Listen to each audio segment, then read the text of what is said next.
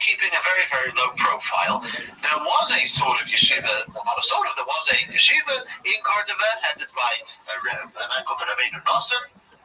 One day, Rabbi Rothschild was teaching the tractate of Yuma, the tractate that deals with Yom Kippur, which is itself goes on to many other subjects and gets very complicated. And there was a certain part which Rabbi Moshe, the Shamash, was eavesdropping to, and he saw that the Rabbi Rothschild was ignorant in a certain part of the Talmud. He could contain himself no longer and blurted out, well, I think the meaning is such and such, and everybody was very taken aback, including Rabbi Rothschild. Rabbi Rothschild was a humble and truthful man. He immediately resigned from his position, stepped down as Rosh Hashiva, and was instrumental in making this Moshe ben Chanech the Rosh Hashiva of Cordova.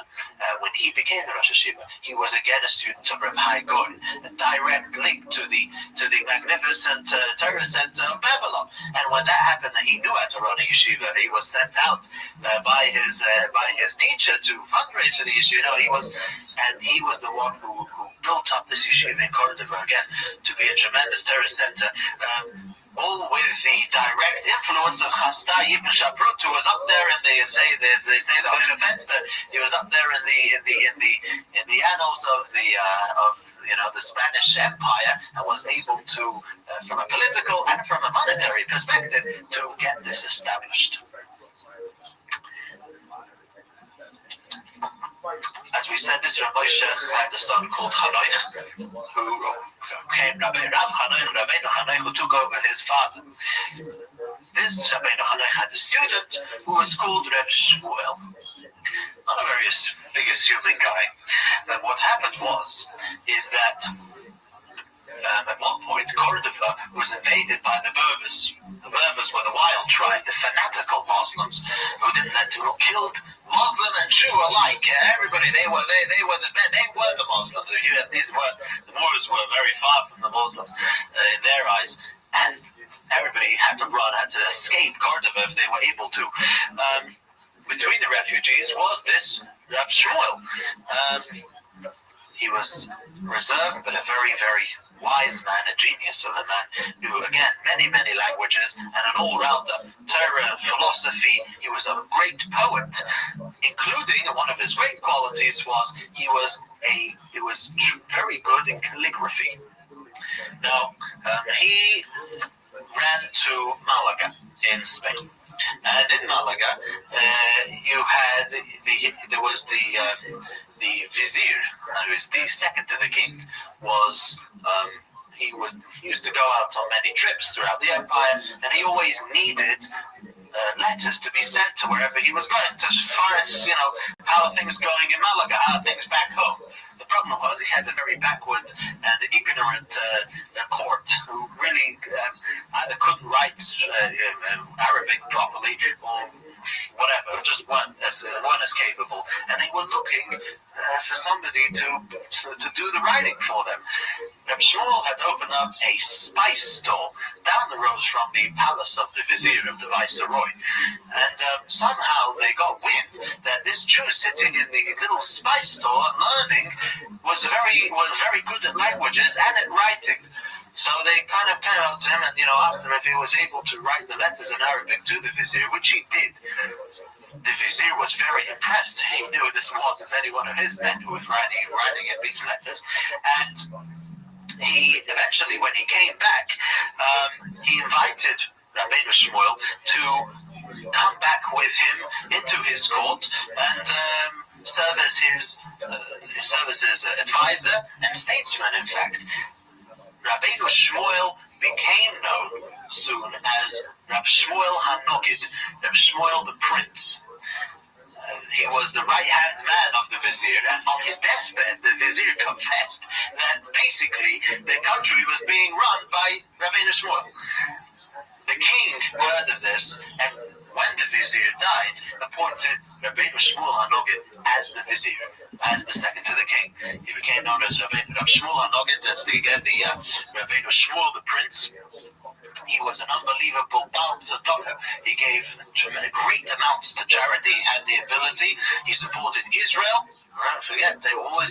The famous thing was that the oil lamps in the shul in Jerusalem were donated from him. He had the oil going in Jerusalem. What he did was, besides pouring out money to tzedakah, he also hired a team of scribes to copy the Talmud. This is before printing. The Talmud was written. You have one manuscript here, one manuscript there. Imagine sitting there writing the entire Talmud. It's a job of a lifetime, maybe. A scribe was able to write one copy, two copies. So if he was quick, he was able to write more. But because of that, the Talmud was scarce. You had even in the days after printing, we'll see that to have a set of Shas, to have a set of Talmud was a rarity. A town with a shul and a rabbi and everything would not necessarily have an entire Shas. Even after printing. Till printing became more popular and books became cheaper. But then there was a great need for manuscripts, and he employed a team of scribes, and because of him, the Shas, the Gemara, became more widespread and more learned throughout the Jewish world. He was in connection. He had connections as well with Babylon, with the community in Babylon. He was a very straight person, a very honest person, and in a country where corruption prevailed, that's just the way it was. You had to smear your way through everything. You couldn't say, well, you couldn't go to the post office and buy a stamp without giving a donation to the post office, to the postman. Otherwise, just plain and simple wouldn't get your stamp. Or mafia in a country like that, where that's just was the name of the game. To have an honest person like that was both a role model and something to earn many enemies for, which he did. But he had the protection of the king who saw in him, the man that he was, Shmuel Hanogid, and didn't allow anybody to touch him. He did write a book. This book is printed in the back of the Gemara, and it's called Mavoi HaTalmud, the entry to the Talmud. And what it is it's actually printed in the shape of a Talmud, but no, sorry, that's something else. It's printed in the back of the first tractate of Brachas, and it gives you the history of the Talmud, history and also rules of how to learn the Talmud. So besides all he was doing, he wrote this short but very nice book learned until today by young boys who are going to start learning Talmud. I personally learned at least parts of the Mavoi HaTalmud before we start learning Gemara, just to understand. He tells you what the Mishnah is and what a Baraisa is, part of the word included in the Mishnah. He tells you who can argue with who which generation lived when, and he gives you sort of the thumb rules of how to learn Gemara. This was Rabbi Shmuel Hanogid. So, with having such people, we're talking about a span of about 100 years from Chasda Ibn Shabrut and Rabbi Shmuel Hanogid, who were the leading figures of the time. Proud Jewish people who held such high positions, the people followed. And spirituality as well as Jewish community life flourished. There were a number of great Jewish men that lived in that time. We're not going to cover all of them. We'll finish it off next week, who were all tremendous Jewish figures. There was a man called Rabbi Shlomo Ibn Kabirul, or Ibn Gvirul, depends who it is. Now, what was he? You won't see his name many places, but you'll see his product. We Jews have a lot of liturgy, have a lot of poetry that we say, especially on big days, Rosh Hashanah and Yom Kippur. The Ashkenazim get away with a lot of it. If you go to a Sephardi shul, you'll be there from 6 o'clock in the morning until maybe 12, 1 in the afternoon straight, saying what mostly is liturgy, piyut, poetry. In that era, poetry was very much respected and held high, and some of the greatest Jewish poets of all time lived in Spain in this era and composed piyutim and poetry, which we have till today and are part and parcel of the davening on various days. If Shlomo Ibn Gvirol was one of them, if you want to look out for him many places, you will see that many poets, chiefly him is one of the greatest, many poets signed their name in their poetry. The beginning of every stanza would spell out Shlomo Ibn Gvirol, or the like, or Shlomo. You'll see it. This is not now, but you'll see it in the Lachadodi. You ever seen the Lachadodi?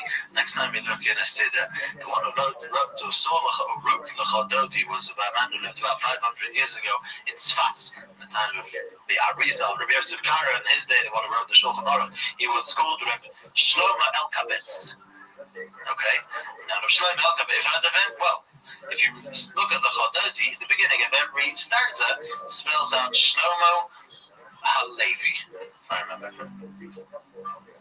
So that's what many just sign their names in the poetry. For example, the Bo'oz Tzur that we sing on Hanukkah. We don't know exactly who it was, but we do know it was written by a man called Mordechai. Because the beginning of every stanza in Bo'oz Tzur, if you look at the Siddur, it spells the word Mordechai. So we've got to remember as well, it's a very important thing to know, when we say off all this liturgy, we turn pages and maybe look at the clock in shul. We've got to remember, we're saying besides liturgy, we're saying Jewish history here. Every one of these poems had a composer that were composed this time in Spain or earlier, or times of, and each one of them carried a great message. Rabbi Shlomo Ibn Gvirol was one of the greatest Jewish poets the Jewish world ever saw. His poetry and liturgy are included in Rosh Hashanah Yom Kippur davening. He was from Saragossa in Spain. He was an orphan, actually, and sort of had to make his way from one town to the other, from one community to another, until Reb Shmuel HaNogid, being the man who he was, spotted him, sort of.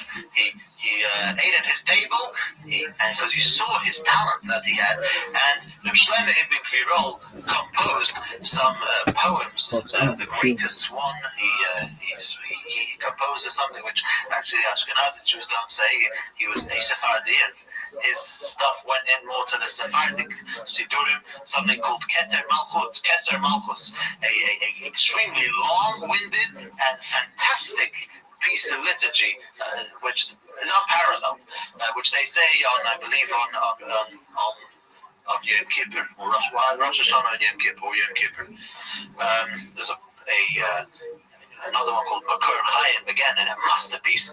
He composed a piyut. The word piyut is poem or piece of liturgy.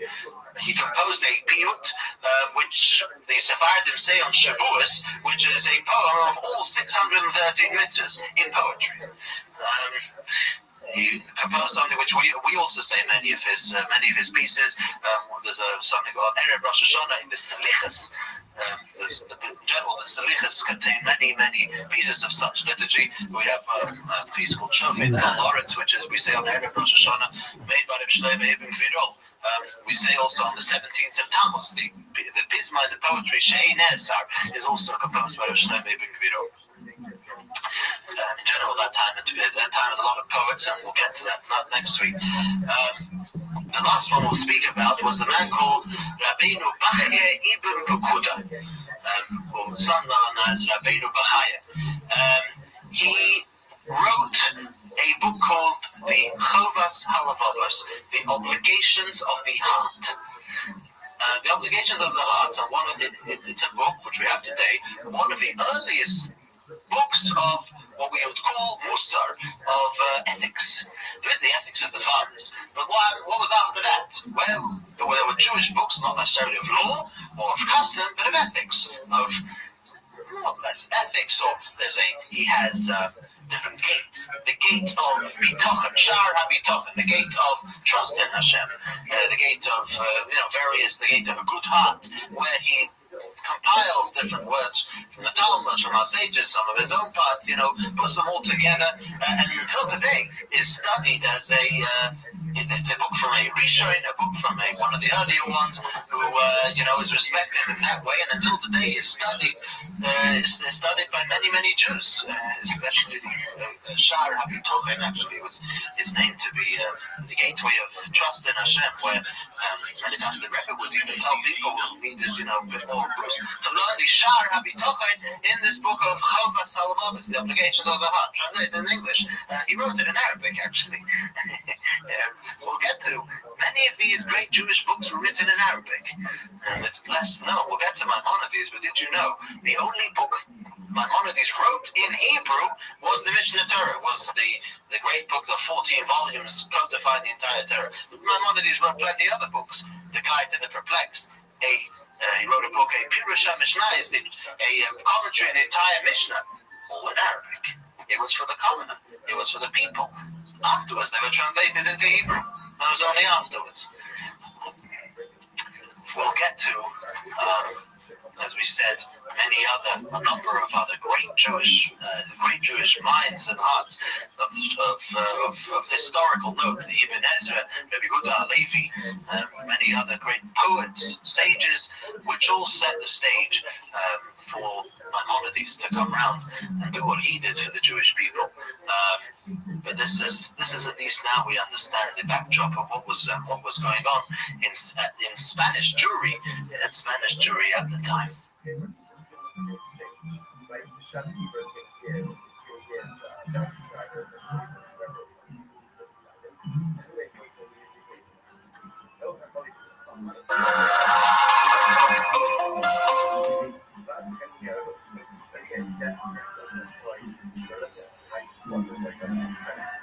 We began speaking last week about what they call the golden age of Spain. And the Jewish people basically had to migrate. They went along together with the Moors, the Arabs who were very up there, right, philosophical people, and they loved culture and so on. And the Jewish people in North Africa, which was the place to be, this was the growing communities. And when the Moors who controlled North Africa went up and conquered Spain, the Jews immediately followed, and a tremendous time, although not, I would say, all 100%. Never throughout our history has anything been absolutely 100%, besides maybe the days of King Solomon. But other than that, it wasn't bad. Probably the historians say the only time that would be better for the Jewish people would be now, in the free country, in the American zone. But it was a tremendous age, and with that age came tremendous scholarlyhood, tremendous righteousness, and some of our greatest emerged from those days. And we started listing some of them, and we're going to carry on. We listed some Shlomo Ibn Gvirol, the great a person who was a Python. A Python is a composer of liturgy, a composer of poems. Whose poems we have quite often throughout the davening, especially Rosh Hashanah Yom Kippur. There were also great scholars who, again, were the ones who carried the Torah down from their generation to the next generation. We'll name a number, but we'll leave there for the main topic of what we'll talk about this evening. We'll go through is Maimonides, is the Rambam. But just as a prerequisite to what we'll talk about the Rambam, we'll go through a couple of great names which are very well known among in Jewish history. The first one was a man called the Rif. He's known as the Rif, Reish Yud Fei. In fact, his name was Rabbeinu Yitzchok Al-Fassi. Fas is Fez, which Fez, I believe today is Casablanca in Morocco. So he was the Rif, Rabbeinu Yitzchok. The Fei is Fez. So Al-Fasi. He was, I believe, born in Fas or Fez, and only later on in his life made it to Spain. What he is very much well known for is he was the first one who took the Talmud and codified it. Which means what he did was, the Talmud is a sea of knowledge. It goes from one thing to the next, and everything is just crammed in there, packed in there, not necessarily onto any obvious order. There's always something which connects something else. The links of a chain, you can go who knows where, the Gemara has to kind of come back to where it started discussing. But the main thing is that not always is the law so apparent. You haven't necessarily got the verdict in the Talmud, and there are rules of how to learn Talmud to be able to sift out, so to speak, the laws, the actual, what's the halacha, what's the law in this case. The first one who did such a job was the Rif, Rabbi Rothschild. Any large set of Talmud will have the Rif in the back part. Not the art scroll edition. You're talking of a Talmud, which is printed with all the commentaries.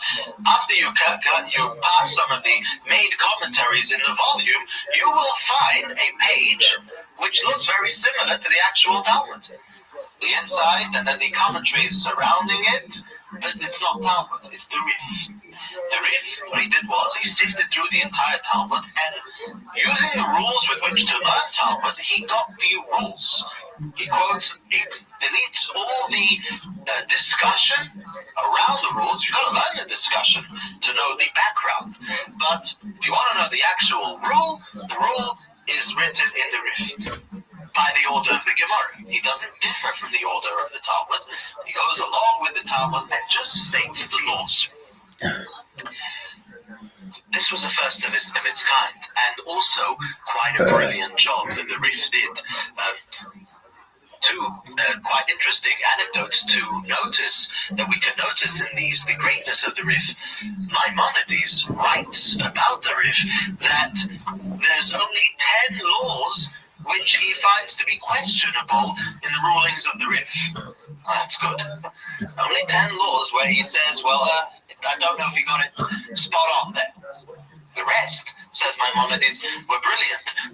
There was another one of the Tosafists later on who said that it could have only been by the Spirit of Hashem that somebody should be able to codify the Talmud in the amazing way that the Rif did. He did an unbelievable job. Another thing to note, which is very interesting, one of the greatest treasures, we may get to this later on, one of the greatest treasures that was found in recent times of Jewish knowledge was a place called the Cairo Geniza. The Cairo Geniza was found, I believe, about 90 years ago by a man who traveled, who was a businessman, I think. He traveled to Cairo, and he went around visiting the old shul in Cairo. And in the shul, in every shul, usually there's what's called a geniza, or known as a shemus, where everybody puts their old sidurim and their old, papers which may say Hashem's name on it, or holy scripture, which we cannot throw out. So the shul will often provide the service of having such a place called a geniza, where everybody will sort of deposit that thing, and every while in most shuls, the shamash, the sexton of the shul will go and take the whole thing and bury it usually in the local burial place, and so on, to give honor to the shemus. In this particular shul, there was an attic which had a lock on it and was untouched for years. This businessman was quite a good knack to him, and asked for this attic to be open. They said that there's nothing up there, it's rubble, it's whatever. When he got the attic open, he detected one of the greatest treasures that were ever found in recent history, which sheds light on the time that we're talking now, the times of Maimonides, times of the Rif. We're talking, 1,000+ years ago, the days of Spain and so on. You have, I believe today, the original manuscripts are in Cambridge. But one fascinating thing that was found there was many copies of the Rif. People, every Jewish household, so to speak, wanted to have a Rif. It was like the code of Jewish law. That was the first thing. To learn the Talmud, well, the yeshiva, you learn Talmud, but if you wanted to have a place where you were able to learn through Jewish law just to get the basic idea, you had the Rif, and many copies of the Rif were found up there. The Rif lived, he was born in the year 1013 and passed away in the year 1103.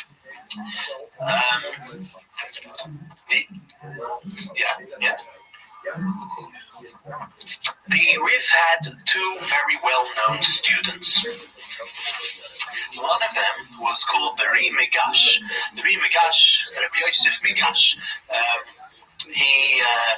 he actually made a commentary on the Rif. He was the teacher, one of the ways he's very well known is he was the teacher of the father of Maimonides. So you have the Rif, you have the Ri Migash, you have Rabbi Maimon, the father of the Rambam, and the Rambam. That's sort of a chain. Another very famous student of the Rif was a man called Rabbi Yehuda Halevi. Rabbi Yehuda Halevi has two very great things attributed to him. Number one, he was a great Python, a great liturgy writer. We could say that if we wanted to point out the greatest of the liturgy writers, definitely in the span of a few hundred years in the times that he lived, he would be the one. Many of his piyutim, of his liturgy, are included in our davening. But one very great place where we just say many pages and pages of his liturgy is on Tisha B'Av. On Tisha B'Av, towards the end of the kinos of the Lamentations that we say, there is about two-thirds of the Lamentations, the lament, the tzaras that Jewish people had to go through in various times. There's lamentation mainly for the destruction of the temple. There's kinos written for the Crusaders, we'll get to soon. But about a third of it to the end, there is pages of liturgy which have the word Zion in it, Zion. Rabbi Yehuda Halevi had a tremendously great heart for Zion, for Jerusalem. Zion is a name for Zion, is a name which we refer to Yerushalayim or to Eretz Yisrael in general, and there's a piece of liturgy which we say, Zion halo tishali eshlom asiroyach. Zion, ask for your captives. Ask for those people who have been banished from you. A whole beautiful, and there's at the end of it, there's a famous song called Eli Zion. Eli Zion v'yareha, which is something which is sung in every shul, pretty much with the same tune in the whole Ashkenazi and Hasidic world everywhere. We sing this tune, Eli Zion, and right at the end of the service in the morning of Tisha B'Av, when we stand up and we speak of the consolation, we sing this song of Eli Zion. He was a great lover of Israel. One of his great aphorisms was, he said, my heart, my place where I live is in the east. I'm getting it right, but my heart is in the west. My heart is in Eretz Yisrael. Something like that. He was in Spain. That's the way I'm getting it right. His heart was in the east. Is in the east? Sorry, Libi B'Mizrach. He was in the east, right? Yeah, no, you're right. So he was such a lover of Yerushalayim and Eretz Yisrael that he actually wanted to go there. And that was pretty dangerous in those days. It was a very hard feat, but he did it. He managed to make Aliyah, as they would call it, to go up to Yerushalayim, and actually passed away there shortly afterwards. Another thing which Rabbi Yehuda Halevi did was he wrote one of the greatest works of Jewish philosophy. He wrote a work called the Kuzari. The Kuzari is probably the first of its kind, or one of the first of its kind, which gives a philosophical and logical explanation to the beliefs of Judaism. Now, if we remember the name Reb Sadia Gaon, great leader, the Gaonic leader in Babylon all those years before, had written something similar called the Munos Videos. However, they say that Reb Sadia Gaon wanted to bridge philosophy and religion and belief, whereas Rabbi Yehuda Halevi explained the beliefs, all our beliefs, with philosophical proof and strong logic. The existence of Hashem, the divinity of the Torah, and the reward and punishment, and different other great principles of our belief. He logically explained them, that how they must be so according to the rules of philosophy and logic. The Kuzari has been translated into many languages, including English, and also since he wrote it in a he was a poet, and he wrote it in a many times very cryptic manner. The Kuzari has a commentary on it which explains exactly what he wants with what he's saying over here. Okay, I was going to get to that. Kuzari is actually something very interesting. About the time, to get this right, a few hundred years prior to this era, more the era of Babylon, there was a kingdom in what today is it goes after Russia, the mountains that go. There's Krim. There's the mountains which go after Russia. Who passes me the name right now? Which within Russia you have anyway, it's very deep. It's I believe more next to China. It's a chain of mountains, and there was a kingdom over there called the Khazars. Now these Khazar people, what happened is that their king, their leader, was a great philosopher, somebody who wanted to understand, he wanted the seeker of the truth, and he ended up converting to Judaism, and everybody else followed. It was a little kingdom, not a big place. A little kingdom, the king was the leader of everybody, and everybody in that kingdom converted to Judaism. I don't know, they didn't love that kingdom was conquered by some other people who got there, and so that kingdom vanished. But for a while, there was a very interesting phenomena in this very far-flung place.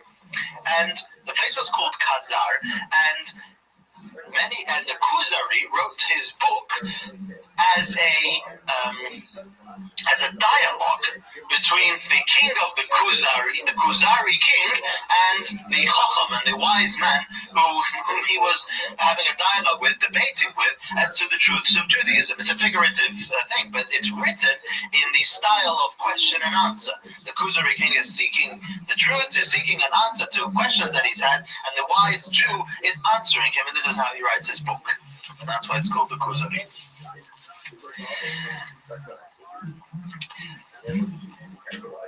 Another great Jew who lived around those times was a man called Rabbi Avraham ben Ezra. He's better known as the Ibn Ezra. Many of them were known as Ibn. Ibn means the son of in Arabic. Rabbi Avraham ben Ezra, known as the Ibn Ezra. The Ibn Ezra was a wandering rabbi. He was a very great scholar. He wrote a commentary on the entire Tanakh, which if you buy a good Chumash, you won't just have Rashi there. You'll have a number of the key commentaries. Everybody wrote something on the Tanakh, but some of the key commentaries, you have the Baal HaTurim, you have the Ramban, Nachmanides, you have the Kli Yokor, and you have the Ibn Ezra. The Ibn Ezra, he was a traveling person for some reason, which we don't exactly know, but he traveled the known world then. He's even have said to Maimonides, in his travels. He many times kept himself, he kept his identity shut. He didn't disclose himself, wanting to know what was going on in different places. He was extremely poor and had a very tough life. In fact, I believe he had 3 sons who passed away and a 4th who converted to Islam, which wasn't a particular nachas for him. He spent 2 years trying to bring this boy back. Apparently he had done so, his son, for business opportunities. But besides that, he always lived in abject poverty. He was in those days, if you were great, you had to also be a python. You had to be somebody who was a poet. And he composed a famous piece of poetry saying, if I were to become a producer of candles, the sun would never set. And if I were to be a producer of shrouds, then nobody would ever die. Somehow he lamented the fact that he was sort of always poor. But this was the Ibn Ezra, but he made an imprint on the Jewish world, writing this with this explanation on the Torah, which is a tremendous explanation. Maimonides even told somebody in a letter that if he wants to know what the Tanakh really means, he must learn it with the Ibn Ezra. Which is that's a big one. Maimonides to go and say that about somebody. That's very great. So this was a time when which produced many of our great sages. The Ibn Ezra was born in 1092 and passed away in 1167. So this is the kind of era. But I wanted to devote tonight to Maimonides, to the Rambam. We make a big deal of the Rambam, and not for no reason. And we'll examine tonight why this is so. What Maimonides was so great that on his tomb in Tiberias in Eretz Yisrael, you have a line over there which says, "Mi Moshe at Moshe lo yikom k'Moshe." From Moses, till this Moses, Mi Moshe till Moses, Maimonides, none arose like Moshe. None arose like Maimonides. Now that passed. You couldn't write that about anybody. And those who were the great of the time, the great who followed that time, agreed to that line to be written. We don't compare anybody to Moshe Rabbeinu. We don't throw around Moshe Rabbeinu. And to say that about Maimonides means something huge. Until today, you can see the inscription on his tombstone. Who was he? And what did he do for the Jewish people that earned him such celebration? Maimonides was born on Erev Pesach, on the eve of Pesach, in the year 1135. We actually know the time he was born was 1:20 in the afternoon. That's how far it goes. It was recorded, I guess, due to his greatness. It was recorded the day and time of when he was born. His father was called Rabbi Maimon, who was a dayan, a halachic authority in Cordova at the time. Maimonides, in the beginning of his life, had to do a lot of running, had to do a lot of escaping from people who wanted to harm them. There was, a group of fanatical Muslims who were called the Almohads, or the Almohads, who believed that the whole world's got to become Muslim, whether it's by force, if it needs to be by force, it will be by force. And they swept through many places, giving people the option, convert to Islam or die. And as they progressed, the Jewish people in the places where they got to had to flee, had to run.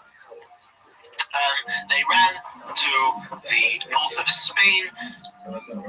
Again, there were persecutions there, very great persecutions, and from there they had to go to Fez, down to Morocco, from the north of Spain. In Morocco, again, there was problems, there was persecution, and Maimonides' family at that point, he was still around his father, Rabbi Maimon, and his family had to go to Israel.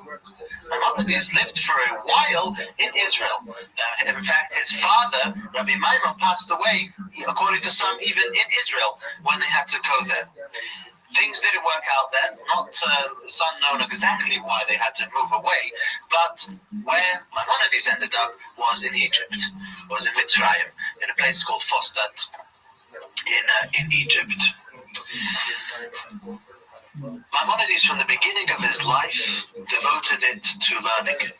He had a tremendous mind and was greatly studious. And he had a brother who was called David.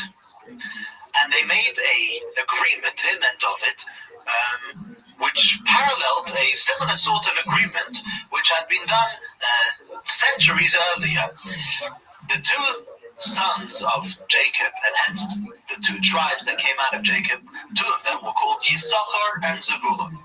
Yisachar and Zevulun, the tribes, had made an agreement with each other. Yisachar, they were greatly learned, very studious, very wise people.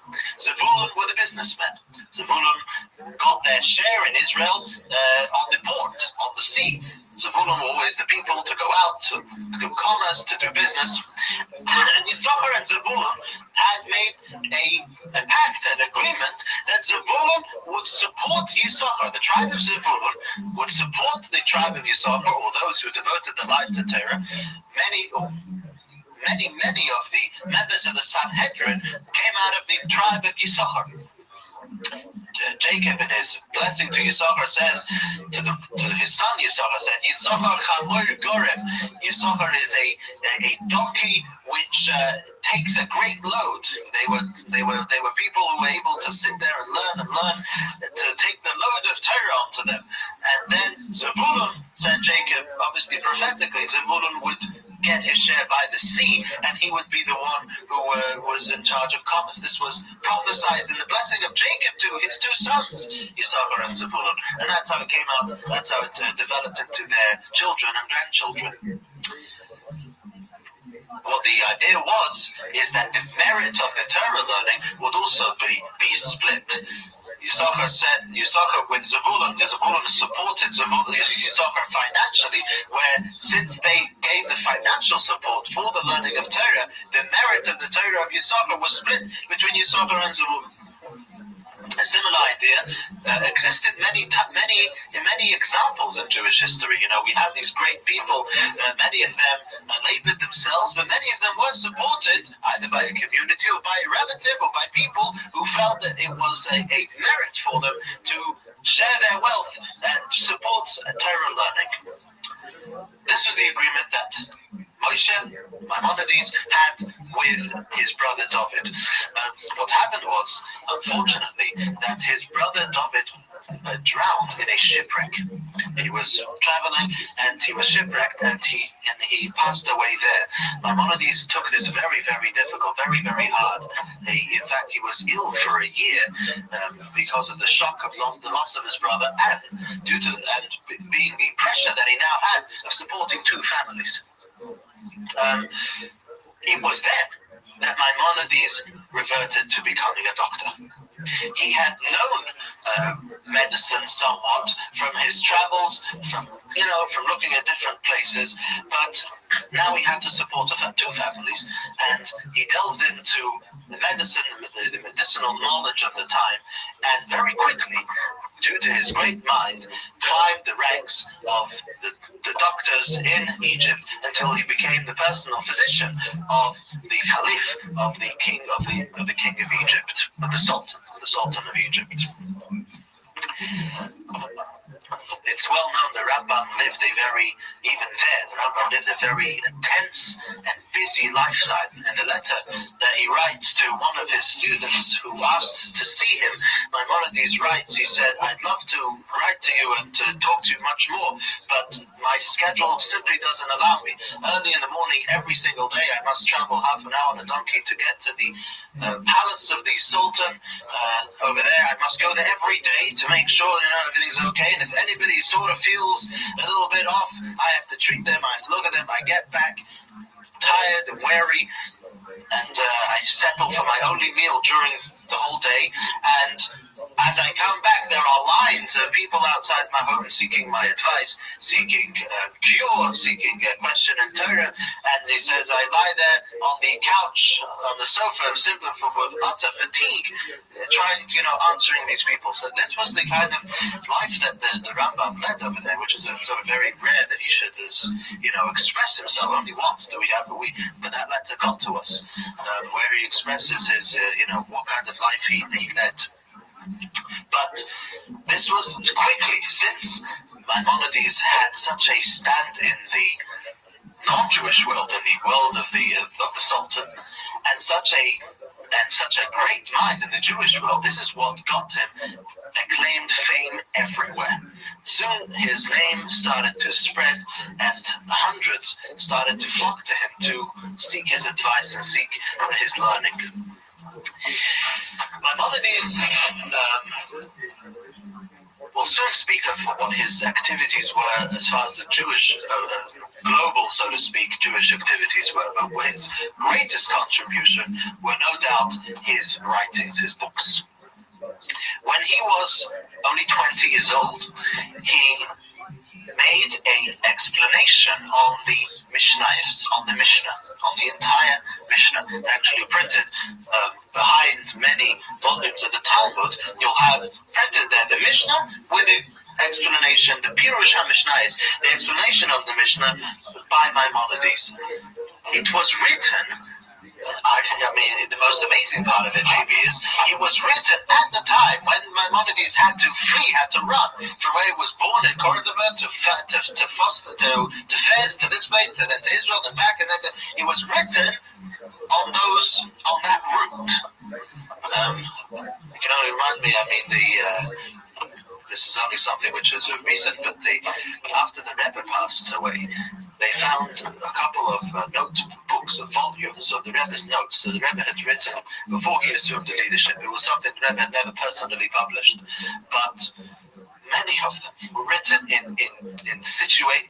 One of them, an entire scholarly thing on the Talmud, was written in Vichy, in France. They had to run from Paris, from the Germans. They ran to France, and hiding over there, whatever it was. Bombs were going, the bombs were flying, and what was he doing? They were learning. They were learning Torah. The Torah was something, as King David said, when he was running from Saul, who wanted to kill him, he said, it was the Torah that kept me alive. It was the Torah, it was the learning of Torah that took me into the world of Hashem and took me out of my own situation, and that's how I survived, writes David. And this is something reflected over and over. Some of the greatest Jewish works were written in situations which were very far from desirable, and in dangerous situations.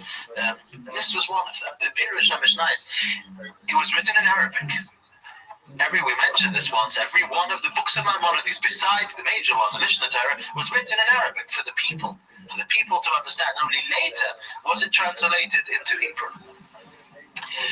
This Pirush HaMishnayos, this explanation on the Mishnah, contains some very, very key ideas. We know the Rambam codified the 13 principles of faith. Now, from the Rambam and on, we always go back. If you want to have what are the principles of faith that a Jew must know, must believe in order to be a good Jew, so to speak, those 13 principles of faith were incorporated in the Pirush HaMishnayos, in the explanation of the Mishnah that the Maimonides wrote. The reason is because there is a certain part of the Mishnah that deals with the question if a certain person is considered to be what we would call a heretic. And a certain halachic, if a person is in denial of the most basic tenets of Judaism, there's a question whether we take such a person as a witness and so on, So halachically, so Maimonides was the one who said, wait a minute, what are the basic tenets of Judaism? They're scattered all over the place. This was the beginning, one of the great examples of the genius of Maimonides. Today, it's simple because he did it, but go collect from the Talmud, from the Medrash, from the Sifri, from everywhere, go collect what are the basic tenets of faith, and if you pull out one of these, then the whole building collapses. You go collect that. You have to have everything in front of you. And he did all this when he was on the run. There's another, also within the Pirush HaMishnah, in the explanation of the Mishnah, there was something called Shmoina Prokim, or Rambam, the 8 chapters.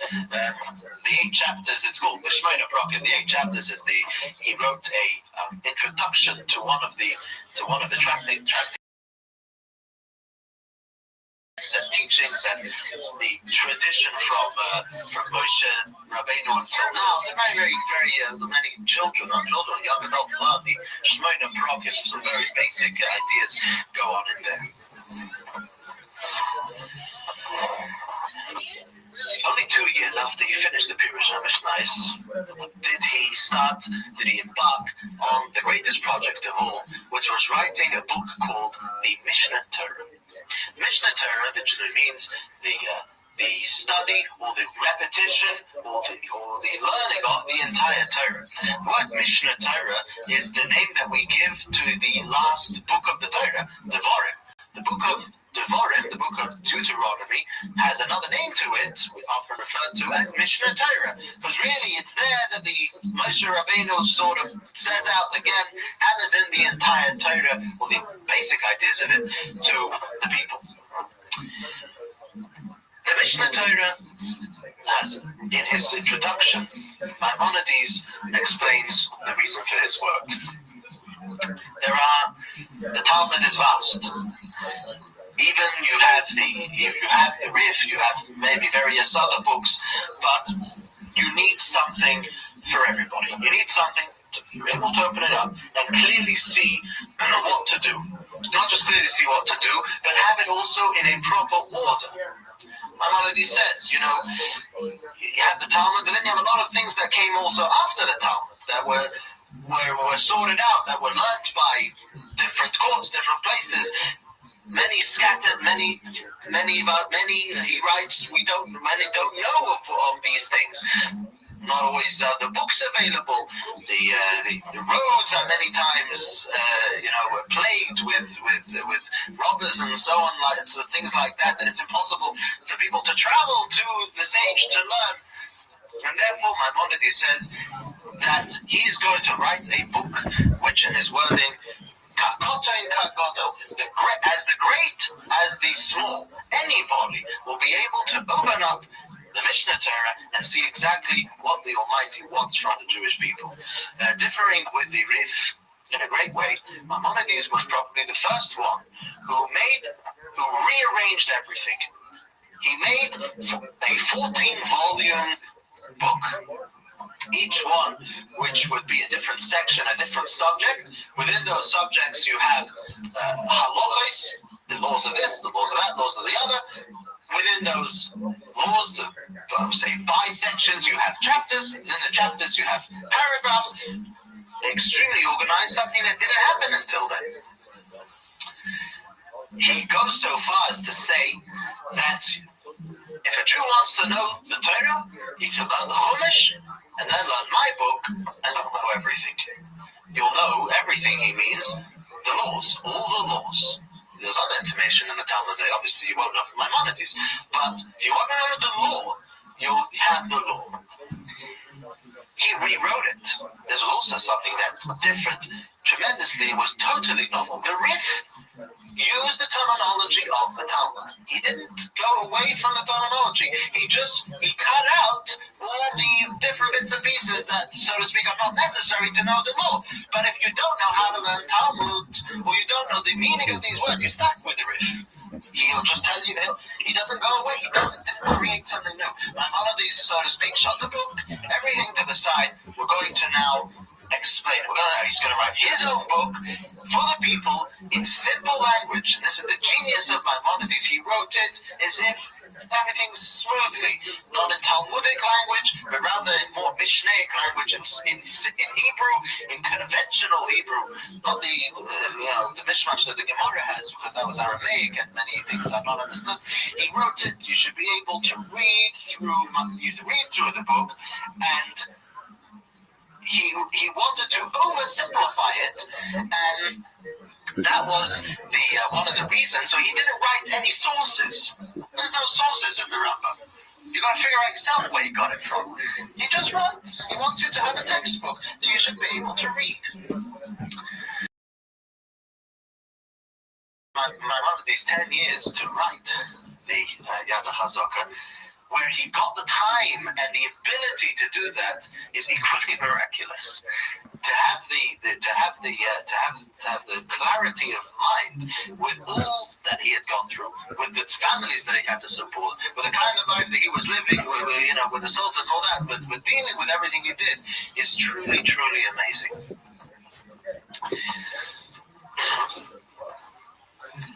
And the story is told that many stories told about the Rambam. One of the stories told of the Rambam is that when he finished his work, he had a dream where Moshe Rabbeinu came to him and gave him a yashar koach. He said, "Well, good job, old boy, well done." That's when he finished the sefer. The Rif also doesn't include many laws which are not applicable today, temple times and so on. Maimonides includes everything. Temple times, not temple times, laws of purity, it is. You want to know what the Torah wants. You want to know what the Torah says, this is what it is. He even goes in the last 2 chapters to tell us the laws, quote unquote, of Mashiach. Something which, again, nobody codified. That's scattered one place there in the Talmud, one place there in the Talmud. There are books today which are devoted to finding the source for everything Maimonides says. Which are very great books on their own. There was a project orchestrated by the Rebbe, and the Rebbe in 1984 instituted that we should learn, or many people want to learn the entire Torah, to learn 3 chapters of Maimonides a day, and you'll finish the Torah in a year. You want to finish it in 3 years, you do 1 chapter a day. Again, which you go through Maimonides, you learn the Rambam, and you have an idea of the laws of the entire Torah in a simple, in a down-to-earth fashion. Maimonides got a lot of heat, you should know, for what he did over here. There were 2 problems that many great people had with this. The first problem is that they feared that the learning of the Gemara, the Talmud, would be forgotten. You make such a book and you say, here it is, that's it, it's simple now, it's obvious now. Then the Talmud may not be learned properly. It's all simplified now, I know what to do. And that's no good, because if you don't learn Talmud, you don't know what the law is based, then when the situation differs slightly and you're not aware of the background, you may not be ruling correctly. That's why we learn Talmud, to know on what the ruling is based, what are the principles behind the law, so that, yes, when the law book says so on and so forth, in a different situation, with the principles changing, with the background changing, with the basis changing, so the product might change. If you don't learn Talmud, you don't know that. And people were very apprehensive that the learning of Talmud would not be. Another problem that people had is that the Rambam did not write any sources. The Rambam's greatest critic was a man called the Ravid. Ravid is an acronym, Rabbi Avraham ben David, a great man on his own, who his pieces of criticism are printed right in the middle of the printed editions of the Rambam. And that's the first piece of criticism that he writes. He says, what is this about? What do you think? You can't write any sources, and you say, this is, everyone can learn this. Throughout the generations, however, both of these problems faded away, proved to be quite wrong. The Talmud was never forgotten. On the contrary, mainly play, and this is something, done in yeshiva all the time, and including myself, this is something proven once and again. If you want to know what the Talmud means, who's gonna talk out the Talmud in regular layman's language? Maimonides. Where are the Talmud? What's going on here? You open the Maimonides, and he goes. And he learned, he's taught you the Talmud. He did all the work for you. So much so that probably one of the, there are hundreds of commentaries on Maimonides. Why? Because if anybody wants to write something on the Torah, right, which is the best book to base it off? You base it off Maimonides. You know exactly chapter and verse where it's all going to be. Here's what he says here. Here's what he says there. This is the law this place. Okay, now let's talk about it. Hundreds of commentaries were written on Maimonides. May not be in his original plan, but that was the idea. People based learning of Talmud off Maimonides, and eventually all the sources were found. Books are out of date. Everything Maimonides says has a source. In fact, Maimonides, the Rambam, he regretted afterwards. He wrote to somebody. We have many of the letters of Maimonides. He wrote to somebody. He does regret not writing the sources because sometime people asked him, "Why did you rule such and such?" and he forgot where he got it from. He writes. So but that's how he wrote it. We have many letters of Maimonides, of the Rambam, questions in halacha, in law, written to him, much based off his book. You wrote such and such. Well, what do you say in this case? Letters written from all over the place. Many of them are printed in the back of the editions of the Rambam. You have the letters that the Rambam wrote to various people. The other great work the Rambam wrote was a book called the Moira Nevuchim, the Guide to the Perplexed. You see, in his day, culture was very high. People were very educated. It was an era of poetry, an era of great knowledge, and everybody in the street was sort of up there. And Jewish people were learning Greek philosophy, learning Arabic philosophy, and had many questions, many times very philosophically perplexed. And the Rambam had to address this. He wrote it as a response. He says himself in various places that this is not the way to live. This is not the way to be. A Jew should live his life with wholehearted belief in Hashem and not base everything on logical explanation, because then it's limited by logical, however much logic controls. And after all, we're not, we don't run our lives at logic. The strong things in us mortify logic, and the belief in Hashem and the belief in the Torah, although logically very much understood, but if it's only governed by logic, then that's a problem, because then when we're called upon to stand there firmly in a way which defies maybe logic, but because that's the call, so if our Judaism is sort of symmetrical and logical, then you won't produce the strong Jew that you want. But since there had to be a response, so the Rambam wrote a response.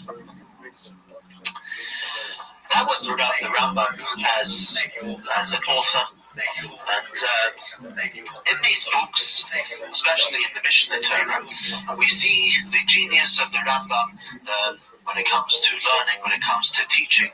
We see the Rambam as a teacher. A great teacher is somebody who he just says something. It sounds so simple, but he's just helped you in figuring out and in unknotting something extremely complicated. That is the Rambam. The Rambam as a leader, we see in his letters, rather than letters, he wrote epistles. What was happening in various places, at least in that region, was a lot of issues with Muslim fanatics. Maimonides didn't exactly, or all of his leadership didn't exactly reach France, Germany of the time, the Ashkenazi countries. We'll get to that next week. Simultaneously, we're going to rewind, because simultaneously with all this happening in Spain for 300 years, there was a lot of things going on in France, in England, in Germany, and these places, the Ashkenazic communities. These were the Sephardic communities, North Africa and Spain. And so one of the places where there was a great Jewish community that needed a lot of help was the community of Yemen, the community of Taimon. What was happening is that you had Islamic fanatics who were forcibly converting Jews with the option of either dying or taking on Islam. And you had, again repeated as in history, the idea of the Maranas, the idea of Jews who didn't withstand the test, wanted to live, wanted to also be maybe prominent, and at least outwardly converted into Islam. There was a lot of tsaras as well, and various saviors sort of cropped up, and one particular fellow cropped up as a false Mashiach. And so the community in Yemen was both suffering from the outside, with the pressure from the Muslims, as well as on the inside, many people buying into this false Mashiach kind of idea. It was a mess, and they needed someone. And the Jewish leader of the time was the Rabbi, was Maimonides, to whom they sent a letter of basically help. Maimonides wrote them an epistle back, many pages, all printed today, Igeres Taimon, the Epistle of Yemen. And over there, he basically he addresses two things. You see, what was happening is that the Jews who had not withstood the test and who had converted into Islam were more or less excommunicated, they wanted to excommunicate them, because you had everybody else was standing firm and many being killed because they didn't want to do this, and here you have whoever who just went on and did that. The Jews around Yemen as well didn't want to hear of such Jewish people. They wouldn't give them an aliyah, they wouldn't join them in shul, and Maimonides had to address this, was internally destroying the community. And he addressed this by saying, quite interestingly, that Islam it's not for the Jews, but it's not an overt form of idolatry. Halachically, the Muslim religion for a Jew is much less problematic than the Christian religion, because the Muslims believe in monotheism. They've got a guy who they believe in as a prophet, but not of divinity. Now the problem is of idolatry that the Torah warns us so much about, is giving anything divine to a creation, to a human, which the Muslims don't do. It's not, obviously, the Torah warns us against anybody saying that the laws of the Torah are different now, that the Jews should follow a different path. It's out of the question, but they were treating them as idolaters. Says Maimonides, hold it, it's not what you think it is, and therefore no need the fact that you're excommunicating them. So this was the ploy that Maimonides used, that these poor fellas who couldn't withstand the test did not need to be excommunicated, because it's not what you think they did. It's not actually what they did. Then again, Maimonides had to rebut this whole false Mashiach thing. This is where we have some of the greatest writings of the object of the theme of Mashiach. What is it? What do we look forward to? Who is Mashiach? What is the criteria? And by laying down these foundations, Maimonides by default just explained what this fellow was standing up for, and what he was saying he wasn't. The Jews of Taimon of Yemen were so deeply thankful to the Rambam, as that we mentioned this the other week, is that they included him in the Kaddish. They used to say, "B'chayechon," in your life, "V'yomechon," in your days, "U'v'chaye Rabbi Moshe ben Maimon," and in the days of Rabbi Moshe ben Maimon, "U'v'chaye D'chol Beis Yisrael Ma'agol Zman Korivim Romein." That's how they used to say the Kaddish, every Kaddish. So this was an example of the reverence, because times were tough, and you had a leader like that. They were ultimately, the Jewish people were ultimately thankful. So in short the idea. The Jewish people were thankful to Maimonides on every level. On a level of leadership of his time, somebody who any community of Jews were able to go to and draw inspiration, as well as Maimonides made one of the greatest impressions as far as Torah learning is concerned. We call Moshe Rabbeinu Moses our teacher. He taught us the Torah, and from Moshe to Moshe, there rose none like Moshe. Nobody taught the Jewish people the Torah. After that, the Torah was opened for so many more by the teachings of the Rambam, is that he was given that phrase of honor, that none arose like Moshe from Moshe Rabbeinu himself. Maimonides passed away on the 20th of Teves. Chav Teves is his yortzeit in the year 1204, which was 3 months short of him becoming 70 years old. He didn't live all that long, and he achieved what he achieved. He left a son called Rabbi Avraham ben Rambam. He's known as Avraham, the son of the Rambam, who was also a doctor and also took over his position in the Sultan's palace. Who also wrote some books. He wrote some books and response and so on. And Maimonides is buried in Tiberia in Israel.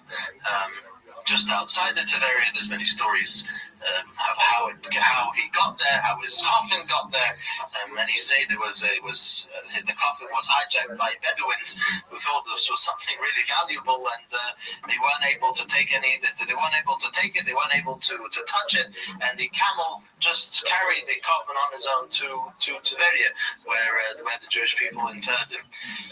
So the Rambam was, after his lifetime, was not also immediately accepted. There was a lot. The book, the Rambam, was it was a big shot, and it took many years for the book, the Mishnah Torah, to be accepted. But then afterwards, unanimously accepted throughout the entire Jewish world, and till today, one can marvel. One learns Torah, one learns the Talmud, one can marvel at the clarity that the Rambam gives. There was a great genius who lived about 100 years ago, who was called Rabbi Rothschild. He was known as the Rogachover. Rogachover had a mastermind, and an unbelievable genius. And he said he read around. He said, I looked for many teachers, for this teacher, that teacher. He says, until I found an old man, a teacher who's called Rabbeinu Moshe. He found the Rambam. He was on the Rambam like no one else. He found in the Rambam, just in his writing, somebody who was able to teach him. So that was the life of the Rambam, and until today there are commentaries written on the Rambam, is learnt and relearnt and so on. He did distinguish himself as a physician as well. Yeah, that's right. He wasn't just the country doctor. He was regarded as doctor. That's right. The Rambam did write. I forgot to mention. The Rambam did write books on medicine, which we have. The medicine today, which he actually incorporated in the Mishnah Torah. In this book, the Mishnah Torah, he says he has some places where he goes off on a tangent. You can see sort of there was somebody behind this all. It's not dry. Most places he keeps very to the core, to the letter, without putting in sort of his personality. But there are some places that it just emerges. One of the places is right in the beginning of the book. It says there's a mitzvah for a person to keep his health. And the Rambam just goes off, being the one who he was. He describes, he'll tell you 2 chapters. He said, how exactly you're supposed to keep your health. And the Rambam says that if you keep to what I'm saying over here, then I am your guarantor, says the Rambam, that you will never need a doctor. And then that person will only die because of natural death, because everybody gets ill before they die. But he said you can live in a place that if you don't have a doctor, just keep to what I tell you over here. Tells you how to eat. So many of these things have changed with the change of climate that we live in. Have changed, but he writes that in his Mishnah Torah. But yes, that's how Maimonides became acclaimed in the wider world. And he made it up to the Sultan, and with the works that he had, that got him the name in medicine that he did. Until today, you have a statue of Maimonides up in Egypt, and Maimonides hospital named after the Rambam, and so on. Yeah, that's who he was. That's who he was. So this, more or less, next week we'll go on to the situation, what was going on in France and in Germany. Just to put things into perspective, Rashi Rashi passed 5 years before Maimonides was born. In fact, there is one place that Maimonides says that he was going to do a job like Rashi did on the Talmud. Rashi, the commentary on the Talmud. But he said, the Frenchie already preceded me, the Frenchman already preceded me. So he obviously saw Rashi, which was quite interesting. Maimonides is quoted once in the Tosafos. Rashi's grandchildren, we'll learn this next week, wrote commentary on the Talmud. On one side of the Talmud you have Rashi's commentary, on the other side you have the Tosafos. Tosafos literally means additions.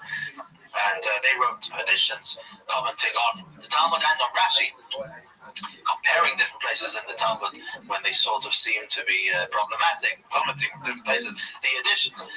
Only in one place is a certain Rabbeinu Moshe ben Maimon is quoted. Okay? Only once. Seemingly a letter there may have been correspondence between the two countries, very, very limited though. So the funny thing is about many places, times in Jewish history, that simultaneously you had two great people who not necessarily even saw each other or even heard of each other. Okay, many of these, and it takes professors sit there poring over documents and to try and see, if there was any connection between these communities, between these people, and how much did they actually talk with each other, which is quite a fascinating research.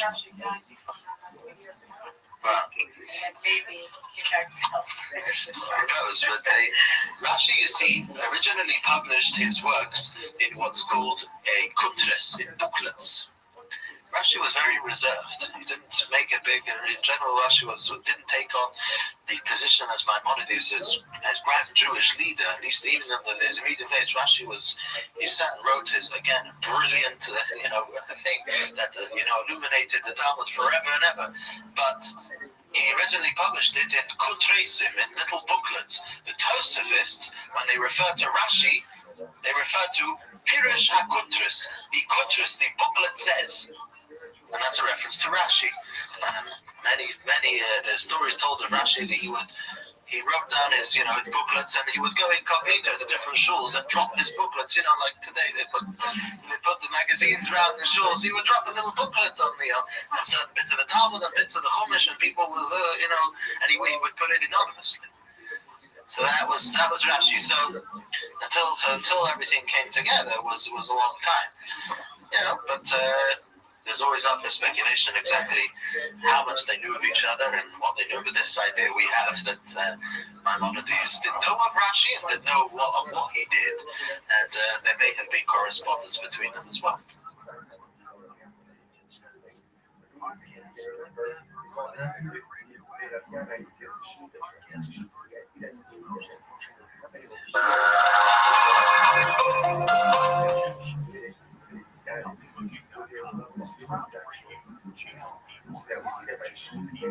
Hi everyone, and welcome to yet another installment of Jewish history, and we will be talking at this time about Europe and mainly France and Germany, a time which was on the one hand extremely dark, as we'll soon illustrate.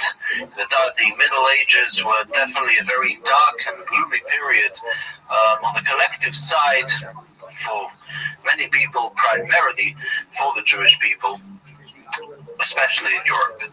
On the other side, we have, particularly and ironically at this time, some of the greatest luminaries that illuminated the Jewish people that ever lived.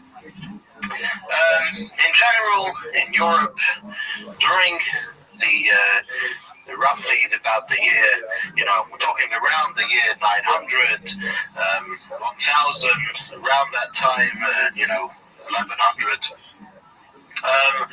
There was chaos. I mean, common history obviously demonstrates this all too well. There were the vassals and the serfs that you either had a terrible life or a very good one, tormenting those who had less fortunate than you were. The Jew was nor vassal nor serf. He was an alien.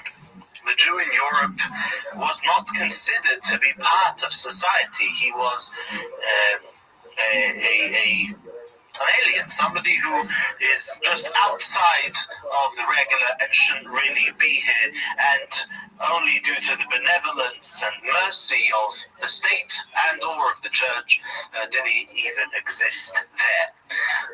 Always chased, always tormented, and always suspected of collaborating with an enemy, or in general just to overthrow the government. Again, we have to remember that although we speak in this time, we have to be able to visualize. History is about being able to visualize the time and the situation in which we're talking, and it's very important we don't necessarily relate to the kind of mindset, the dark and backward mindset, fanatical mindset that many people had in those days. The clergy of the church was a class for itself. They were extremely powerful, for they had the hand on the masses, call it something holy, and everybody has to obey. Even the rulers, even the government. And there was constantly the rivalry between the government and the church over who had supremacy. In general, whenever the clergy had supremacy, whenever they were on the top, there were problems, and there was very great suffering for the Jews, because the anti-Semitism and the anti-Jewish propaganda was at a crazy height.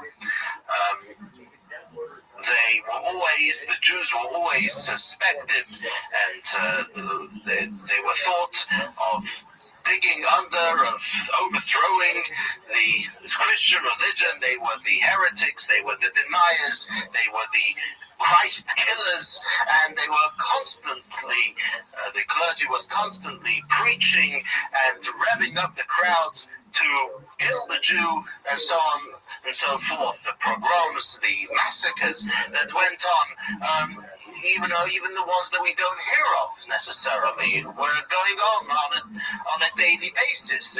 This was we hear of, unfortunately, only of the major ones, but there were constantly, blood libels and killings and just general robbing and making the lives of the Jews totally miserable.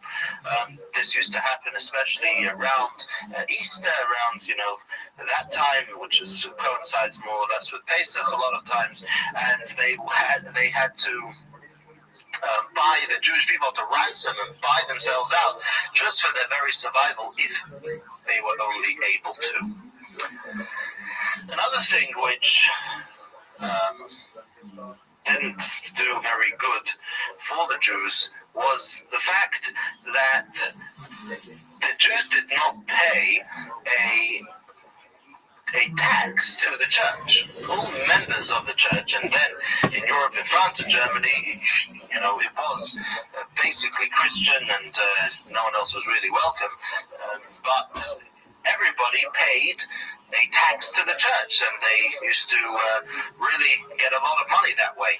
And if a Jew would buy land, they would be exempt from the tax of the church, because they were not members of the church, and this would be obviously a loss for them. And they tried to tax the Jews, whether directly or indirectly. They have to give money for the church. It didn't really work, and that is what started off, or one of the reasons that started off the expulsions and the various places that throughout the Jews and the prohibition for Jews to own any land. And it's for that reason that Jews became merchants. They became money changers. They became merchants with various things that were not property, that were movable. That's where a lot of these Jewish professions of peddling and of the arts, of working with one's hands, that was the norm of how Jewish people lived in those times. It is because of all of this that in Europe, that part of Europe, France and Germany and the surrounding areas, there was not much mingling, we can understand, between Jews and Gentiles. Something very different from the situation in France. In France, we had the Moranos. You had those people who were so involved and so part of the culture and part of the people of Spain that they couldn't leave or didn't leave, and because they were so rooted over there, and therefore they became hidden Jews, although it meant on the outside converting to Christianity. Over here in these areas, there was much more self-sacrifice, martyrdom, people who, because of the tormenting and because of everything that was going on. So the Jews would very often be killed and what we call al-Kiddush Hashem, to sanctify Hashem's name. The Jews were obviously not educated in the common sciences because that belonged to the church. You had to, all study outside of the study of Torah was owned by the church, and that's where you learned. If anybody was educated, that's where it happened.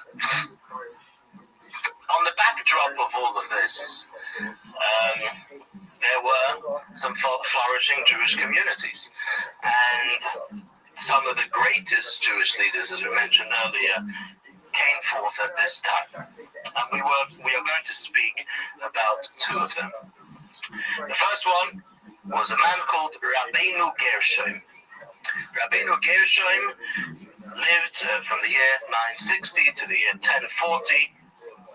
He was a student in the yeshiva of Reb Nosson Bar Yitzchak, who was from those four captives.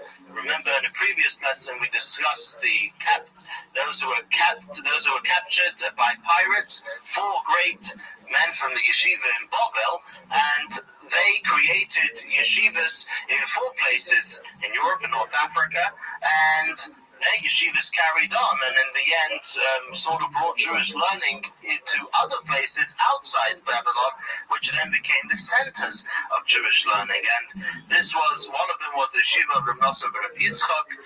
He learned by other teachers as well, and then moved on to Mainz. And almost immediately became known as, his full name is known till today, Rabbeinu Gershom Me'or HaGoyla. Rabbeinu Gershom, the luminary of the exile, or of the diaspora. He was known as the one who was the chief rabbinic authority over France, Germany, and Italy.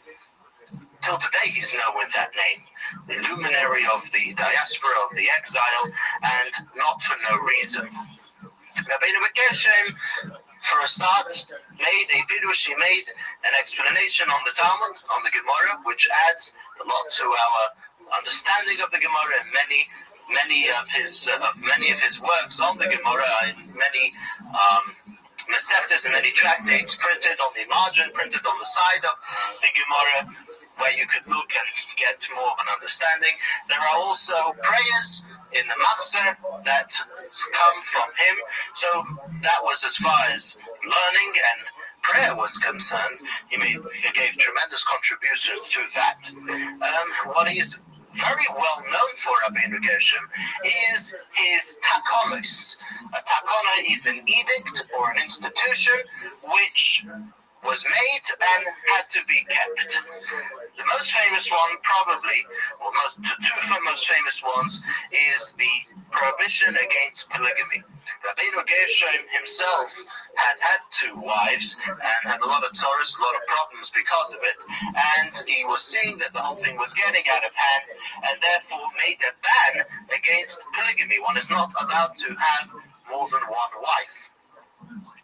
That ban spread throughout, as we said, the whole Ashkenazic community, France, Germany, Italy, and the surrounding places. It didn't, however, reach the Sephardic communities, although many of them today do not have two wives, but some of the Yemenite Jews, for example, who were totally cut off from the general Jewish world for so many years, when they came to Israel in recent times, they came with more than one wife. But that's perfectly allowed, for most of our great had more than one wife. I shouldn't say most, many, though.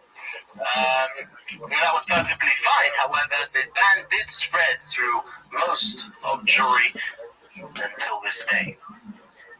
Another edict which Rabbi Rothschild made was that one is not allowed to divorce a woman against her will. Because, you see, biblically, it doesn't say that it is impossible to divorce. I guess that could be something we do. Is like we can make some parody songs, but I don't feel like comfortable doing that. No, not okay. I don't have it in me right now.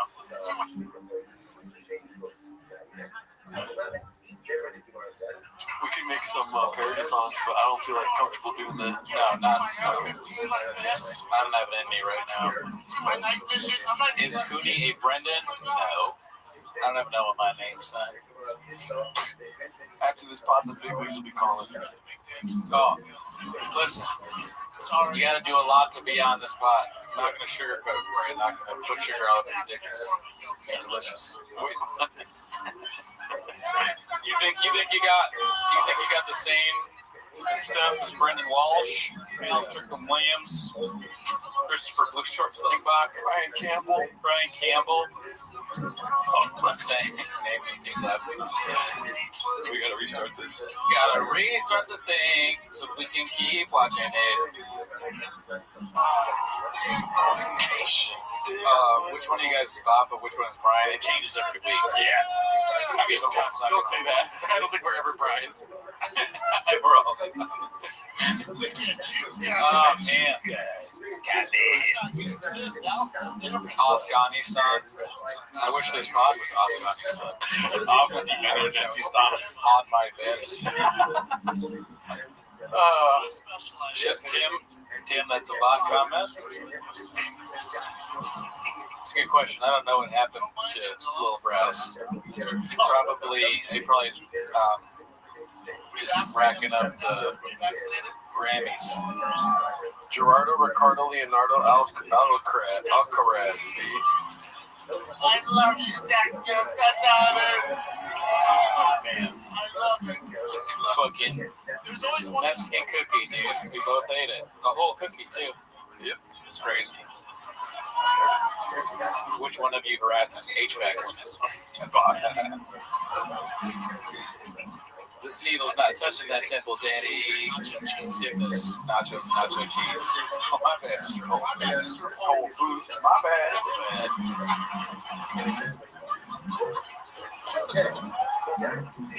I really can't tell what he's saying by movements sometimes. Yeah. In a way, I'm jealous that he loves the skate so much. Yeah. Because there's no state where I'm like, I love you, Texas. Yeah. Nebraska.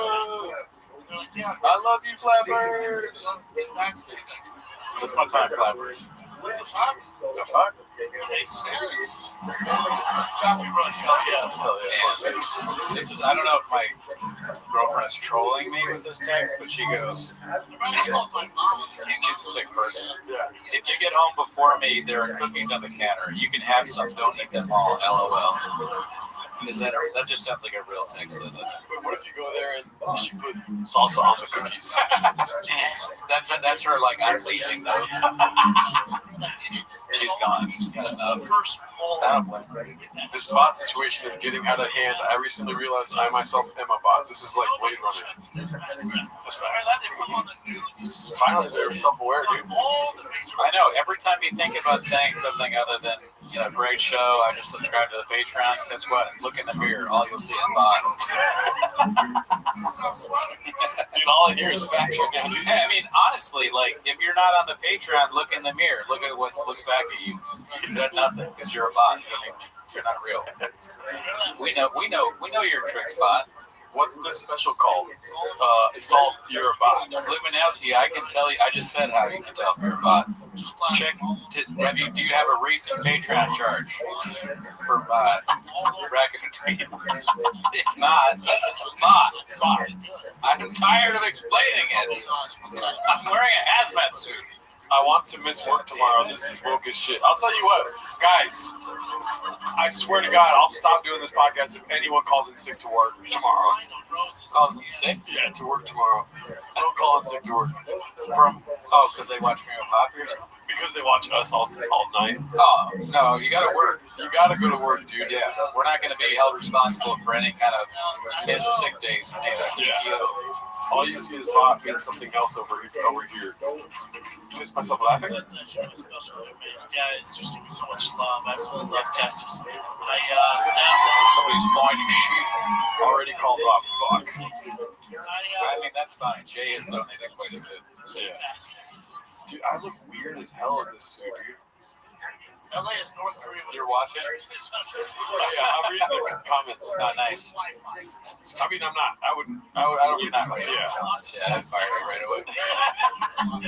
Straight up. Like, the shop house. What's up, Howard Scissor? What's up, dude? That's not a bot. Good to see you. Never met you. 35. You guys are spot on with all your wealth. We do accept English money, Scottish money, actually. 24/7. I put equals actual person. We'll tell you if you're a bot or not. Yeah. We know about it. Short flips and I called off for the next 6 weeks because of this. Watching from Hong Kong, dude. What the fuck? Oh shit. Welcome, dude. Great place, never been. Do you have a beach there? Red Bar loves you guys. Did you invite him? Listen, I can't speak for Cooney, but I love Red Bar. Yeah. And I love Red Bar so much that I wouldn't invite him on the podcast. He would say no. I think you other podcasts? No, I don't think so. He talks about it on his streams where he's like, I'm not going to do another podcast. Have you saw, because you watched the latest, you saw the Ukrainian Red Bar? Yes. That is fun. It's amazing. That's a great band. Yeah. I mean, we're not big enough, it doesn't matter what account, but I'd love for a Ukrainian Irish person, Ukrainian Mexican. I'm good. I don't want to. You don't want that? I'd rather just praise watching Red Bar. I know, I'm always looking for more. I'm greedy.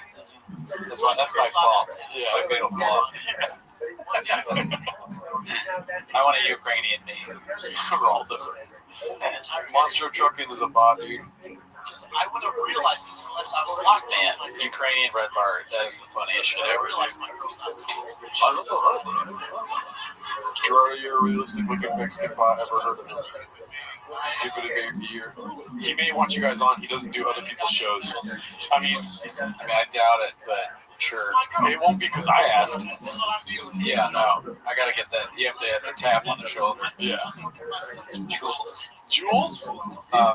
Salvo Pancake sent you a message. So I got this first day out there. Where?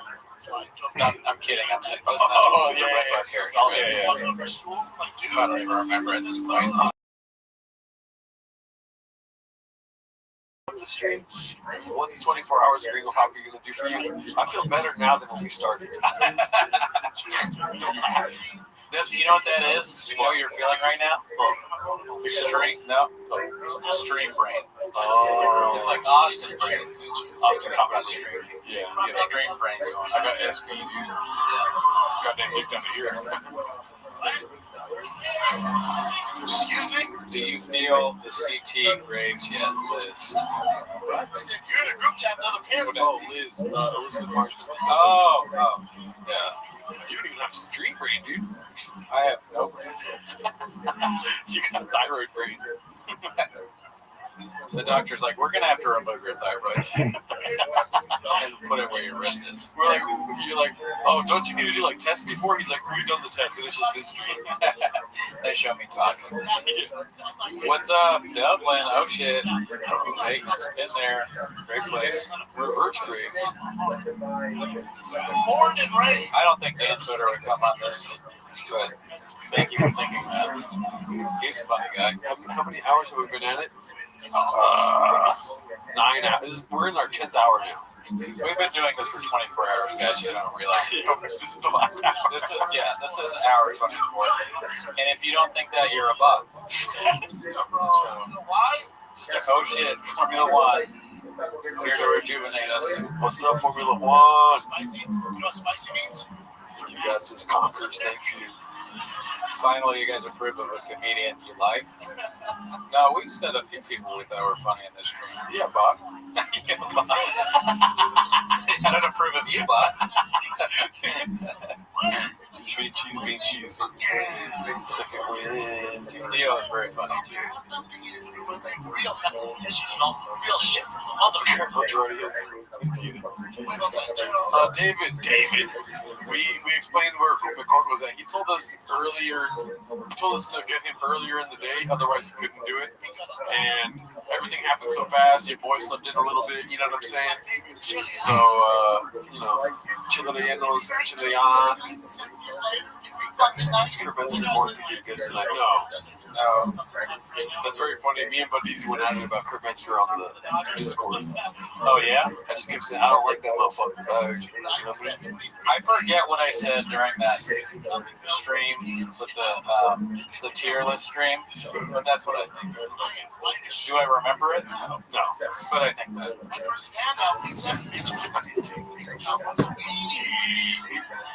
Goody ball guy slinging dick, you know it, dude. Dick Nectar. You knew that before you knew that when the stream started. Victor B, love you guys. See, that's a real person right there. Yep, great guy. Shout out to you. My mom already made a appearance spot. Maybe Brendan's not trying to shoot. White person, hand out, inner tap. Oh, we got tater tots. Yeah, you can make them. I think. Guys, when you ask about people joining, you should just get them to join. Tell Sasso to text me.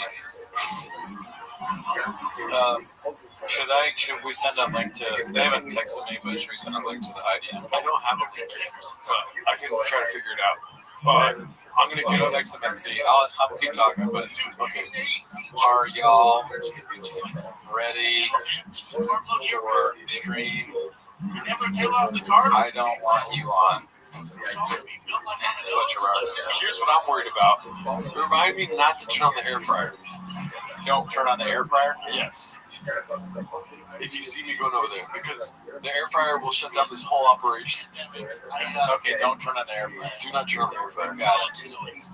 I don't plan on leaving the couch. Okay, cool. If you get up, there's a chance that you come back. I'll do something. You know what's funny is me telling you that, but I'm like to chat now because I know whenever I just say one in one ear, not the other. Oh, no, the air fryer? Okay, cool. I got that shit. The only thing getting fried in that air fryer is great leaves. It's my favorite. This one's so fucking I feel like my brain is air fryer. I don't want the house. Do me a favor. Remember if you turn on the air fryer? No, but it'll for real turn off the Wi-Fi and it'll shut the stream down. What are you trying to fry? Tater tots? Exactly. It's either tater tots or sausages. I don't need that stuff. No, but I can put it in the oven. What? I can put it in the oven. Yeah, put it in the oven. Yeah. You can go turn on the oven now so you forget. But it'll make it hot as fuck in here, and I'm already Don't do that. Don't make it hot. Why are you trying to kill me? I've tried for 4 years, dude. Because you're cursed. You can't get away from shop. The only way to get away from shop is to kill me. I'm like, there's no way he'll make it through one watching with a drink of coffee. And you survived, and I was like, fuck. Oh, shit. Marathon on the fryer stick. That's kind of funny. I didn't even think about that. Air fryer. We're doing some work in the kitchen. Marathon on the fries today. Put the air fryer in the oven. It probably fits. It's small, right? Oh, we should just order tater tots from some fucking restaurant. You're right. Dude, I think maybe I'm losing it because now I hear. But I don't hear that shot.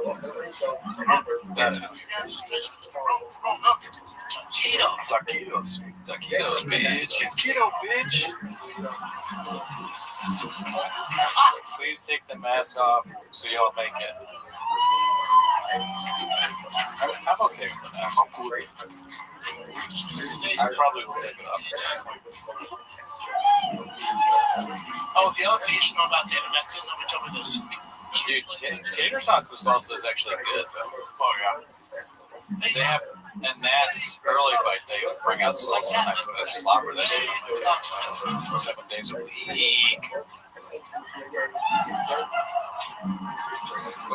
Next time we're Last minute sues us for this bit. I'm looking like a pair of condom fishes. Yeah, Mike did Damizio. It was actually like, if not a month, it was like at least 2 or 3 weeks. Shout out to the subscriber. I thought Pluto meant dude for the longest time. Oh, hell yeah. Justin Wood. I drummed on the school last week. Who took the wrong? FB, you tell me. I don't know what we're doing. FB watching the Gringo Poppy for 24 hours, I guess. Bot. No, but we dedicated the cookie to him. He's donated like 15 times, and we're like, "What?" My mom's watching this. That's so funny. Are you sleepy yet? A little bit. Am I sleepy yet? No. Yeah, my body feels tired. Yeah. But I took a Red Bull, so I took a Red Bull. That thyroid's still working overtime too. My thyroid is fucked, dude. My doctor's been like, man, his thyroid levels are not good. That makes sense. That's what my doctor said to me when he saw my T3 levels. He's like, that makes sense. August, how do you spell Augustino? No way. What? Victor says that Hail Mary pizza. No, you're not. Dude, that would be crazy if that's real because Hail Mary is the place where they get recognized. Oh, yeah. That pizza's amazing. Have you ever had the Pep Pep? No. Oh, my God. I would kill a man for a Pep Pep right now. I love peppers. How charged are you? Are you charging? For the phone, no, I'm not charging. You can charge. Where's the charger?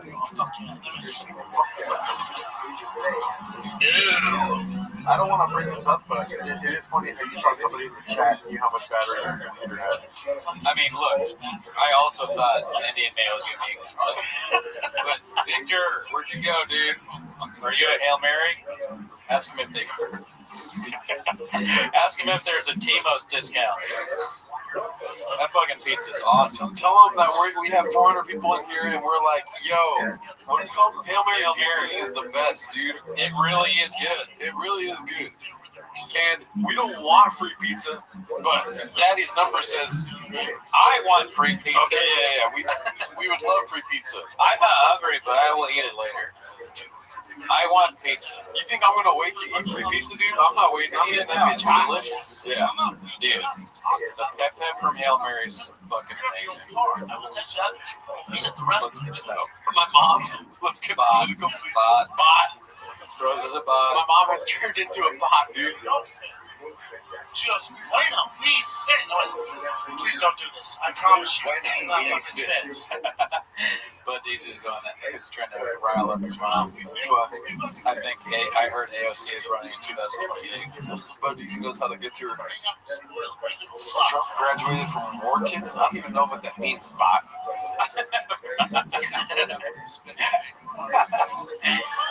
It says this is a hazmat suit. Can I pee inside of it? Well, I wish. you want to go to couples? That's the complete opposite side of the spectrum of politics. What? It's Being pissing your pants. or pissing your pants, whether it's okay to be. Of course, my mom is the person that says fuck Kimball. I mean, she's gonna go Baja mode in this chat, as we knew before. You know, you can judge the stuff that comes out of her mouth, but guess what else came out of her? This guy, pause. Bot. I came out of a bot, dude. I couldn't tell whether you're calling her or me a bot. But then he clarified. Yeah. Rosa, uh-oh, truck flips getting in on that. What's this good thinking? Hey, we'll never worked a million years, bud. But easy, bring it. She's all we need. My mom is carrying the freaking tiki torch, dude. Oh, yeah. She bought most of the torches from this people.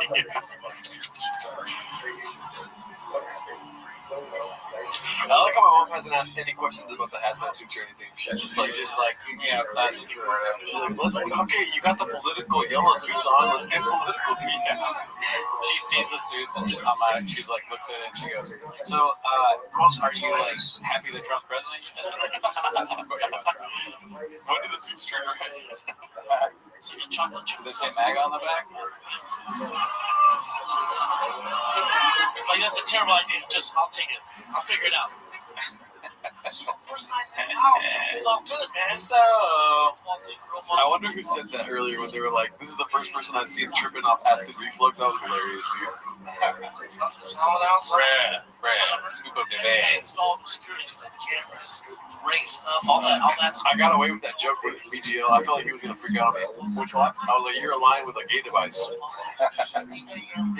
Nah, I think he likes the name. Okay, cool. Goddamn gargoyle. I was risking it all for that, dude. Yeah. If I know about this ring app, you download the app, there's an entire community. Yeah, that bot is hollering at your mom. Christian L says, damn, Shotty. Fantastic. Mom, don't answer that. I scrolled this. Oh, man, it was surprisingly easy to get into this suit.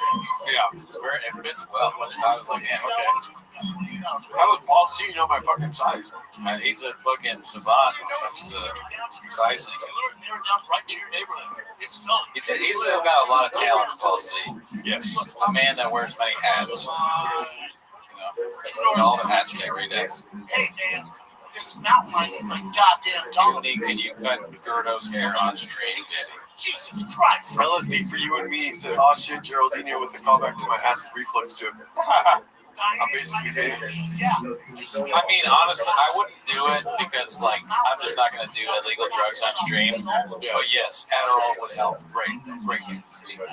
Obviously, that would make doing this extremely easier. But I'm not willing to do illicit drugs. If I was also doing drugs, I would want to do shrooms while watching the dream about it. Wow. That'd be awesome. I mean, you'd probably laugh a lot. We'd probably understand it better. You think we'd understand on that deeper level? Yes. That gives me the idea. Interesting. Yeah, I mean, it would make the Dallas skyline pop. Toronto's triple bags, my mom. I'm 66 times vaxxed. Kratom is legal, but I'm not touching this temple, Daddy. I'm not dying from Kratom. Don't make me do another Kratom rant, bot. Yeah. I'm tired of ranting against Kratom. I already shouted out Kratom earlier saying it was taken intravenously, much like heroin to its brothers. I like that with $0. Yeah. It's related to heroin. They grew up in the same household. Facts. I don't even really understand what scorpion venom is. I just know it makes me rock hard. It just sounds like something that's used to trick idiotic meatheads. Yeah. I need more reps in the gym. Well, have you tried scorpion venom? Rosa has definitely shot a dozen mountain lions. If there was somebody I would trust to shoot a mountain lion, it's absolutely Rosa. Yeah, she looks at it and she goes, it's a lion of the mountains. You know? Rosa's a January 6th. Man, right? right? Yeah. I'm not doing My Uggs great. at my Uggs bedside, right? My Uggs will be No drill hammer. Rosa's not single, dude. Bot. I'll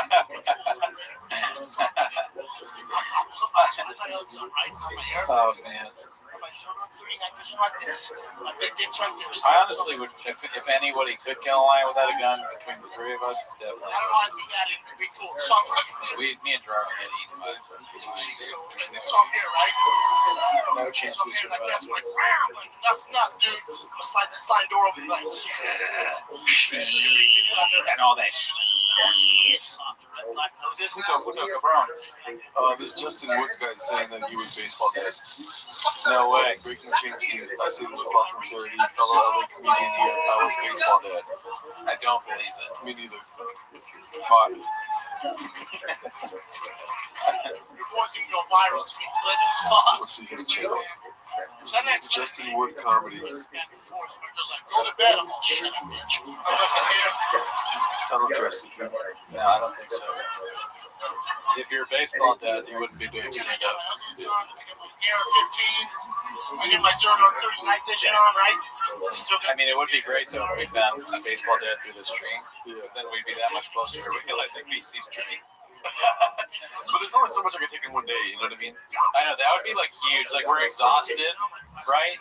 Like let's we get to the very end of the stream, we're like dead tired, and then baseball dad's like, I'm here for like 24 hours. Let's do another 48, dude.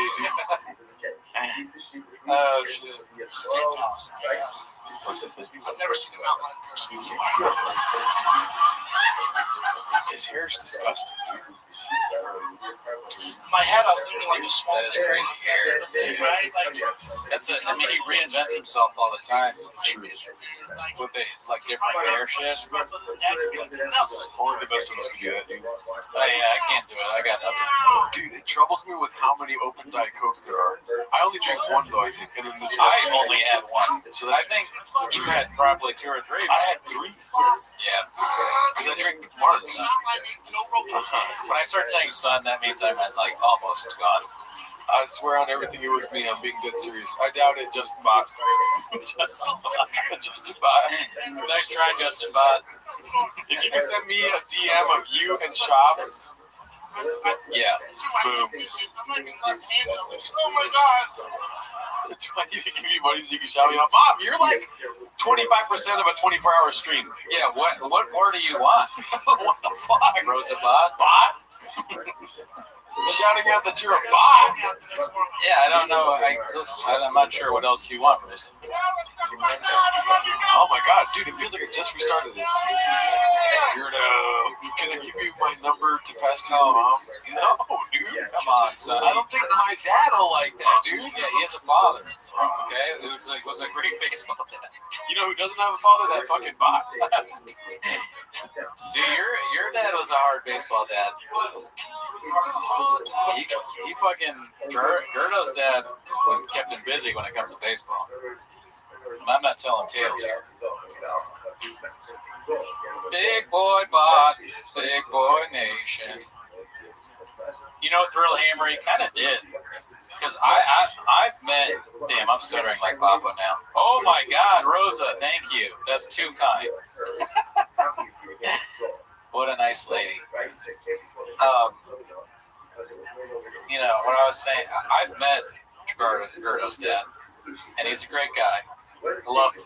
Intimidating man.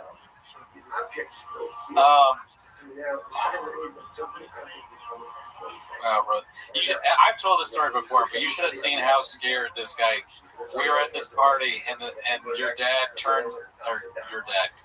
Jordo's dad turned his eyes to this guy, and the guy was wearing a Red Sox hat, and he was like, "What the fuck, Red Sox?" And the dude pretended like he could. He was like, I don't even know what baseball is. Remember that? I tell that story so much. I don't even know what this hat means. I do not know what the Red Sox are. Okay, I don't know what the Red Sox are. It was. I was like, bro, I think your dad. I think he's kidding. But no, dude. Should I hit up Oatman and? Yeah, I think so. I mean, I know Shorts is ready. I haven't heard from Oath.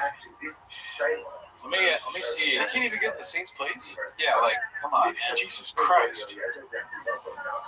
Let me just see. So it's been ready to. Because that would be easier.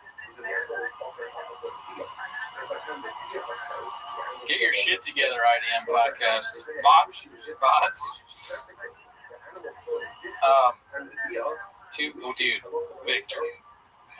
You had one job, and that was to get us Hail Mary pizza. Don't be talking about drinking. No, don't get the subject, Victor. If I fucking drank during their shit, there's no way. I could not do it. Oh shit, Radisson, what's up, dude? Where are you at? I moved to Austin to be closer to North Star. When do you come? Is he? You ever meet that guy? Great guy. I wouldn't even over.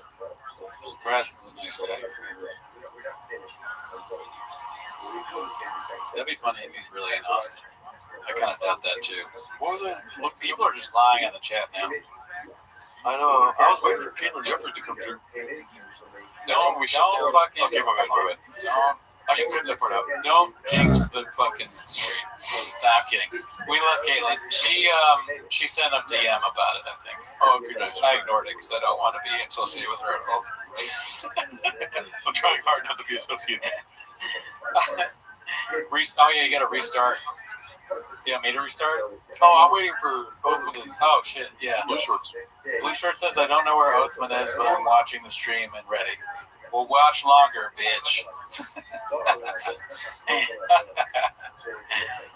Oh fuck, I've really lost it. Let me see. And they were lying too. They said Augustino Zingo went live. No, he didn't. Bot. Stop lying in the chat. We were promised Hail Mary pizza. That was a lie. Lie. We were told that. Oh, my mom gave money. Mom. Oh shit, Lubinowski thinks Blue Shorts is funny. Mom, thank you for the $50. Greatly appreciated. Did you hear that, Blue Shorts? That's the first time anyone's ever said that.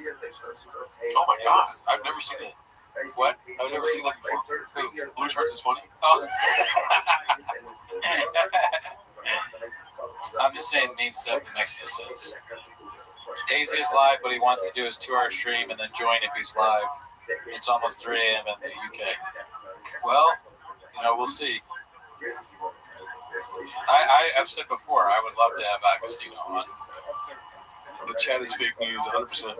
But it's a lie, though. When T-Bucks. Oh, there he is. Chris is on the chat. Chris, go get Oathman.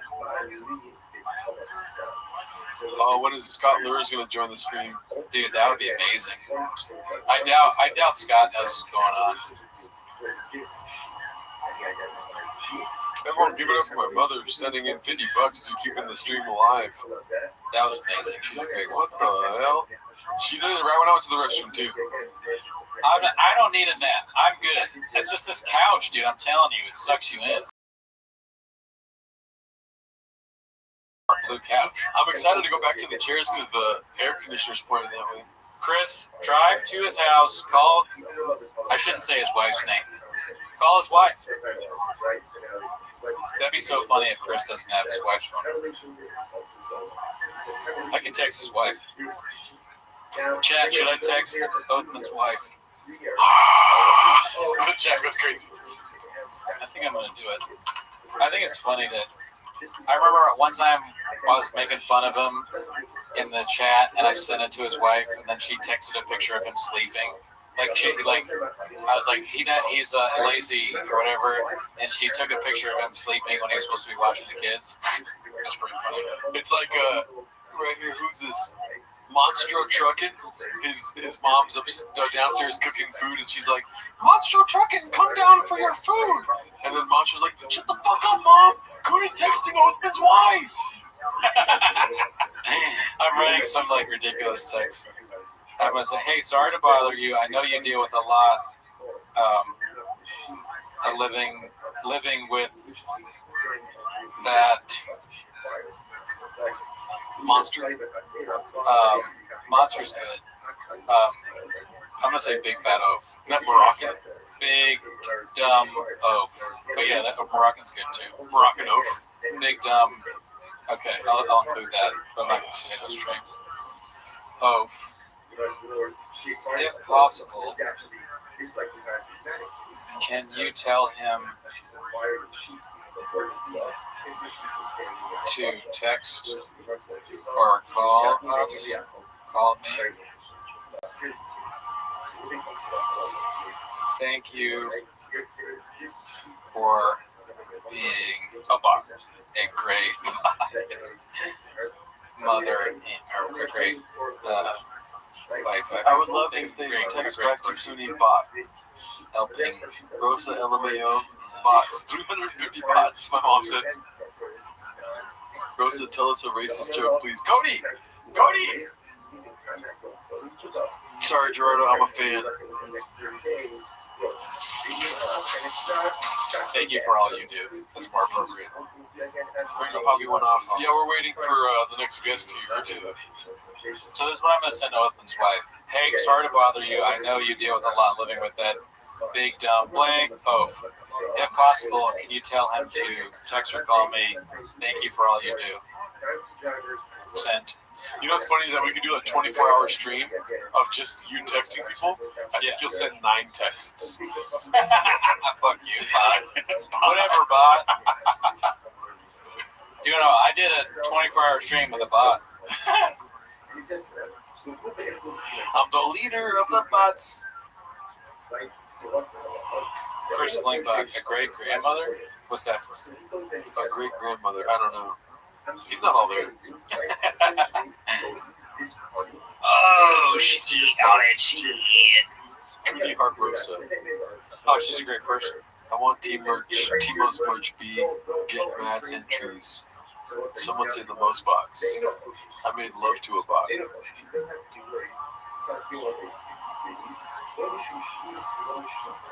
Jeremiah Watkins. Damn, dude, isn't it crazy how we're just throwing away a day? Yeah, man. Look, sometimes you gotta give a day to get a day, dude. I couldn't have said it better myself. Give a day, get a week. Give a week, get a month. Stack that over a week, you toast. You must be the most eloquent bot I've ever met, dude. And on the next segment, we're giving away the truck like LPG 27. So I got a TRX, Daddy. Lubinowski, not a chance. DC was using what? Lubinowski.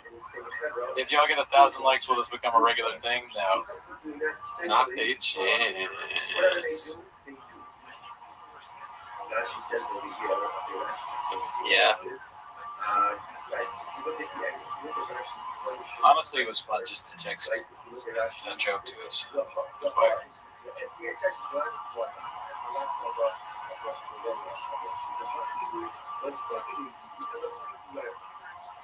If Papa doesn't hear about the string, then he's lying.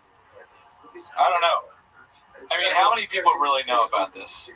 You, me and Lehman. What's that? 5 people. LPJ 6.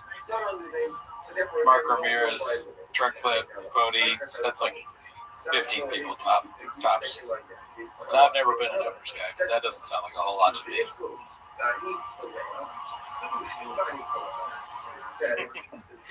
Brass, I did actually move to Austin. Can you guys please play Gringo Poppy so I can put my son to sleep? He cries about it. And he's still funny, folks.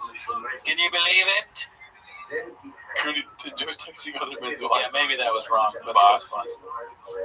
I don't do it often. We're friends. Yeah, I'm not sold, Justin Wood. Yeah, prove it. I asked for one thing and one thing only. A picture of you and Papa. Yeah, where is it, Bob?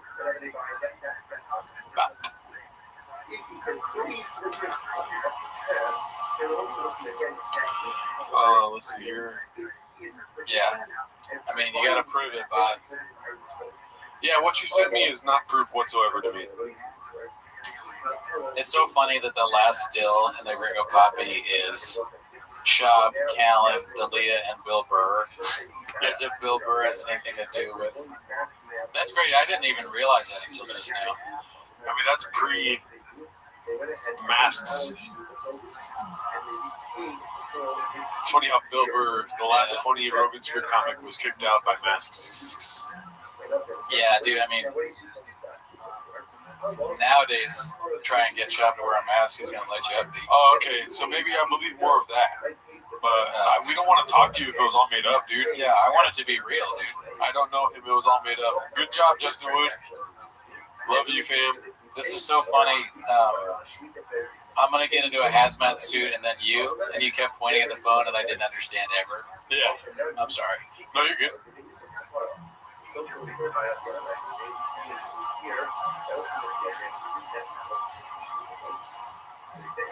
And I mean, okay, so dude already said he made up the baseball dad post. Gordo, Justin Wood, yabats. Why would we want to talk to him if he made it up? yeah, listen, I don't communicate with bots a lot, so maybe I'm not. Yeah, maybe there's a loss of translation. Yeah. But I don't care. Oh, they don't get it though. They don't get it. We don't speak bot, dude. We get it though. Yeah. We get it. I don't speak the words, but I read the language. You feel me? Like, the wet spot forming under Cooney's mask where his melanin is sweating is next level. Bot. That's a bot right there, dude. That's a bot comment. A little dead air here, fellas. We need Mark Hardy energy. Bot. I mean, we could just have him on blue shirts, I guess. What comments are they reading? My mom. Oh, thank you, Angel. You're not a bot. Guys, I really appreciate you guys doing this for the fans. This has been so fun so far. Thank you, Angel So Good. See, why can't you guys be real people like that? I'm going to go to the front here. Okay. Do you want to stay back here? Go to the front? We're doing a change. We're going to fall asleep on the couch. I'm also going to get a Diet Coke. I'm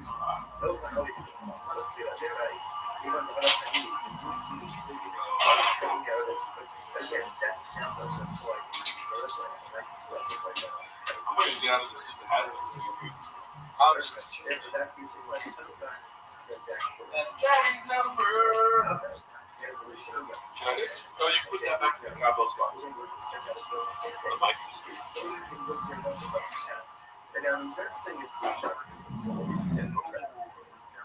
Oh, dude, look at me.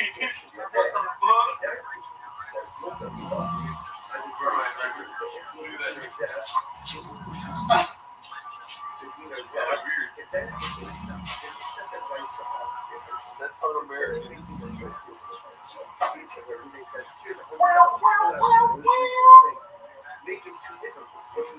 Oh my god, dude, I've never seen so much rain and Diet Coke in my life. Much headphones.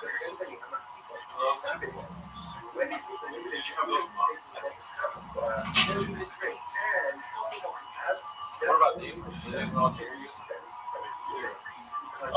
Yes. What, no, they all work. I don't think so. Oh, okay, you use one of these. I would use that one.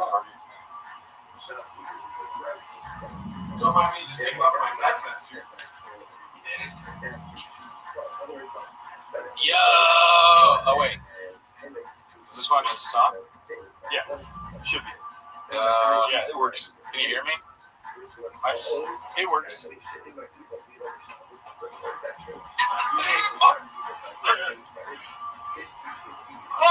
Keep going, fellas. Tony Tackett, thank you. Thanks for the stream. Keep it going, fellas. Y'all are unreal. Let's go. Oh my god. I don't want to watch these videos. Alrighty. Yeah, see? I couldn't. Oh, shit, that's loud as fuck. Oh, my bad. Sorry. I couldn't hear anything before, but now I hear shit. What's up, Dallas? Look at you guys. I'm not used to this. Is it too loud for you? I'm good. I'm not used to this. Dallas a little different. There's some ladies in The crowd tonight. I'm not used to that. My demo, 18 to 36 grows. That's what I specialize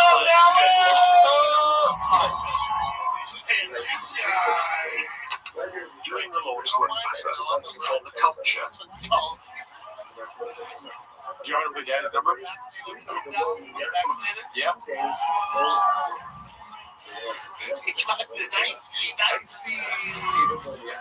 I love you, Texas. That's how it is. I love it. There's always one guy. No fucking way, bro.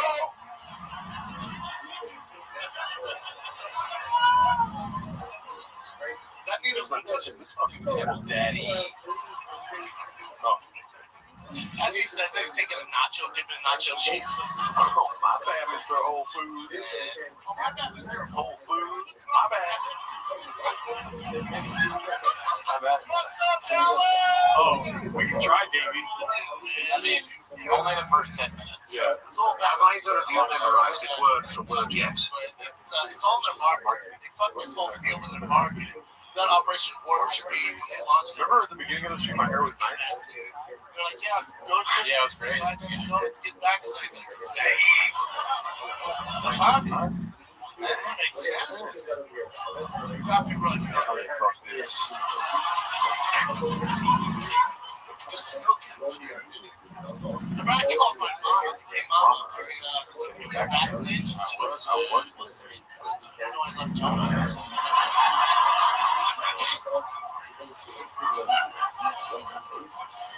Remember the first dumbass that said all up for big break buddies? Shit out of it. Vaccines. That idiot. He's all over the news. I can't do like my brains are. I mean, They just. I don't even remember. It's funny. It's like not sinking in. Kind of. Like I have to really concentrate to memorize. Yeah. You can't just listen to it over and over again. Maybe if you're trapped in a room and you couldn't leave forever, then it would. Yeah, like you couldn't leave for 24 hours. If you just walked around. I remember I played this for Bianca Kristova once, and she said it sounded like a homeless person. Oh, yeah. That's out of context, it sounds like a homeless person's rant. Yeah. Like they need to hire some just dime-piece actor. Russell, even though you're a bot, I'll answer your question. Are you concerned about giving us so many views? No, because we want everyone to go watch the Gringo Poppy, dude. This is Gringo Poppy Awareness Day at Record Tweets. Everybody, goddamn dicks down here. Goddamn dicks down to here. A line of pros at CVS just like, I'm trying to do my part, Dallas. This does feel like blood in, blood out. Like we get killed if we don't keep watching. It's good to be in I Dallas. did not block your comments, Mom. Technical difficulties from Rosa. Why would I block you? Why would I block you?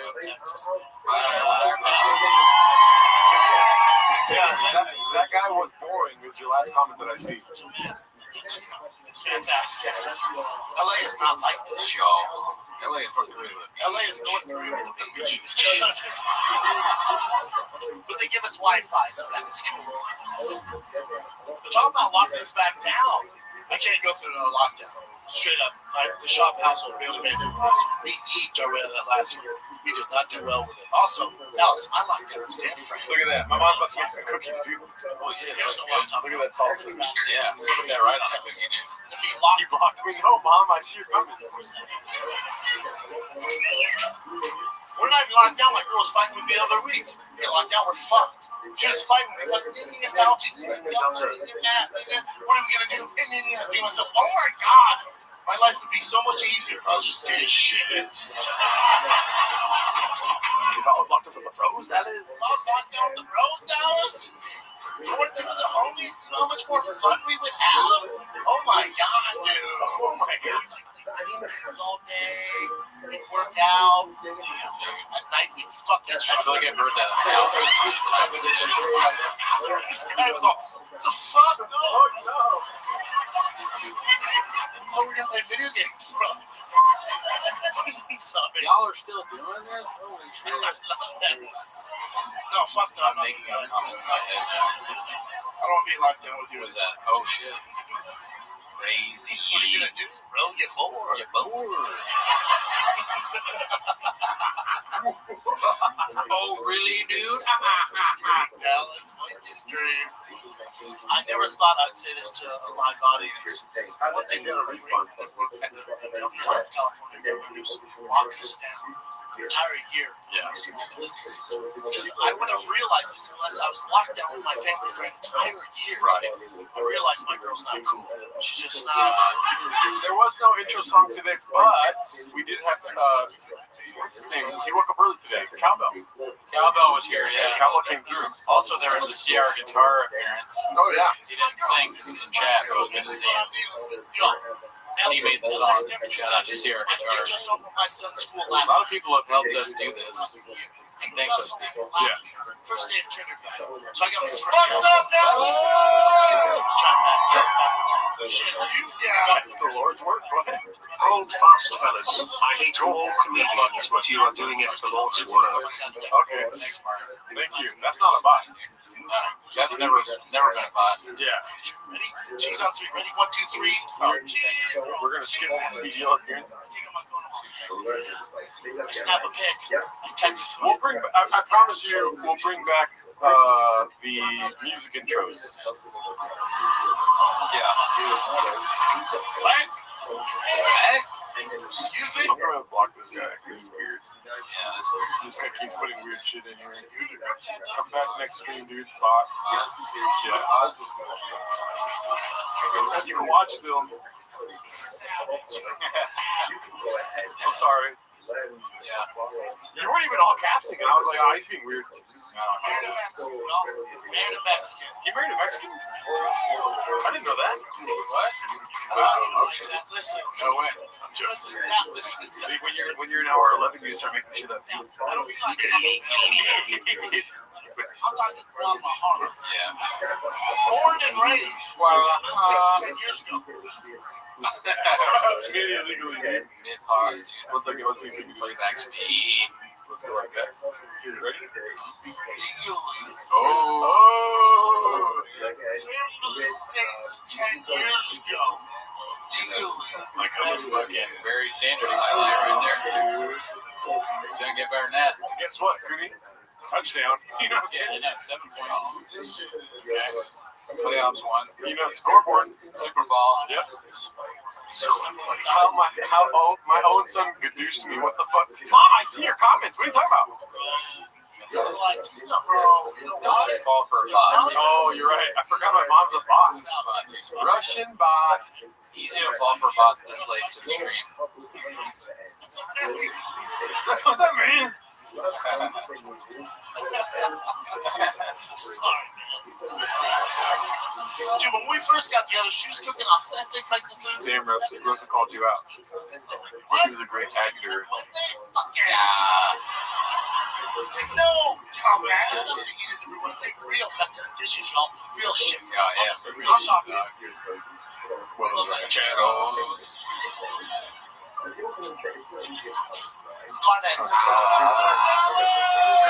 The CIA is taking notes for enhanced interrogation.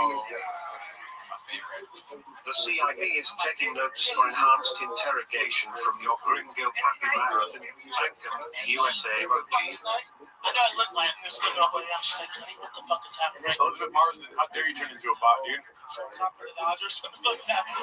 Yes, I see your messages. Dude, I did that 23andMe. I did that shit. My mom is not blocked. They sent me drive maintenance. We all on some CIA list for watching this live. We're gonna get Cash Patel and knock on our door. Yeah. So look, finding us in Seattle, Cash Patel. A fucking hot pocket killing everybody. Monster trucking, no, dude. Quit botting on me, dude. Alright, bot. My mom said, oh, I will make you react, cabrón. Puta, cabrón. Every time they would come like, this is He's so blocked, you, Rosa. Let's see my mom's next comment. Oh, Austin Comedy Police is here. Nobody trying to introduce his mom drives me nuts. No, Austin County Police, we just started. It's so spicy, bro. It's so spicy, bro. Under 6 feet, 24 hours live stream down channel. Didn't count, didn't matter. Never thicker since I got with the Mexican man. Dude, every day, big cheese. Like, Oh, I look forward to that part right now. look, you're around? Is this supposed to be a dunk on Chop? I don't know, Bot. What do you think? Yeah, do you think so, Bot? Built like armadillos? Some would say the most Bot. We're Shop's biggest fans, Bot. Yeah. You think you could watch something for 24 hours and not enjoy it? Or you not? I mean, I guess also good. It's got all the proper descriptions. And out of the way, acknowledge me, Kavanaugh. I see your comment. Cooney's looking rough. He's definitely going to make it another hour. I was looking rough at the beginning of the stream, man. At my house. Fucking eyes are red. Does that make no sense? I'm tired. Before I started keto, Dad went to my girl and go, hey, you know I love your mom, your food, best in the world. It's my favorite. How do you regret that it's your neck being cheese joke? You don't. I kind of want to go piss again, but I also don't want to see my face in the mirror. She's good. Yeah, because last time I was like, you look okay. Oh, really? I don't. I know, because I looked at the mirror. It's because I started at a pretty low rock bottom level, and I just stayed there. Drink some coffee. No. I'm just letting you know we see your comments. To be a solid, tell her I'm fucking That Coke fucking kicked me on his ass after I did this. touch the fucking tortilla. Nothing. I swear Cooney's one of his kids. Probably. It's crazy how a bot can notice that. You know how like Theo Von came around cocaine? Theo Von. I didn't know he mentioned Theo Von on the special. You know how like he struggles with cocaine? Like if there was cocaine on the table right now, he'd fucking squirt from right field. You feel me? God bless. Victor, dude. I don't want beans and cheese. I want Hail Mary pizza. Make it happen or you're a bot. I see that here. He just kicked in his sister small enough time for Magic Mind to be. Oh, fuck. I know you know. If only we had that. I know you know. You gotta get Magic Mind. Go. Have you had Magic Mind? Magic Mind? Alright.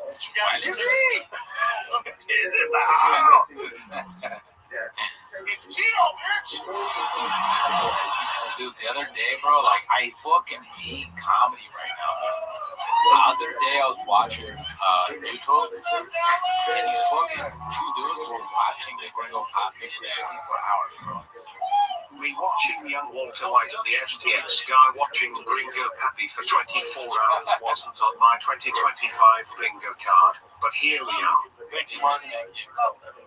It's like catnip for Mexicans. They love it. It's like, I didn't fucking HVAC chick, bro.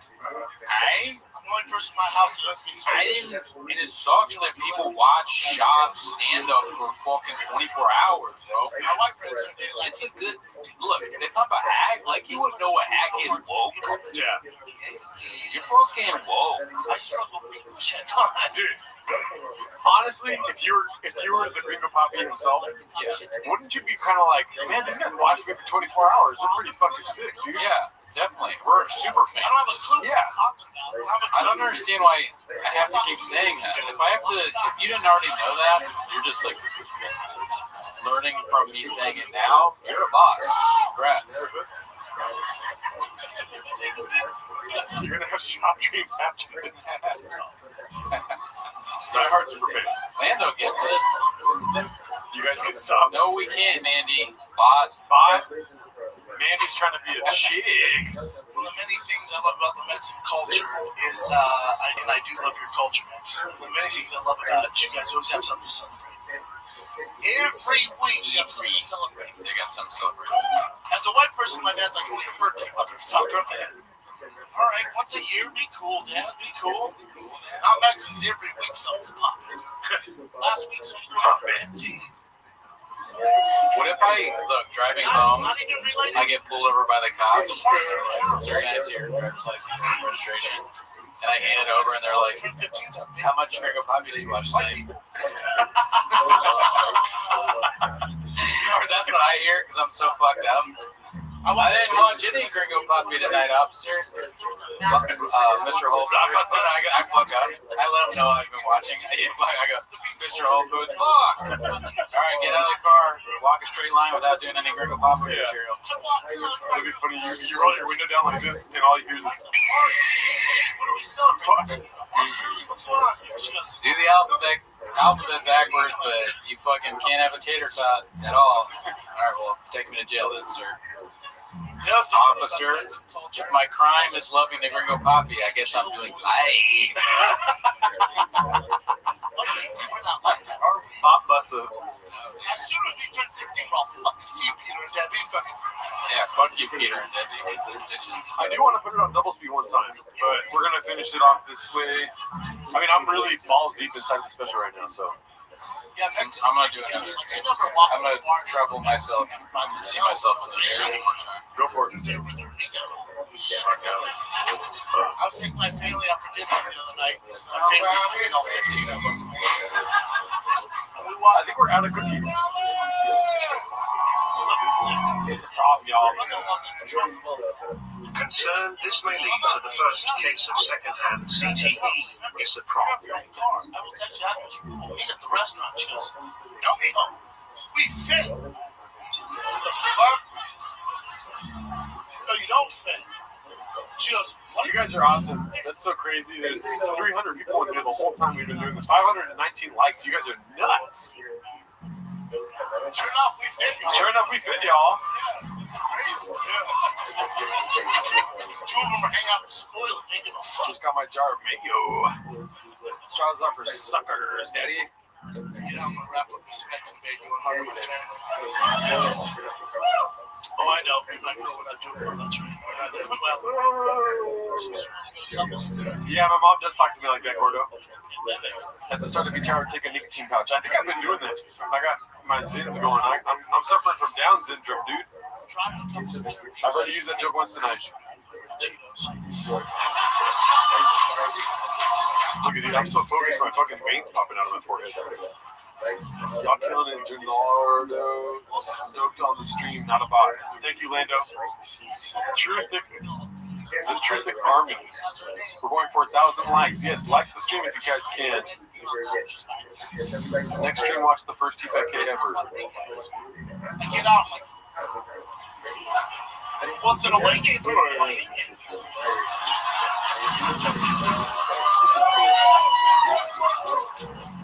We did not go in there, Dallas. We did not.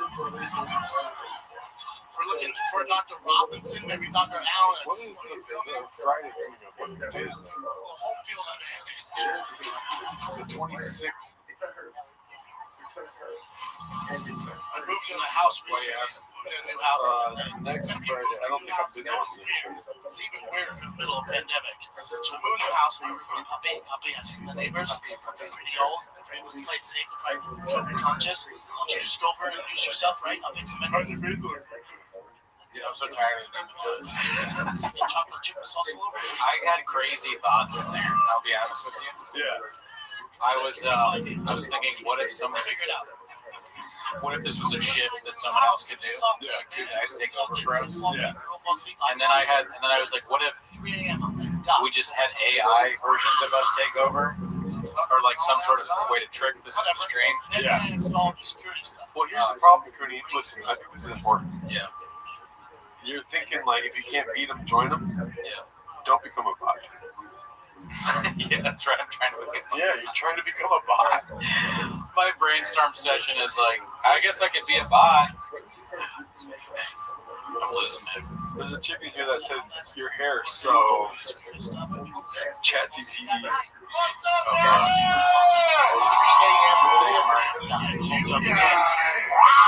Chat CTE. Goddamn gargoyle outside my window. You know what's funny is that nobody asks us to do this. Download the app. This is You know what I mean? Yeah. No, we did this to ourselves. It's like, I'm gonna go to therapy tomorrow. Yeah. They're gonna be like, why fantastic. would you do that? And it's not even like I said, babe, but I'm just like seeing double because my eyes are still fucked up from all the good morning Vietnam going on right now. Somebody fucking And then I'm like trying to look at my therapist in the eyes, but they're just like dancing. You know what I mean? I feel like this is like my new sobriety date. Your therapist opens her mouth and goes, me, she's. Tony Tackett, I think we've already done Patreon a request to delirious. Murphy Raw Delirious. Retro stand-up reviews would be cool. We still need to do raw. Pause. Yeah, that's a good idea. Right now, so I'm like, ooh, let's see what's popping in this new neighborhood of mine. Joshua. You coming over? Hey, man, this mountain line, goddamn dogs. Joshua Watt, shout out. Coming over at 3 a.m. Yep. New father alert. Oh, shout out. Diane, right next door to me, goes, yeah, I used to be the fucking cat lady. Not anymore. That mountain lion ripped my goddamn cat's head off and ate all of them. My kids saw from the window. We can't sleep. Can we watch Gerdo sleep? Somebody needs to do something. This is not good. This is not good. Then David, right next door to me, David goes, yeah, the same I'll mountain DoorDash you stole coffee. my hair. I don't think I want coffee right now, dude. No, I'm good on coffee. All right, dude. So keep drinking day. It is funny if we talk to Oathman and Blue Shorts right now. We're just like, fuck you guys. Yeah, I'm so tired. Fuck you. They're like, guys, great job on the stream. I'm like, fuck. Shot a gun, played Call of Duty twice, and figure it out. So I go to my local LA gun store. Never got a gun. I got so hustled in there. I got so bamboozled, dude. Now, listen, I never shot a gun. I walked out with an AR-15, like the red laser thing on top of it. I walked out with a Zero Dark 30 Navy SEAL night vision helmet. You had to get that. What? I was like, dude, 19 grand for all this? Hell yeah, bro. Fuck yeah, it's a 19 steal, grand. bro. I'll wear it out. I can see everything, dude. That cat's fucked, bro. Yeah, I'll keep it cool. I'll let you know. Ooh, that's a good question. Oh, wow. I'm gonna go Big shot. tragedy. Barry Sanders retiring in his primal shop, walking away from comedy after releasing the greatest special of all time. Definitely Brendan's shop. Yeah. Shout out to the subscriber. Shout out and thank you, but also shout out to Barry Sanders. That guy had some great highlights, but and I watch it. That's another thing. Tyson, Fedor, and Barry Sanders highlights. Yeah. However, I have not watched those anywhere near as much as I watch the Real Copies. We need more stand-up from Brendan Schaub now more than ever. He can bring the country back together. Everybody's fighting, mad, killing each other, harm, no love. We need Gringo Poppy 2 now more than ever here. I'll tell you what, I was really happy that I saw Christian L. been in here the whole time. That's cool. But then it's sad to find out he's a bot. He said you guys are starting to regret this. It's always sad when people become bots and you thought we're real people. Yeah. I'm looking at my ring camera and go, World Star! World Star. I didn't feel like saying it, but I was holding my tongue when BGL was like, what's his name's officer? David. But your friend, you stick up for your friend. True. Paul C.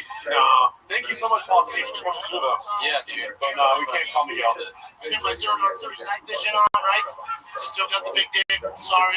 If we watch this enough, maybe he'll do stand-up again. Yeah. Stick with it, right? So here, That's a funny. It's a protest. It's like, you know those protests where you like you hunger strike. It's like I won't stop watching Gringo Poppy until he does it stand-up again. Yeah. That's true. It just turns us into us in Indian style and the couch is like Zen. Yeah, I learned that from Duncan Trussell. I've never seen a mountain lion in person before. And you know what? I'm glad we didn't get that guy on. What's his name? Wood? Justin Wood? Because guess what? We said no. He's not here no more. Yeah. I'd rather talk to Southside Millie, dude. Yeah, Millie he's been around for a long time. You know what I mean? I'd rather talk to Blister fans. I'd rather talk to people that have been fans for a minute. Truck flip. Not some guy trying to fucking. Well, no, but it's a lie of the mountains, dude. It's fucking. That guy was dumb. That was really dumb with that guy. It's like this mountain lion named Joe Rogan's trash. Joe Rogan. Look at you gays. Oh, I'm carrying it. Dude, I ran over. Oh, shit, that's not the door. Dude, I threw my AR-15 like this. Get chin. Still waiting on T-Bone's My release. night vision, left hand. I was like, oh my God. Still have my husband still with Honestly, me. in Texas, winning 45 is nothing. Top of his rock hard, I bet 8 inches. What is pressing is that there are more recorded hours of our Kane branded than new recorded history. Wow. What is depressing is that there are more recorded hours of our Kang Brandon than nearly every figure in recorded history. Shout out to Brennan. Shop duty. Big boy nation. Give me 1 second. Let your time be. 7 in my hand. I was here before Ken Gar was the best comic ever. Oh shit, what's up? He really is. He really was one of the greats. Ken, miss her. A lot of people didn't like his stand-up, but I always liked his stand-up. Where's Hana? Blisterfist. Where's Blisterfist? Oh shit, what's up? Thank you to represent that real quick. Sure. Maybe I'll change out of this. Just don't hold it up real quick. Okay. It's a short song. Okay. Oh shit, we're getting a song. Yeah, they voted 88% yes. Let's do it. This is awesome. You know, this is a Brendan Chop love stream, so I did make Brendan Chop a love song. If you guys aren't aware, it's called Daddy's Number. You know? Shout out to Mark for coming through.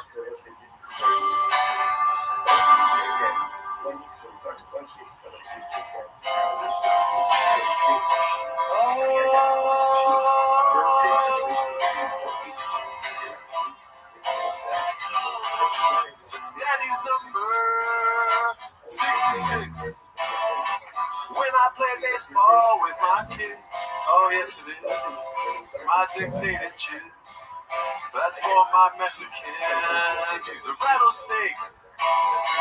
Real asshole. Putting beans and cheese on my plate every night. Carne asada, huevos rancheros, pico de gallo, chile relleno. I need to take a time once a week, girl. Got a DNA test and they sent me mayonnaise in the mail. I'm gay. Working out with my boys. Anything else to be stuck with them demons. Me, daddy, Fauci. Me, Delta. Me, vaccine. Me, what are we doing here? Thank you. Daddy's number 66. When I play baseball with my kid. Oh, yes, it is. My dictating chin. That's for my Mexican. She's a rattlesnake. A real asshole. Putting beans and cheese on my plate every night. Carne asada, pico de gallo, chile relleno, huevos rancheros. Need a tater tot once a week, yeah. Sending me mayonnaise in the mail. Me, Delta, me, Fauci. Me, what are we doing here? All right, Nice. Shout out to Queeg, dude. Kind of dedicated to both of them if you think about it. It's one of the greatest songs ever written. Thanks. 66. We did it, dude. Is short talk? We could ask him. I mean, I think he's ready.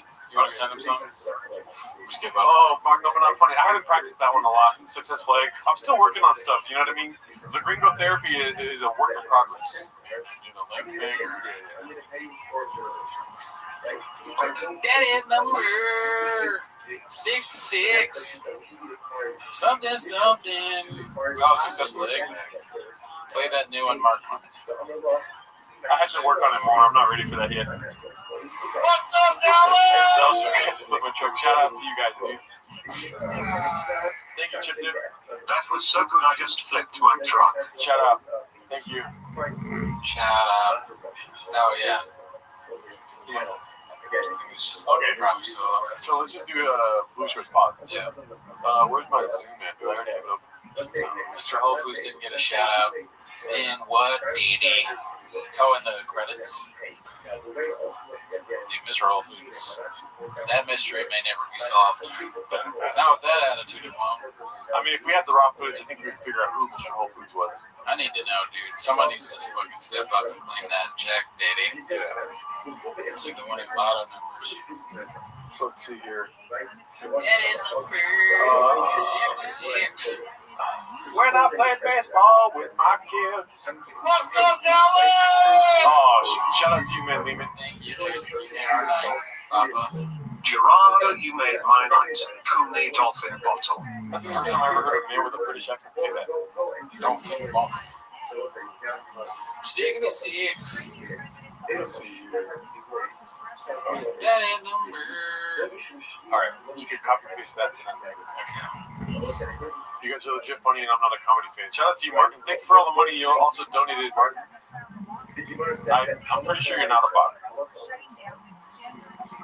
Can we get an 8-part elephant graveyard expose on Mr. Olsen's? Not sure if it's been flipping since BGL. That's great. My truck has been flipping since BGL got there. Nuts. You guys are nuts, dude. I'm glad that you liked cowbell. Man, that's good. Yeah. Look at Oh, holy moly. oh shit. Oh.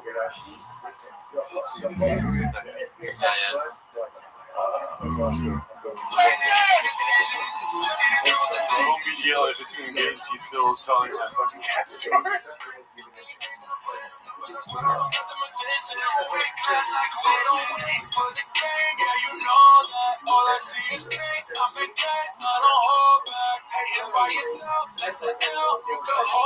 Yeah, you can hold that, he said. He said, hey, bro, that's an L, you can hold that, bro. Red is half Andrew Johnson. Irish way. I want to watch so much other content, but I can't. Always a good time with the boys. ULO gang, shout out to you.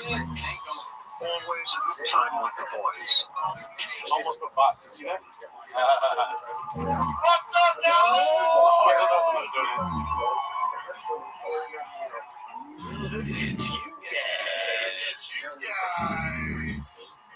I'm not used to this. If I could podcast with Sanaz, Oh yeah, that'd be on a whole nother that'd be nuts. That's what I specialize in. Real codfish these days. I don't mind it though. I'm the bro whisperer. That's what they call me. We vaccinated up in here, Dallas? Are we vaccinated? We got the 19. I love you, Texas. I love it. There's always one guy. No fucking way, bro. Yeah, there is always that one guy. That dude is This fucking simple daddy. Yeah. as he says, he's taking nacho dip and nacho cheese. Oh, my bad. That's whole food. My bad. Oh, I got the microphone here.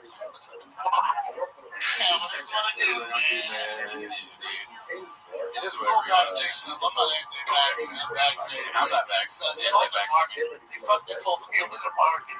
That Operation Warp Speed, when they launched that, they're trying to get everybody to get vaccinated.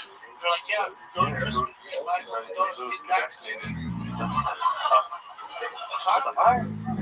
Makes sense. Top people are like, Oh yeah, fuck this. just so confused. I called my mom and came out over to get vaccinated. What? I love donuts.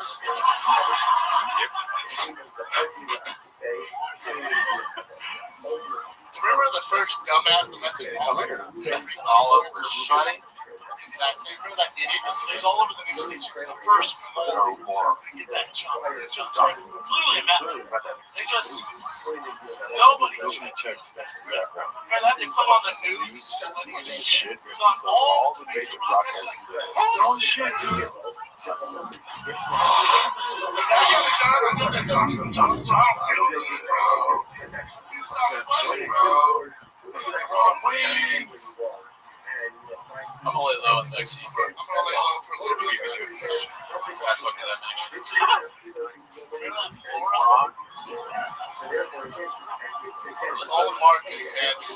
need to hire some just fine Oh, this is my favorite part. just blast them all over the news. Fine. There you go. Just put them all over the news, all over the nation. Yeah, dude, I get the Johnson Johnson. I feel pretty good. I feel great, actually. If I'm being honest, I just want to be upfront for everybody. We got that big center here.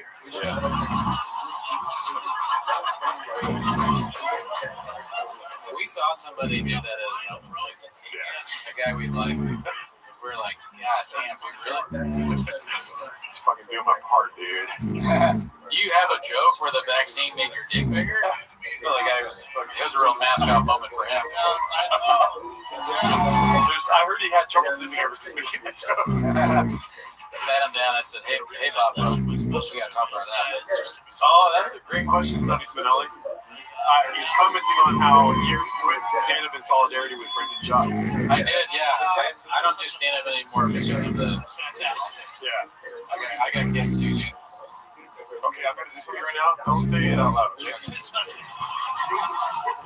But they give us Wi-Fi, so that's cool. They're talking about locking us back down. I can't go through another lockdown. Straight up. The shop house will barely made through the last one. We got rid of that last one. Yeah. Which one are you? No, don't say it, but point to it. They can't see it. Anything else. If you lock down those fucking demons 24/7. Let's see who goes to do stand-up first. Look at the draw, B. This is the most important decision he's ever made. Yeah. What am I gonna do? Oh shit. I'm all rock hard for this point. Oh fuck.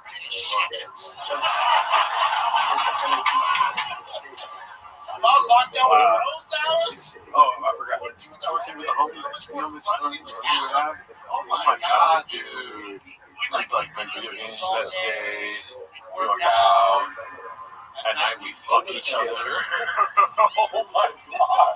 This guy's like, what the fuck? No. So we're gonna play video games. Bro. Gavin has better stand-up. Oh, okay. Greg Evans has better stand up. What are you gonna do? I'm gonna do these 24-hour streams and calling everyone a bot. Simulacrum. One can dream, Dallas. Simulacrum. No bleeding. No bleeding. One Simulacrum. No bleeding. California Governor Newsom locked us down. Entire year to ruin small businesses. Because I wouldn't have realized this unless I was locked down with my family for an entire year. I realized my girl's not cool. She's just not. She's just not a friendly human being.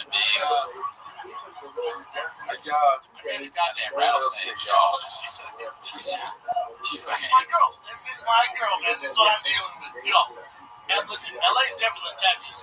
They just opened my son's school last week. He hadn't been to school in a fucking year. They just opened it last week. First day of kindergarten. So I got him his first day outfit. We can all fucking fly. Dope kids. Giant backpack. I'm walking up for school. I'm like, dude, it's about to be fucking fun. Runs out front of the first day outfits. I'm like, oh my god, you guys are good shit. I need to document this. Yeah, that was probably a spot. Just kidding. No bleeding. Taking my phone off. Hell yeah. Snap a pic. They're like, on the stream at hour 10, Cooney gets, like, he just starts calling everyone bye.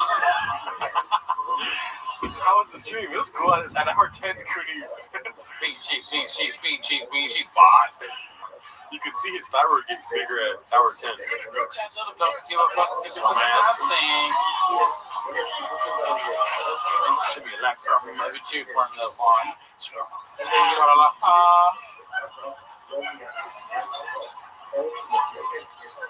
Simulacrum, no bleeding. Mexican.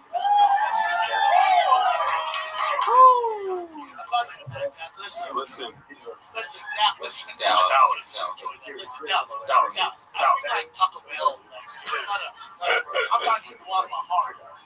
Came to the States 10 years ago. Yeah, legally. Yeah. The real deal. Oh, here we go. We got a link bucket here now. Is he ready to go? Let's see. Rob? I would hope. Oh, there he is. Look at him. Chris, what's up, dude? How are you?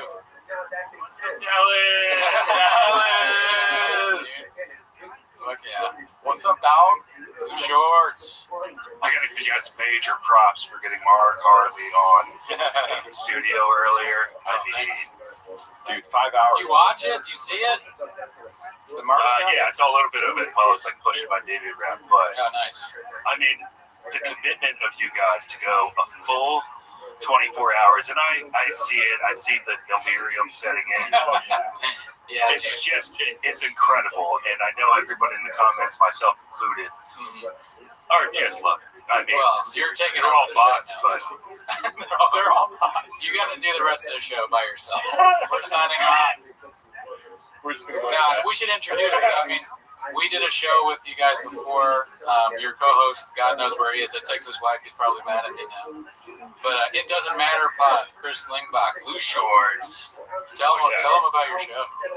oh yeah, we we're a bit redacted. I'll have to give you guys I agree. that much at least, but yeah, we're just two dads just trying to figure out life. And, but honestly, truthfully, we're complete failures in life, and we're trying to find Me too. success in podcasting just like every other regarded person out there.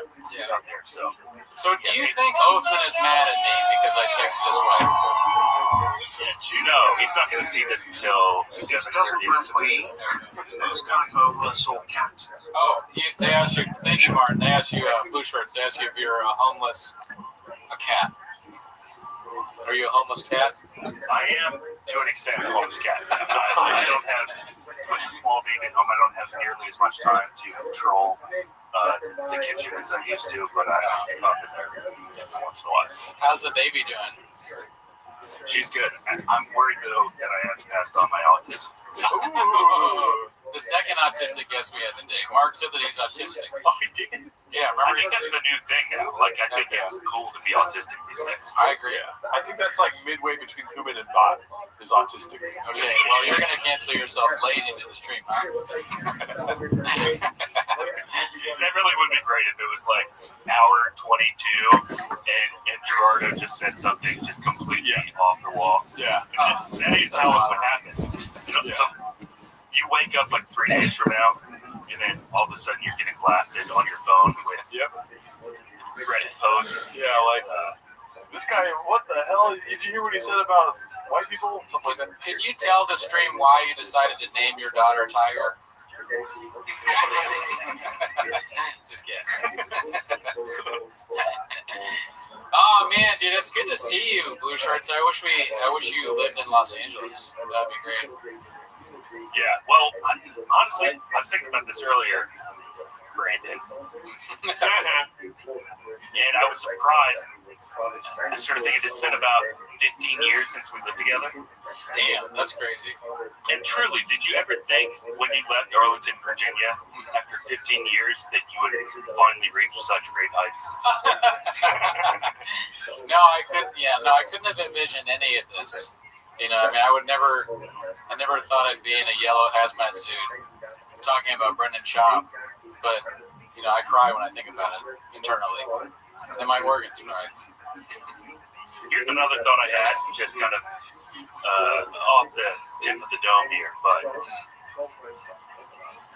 wouldn't it be truly a great full circling if you guys get done with this and you found out that Brendan Schaub was not only watching this, but he was doing a 24-hour stream watching it. 24-hour stream. Wow. Damn. For the Patreon, huh? That's a simulacrum right there. Yeah, that would be nuts. That would be the simulacrum. I mean, that would be the best way to defeat us. Right. Because, like, he outdoes everything we do. Like, we tried to do stand-up, and he beat us. We do podcasting, he beats us. Yeah. Now we try to stream, he doesn't stream us. He's always a step ahead. Yeah. Or if instead of 24 hours, it's just 25 minutes. Like his special time. Yeah. The greatest special ever made. I mean, how do you guys, what threads are there left to pull at this? Like, do you guys imagine doing this well into your 40s at this point? Brendan, I know you can look 54. Yeah. Yeah, I'm 65 years old personally, but like what Brett? I mean, it's crazy. We only do the show now once or every other week, twice a month, and then he comes up with something new every time. He never stops. He's the hardest working guy. He's the hardest working white boy that you've ever met. But if he did stop, I mean, what would you guys do? I mean, well, we already exhausting.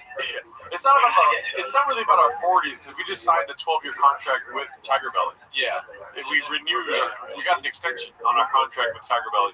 So now we're questioning our 50s. None of this matters because Tiger Belly pays us regardless. Yeah. It's not a big deal.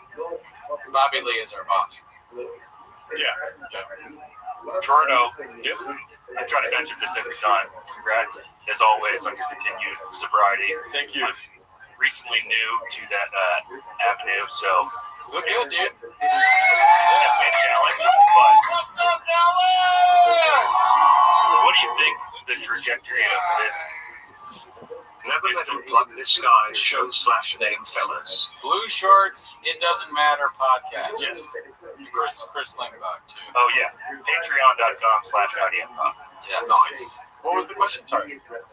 What do you think the trajectory of T-Moss would be if you were still drinking heavily? Oh, I don't think it would have ever started. Oh, no. No. Dude, we had that exact conversation one time when we were butt tired at Taco Bell. I turned to Jordan, I was like, could you imagine how hard this would be if we were drinking? Yeah. He's like, yeah, dude. But we were already at Taco Bell.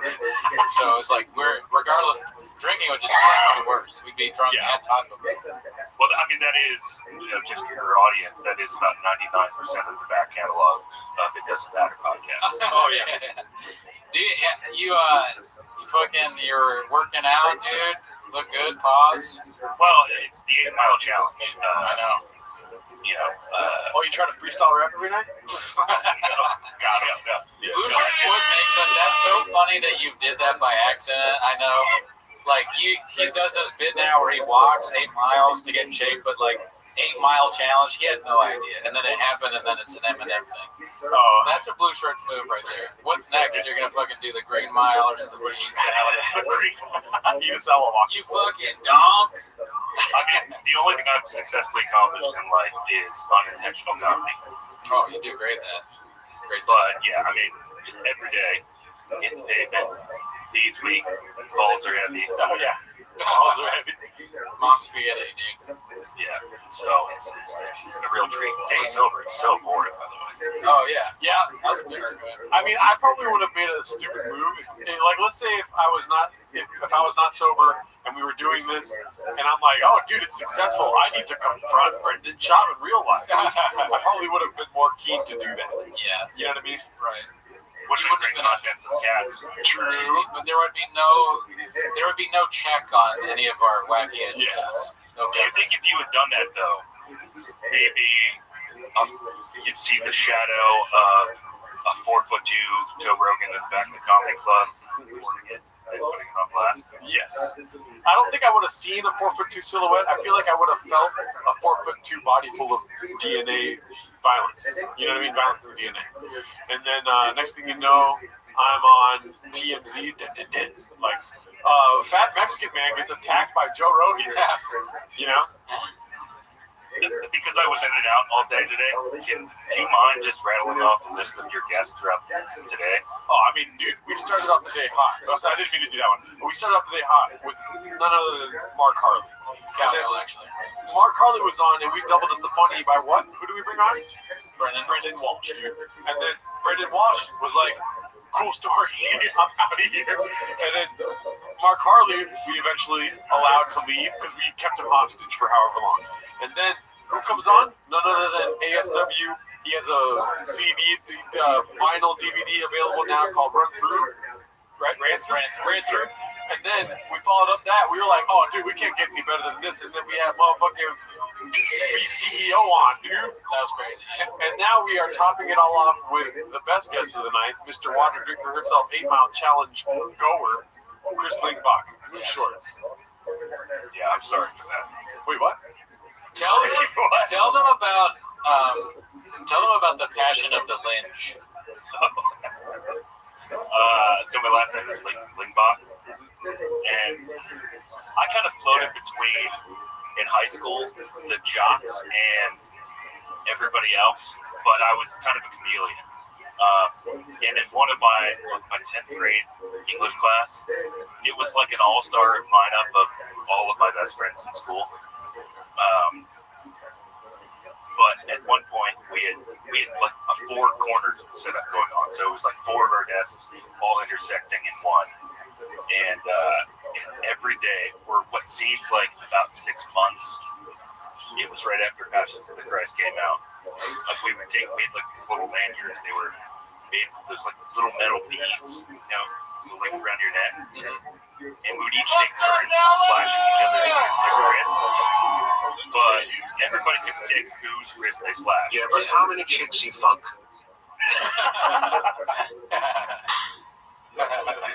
Martin.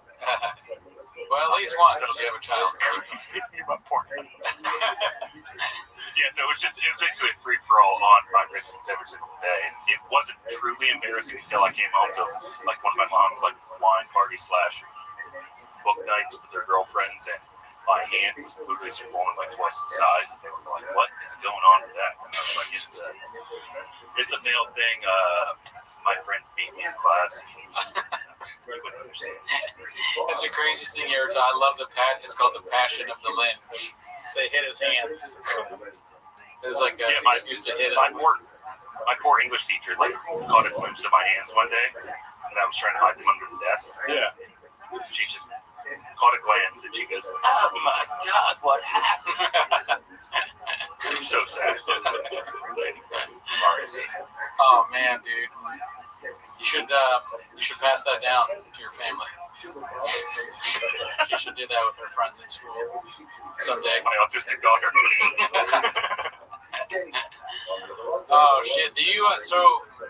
Are you like watching the Reddit at all? You into the shop stuff? Yeah, we did that. Okay, this is hour 12. Oh, I think he means like recently. Have you seen like the land mooning? No, I didn't see that one. I don't know. Is it too late in the stream to just pull up clips, or is that? I don't know if I'm able to pull up clips. I thought that Zoom was going to be a lot easier than it actually is, and so I'm just zooming in on you on my screen. All right, cool. I need to figure out how to do Zoom for our next one. So how many more hours do you guys have left to go? This is hour 24. We're going to make some sausage salad, Yeah. and hopefully that doesn't kill the stream because of the air fryer. I think peak Brandon would be an hour 23. You stand up to go piss or stretch or what have you, and you lose your balance because your equilibrium is off because you're not used to not having to sleep. If people don't know Brandon in real life, he sleeps 23 hours a day. It's real serious. Like a hibernating bear, a ball bear. Yeah, and the equilibrium shifts, and then you fall and break both yours. Oh man, Darth Maul says that you look like an MMA fighter, so that's a compliment. So, Oh, thanks for the sub. Let's go. You just got us a sub too, Nice. I could sure use a sub. like to eat a sub or like a sub sandwich, right? Dude, me too, man. I'm hungry, kind of. Yeah. We ate baked goods only, and then I ate a salsa cookie or Mexican cookie. Was that the air fryer I heard humming in the background? No, that's the air conditioner. No, man. If he turns out in the air fryer, it shuts everything off. Yeah. So we gotta make him not do that. There's been so many times where I'm watching TFK on my phone cooking. I make the salad, and then I put the sausages in the air fryer, and then you hear a very potent. We talked about Oathman with BC a little bit. Yeah. What does he know of him? Because I missed that part. But and Oathman is, for your audience, he's a pretty mercurial guy. In fact, like I'm pretty sure you guys had it in mind that he was going to be here tonight at some point. What is that? Is that like a thermometer with salsa on it, or what? Yeah, what's a mercurial? Yeah. It's a spaceship. Garnier's I'll look it up. Franklin says you also look like a bearded tomato. Yeah, I've got that before. Dude, one of our listeners, Paul C, got us these hazmat suits. He brought them all the way here. Did you see that? We're both in them. Yeah, that's pretty great. I know. But I mean, it's gonna have to become a part of your decor at some point. Like it's gonna become background wall art, I would think. The hazmat suits? Because they're like trophies. Once you guys make it through, I don't know, to be honest, 13 hours. Yeah. You gotta hang them up. You gotta hang them. Yeah. So, do you think it's weird that you can recognize what an air fryer sounds like, or you think you do? Nah, I'm kidding. Man Lehman was like, I love this guy. He asked about the air fryer thing, but I guess we ignored that question from earlier. Oh, yeah. I mean, I'm cooking tater tots once a week, but not right now. Yeah, I mean, everything, that's another thing that we don't ever talk about is the culinary choices in the Gringo Papi. They're all pretty good. I mean, all that shit is delicious. Yeah. Tater tots, carne asada, it's also my life. I think the worst one is huevos rancheros because everything else is so good. I guess so, but I also like huevos. I prefer chili chiles. Did you notice that BC said chili chiles? Oh, really? Yeah. I didn't notice that. Yeah. I love that shit. I'm going to watch the stream 5 times after. He is the most homeless out there, right? Of anybody in mainstream anything. Oh, yeah. Besides Bobby Lee, yes. Yeah. I mean, like, the way he weaves in references, it's like seamless. Like, it's incredible. I know we study him not unlike you would like a karate master or something like that. Yeah. We're more technical, you know what I mean? BC's more like jazz. It just comes to him. Yeah, you know what I mean? It's about the shot bits you don't hear. Yeah. I'm tactical. I have a tactical penis. When was the last time you had that tactical? Maybe a week or so. No comment, dude. No comment. Last night. It's like you're going off to war. You're like, babe, babe, I gotta watch 24 hours of the Gringo Papi tomorrow. Let's fuck one more time before I die. It's too late in the stream. I should have said no comment, but it was I jacked off. I jacked off. Nah, come on. Oh, we're not blessed like you guys are. We don't have flavors, so this is just regular smooths in. What do you think about Jelly Roll, Chris? Wait, you really don't have flavors in California? No. Really? Yeah, you guys got spearmint and shit. That shit's amazing. It's because our governor, Antoine Jameson, won't fucking let us do shit. Fuck him. Shutting down business, no flavors. Yeah. I'm voting for Antonio Banderas next time. I'm voting for whoever changes our state song to Jelly Roll. Golden State Killer. Yeah. Somebody grieved with me. Shop.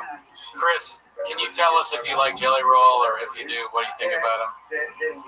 The only time I've ever heard him is when I've Shazammed a song in like the grocery store. That kind of tells you where he's at, right? Like, he's the grocery store guy. Yeah. Damn. And you're the guy Shazamming it. That's crazy.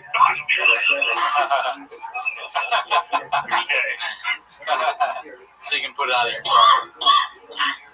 Driving around, listening to Jelly Roll. I know what you do. Yeah. Oh, man. Have you ever checked if you're related to Jelly Roll?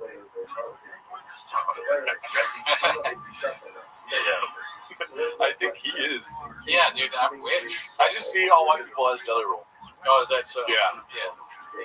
Well, Jelly Roll is one of the whites that a lot of us look up to. Yeah. Try to emulate. Did you know that Brennan Schaub's dad is from South Africa? We found that out in the stream today. I don't think I did. Yeah. South Africa. Yes. Now, what's the proof that you have? I can't get into it right now, but it's something that I can DM you. You can DM me the birth certificate. But it's 65% vibe. Yeah, and I just want to, I know that you just started that. I wanted to say that I really appreciate you starting. Well, I mean, it's controversial, but you started that nonprofit, the Draft Innocence Project. No, I'm kidding. I'm not going to get it. But yeah, I know, that's not what I'm saying. But, so, do you think Gringo Papi or You Should Be Surprised is better? I think you're right.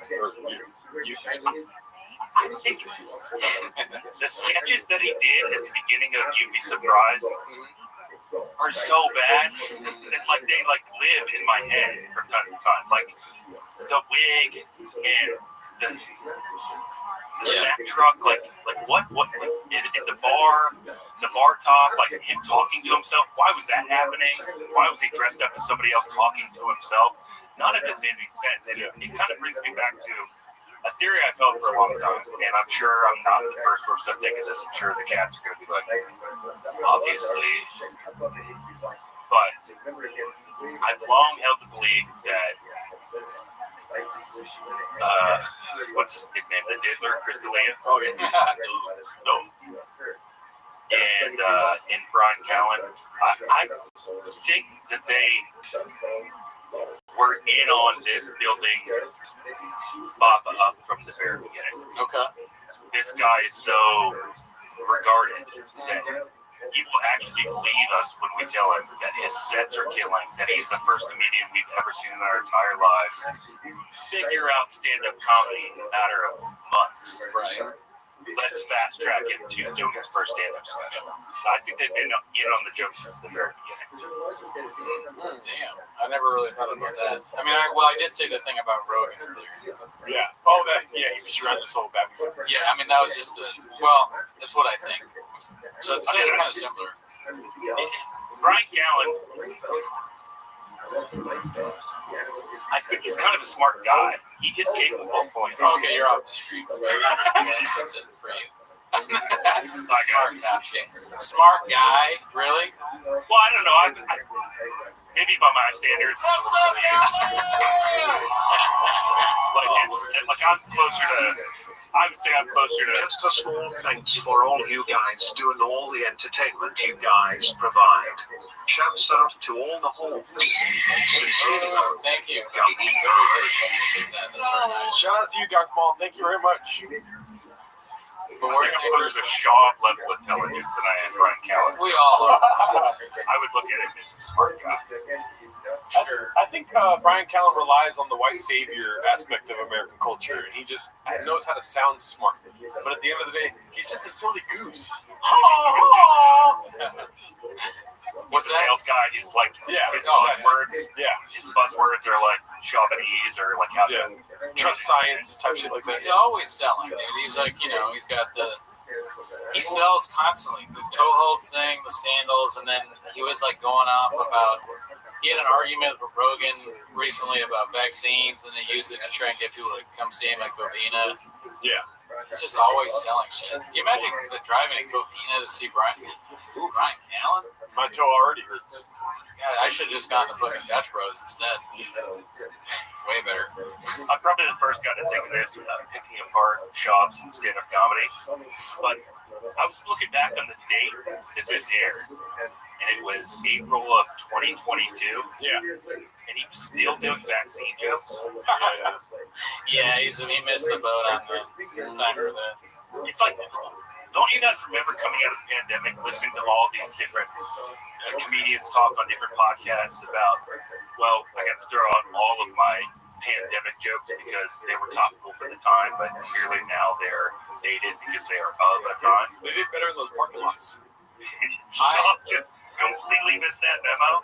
Yeah. I mean, I am literally sitting in a hazmat suit, making fun of a podcast from 4 years ago or whatever, and also doing a 24-hour stream of a podcast that came out God knows when, 2019. I have no idea. So can I criticize that? Yes. Yes, I can, because I'm not a bot. Never was a bot, never will be a bot. Human blood pumps through my veins. So, but then, shout out to your mom in the comments. I know you blocked her, but I blocked her.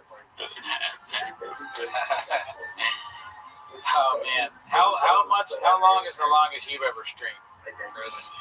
3 hours maybe. Damn, when was that? There was probably a 5-minute break in between, but yeah, we've definitely done a solid 3 hours in a row a couple of times, but not often. But yeah, I could never do 24 hours. I think you could. IDM, you're saying? You and Oprah did it in 3 hours?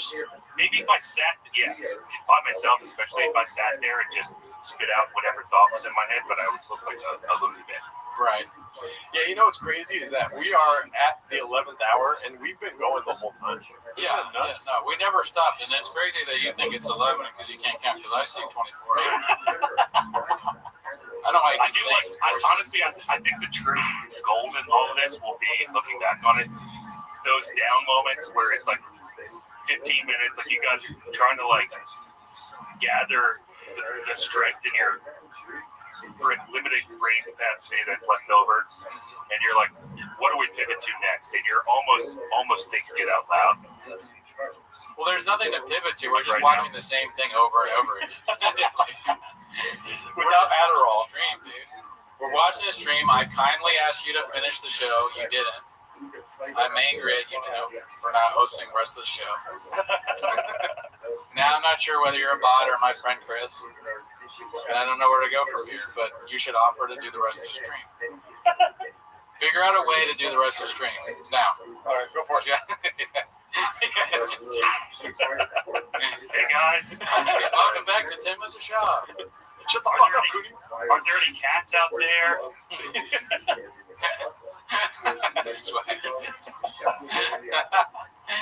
right, we tried. We gave you, I mean, you did great. Yeah. And that actually was 11 hours.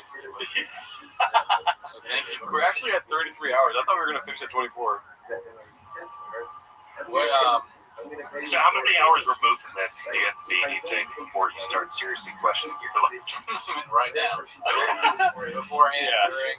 Before we, the next guest is a psychologist, I think 2 more hours. Well, do you actually have a therapy session, Nora? No, I was a joke. I mean, I never question anything.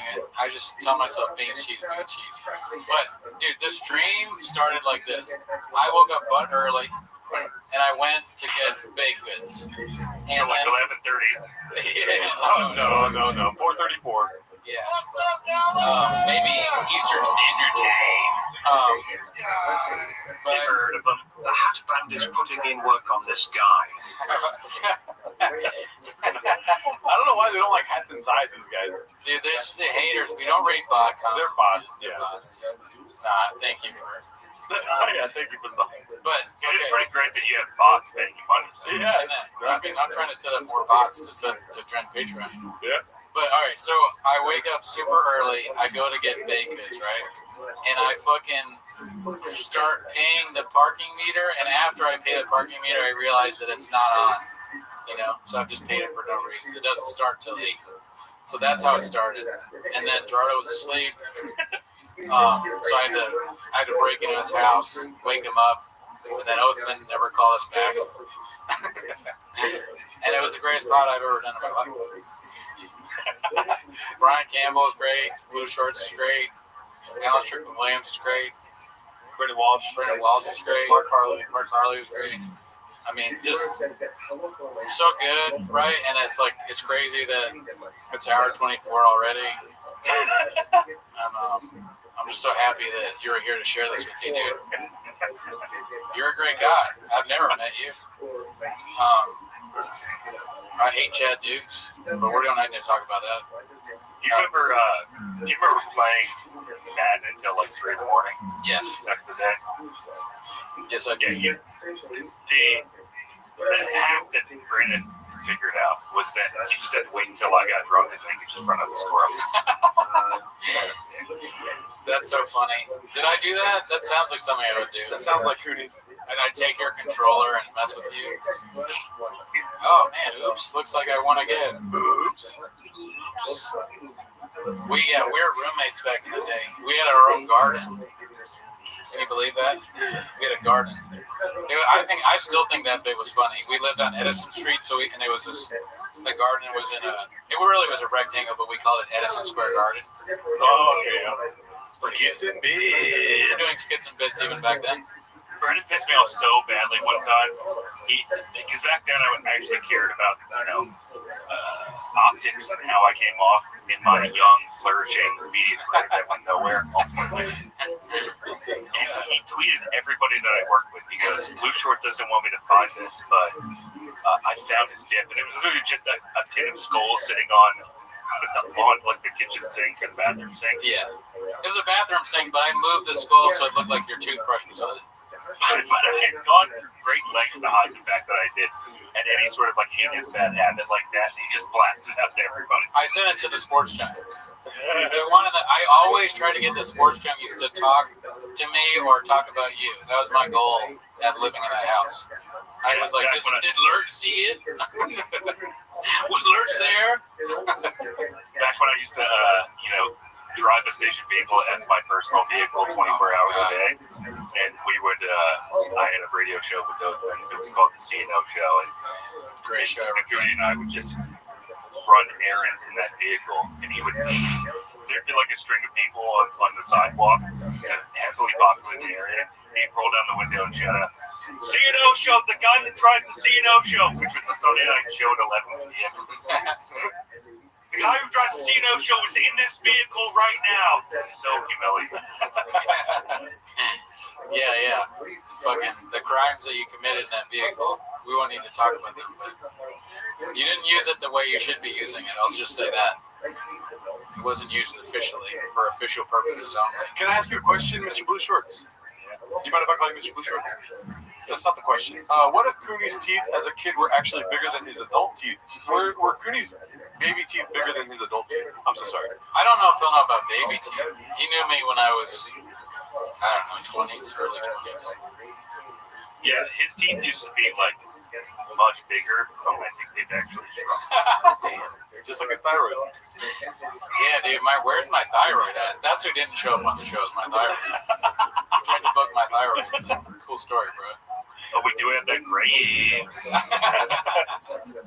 The Graves showed up, not the thyroid. You got any chronic diseases yet? No, I'm working on like heart disease for sure. Oh, okay, that's a good one. Yeah, you should keep doing that. The years and years of dip and now sins. I mean, my whole bottom of my beard is so white. And that is a surefire sign of heart disease. So all Or genetics. Did you stop doing dip?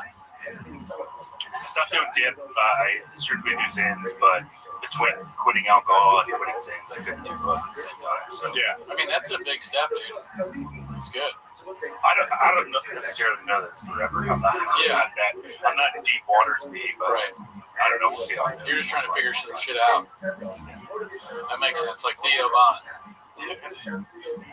Well, that's I good used too. to hear him like doing before he was like famous. He used to go on when Opie and Anthony. After it was the Opie and Anthony show, and Anthony got fired, and it was Opie and Jim Norton. He used to be a very regular guest on there, and he came in one time, and he was just completely strung out on cocaine. And I just remember thinking, man, this guy's going somewhere. Well, he snorts that shit from right field, like I do with Pozzoli. He's always been. That's his guy. That's the guy that he is. Always, every facet. You're an office person, right? No, I'm a homeless cat full time. I can never remember what you actually do, but besides, obviously, I guessing. I work for Hail Mary Pizza. Well, dude, I wish you luck on your sobriety. Keep them Zims out your mouth. You know what I'm saying, bro? Send them over to me right here. You feel me? Because I'm a fucking choke on some Zims all the time and shit, bro. Oh, you still have Zims. Never mind. Then keep doing the Zims. You know what I mean? Thank you so much for coming through, dude. We should do an episode with you guys. Yeah, we love to do the record tweeties with It Doesn't Matter, dude. Yeah, I'd love to. I'll probably drink for that one. No, never mind. No more for the past 30 minutes. But thanks for the time, guys. And again, if you guys would like to watch a man's life completely fall apart and then it rebuilt his temple over the course of 4 weeks, patreon.com/IDFpod. Would love it if you guys checked it out. Yes. Keep supporting these guys, TMOS. They keep me entertained every single month. So, and the feeling is mutual because we are also subscribed to your Patreon. The few Patreons that we have subscribed to is IDM. And I gotta say, I love hearing whenever things go wrong. I'll just say that. I don't like when things go right for you guys. I like when they go wrong. I don't really want things to go right either. Just want to hear everything wrong. Yeah. it's the realest podcast you'll ever hear. Real ass podcast. Let's all give it up for Mr. Lingbach here, guys.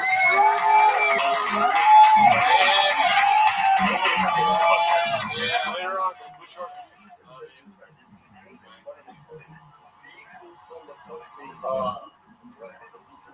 Yeah, 80. We did 23 hours. Holy shit, that's crazy. That's Fuck. fuck, dude. 24 hours, man. It's crazy. Yeah, dude. I mean, we ate, dude, what else? What haven't we done? We ate some Mexican cookies for y'all, you know what I mean?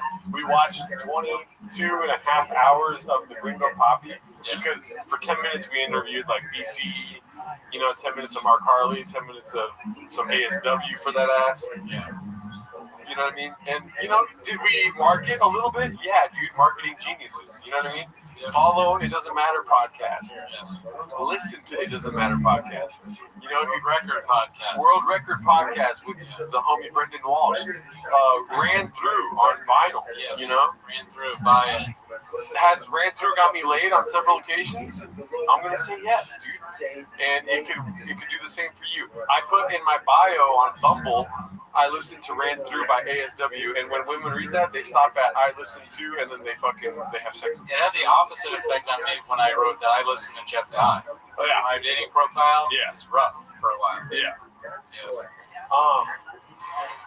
I think, and then also, while you're at it, join our Patreon, dude. Please do. Yeah. Yeah. Let's see. White girls speak to each other. It just would never work out. Now freaking this one voice goes, dude. Bro. He was like, bro. Why? You know what? Because they're fun and they're spicy. No doubt, they're spicy. So spicy, right? They're spicy. They're not spicy. They're assholes.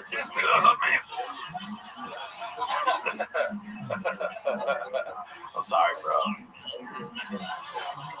Dude, when we first got the other shoes, what's up, Dallas?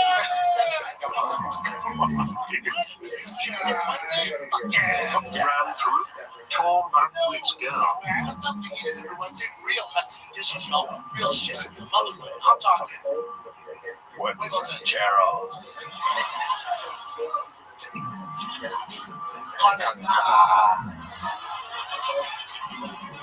Big up.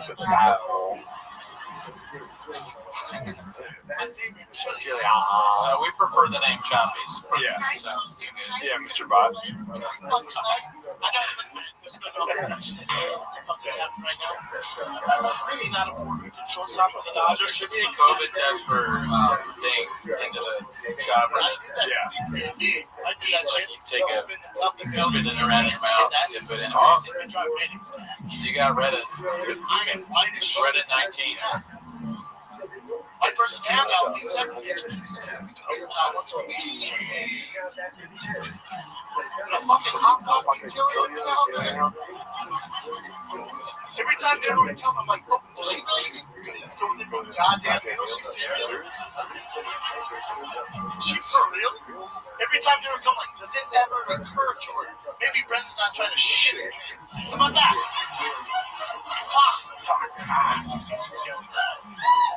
Every time dinner would come, my asshole would go like this. We're going down here. So spicy. It's so spicy. He's hilarious. I mean, every time it's crazy how good it is. Never been thicker since I got with a Mexican man. Thick with 3 fucking C's. Dude, everything. Dude, everything. The hell, Jeff? Carb mode year round? You never tail off the carbs? That's a game plan? Okay, one more water. To be built like armadillos?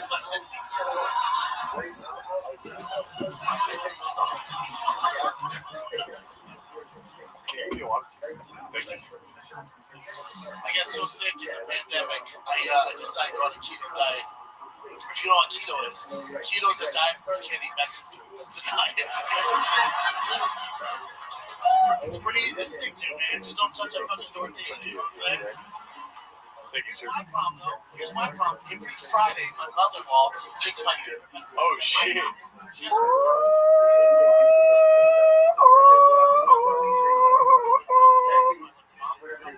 It's my favorite pizza. Do me a favor, though. I don't want to be tempted. I don't want in the house. Do me a favor. Tell your mom I'm on keto. Can you do that, Cheese? Cooney has suey eyes. But she doesn't, though. But she doesn't. I'll clean all this up tomorrow. I keep saying, man. She clearly fucking doesn't.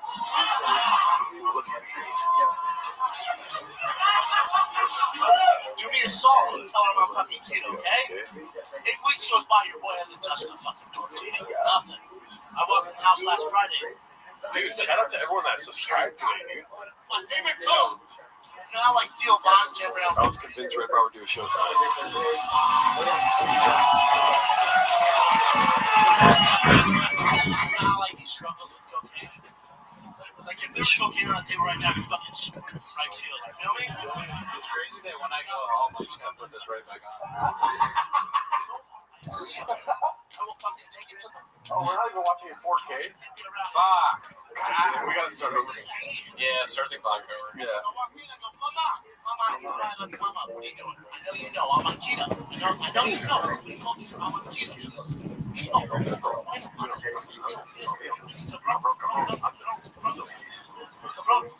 She grabs his stretch, she goes, Cabron, look. Keto. It's keto, bitch.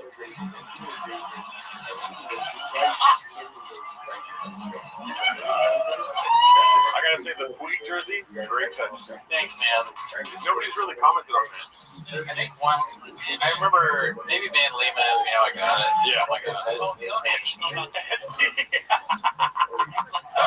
What? eBay, dude. eBay. They love it. They love it. It was It's like a good price and They it fits. love it. I'm happy with it. Maybe I wear it to a Dodger game. I'm the only person in my house that doesn't speak Spanish. I'm not even gonna lie, dude.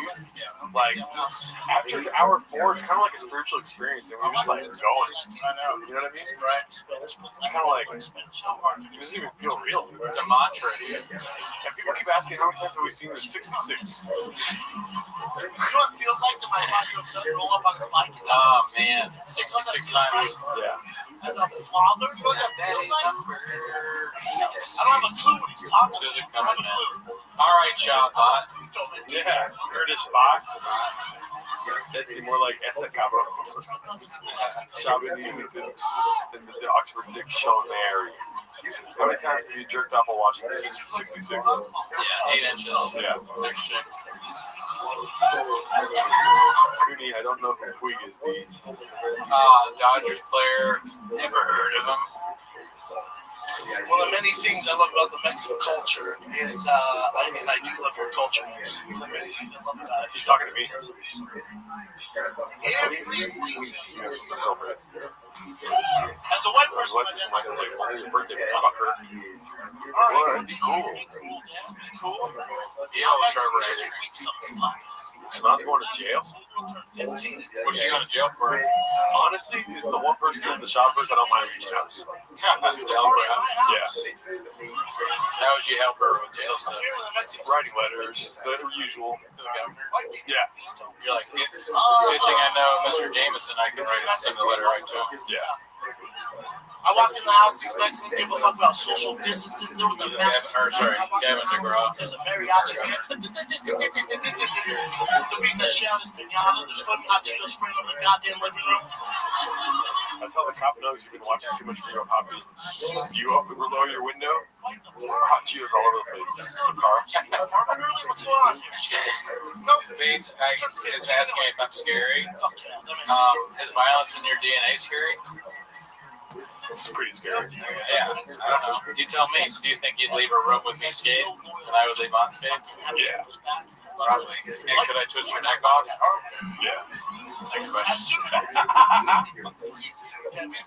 So where'd you buy the dolphin bottle? Great question, bot. You don't buy those bottles, they find you. I told you I'm one of the shit. It's your piece of shit Yeah, bottle. Mexicans stick together. Like, you never walk into a bar and say, Puig life story is sad. Why? Because he slept. Part of you dies every hour here. I was taking my family out for dinner the other night. My family, I mean, all 15 of them. Fucked up. Wig is kind of a mess. Have you ever read his Wikipedia? Puig? No, it didn't really work out. My mother-in-law. I think he just wasn't. He never lived up to the hype, and I think he might have had some legal issues. Oh, yikes. Yowzers. I'll be right back. We fit. The fuck? No, you don't fit. She goes, wait no, please fit. I went, please don't do this. I promise you, you do not fucking fit. Sure enough, we fit, y'all. We fucking fit. Crazy. Yeah. Two of them were hanging out the spoil and making it sucked. I gotta say, the highlight of the stream for me so far, dude, was singing R&B with Mark. That was fun. Yeah, that's good shit. That was great, dude. I feel like that was the peak of the stream, and then it kind of went downhill after that. Just kidding. I wanna be, pandemic. She found one, man. She fucking Beans and cheese with you, baby. so, we're driving a couple's therapy. She's crying. I want to try.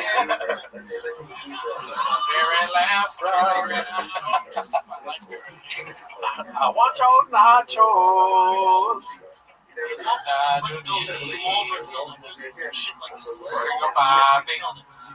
Go Poppy. This was a bad idea. Every element of this is sad.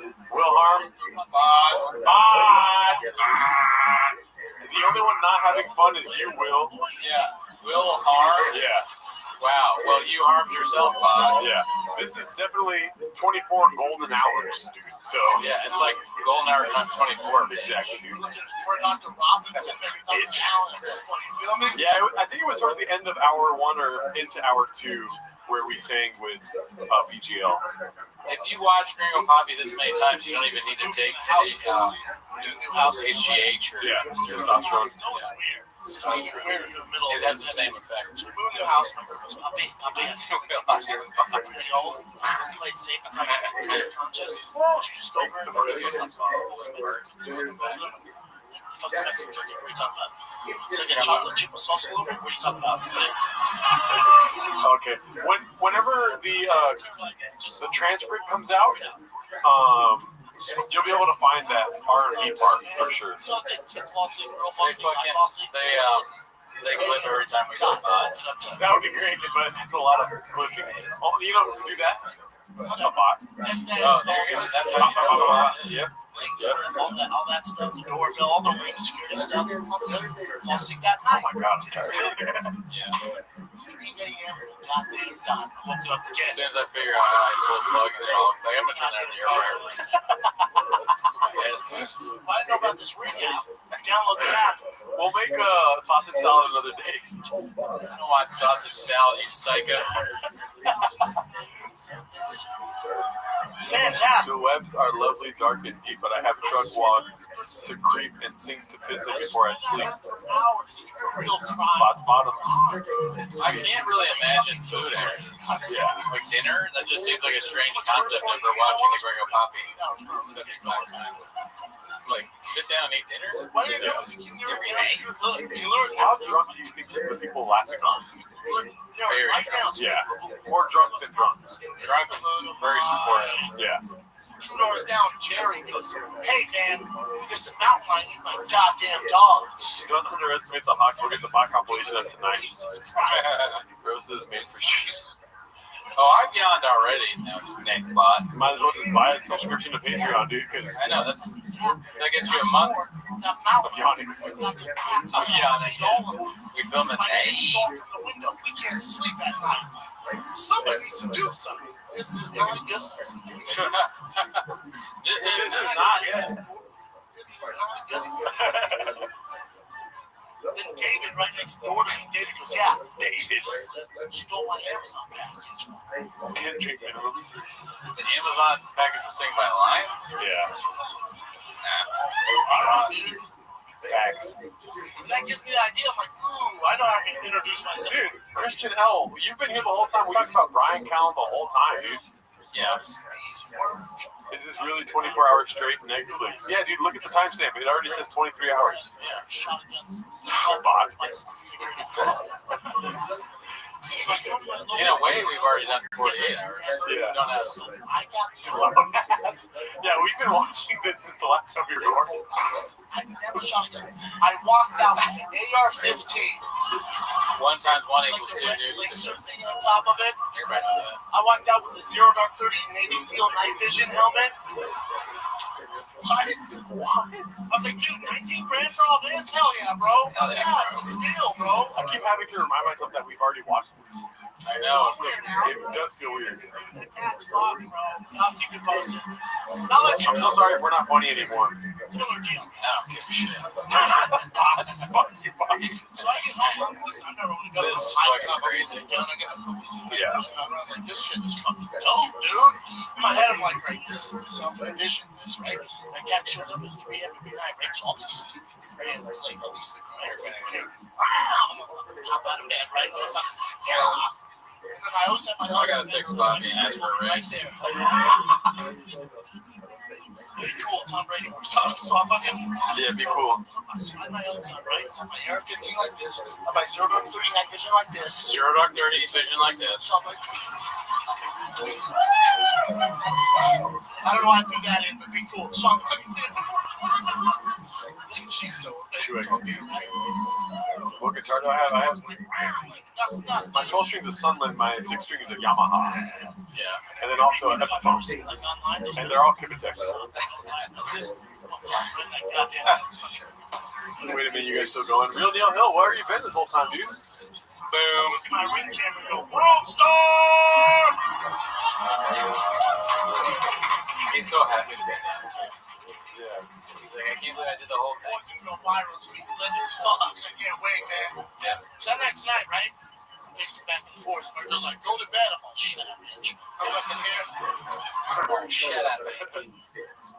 Thank you, Crack City. Bye. Again, I got my up boots on. I got my AR-15. I got my 0 to 30 night vision on, right? Sorry about that. Still got the big dick. Sorry. I'm fucking here. You know, I think we can get away with ending early if Cabo just talks about it. I feel like Cabo's not going to be the best, but Now this would be the worst cowboy you ever seen in your life. 3 engines. Can you film cowboy sleeping? okay, how about this? It's just like cowboy. Dude, you know how loud Cabo is, dude? It's a little loud. I went all the way out to get Mark, and I heard Cabo from the street. Yeah. Shit, your neighbors don't like you. Thing, right? Like, Where's their alarm clock for Saturday? I don't need the big still night vision, dude. Like, you can probably grab it by the screw. That could be like enough. So, I got a better idea. wow. You know, we're convinced that people are bots, right? Yeah. There's one way they can tell. We can tell if they're bots or not. We can let them call us in. Sure. You know what I mean? Call in. Yeah. Do you guys want to call in? I'm waiting to see yeses in the chat.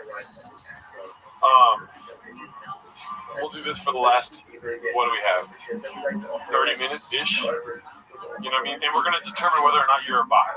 Yeah. Yeah. The phone number, if you guys don't already know, is 775-557-8667. That's 775-557-TMOS. Let me figure out how to turn this on. How do you do this?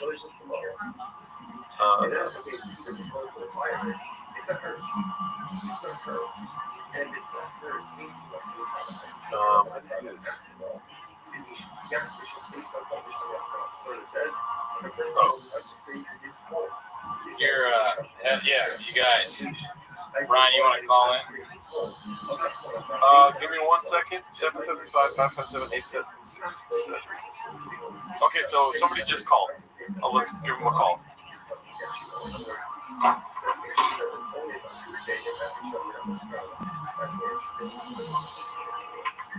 Let's see who this is. Hello? Hey, how's it going? You're here with Raccoon Tweety.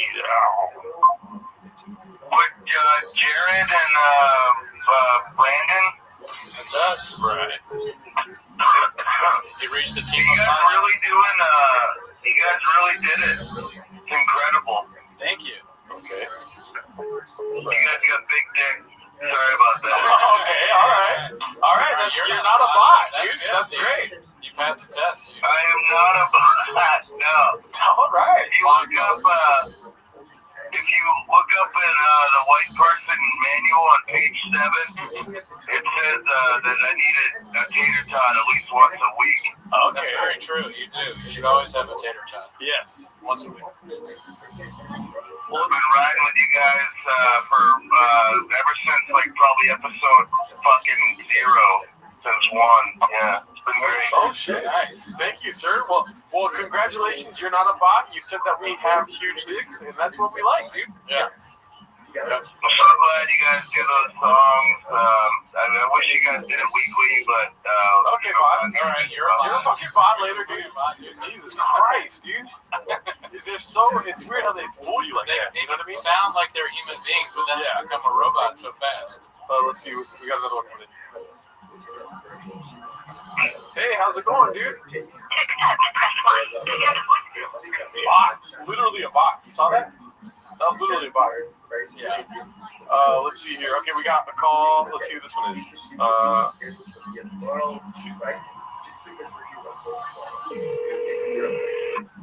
Last one was calling from jail or something. Did you hear that? Hello. Hey. What's up, Dallas? What's up? Okay. All right. It's finally nice talking to a person. Yeah, it's nice to get out the fryers for a bit, man. It's been a long day. It's been a broken leg. So, been enjoying you guys all day. Nice. What's it called? Do you have a smoke break at all? Yeah, I got a smoke break right now. Nice. Good. That's great. Sorry my phone is going nuts because people want to call in, but go ahead, tell us about our show and how much you love it. Well, it's really good because it's a great avenue for all of us homeless cats to, stay on top of the entire Bobbiverse and all that entails because it's a never-ending saga which provides much entertainment. Right. Okay, good. Not a bot. Not a bot. That's great, right? I'm a real boy. You're a real boy. All right. Since I was going to ask, the last guy was a bot. They did bring up songs. Do you have a favorite song? Favorite song? Yeah, honestly, like the Kenny Louie intro. Oh, nice. Yeah, that's the right answer, dude. Yeah, Raccoon Tweet. Yeah, it's a good one, man. It's a banger. I find myself just kind of like, I'll actually like watching TV and I'll hear the Louie song, but I start hearing the Kenny lyrics. So. Hell yeah, dude. Raccoon Tweety, never heard of it. We'll watch that show too then? Yeah, of course. Yeah, I missed the episode where you explained your Martha's Vineyard trip, so. Oh, you gotta watch real it. sorry, Cody. No, you can watch it, dude. Yeah. Okay, I talk all about how I'm now working with Alan Dershowitz. Hey, do you guys actually work for Bobby Lee? Because I have a Bobby Lee story. Yeah, we would love to hear the story, and yes, we do work for him. Okay, so he might not like this story. Okay, well, we don't actually work for him. Yeah.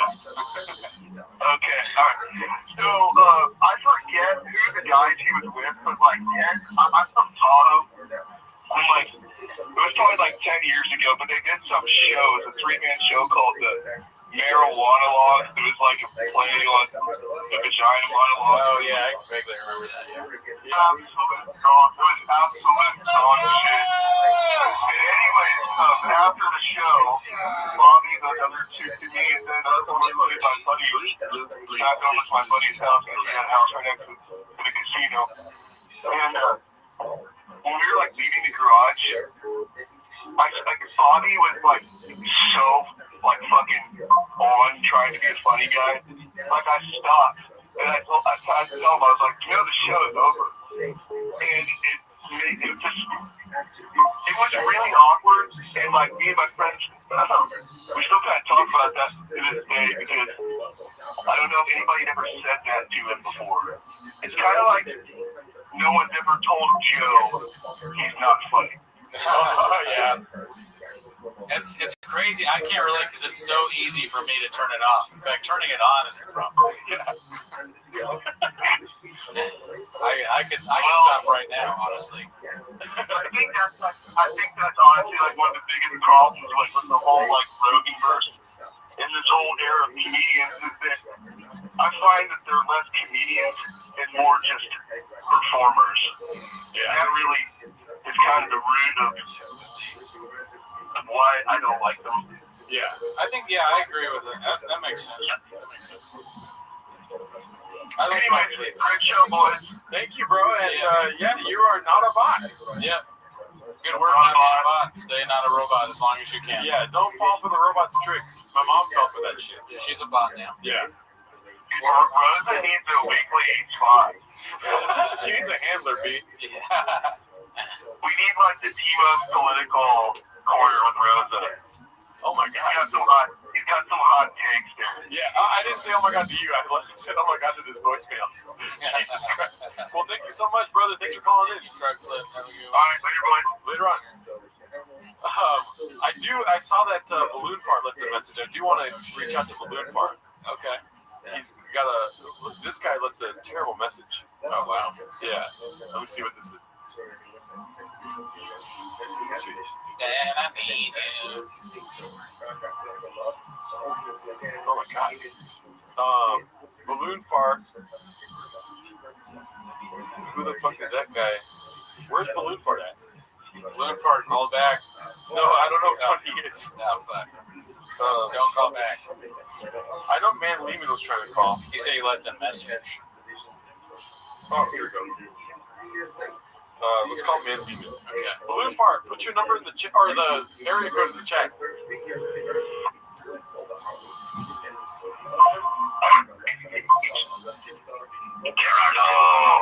Oh my god, this is fucking. It's not bad, but it's manly, man. Hey, how's it going, Man Lehman? You've been, I can't believe it's coming back. let's just be honest, okay? You've been accused many times today of being a bot. I know your name. Listen, I watch every video to the end. That's all I'll say. That sounds like a bot. No. Okay, no. Watch every video to the end. Oh, I guess you said bot because the only computer could do that. Yeah. No. A lot of people watch. Long-time listener. I'm definitely, hop in the chat, smash the like button, join the Patreon. Yes. Exactly. Yes. Well done. I want to give a big shout out to everybody that's donated a ton of cash because I can only push over $4 today. I loved every dollar. No, thank you so much, dude. Thank you. We appreciate Yeah, you. who's that one Indian guy that gave us like $9,000? In English money. Oh, he's cool, Gerard. Oh, you know, he's from India.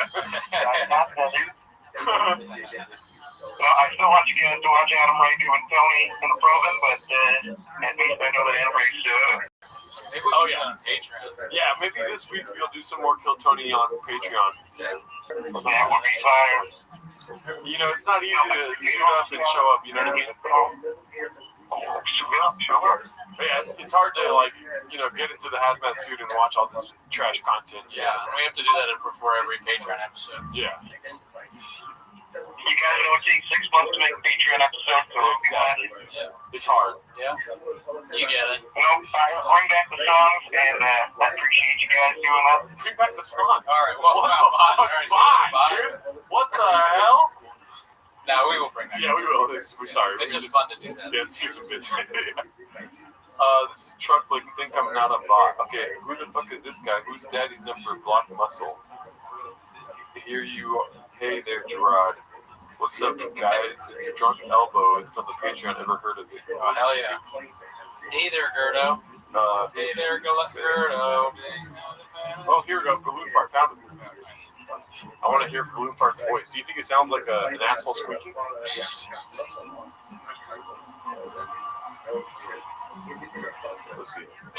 Brian and I were trying to make his go longer. Yo, what's up, my man? Yo, is this Balloon Fart, dude? This is the one and only. Oh! Let me just hit the hawk noise real quick. It's good to hear your voice. What's up, Balloon Fart? Okay, I'm watching the stream, but it's like behind a little bit, so I gotta turn it down.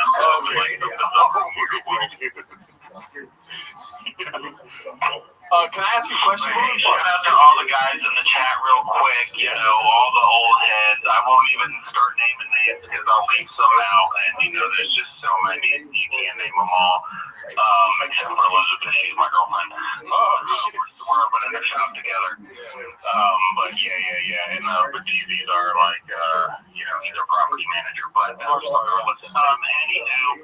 just love the show. Glad you guys got BGL on again. I'm sorry I missed Brian Campbell. I'm a big MMA fan, and I like his work in boxing and all. So I just, and And he's noticed balloon fart too, which is a weird chat name that people seem to like have just noticed. Well, that's my question. I was going to ask you, can you tell me the origins of balloon fart? It was like I had an account get banned. I made a new one. I needed to come up with a name, and it just like I guess I was playing with balloons, and you know how they make that squeaky noise, and I was like, it's like a balloon fart. And then 808, I guess it was like just was a fun thing to slap on the end, and people like noticed it. And then I realized I spelled it wrong. I am retarded.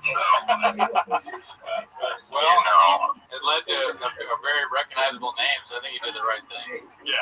Yeah, and it's like people just seem to notice, and then like same with Badeezy, like we seem to have the same taste in everything because we're in the same chat, like a crack of show on like MMA streams or like different, like even in like different like comedy videos, I'll see like him in the comment section of my life. It's a great taste. So, yeah, no, it's a great honor to be able to chat with you guys, just to get to say hi. Yeah, balloon fart like rides the wave of like the line. You know what I mean? On the other side of the line, you got Dixie Normus. You know what I mean? Trans Kim Kennedy type stuff like this.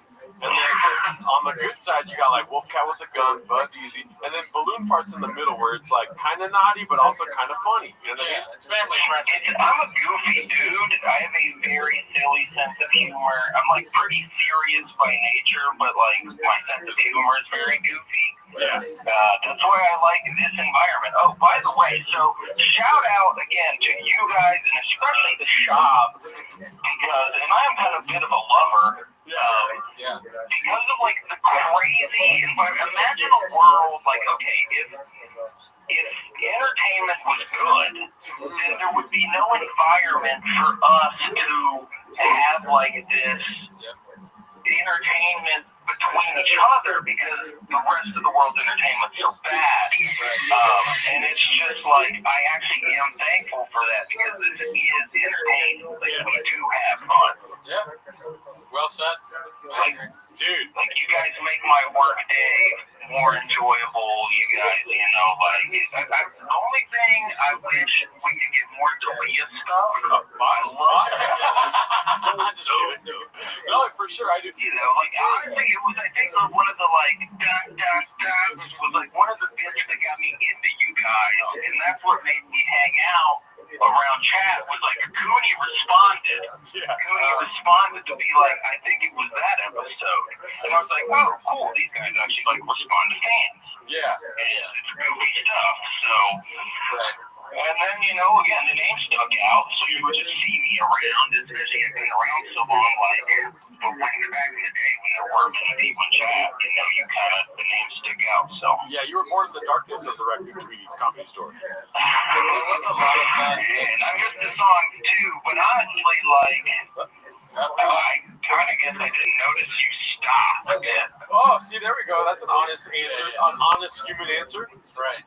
You didn't even notice. But also, given like changes of schedule, and I'm an East Coast boy, and like my schedule's all over the place, so I know I don't get to watch you live stream as much now too, or stuff. So, or I don't guess the premiere is the same, or something's different. I don't know. It's all good. But anywho, one love, and I'm gonna get to bed. Good luck with you guys. Yeah, thank you. Don't get sleep apnea in your brain. Do you prefer balloon or fart? All right, I'm used to balloon. Okay, cool. BS. Okay. Cool. All right. Well, yeah, dude, thanks for calling in. Yeah. No problem. Thanks for having me, guys. Later, have a great night, everyone in chat. The chat cats, they're my real heroes. Damn right. Be careful, some of them are bots. Some are bots, though. All right, guys. Later.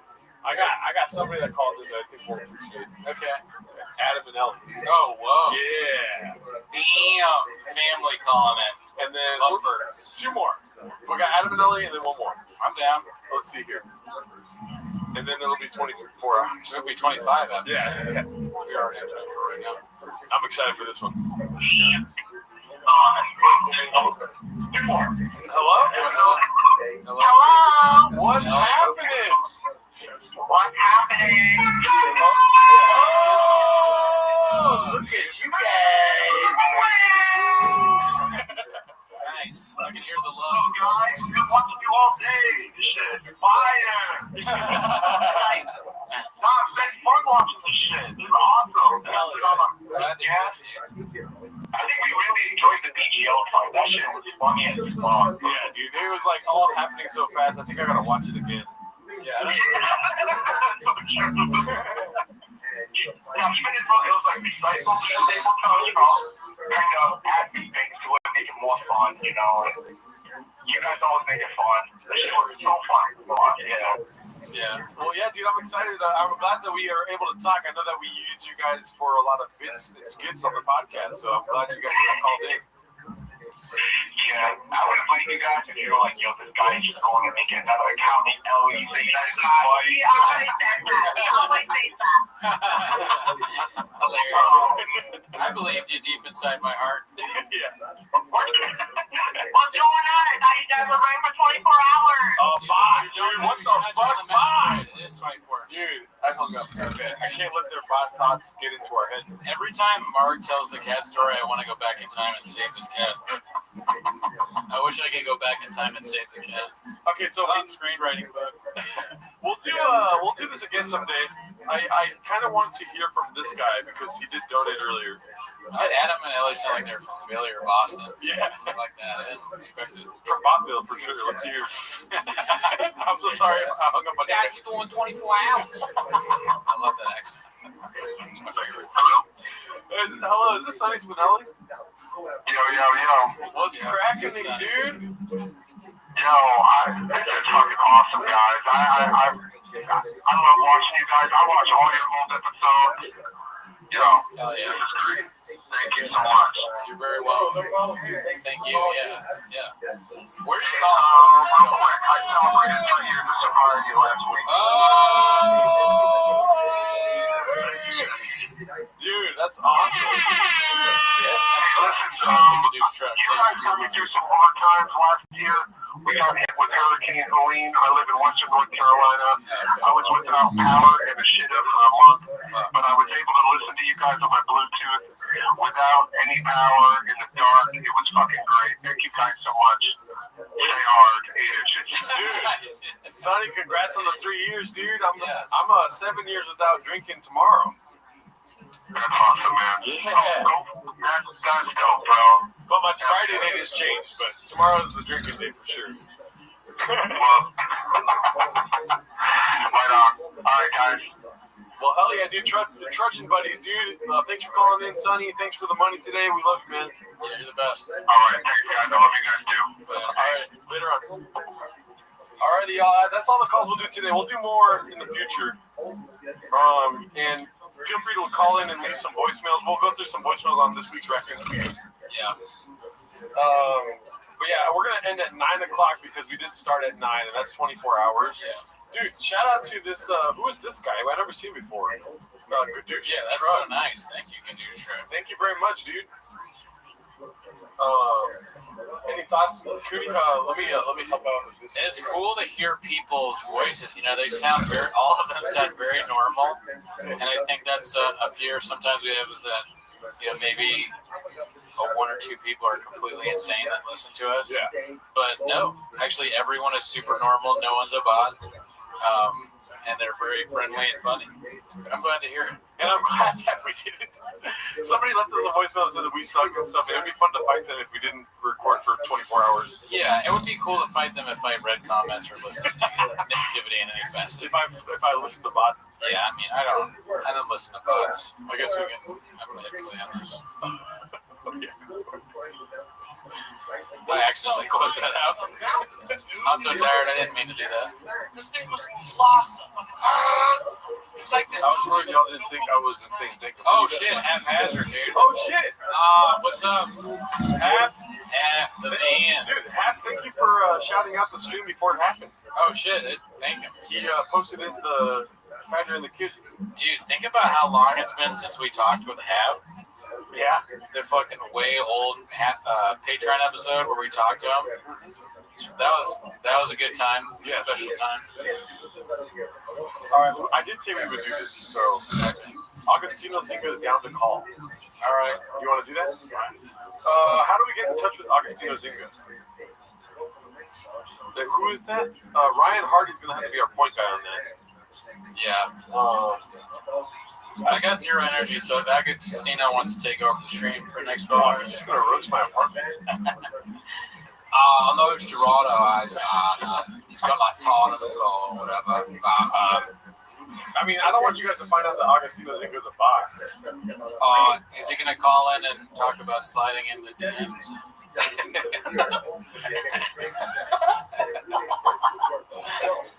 How do I got any ladies in the stream tonight? How do I do this? I'm not used to this. I'm more of a cock whisperer, bro whisperer. Smoke cock fistedly. Augustino Zinga. So, AZ Squad, AZ Nation, rolling at the sun, I'm from United Kingdom. do I find him on Augustino? Augustino Zinga, calling from United Kingdom. I'm cracked out, big boy nation. He's in my Discord? In the Discord. Oh, okay. He's in the. It sounds like he's in the house. He's right behind you. The call's coming from inside the house. Hello, it's Augustino. Hello. Let me see here. So, let's go. Ronaldo. Good.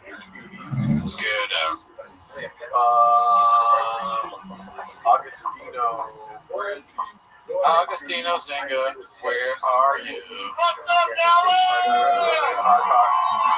Nelly? Easy, thank you. Is this you? Come. I don't know. I have no idea. Is that Augustino Zinga? What's his handle? Handsome black man since January 25th. I don't know what that means. I don't really know what he looks like. We always wear sunglasses. Is this Augustino Zinga, guys? Okay, yeah, then that is. Alright, there he goes. Alright, I'm gonna DM him. And keep in mind, me and Cooney are dead inside right now. Yeah, we're dead. You better not come in here and light me up. From raccoons, tweeties, right? This fucking screen is for You down? What is it called? You down to come on stream. Come on stream right quick. Alright, I spelled my name right too. Oh, that's hard. Bean cheese. He's not gonna recognize your name if you spell it right.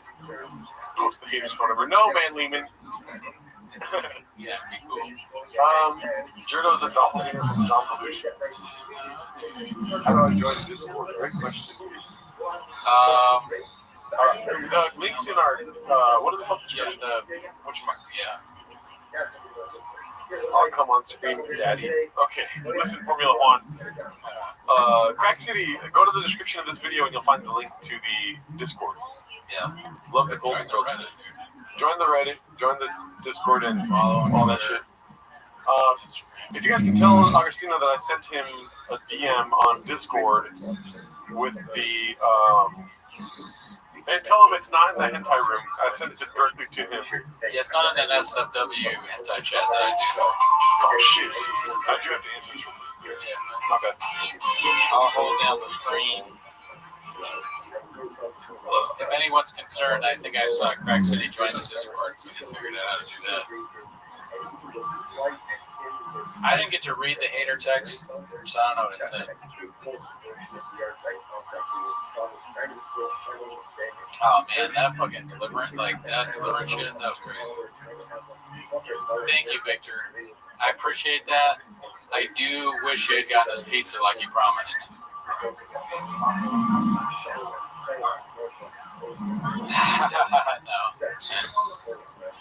Fucking, I've come a long way around on Brick Kreischer. It sucks ass. But I'll argue that the machine was good.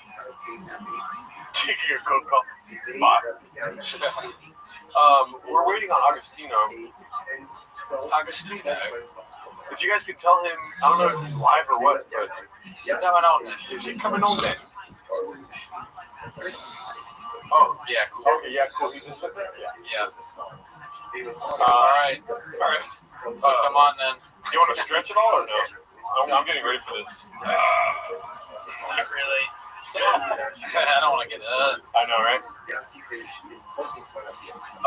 Born in the Roman Economic Center. I'll say, I've always wanted to talk with him. He seems like a funny guy.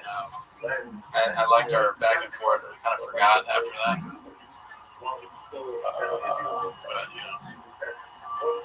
He was like, what do you say? I don't really like this song, but two of them are great guys, never made it. He's downloading Zoom. Thanks, Chase. Let's be understanding. Let's just hear him out. Right. His reasoning. We should just agree with whatever. We already said we like him before. Yeah, I love him. I don't even know the guy. I don't know. They don't have Zoom in England? Come on, they got Zoom. We should ask him about the English money we got earlier. Oh, yeah. Can you tell us how much this is in U.S. dollars? Yes, what's called? Johnny Taco just messaged me. Yes, this is a live stream. Nathan, since you're from Scotland, if we can't understand things that Axios says is from England, you'll have to translate. Oh, here we go. He just joined. Sick. Let's see here. Joining. Oh, shit. Nice. Oh, what's up, dude? How you doing? Yo. We can hear you. Yes. Can you hear us? Can you hear us? Okay, hold on. Let me switch off my I think you can hear us. 1 second. Sure. 1 second. Take your time. 1 second. Hello? Yes. Can you hear us? We can hear you. Can you hear us? Yes. Yeah. Oh, no. So fuck, we're shadow banned. Good to know how to do sign language. We might be bots. Hello? Yes, Yeah, can we you hear us? Can you hear us? Oh, nice. Welcome, man. Hell yeah. I love the sunglasses, dude. You know? They're a staple. If you showed up without sunglasses, I'd be pissed off, man. I mean, look at Love it. solidarity right here. Look at that. Dude, Boom, we're how about deep that? into the stream. We've been going for hours, man. I don't know. Have you ever done a 24-hour stream? Why are you doing this anyway? It's to prove a point. Why? Well, we're huge super fans of Brendan Schaub, first of all. Yeah. I do all up. Yeah. Shit, we're getting on sunglasses now too, Danny. Yeah. I mean, solidarity. Solidarity. Oh, I like these. You have them. Yes. Another reason is, I live by a few codes. One is I always wake up at 4:34 anyways. So what's the difference between, I got up at 4:34 this morning. Yeah. Two is like, I'm tired, I have a headache. I watch the Gringo Poppy 1,000 times in a day. Good. It's just, Here, can I ask you a question to answer your question? Yeah, go on. Have you seen the stream? Yeah, I've put on my phone. That's why we did it, dude. Yeah. Because people are watching, dude. Let's do that. Yeah, that's what. Yeah. We watched it for the Hawks, and guess what? Yeah. Do you have a mirror there? Do you have a mirror in your place? Do you have a mirror? Yeah. Well, guess what? You just saw a Hawk, Danny. Yeah. That's right. Your Netflix. Yeah,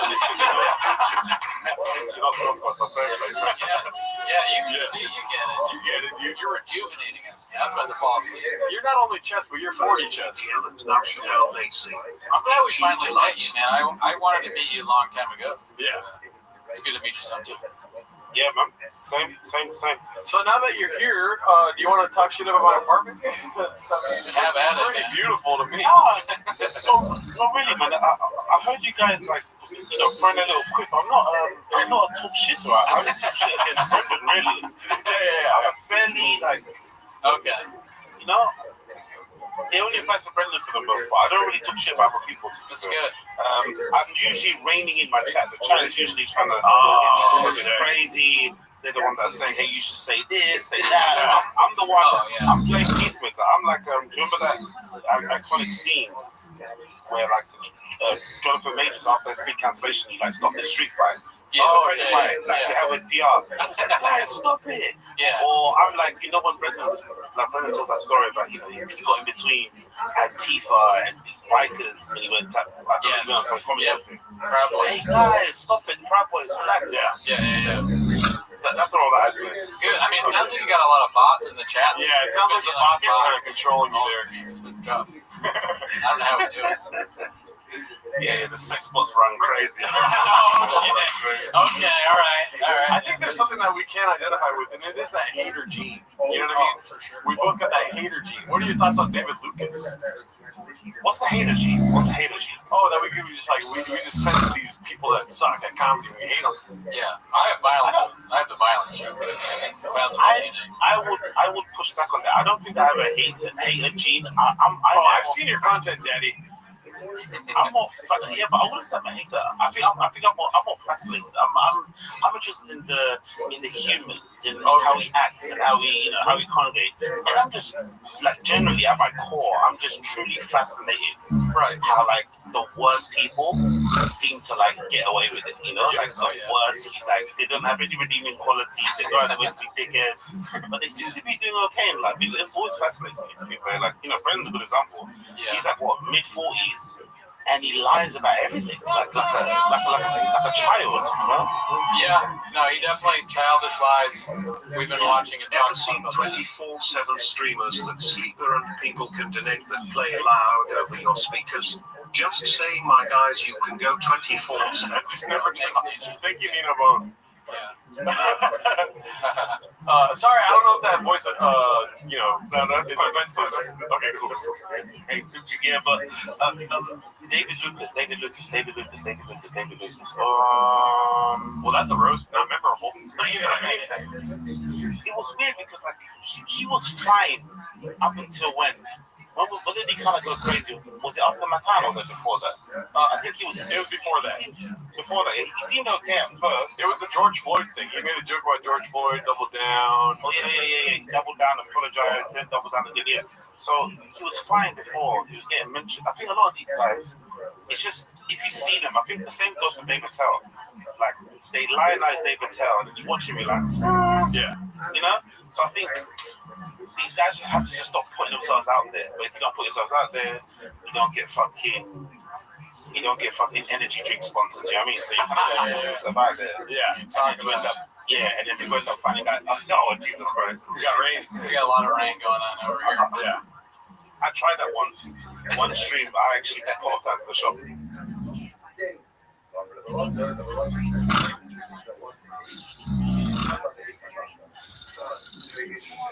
What happens? So long, like so long down. Because the sheep are the relations between happening so west, whereas somebody having issues at work, they were active. The sheep should be categorized in the process. That was the case.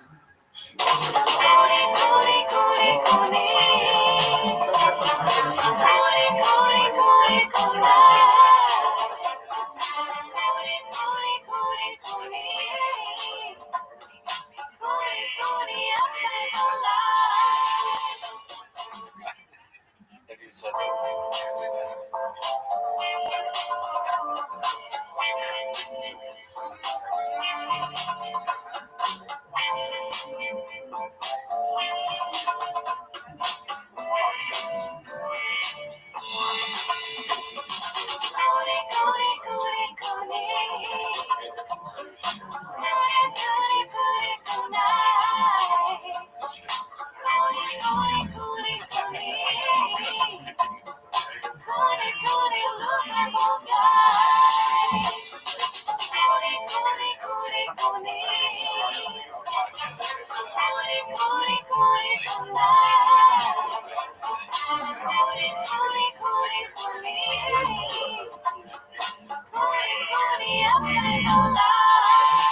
Welcome back to 10 Minutes.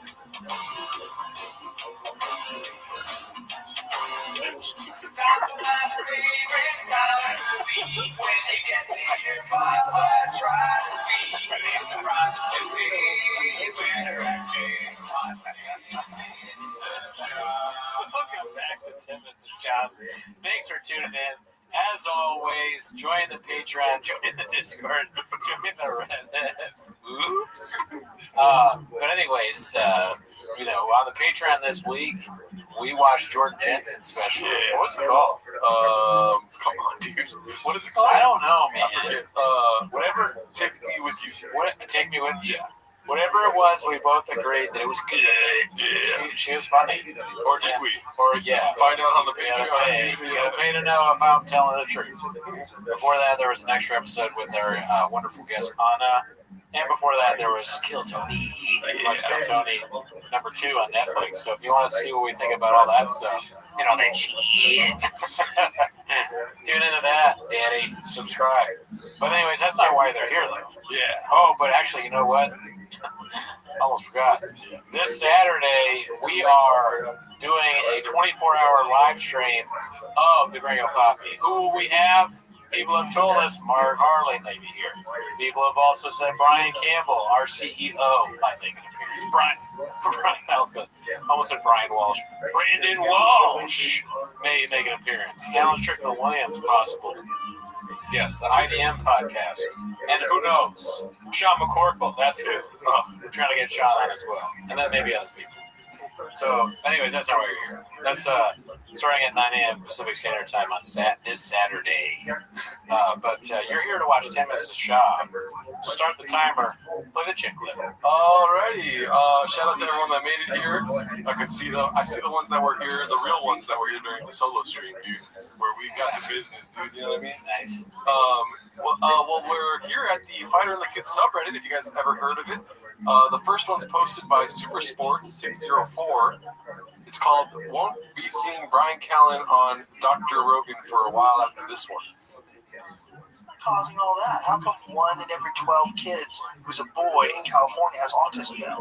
Because that's what's going on. That's what's going on in California, which has one of the strictest fucking vaccine policies.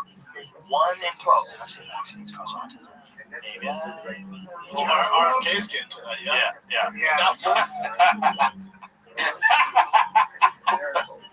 It's just so funny to have like a serious conversation about vaccines and about health or any kind of health. Let me pull back for a second. Having a conversation about any health topic and you don't see Brendan and then you hear his voice go, well, actually the doctor, whatever he's saying.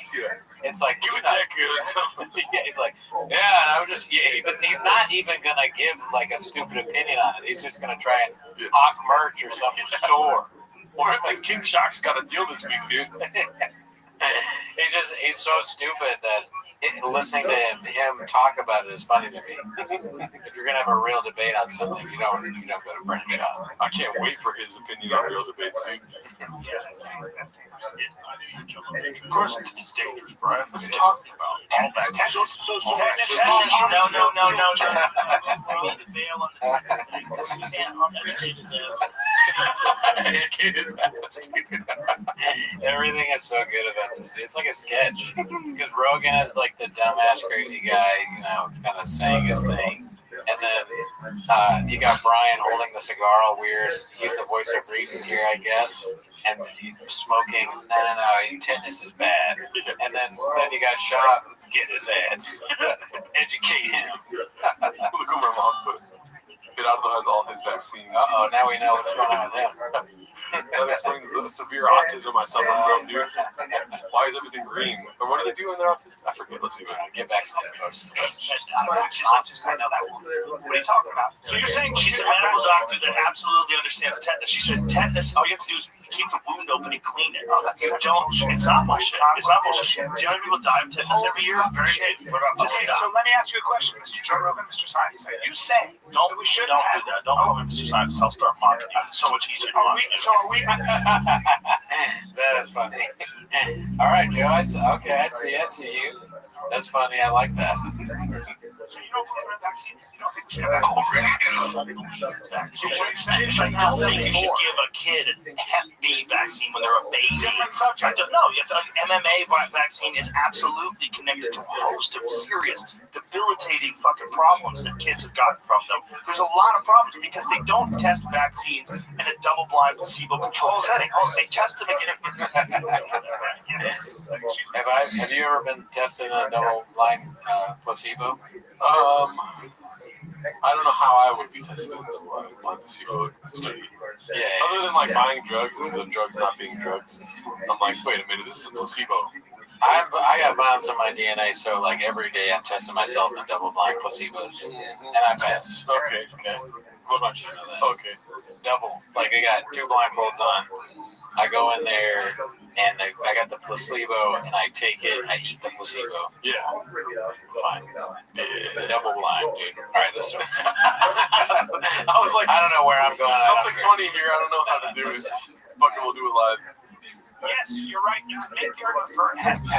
Here's why. Because the chances of whoever edited this clip and posted it on the Reddit needs to figure out how to raise the audio because it's real quiet. Slow. child coming in contact with the kind of activity that causes Hep B is different. So that transmitted disease. Right. So now you say this. That chance is zero. The chance for vaccine injury with the Hep B is not zero. It's not zero. Okay, so I understand that now.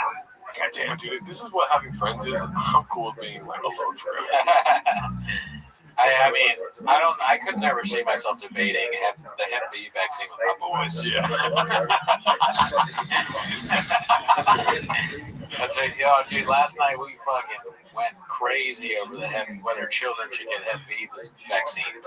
We were so mad at each other, dude. Yeah, I skipped the vaccine. I gave my kid Hep B, dude. What is it called? Hepatitis B. Yeah. You know what? Fucking, if the vaccine is dangerous, let's just give hepatitis B to the kids right away. Yeah, man, Leon, if this is friendship, chain me to a fryer, dude. I like that. Oh, yeah, hell yeah. That's where you get your real friendship, working in the kitchen. Yeah. I mean, where do you make your best friends? The fucking jobs that you have, your hourly jobs. That's true. Alpha Brand is better than vaccines. That's pretty good. When I worked at a restaurant, though, I did actually, I loved it. Okay, let's focus. There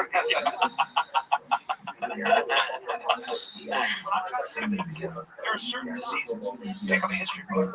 Smallpox, diphtheria, mumps. Have you ever looked at tetanus, paralytic disease? Have you ever? Oh shit! We gotta have Thank you, David. This is a long conversation that we're not going to have on this podcast because I'm going to get angry because I've researched it. But you're not a scientist. I don't have to be a scientist to know that you do. No, Brian, shut the fuck up. I don't be a scientist to read research to understand that they were spraying DDT all over the fucking country when everybody was getting polio. Do you know that? You know the first instances of polio, they happened in rural communities where they were all farmland and agriculture, and then cows were getting them, and horses were getting them, and dogs were getting them. Let me make a statement. They were calling it paralytic polio. Do you agree with the following statement? It's not just to do this with you, but it's not just about. I brought up that. It's not just about. Hold on.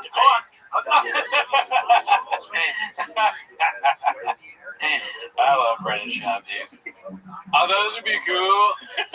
Trying to get his boys to stop fighting. He's knows. Oh, sorry. This conversation is like North Korea with a beach. We got Caitlin called me all. Is there Caitlin in the chat? Oh, fuck. Oh, no, it's Caitlin Jeffers here. I hope not.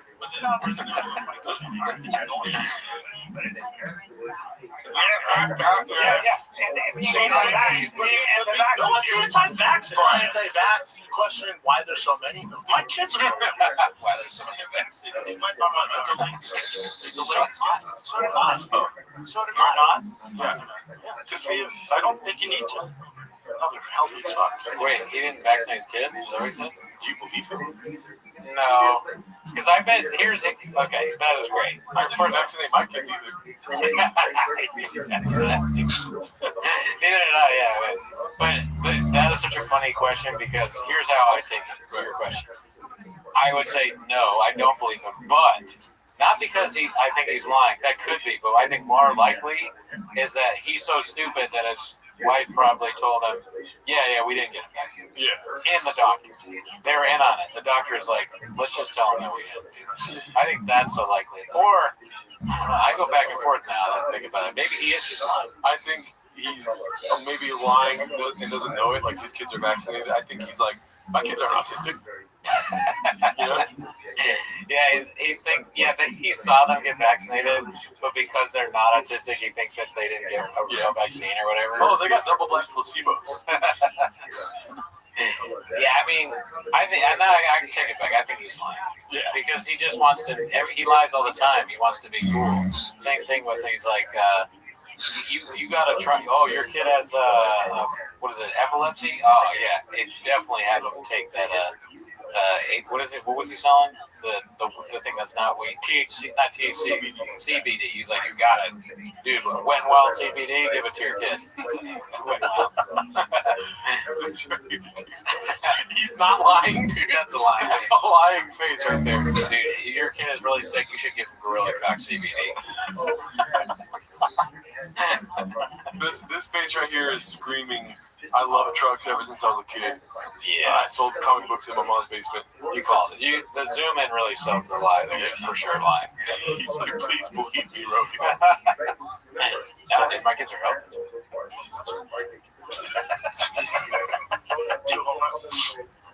I think the problem is that the pharmaceutical drug companies have an exemption because of what they did in the 1980s with Reagan, where they allowed them to never worry about being sued. And that's when they ramped up the fucking schedule.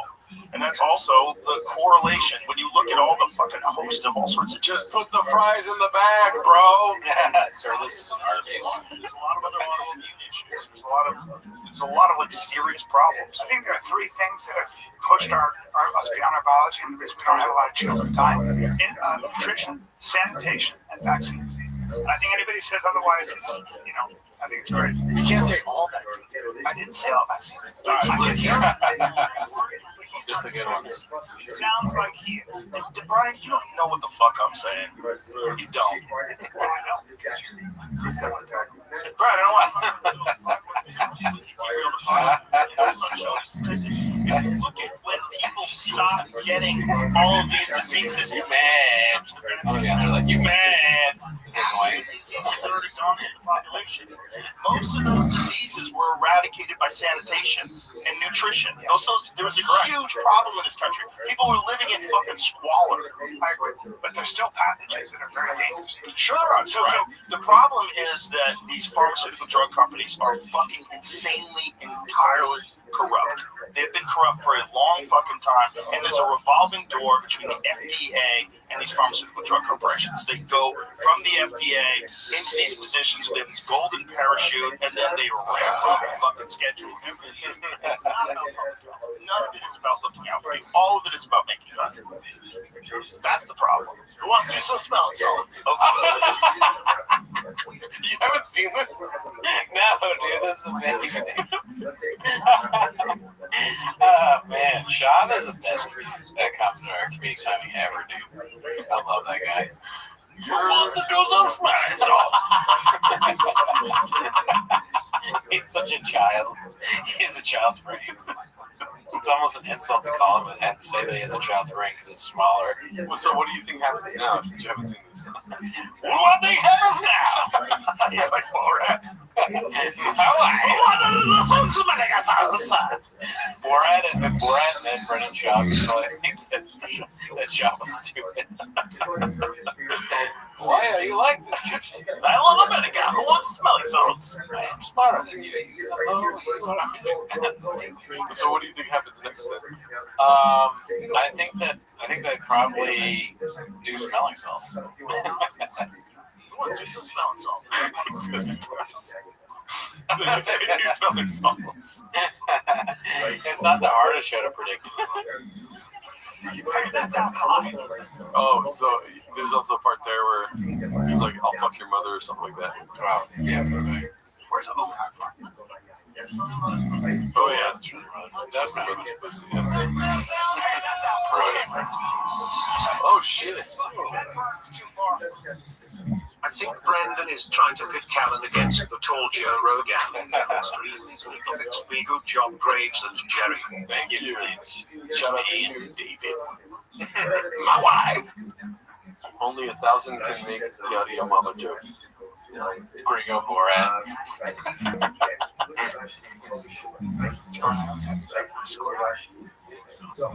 Yeah. He does this like something. Such stupid bros. Why are they doing it? Yeah, dude. I don't know. It is funny though. Watch 3 stupid bros debate. Welcome to the bro debate. This is Jubilee. Everyone is stupid. They should have a Jubilee where it's 25 versus Brendan Job. Yeah. And it's just different topics. Oh, that would be my dream. Yeah. That would be second best to doing stand-up. I think they should do a Jubilee where it's 3 redacts that are friends arguing about something you don't care about. Oh, wait. We just watched this. Let's see what we got next. Papa is mad because Callan is performing at the military and he isn't invited to set up. So he set up Callan to piss off Joe. Oh, so he's trying to get Joe and Callan to beef. Maybe. Why? Why did he say that? Who said, I know I saw that comment, but why do you think that? Oh, because he started the vaccine. Oh. This is posted by Where Does It Hurt RA. Diddler showed his face on Twitter today, and we talked about this on the Rapid Tweeties podcast this week. That's so funny that he just posted what Diddler tweeted and I got 3,000. It was very funny. Yeah, fuck this world. Let's see here. This one's posted by Manufacturer Fit 6425. I'll start mocking you. It's so easy to mock you.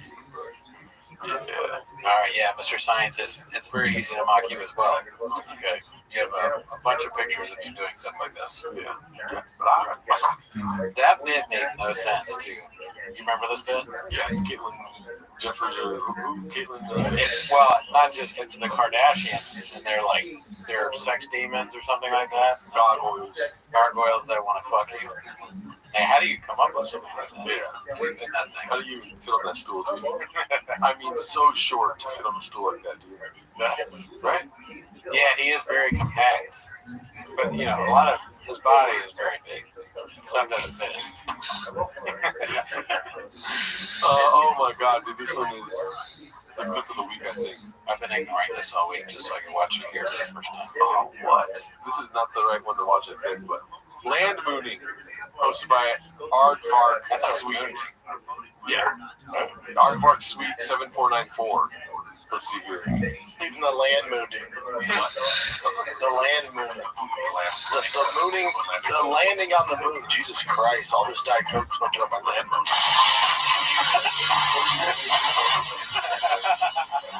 Yeah, Diet Coke.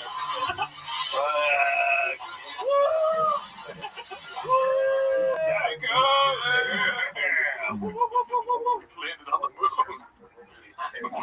Diet Coke. That was awesome. I haven't seen that clip yet.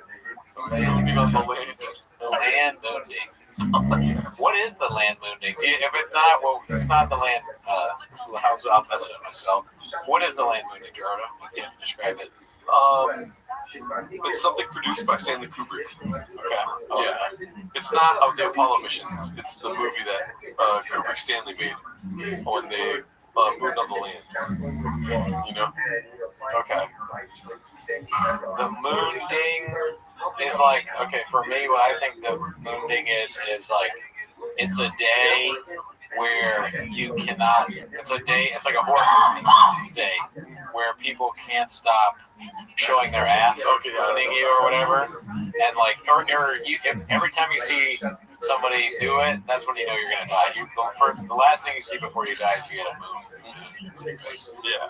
Moon ding. Yeah, I like that a lot. Yeah. And the land is the world. The world can't stop flashing their ass. I just like the way that sounded and the way you delivered it. And the land is the world. The great land mooning of 1969. Jules? When did we land on the moon? 60s? I don't know. Damn, dude. I probably should have never asked that question live. Was it 69? Does anyone know in the chat? Yeah, at least it's 69. That's what he said. All right, I'm not going to look for any other answers there. I got it. Oh, I did get it right, dude. Yeah, 3 in a row. I think we can go with that. Hey, Victor, let's not call me a trick, yeah? I don't know what that means, dude. Let's see what we got next here. Shout out to all of you. I did look at the like ratio right now. I did not like it. I'll just say that. Okay, yeah, guys, get on the like button, please. All right, we will end the show right now. careful, they'll light you up. B posted by 7 Digit. This isn't even related to Charlie Kirk. His girlfriend just. We saw a lot of that. He's got the fucking. He's got. What's his name? Charlie Sheen. Yeah, he's got the Charlie Sheen profile pic. You know what I'm saying, B? Yeah, I mean, the deleted tweet was so poorly timed that it helped me get through that tragic event. Let's see here. Let me ask you a question, Mr. Rogan, Mr. Scientist. Post by You Want a Party. I mean, we've already seen this, but let's see if they have any skits or bits on it. Let me ask you a question, Mr. Joe Rogan, Mr. Scientist. Are you saying Don't do that. Don't call me Mr. Science. I'll start mocking you. It's so much easier. Oh, really? All right, but it's like.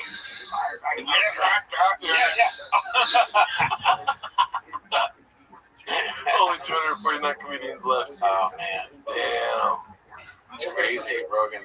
It's so good. It's crazy how good he is, man.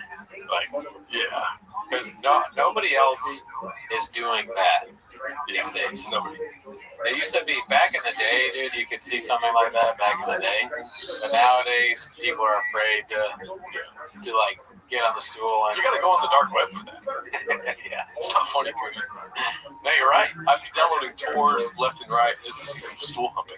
I don't blame you. I every time this comes on, I'm like, we had it so good, and now people they just don't have the dexterity or the 4D chest brain to do it. Yeah, and I miss it. How do you even comedy on that thing? You know, you're not stumping the pool. You know, dude. I mean, nobody does the thing where they kick their legs over the stool and then pretend to smell it like it's a pussy. Right, like it's a pussy. That's what I was gonna say. Yep. Definitely, George Carlton is turning in his grave now that people aren't doing that now. Rest in power, stool humping, dude. We already went there. Let's see here. How's Patreon going? I think we already saw this too. We saw that. Straight Murder posted by Creative Ad 6019. Trigger. Damn. Cooney only got to second base with this stool. I wonder, like, if Jelly Roll sees this, like, if Jelly Roll saw that piece of art, would he think it's like really right? Yeah, and it shows Joe like, check it out, Joe. Hey, they got, or would he be, man, I can't believe you did to Joe. Start crying. Mitch, yeah, thank God Mitch is not allowed to see this. Travis Moore, fuck you, dude. Gerardo looks like he gets his haircut at Petco. True. My hair is not the best today. I did get more hair products in the mail, though. You know what I mean? I'll give a shout out to King Shocks and Kibitech. Oh, yeah. They're going to do me right, pause. Mark Ramirez, it's not true. I know the rumors going around that graves can be sexually transmitted. That's false.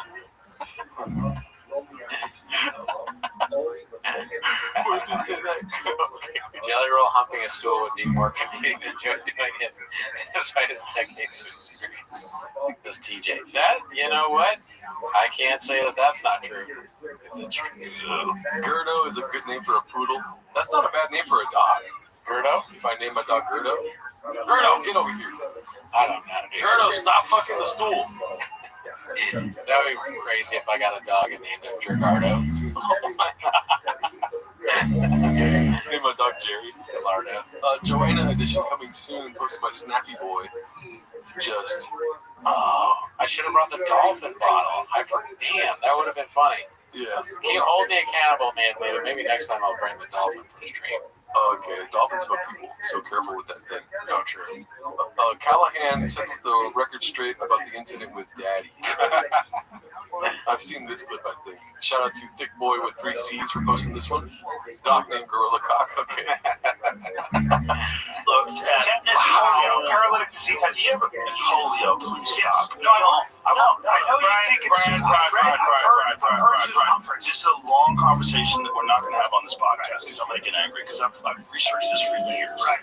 Let's just But you're not a scientist. I don't have to be a scientist. You don't think about this. First of all, Joe Rogan and I are still very good friends. We've been doing that for 30 years. But right back to being buddies if you watch the podcast. Look, at the end of the day, I'm not going to talk about vaccines anymore. You know why? Because I think if you want to be really informed on the efficacy or dangers of vaccines, you probably should have a degree in immunology and virology.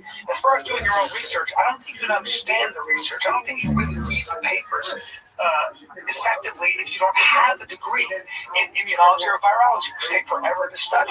Okay. This is like when you go on stage and try a bit out and it just doesn't work, right? Yeah. And then you're like, you go to the homies like, guys, I figured it out. Dude, I should have put a Sharpie in my ass, whatever the bit is, right? And then you go on stage again, it just doesn't work. And then it just keeps not working and you don't throw it away. And then you get mad at the audience eventually. It just gets worse and worse and worse and worse. Sure. Like, you guys don't know real comedy, you know? You don't get it. You don't get vaccines. I guess, yeah, no, the bit is not working. So I agree with you there. But, counterpoint, devil's assistant. It's working for Brian and for his purposes because it's a controversy and he's using it to sell the show. So he's trying to get people to come see him in Kobe. Oh, you're right. So, like, this video is the best thing that's ever happened to Brian. Okay. Oh my God, Jesus Christ! What the hell, dude? What the fuck is that thing, nigga? Who put that up? Goddamn lids. It's got the same size teeth as me. Teeth are kind of small. Oh, Brian rolling off that dick juice. Oh shit! Thanks, Jake. Thanks, Jake. Rolling off that dick juice. Let's see the rest of this year.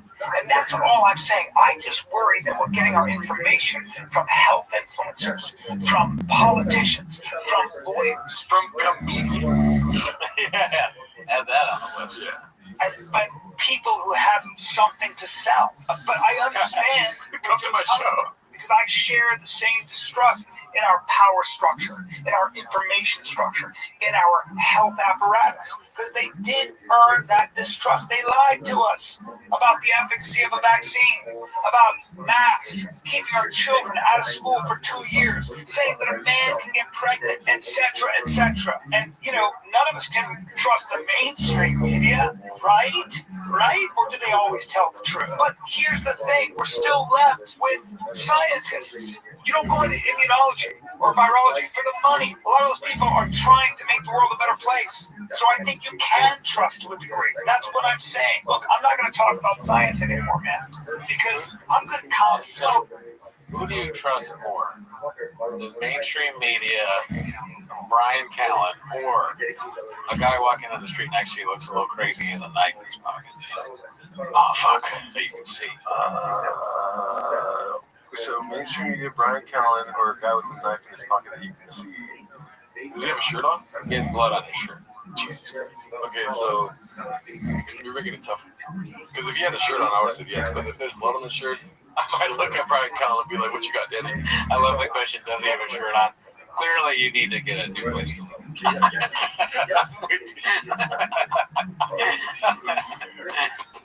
Like through the window. Dudes without shirts on. Seattle is fucking nuts, dude. Yeah. I think I'm going with Damien here. I think it's 50-50 too. Yeah. With the guy, the knife guy, and like mainstream media, 50-50. I think Brian's last.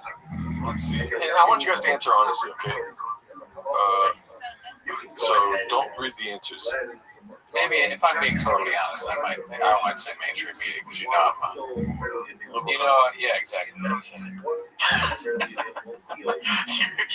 It's funny how the podcast is now like Brian or Brendan. You gotta stop saying that you're a liberal cunt. Whatever, dude. Don't get me mad. Don't call me Mr. Scientist. And let's see here. Oh. So now people are saying that they just trust the knife.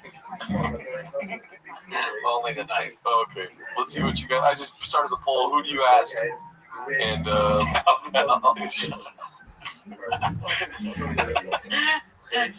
would ask Cowbell anything. Yeah, dude, you gotta.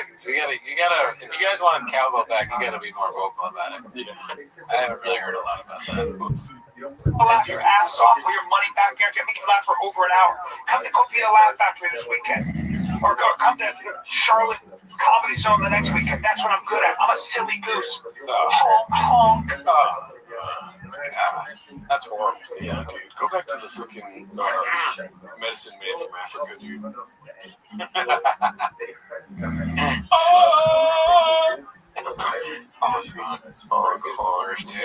A home-cooked meal for the cats. Okay, I'm excited for this. Posted by Hall Crime 1000. I'm not gonna lie, it's been a great week at Chang's, dude. Oh yeah. Yeah. Good.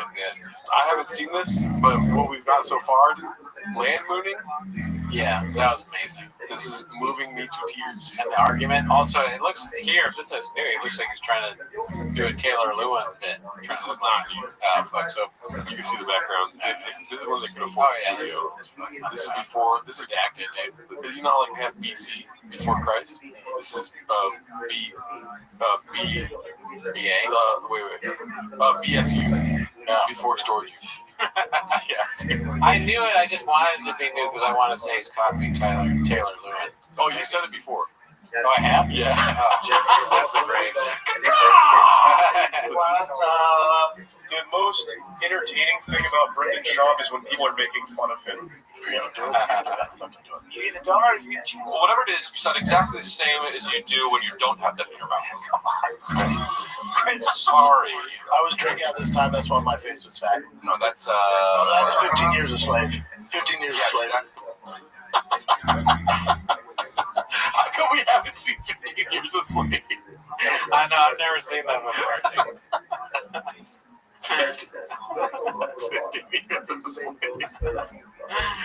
Always been into cinema B. Let's see. Gym I go to? All dudes. All cops. So gay. Dude, if you watch Glee, I know you're gay. Gay? So I don't marry white girls, boys. We don't do that stuff. You lost, boy. It's not good, man.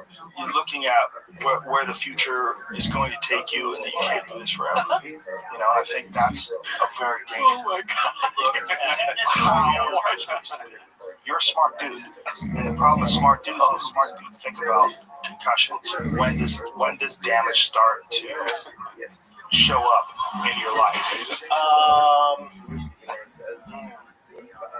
Like the Balenciaga one, Jesus Christ. And I talk like this. We. I understand. Bonjour. Yeah, thanks. Go live. Ethic. We're doing live. You kidding me? On YouTube. That's the that's like you guys are uncomfortable, right? Yeah, man. What about it? Well, your boy's heavy here on the cock. Oh, I don't care about that. Yeah, I'm a werewolf. I'm a Charlton werewolf. Gobble it up, baby. Oh, bitch. I mean, you're talking brains. Oh, kid's got a piece on him. I'm not a little buzz. Have you been on the kid? Have you ever been on the Fighter Kids subreddit? Yeah, dude. Yeah. Reddit hurts my feelings. I don't associate with those people. I don't know those people. Even a homeless guy. Australia is like 7 days ahead of us. So stupid. Don't even hands and pass. Who gives a flying fuck? And I see that fucking Brendan Schaub still stand up in the store and they Seems like I'm loosey-goosey in every aspect of life. Yeah, thank God whoever's up there, man. I mean, I do like that he has a show where he interviews other people. I think that is like very good. In a way, I don't know if I've said this before, because we've been watching this for years now, but it kind of reminds me a little bit of like that old SNL bit with Chris Farley where he's just excited to talk to the guest and he's nervous and does a terrible job interviewing. It's not unlike that. And he could, if he just accepts that we're all going to laugh at him and he's an idiot moron and stops a little bit of the kind of offensive stuff, it comes out as good. Yeah. I don't know what does that. He could be like a mainstream buffoon or clown that interviews famous people. Yeah. And I'd watch every episode. I honestly believe that, I'm not saying he's gay. I'm not trying to be funny. Yeah, okay. But I feel like if he is gay and he came out as gay, he would be one of the biggest influencers. Like, I don't know about the community or whatever, but I'm talking about like, if he was, I feel like he's holding something back, dude. I hear what you're saying. So Brendan as like a gay person would be very interesting. Yeah. Like openly gay, like because he would do it in the most ridiculous, absurd way. Yeah. I can only imagine. Yeah, I was fucking 8 guys last night. Like gay dudes would be like, you know what I'm saying? Something like, I don't know if they'll embrace him that hard. But you would love it. See now who's shocked? Yeah, I am very shocked. Shocked yourself. Dude, But no, I think I'm a Puerto Rican shortstop for the Dodgers. it could be because shot, it's been said ad nauseum, but guys that are this vocal about whether they're straight or whatever, or how weird gay people are, shop boys, then sometimes those guys are gay. Yeah, Truck Flip, leader of gay truck community, dude. Who in the truck community is gay? I'm sorry.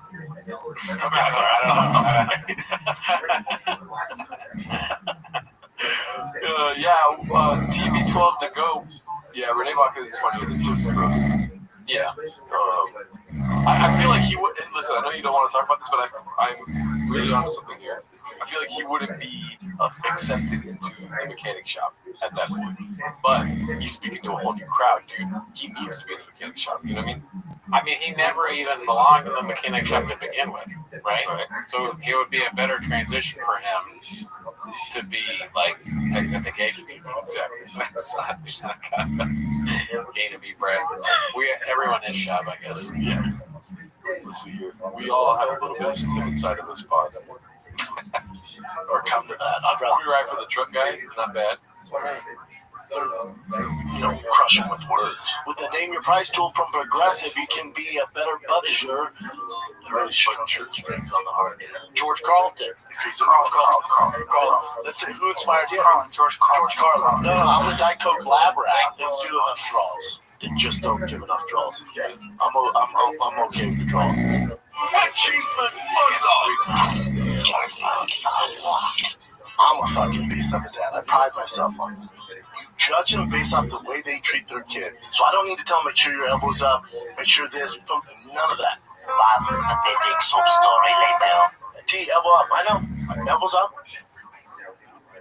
All right, big dog. But then if a coach who has no professional sports experience, played in fucking fourth grade, goes, T, elbow up, he goes, right away, sir. I love the guy that grew up in high school. That match is really nice. I'll remind his ass, though. Alright, I'll grab him by the collar and be like, hey, motherfucker, you think you went professional in 2 motherfucking sports? That guy can hold my fucking jock strap. He's gonna listen to me. Give him 2 hits. If that kid, they're slow. Buddy, if this kid gets a hit off you, we're not pitching.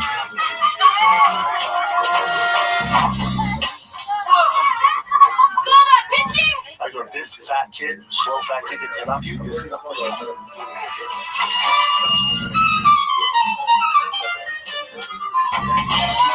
You should be rocking that kid throwing 30 miles an hour. And if you're not, it's all good, but you should be cutting oranges for the boys. Orange cutter? Yeah. You know what? You're scaring me as a dad. You might be the dad you criticize. Now I'm upset. Here he comes. Hothead dad. T was at summer camp. There was this 12-year-old girl.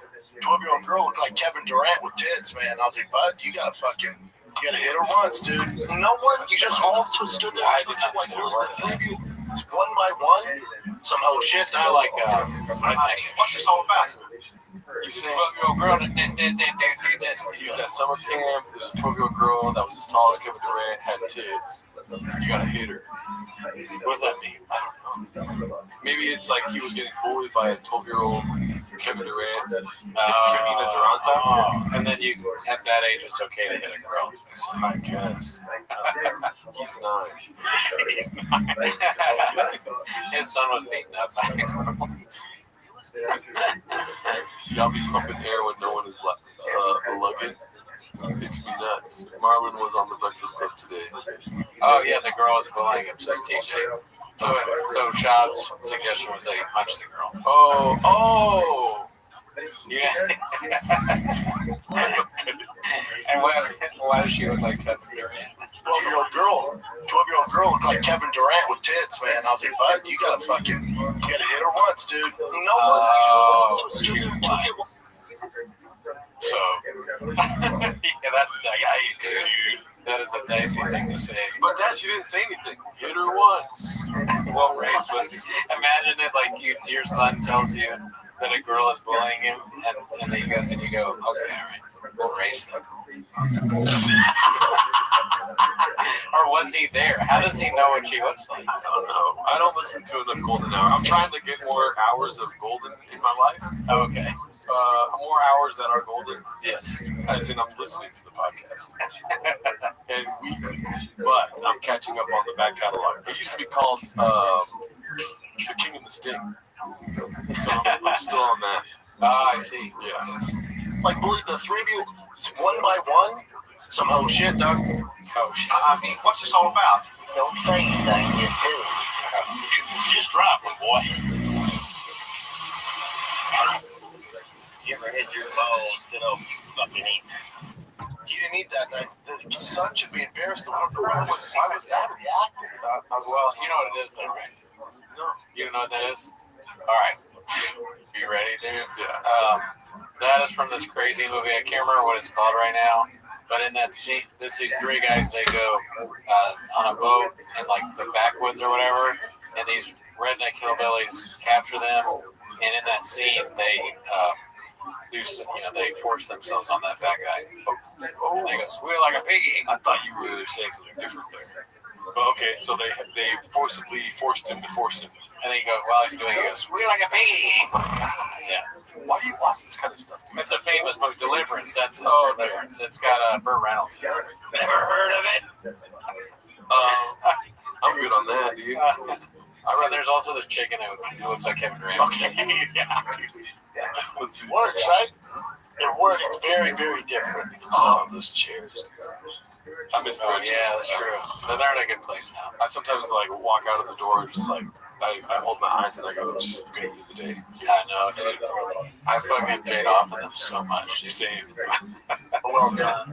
It's so good. I'm hiring fucking Martin Scorsese or whatever. Scorsese for the rest of America that don't subscribe to what this cancel culture is. For the rest of the world that don't subscribe to this toxic silencing of voices.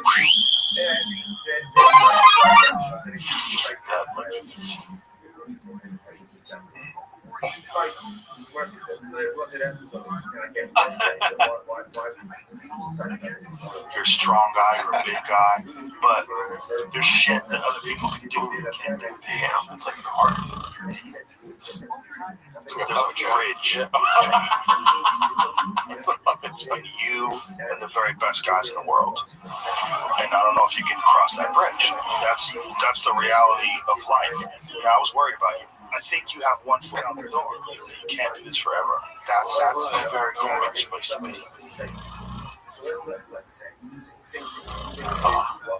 Oh yeah. Oh.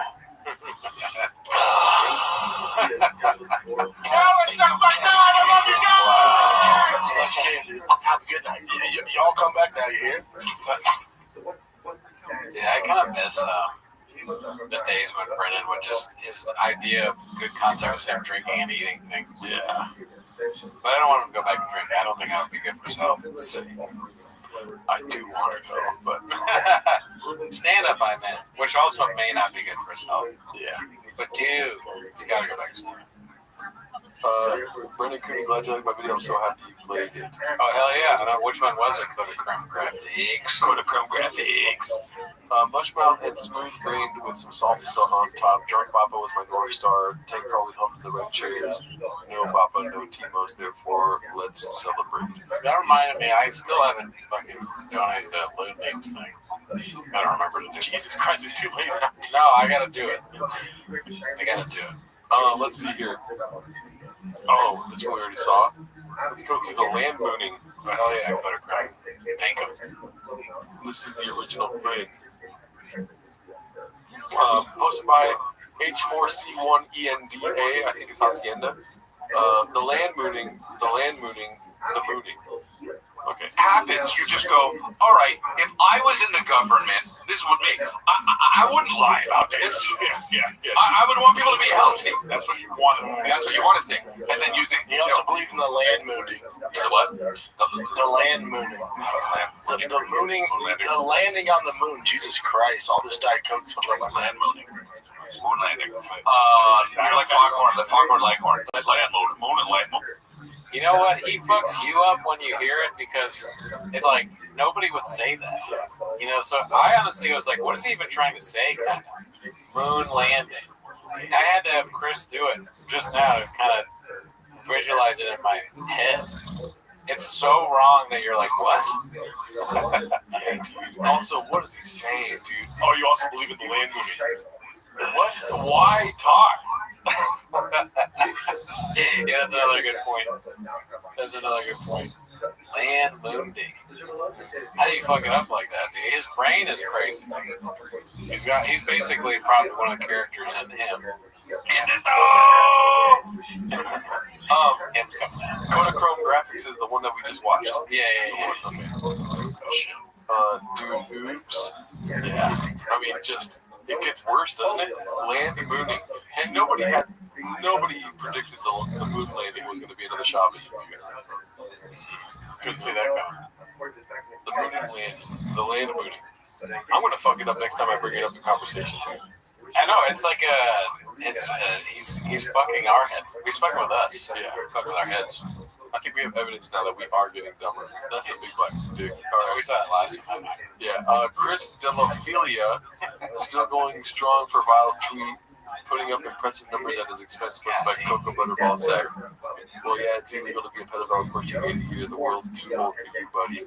Damn, he got ratioed twice, dude. Fuck. Let's see here. Number one dad in podcasting admits his kids are not vaccinated. Posted by Gordo. That's fucked up. That's not my name. The other one was Cookie Butter Ball Sack. We already saw that one. This Luke, I have to watch this again, dude. This is so funny. I watch a 1 hour special of Brooke Reicher or 1 hour politics talk with Ben Shapiro. 1 hour with Ben Shapiro. Dude, I'd rather watch my family get murdered I'd rather watch my family get murdered than watch 30 seconds of Brooke Reicher. He's a talentless oaf. Never said a funny thing in his life. There's one story that he tells over and over. Interesting. Yeah. Oh man, dude. Shout out to Luke Thomas' new political show. Check out if you like politics. Yeah, Reicher or 1 hour politics talk with Ben Shapiro. 1 hour with Ben Shapiro. Dude, I'd rather watch my family get murdered. Look at me. I'd rather watch my family get murdered. This reminds me of, when politicians, they have them on and they ask them a question that you're supposed to answer like very forcefully. They're like, what do you think, how high should the taxes be in the middle class? And then one person's like, I don't think they should tax the middle class high at all. I think rich people should. And then the next person's like, I would never ever do a middle class tax for that. Like, I just won't do that. And then the third person's like, I would rather watch Bert Kreischer for 30 seconds than do that. And they're like, oh shit, who's not getting taxed, baby? Vote for that guy. Brian Descenzo is Jelly Rollardo selling ice cream in that outfit. Because it's old style 50s ice cream bag. So good ice cream. Oh yeah, ice cream was better back then. You didn't know that? Oh yeah, I love ice cream. Never heard of it. That's fucked up. We're gonna ban you from the chat. Let's see here. What we got next? Joe Rogan is John DuPont of comedy. I don't get it. Never heard of it. That's like from you never heard of that Foxcatcher shit where the dude. All right, I'm scrolling. The tables have turned, Danny. Go for it. This guy, he was a wrestling coach back in the day, and he killed the guy he trained. Went to the gym and shot him. I know John DuPont. Yeah, it was like a big fucking controversy. He murdered a Olympic athlete. He went nuts. Never heard of him. Drove nuts, dude. Let's see. Okay, here we go. Cole Phelps 1247 posted this. Can't have this anymore because of woke. Yeah, that's the reason. We were talking about this earlier. Maybe that is the reason we don't have great comedy anymore. Yeah, dude. His legs were so small, it's like a child. I mean, he has to have like a size 6 foot. It looks like those old In Living Color sketches where Jim Carrey's legs were flailing around or something like that. Or they had like fake legs in sketches. Yeah, that's sad. Let's see. Whoa, young man. New favorite UFC card posted by Kunder Thund. This is pretty sick. Roy Nelson beating the shit out of Brendan Schaub. That's good. I'm laughing at Truck Flip saying that he built a wrestling mothership. The guy that killed the guy, Foxcatcher.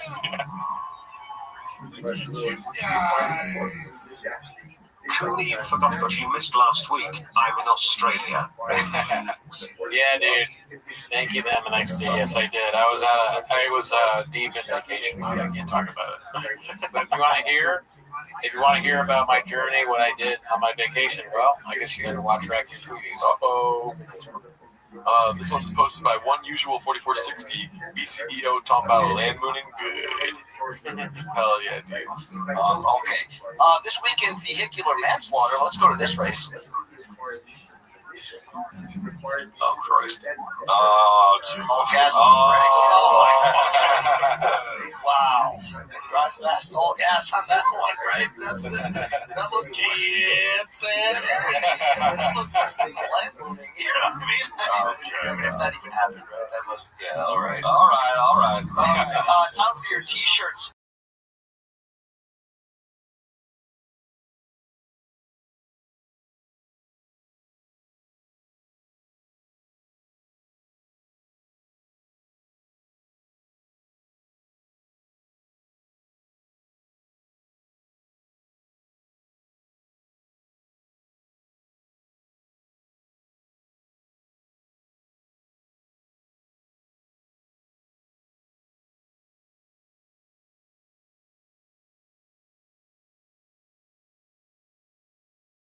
Luke Thomas afterwards, and that's why I'm like, no more skips and bits, dude, because like I did a whole life of that. You know, Thomas and Ross.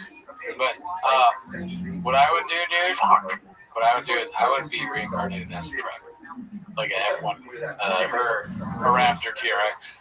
Really? Yeah. But why? Because I love trucks. I spent my whole life working on it. And where would the truck be? Anywhere. I mean, just not some place that was like low or whatever. So it was like good gas money. Okay. And like, you know, somewhere where I could cruise around and like be in a really good storage unit. Okay, so Austin. Yeah, probably. Probably Austin, Texas. I think so. On like Austin, maybe. Okay. Would you be Kibitek? There's a fucking bear that's in the woods. I don't know the answer.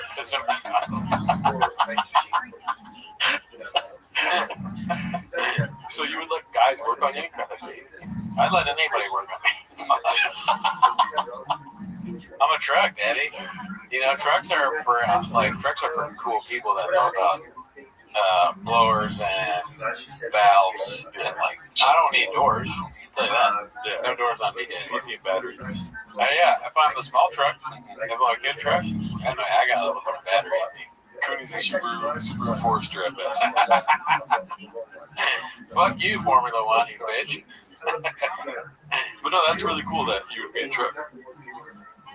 Is this team host? I'll see ya. Like I threatened you last time, and you're so close. You're so close, you don't even know it. Let's see what we got next here. Chris tries to jump in on the trending situation. Posted by SPVCE Jam. We already saw this. Damn. Getting a lot of likes on T5K here. The Eagle has moved. Some of the best brains say it never happened. Posted by Cordell Walker. 2 men walk on the land. One small step for man, giant leap for mankind. Wow, dude. Why does Gordo have gay artist mustache now? I don't know. I've been trying to get the mustache going. Do you like it? It's cool. Yeah, be honest, dude. I think it's fine. I think that the moon landing was fake. Oh, I don't think we ever. That's how I know you don't like my mustache, because you're not willing to talk about it. Yeah, put a poll up if you want to talk about it. Okay, let's see. What's better? Then you gotta come up with the options. So you got your butt. It's so weird. When you do that, it doesn't look good. Like that. That's better. What happened with the while you're doing the other poll? So the other poll, what won? 42 hours. Wait, so what do I think? I guess, what do you like better? Oh, it's gonna start lagging like crazy. Fuck. Gerdo's mustache. Oh my god, I hate that you're Gerdo's stash. You know, spit stash. touch my mustache. Like, just put stash. That's I'm trying. It's it's lagging. Gerdo's stash. Gerdo's shirt. No, yeah, Gerdo's shirt. That's a good one. It's right now. It's just lagging, guys. The polls are difficult. Our best scientists are working on it right now. Gerdo's shirt. Well, here's the thing, but you're gonna make a joke of this, but I really want to know if they like. Gerdo's fridge. This is small. You can put in parentheses small if it doesn't affect. Oh no! Oh man! Fucking Paul. Blockbuster. Give us 1 second, y'all. We're gonna. We got a poll problem. We got a poll problem. Poll problem. Jeez. Oh, what stream has Graves as Mark Ramirez? And yeah, Ryan, good to see you. Oh, you got your name back. But yes, we are. Dude, did they change the names back to the normal names? Yeah, I know. We talked about that last week. Oh man, I don't remember jack shit. No, you weren't here last week. Oh, damn. I don't even remember not being here. Where am I now? Let's see. I'm tired of you guys holding me accountable for things. I don't even know where I am during the week. Please, no more criticism. Okay, so there. Now we're caught up. All right, that's fine. And then what's the fourth one? Oh, Gerdo's attitude. Let's see what you guys got here. I'm gonna keep the stash for now. I don't know what else to do, dude. I'm like, Stash is bad. I don't have the thing for stash. what? The face? Not the face, like the hair doesn't grow like stash was. Oh, okay. Like it can her in a way that makes the stash look good. Oh, people like the stash. People like the fridge. Okay, never mind. People like the fridge. Well, I like a small fridge. Do me a favor. Keep talking to the chat, and I'm gonna go restroom real quick. I'm pissing my A pants. small fridge, you don't know this shit. Very popular. It's coming back. A lot of people are talking about small furniture these days. They're calling it allergonic. Yeah, I mean, I don't think there's anything wrong with it. Sure, it's fine. It's you said it was tight before you got on, which I was like, that's a choice. That's a choice. It does. I won't say it doesn't not look like an ice cream thing. I didn't realize that when he walked in. I was like, oh, that looks like a 50s ice cream salesman. But I forget which one he said that, and now I kind of think it does. Keep the fridge. Trick question. Oh, let's look into the polls. Gerdo stash, 29%. No votes for shirt still. Gerdo's fridge, 56. Gerdo's attitude, also pretty low. Cooney, how was Utah? I wish I hadn't read that out loud, Marvin. Yeah. Sound off in the chat if you can hit all of the above. Okay, pause. What's up, Italicizer? What are you doing right now besides watching 10 minutes of show? Home cats. Good to see you. I wonder when Shop does a thing like the Moonding, whether he thinks, man, this is going to be something that people talk about this week, all week. I wonder if he's like, when you do something at work, when you fuck up at work and you kind of get nervous, like, oh, shit, damn it, this is going to be a big deal. I wonder if Shab ever has those, like, feelings when he says something like the moon thing. I mean, there's no repercussions for it, but Damn, nobody likes the shirt, dude. where did I go on the trip? Oh, you didn't watch Raccoon Tweety's truck flip? What the hell, truck flip? I don't even feel like saying where I went because you didn't watch the show. We have another show. It's just as good. Watch it, if not better. Yeah.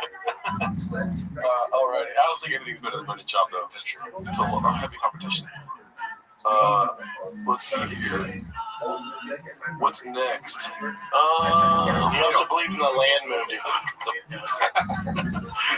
Let's see what this is. Posted by Matlock MMA. Happy you guys enjoyed this edit. Thank you. You also believe in the land movie. The what? The land movie. The mooning. The landing on the moon. Jesus Christ! All this Diet Coke swept up like that. Oh shit!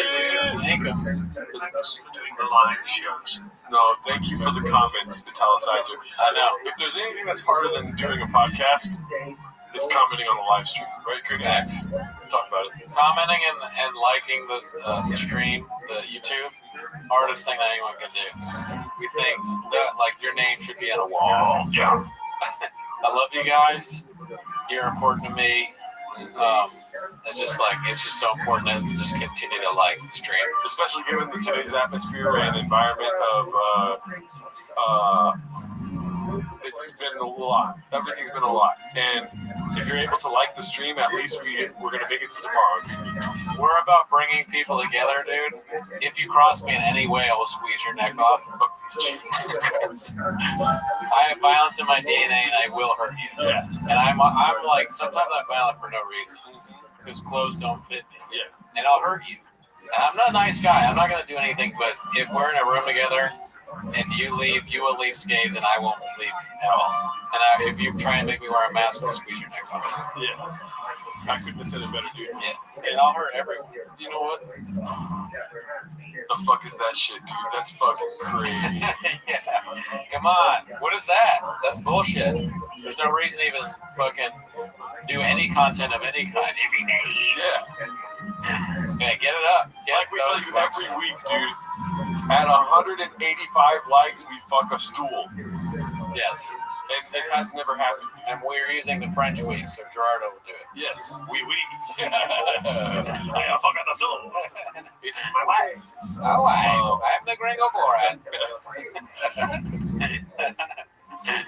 Oh man, I can't believe how little likes we get.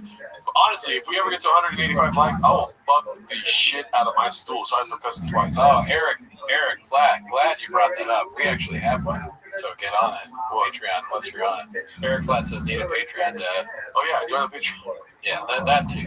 Oh shit, thank you, Truck Flip, for the 99 cents. Thank you, Trev. Man, flip the truck. Alrighty. Let's see here. This is, we've seen that one. That was hilarious. Texas Chef are about to begin, hosted by Dave Oz. It's just like, how old is he? He's so immature that he's got to have a picture of him doing everything.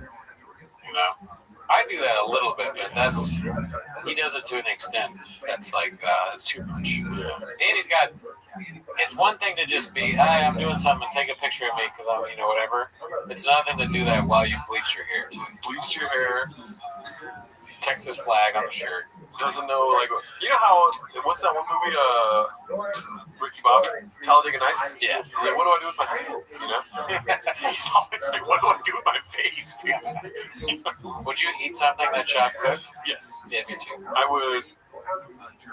I'm willing to risk it all, dude.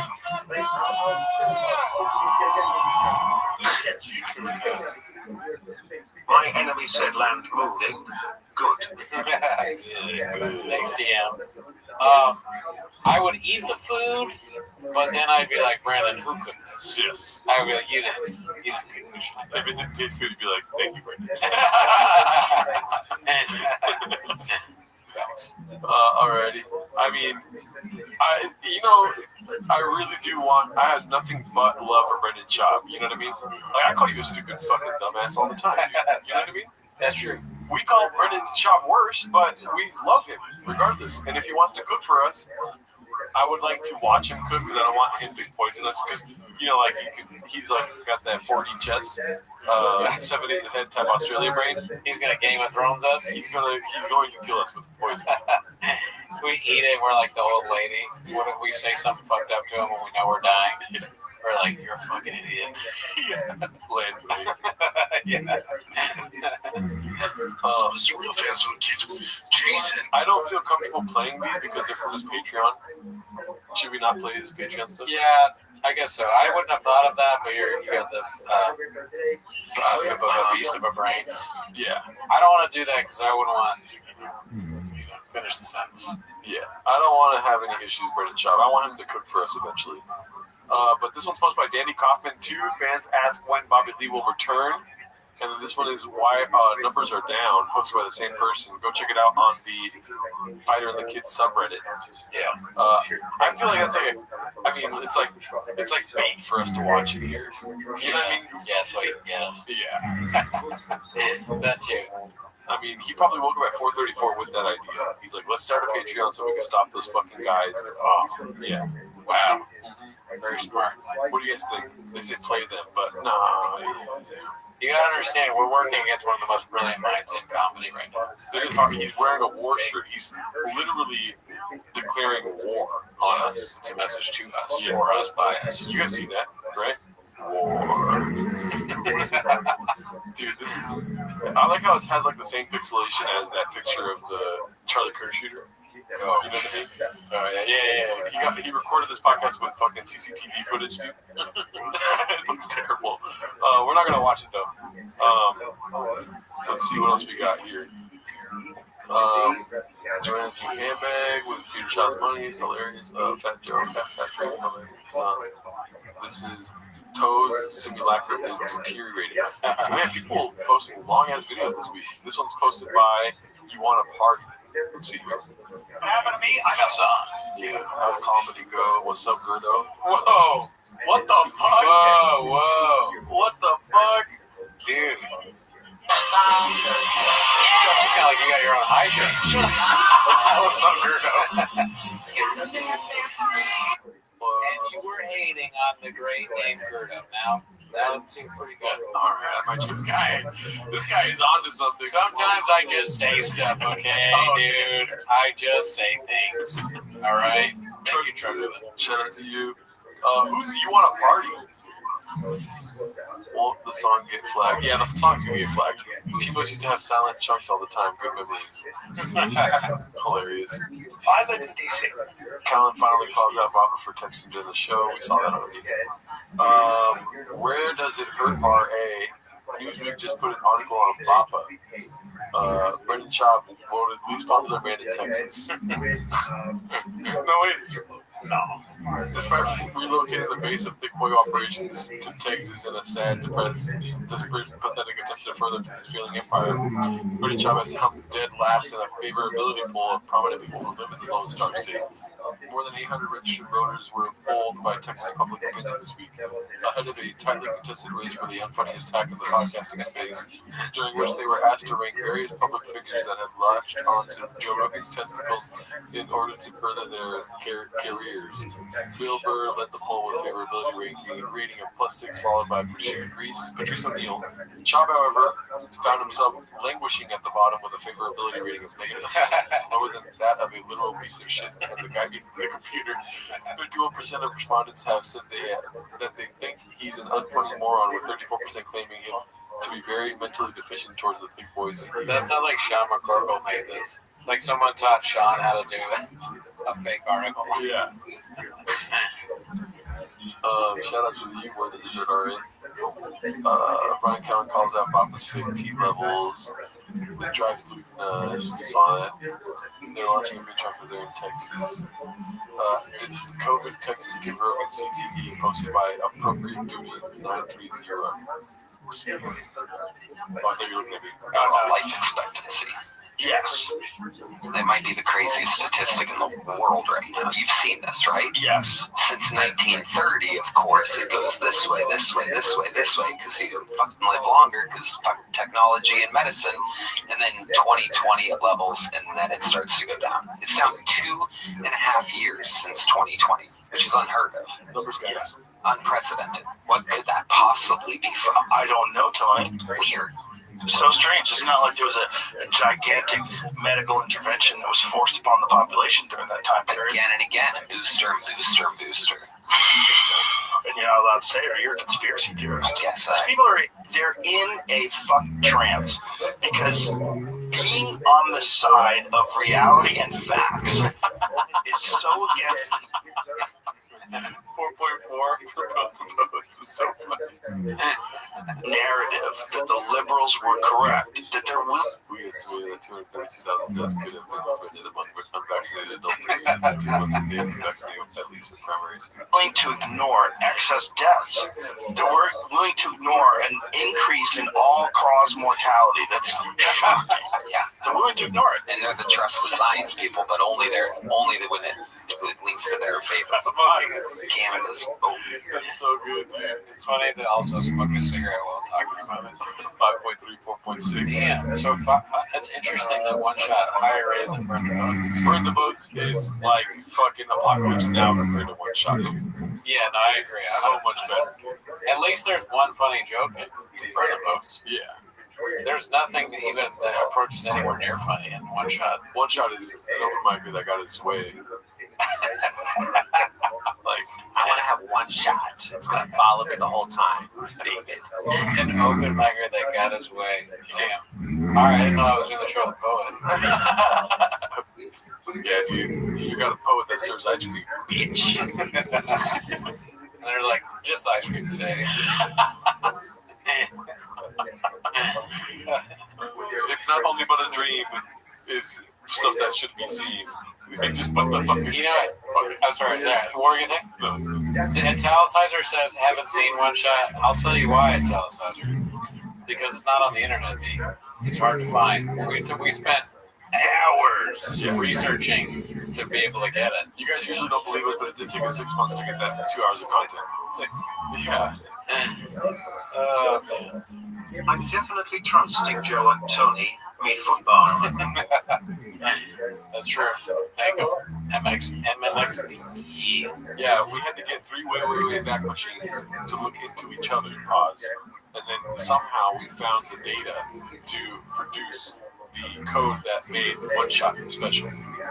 I mean, I'll never forget. I told the story before that one time that other open micer did had the entire belly room laughing and clapping and chanting for him by making fun of Hinchcliffe's stand-up special to his face. It was amazing. And then I posted it online, and people were like, "Oh, I was there, but they were talking about a different time that exact same thing happened." He's been like made fun of in the belly room to his face 2 to 3 times, with everyone laughing at him for how bad that special was. Yeah, that's a fact. That's a Tiger. Formula One. We're not going to say whether it was or wasn't a Tiger Belly email that sent it to us. The funniest thing about one shot is Tony missing all those cool shots. Did we do one? Yes, we did one shot on the Patreon. I'm just reading comments now. What's it called? My bad here. Let's see. My headphones are blocked. Awesome. All right, we're coming at 1 hour and a half right now. Next day.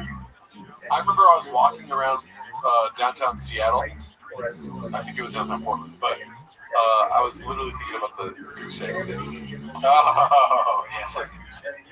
And you know why? The goose egg sounds crazy because it is a thing. It's a zero, right? Sports or whatever. So you hear that and you go, oh, goose egg is a thing. But you know it's not what he's trying to say. He's trying to say nest egg.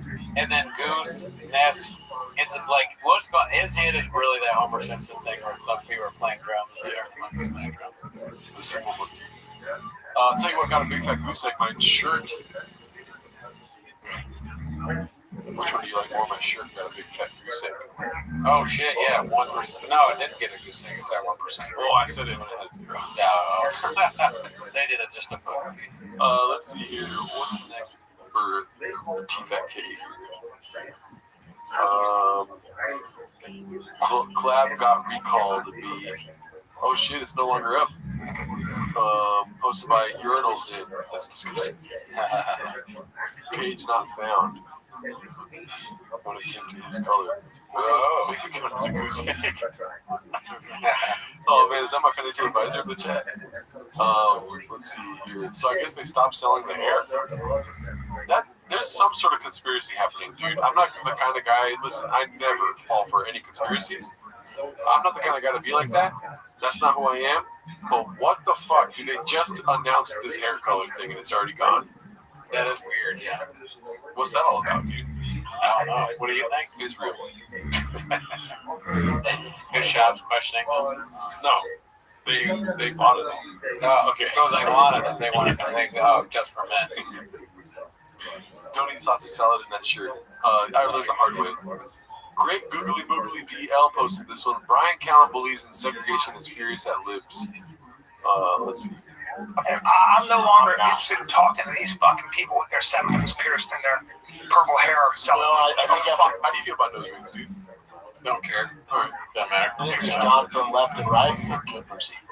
I would That's how I agree. feel about it. I really agree. It's good versus evil. We're gonna take that. Think about taking out Charlie Kirk. That's gonna like stop the movement. Oh, My what? God. Hey, bro, I'm going to church now. How about that? 10,000 more Charlie Kirks. It just makes it worse, you fucking moron. Now the left is they're lost though. They're lost. They're also bankrupt shitheads. You ever see most of these people? You see what they look like physically even.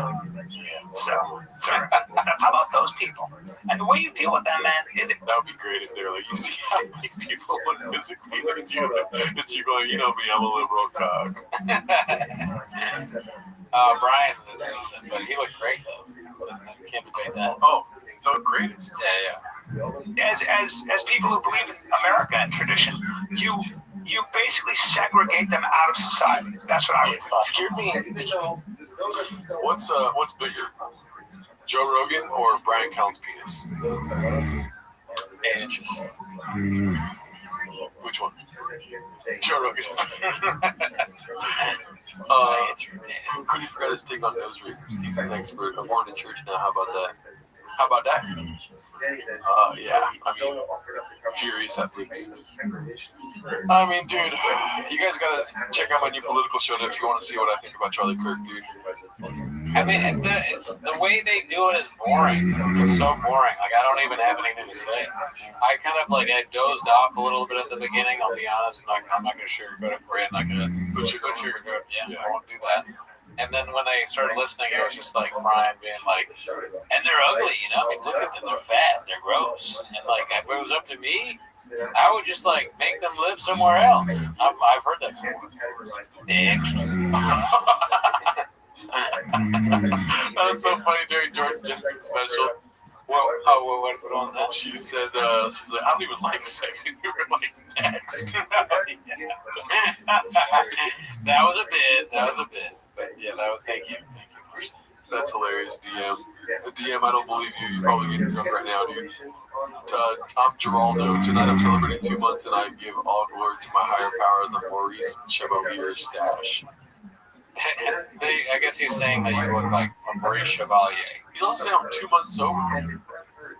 Oh, no, that's not true. I don't know who Maurice Chevalier is.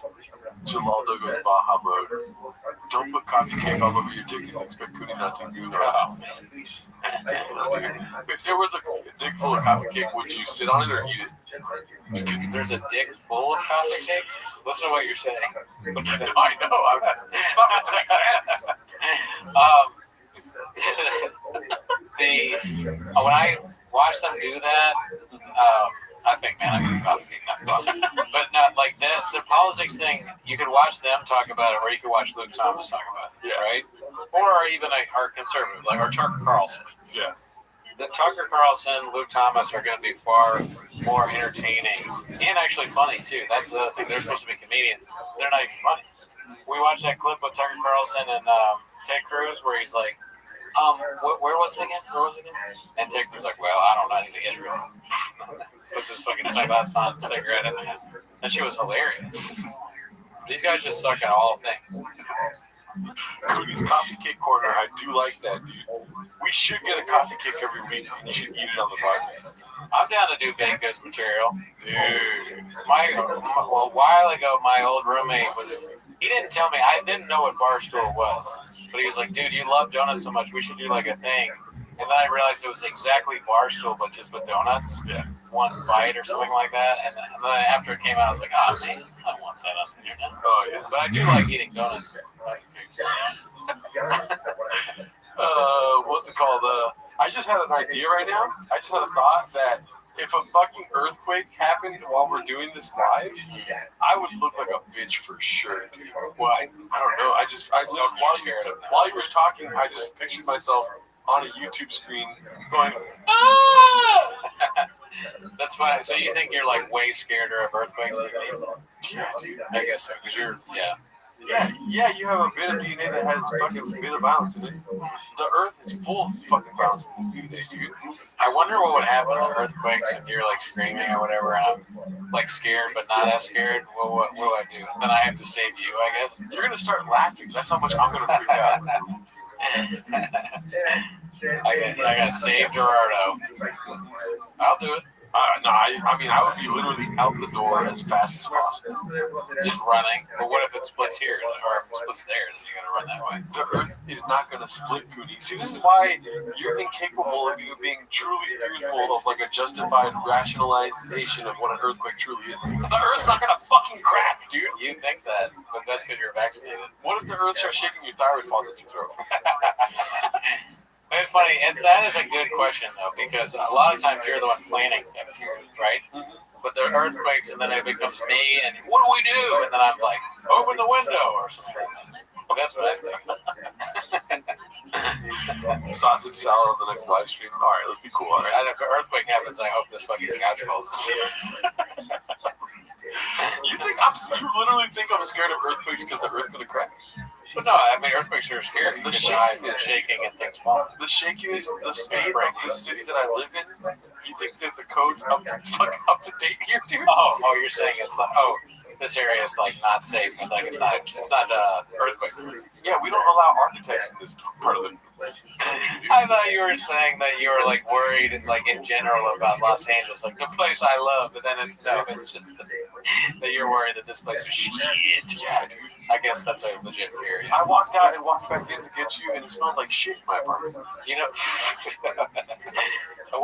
realistically, what happens, the best case scenario is earthquake, and then Shop pulls us through the window and goes, you watch Moana.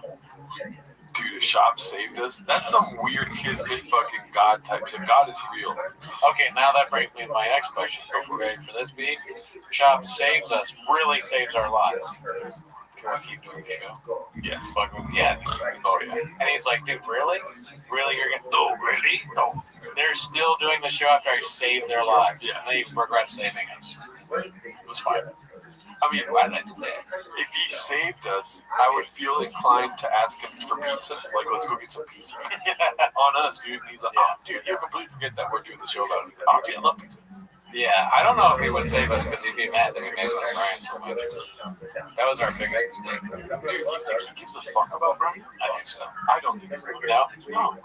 They're like best friends. I'll be like, hey, dude, behind this door is your friend Brian dead. Behind this door is your friend Brian alive. He's like, say less. And he just goes to the... But behind the dead door, there is also a living Joe Rogan behind the living... you know, because we're jokers. Yeah, that makes sense. I took too much time to do that. And I was trying to get to it. Papa saves you go back to Timo's every week. There you go, Paul. Thank you. Papa saves you go back to Timo's every week. But can you guys be a little honest here? Isn't Timo's better when it's not every week? Right, guys? It's like, oh, yeah, we like doing... I didn't realize what you said. I thought you meant like we go back. I didn't read. I got grades. I didn't understand the second part. I'll be honest with you. I'm not going to sugarcoat anything. Let's do a poll. I'm going to ask them. We'll change it to however you guys want. What are you talking about, Nick? This is a Yeti. Know your fucking water, dude. What do you guys like? We can go back to every week or every other week. Keep it at every other week. But I do also have this. Oh, okay. People like every other week. Look at that. 80%, 86% every other week. Wow. Okay. We'll just leave it like that then.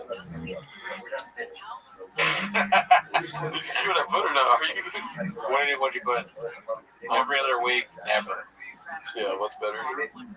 Get it? I don't understand it works. This was posted by Moonman666. I was acting like I was posting one asking every week or every other week. Oh, and then he only showed that one. Only every other week, and then so they have to go every other week. So now when I say every other week, it looks like they wanted this. Oh, okay, good. So you explained it now, that's not going to work. That's why I'm fucking. oh my god, I'm gonna put my dick inside of your fucking, what's it called? Your cars. I'm gonna put cum in your gas, dude. That's what I'm gonna cum in your gas tank. Dude, we're winding down the show. I'm tired. I'm not paying attention, dude. Okay, I'm sorry. You're gonna leave your escape. I went to a comedy show with Cooney the other week, and I was like, "What did you think?" And he's like, "The show sucked. They didn't explain any jokes." That doesn't make any sense, dude. We didn't do that. Okay, we'll keep it at here. I think it's funny. I think it's funny with you, man. I love being a sports mom, and the next post bitches about being a sports mom. Post, what are we doing? Post about Movement 666. Not sure why my favorite time of year, aka September to January, is over with sports. Why I'm over it, and today was the first day. That's okay. I don't know. That's the nanny. Nanny, probably, yeah. You got a nanny, dude. I wonder why they never talk about the nanny. Oh! Every night, ruining Timo's evening cookies. A bunch of one takes on the stream, Denny. Oh, yeah. He's disappearing like that. Gerardo put his dick on the pole scale, it barely moved. What is it? I don't know. We already saw that one. Papa's still not invited to the mothership. This is something that piques my interest. I don't know if you guys can tell with this shirt on. Get it? Hard tits, Cooney. Oh, okay. Well. Back at it, pal. I know this is a weird. Go back to Martha's Vineyard. That's like a craving, and I have a craving. I want that. Well, no. Okay. I never had a craving for that. I will say though, I was at the mothership last night, and Gordon Ryan and GSP were in the green room, and Tony Hinchcliffe comes up and goes, and then Rogan was there, and so it's the who's who. And Tony Hinchcliffe goes, I can always tell where Brian will be when there are muscular men in a room. True. Right next to them, practically feeling their muscles. And I went, Tony, you know me too well. Yeah. Because anytime there's a room full of people, if there are really hot girls over there and really big, strong, muscular guys with cauliflower ear, or if they're Navy SEALs, you know you're going to find good old Brian saddled up to that. Did you talk to Mr. GSP? What a sweetheart. Yeah. We had a long talk. He's such a good guy. And is he still living in Montreal? He is. I assume he's out here training with Danny. Yeah, he comes out here and trains with Gordon Ryan. Yeah. Because he was there. He was good. He was thinking about going out to Archetype Boxing. And I said, you come to Archetype? Because I was, but I'm going to go over there and just play around with those guys. No, I just did it so I could do the French accent. I'm not realizing that. But do you think GSP? Do you think he would try and do a copyright strike because they're talking about him? I know it's not his content, but you're gonna tell me. Yeah, he's just YouTube, please. Is there any way to take it down? Is that nice? My wife's on these. He's writing I didn't talk to Brian. But I wouldn't fucking not think so. He's telling his homies I avoided him, and he's still talking about me like I talked to him. I am not the reason. I am always. Because the way they treat me is, it's always humbling, and he lets me go a little bit, and then. Do you think GSP likes him? Do you think he likes people doing a French accent in general, that are Americans? Probably not. Yeah, that's what got him into fighting. American doing a French accent. Yeah, he fucked him up. That was the inciting incident for this fighting. GSP's actually going to be here on the 20th. It brings me back. I think I'm going to get out. Let's talk about Gordon Ryan. I think I'm going to get out. It gives me some space, and then I'm back to square one. Yeah. And I'm like, well, that's what happens. So he likes to train with Gordon. I don't know if people understand how much better Gordon Ryan is than everybody. I know jiu-jitsu people do. We do, yeah. But everyone does that. But you're not in the area code of that motherfucker. It's just unbelievable. Especially if you're just doing straight jiu-jitsu. Anyway, so there was that. So that's my one craving, which is of course muscular guys. But I want a donkey. What? Well, I thought this was gonna be good. No. Wow. So he's not allowed at the mothership. I think if he went to the mothership with Brian Callen, there would be no more show. Why do you say that? Because they wouldn't have nothing to talk about. Brian Callen's like, the only way Shop talks less is if I tell him what happens in the mothership.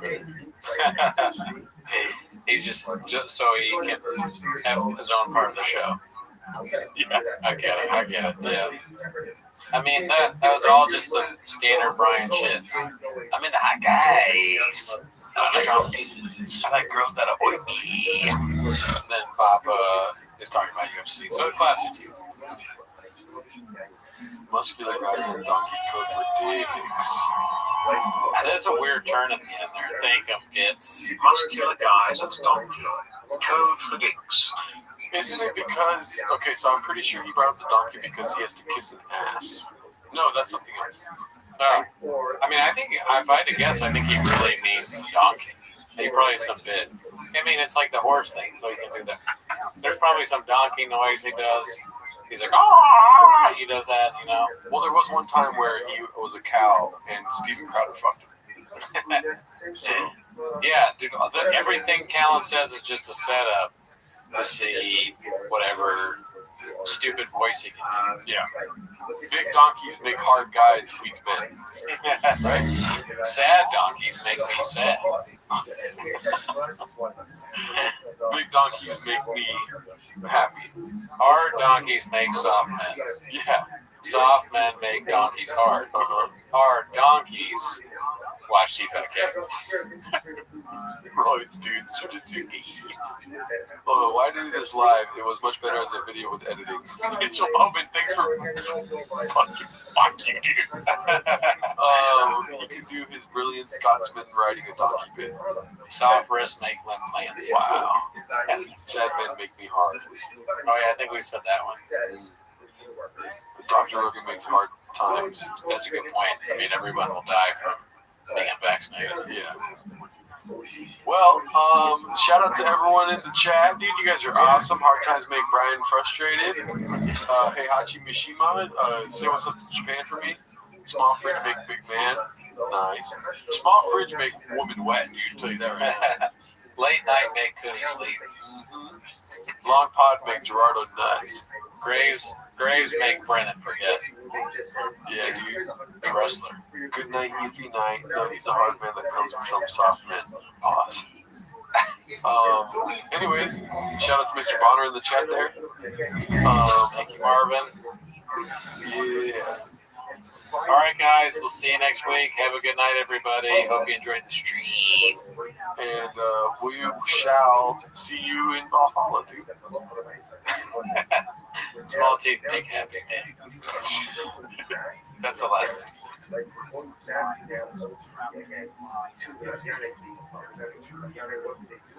went ahead and they tarnished the produce and they said, what do you see now? What do you see from this last piece here? How long can so what do you see here?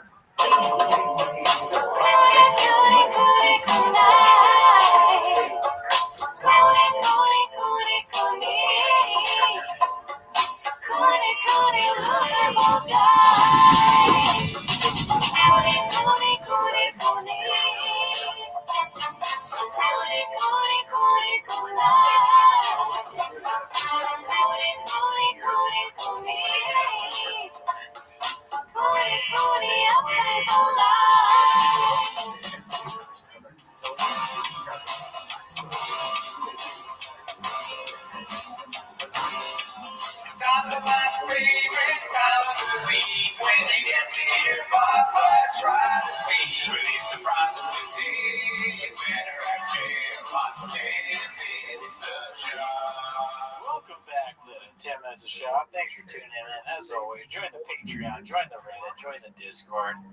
This week on Patreon, we watched Jeff Dye Hates Women. Also, Kill Tony Mess. Oh my God! I had so much fun watching Jeff Dye talk about how he likes women that I forgot that we watched the second episode of Kill Tony. It's the second one, right? On Netflix. On Netflix, yeah. It was in Madison Square Garden. It was really good. We watched a little bit of it and had to turn it on. Yes. But anyways, also, actually, you know, a big announcement we've been talking a lot about this, talking about it. If you need September 20th, you know, we're going to live stream the Gringo Poppy for 24 hours straight. We will have on such guests, hopefully, because they've all said they would. Brian Campbell, Mark Harley, potentially Brendan Walsh, Sean McCorkle, Alan Strickland probably, and maybe some other people. Oh, IDM, It Doesn't Matter podcast will be on as well. Yeah, it's going to be 24 hours of the Gringo George Poppy. W. Bush. Yeah. Michael Irving. Jerry Jones. Yeah, and also everyone that's been on T-Backing. But anyways, that's not why you're here today. So mark your calendar for that. That'd be funny if the Dallas Cowboys watched this because, you know, the Gringo Poppy was shot in Dallas. I'm sure there's at least one Cowboy that knows about it. Although I hate the Dallas Cowboys. I got to be honest with you, so fuck you. But anyways, that's not why you're here. 10 minutes of shop. So start the timer. Play the chain clip. Great question, Jack Donahue. No, we have not messaged Chin yet. What up, G-Rad? What up, B-Rad? Crud walking all 8 inches. Okay. Oh, shit. Is it? Okay, it's Cooney's still bald. If you average out Nardo's hair equally between the both of you, then Cooney's still bald. And G. I mean, that's so bald that if you took both ours, I'd still be bald. Yeah, probably. You know what's fucked up, dude, is that you didn't put Gitardo. Gitardo. Yeah, I mean, I put all the ones I can remember. Yeah, you spin facts. All right, let's get to the Fighter and the Kids subreddit here, dude. That's what we're here for, Danny. But put it around so you can still see. Try photoshopping the hair on that thing. Impossible. All right, so here we go. This one is the first one.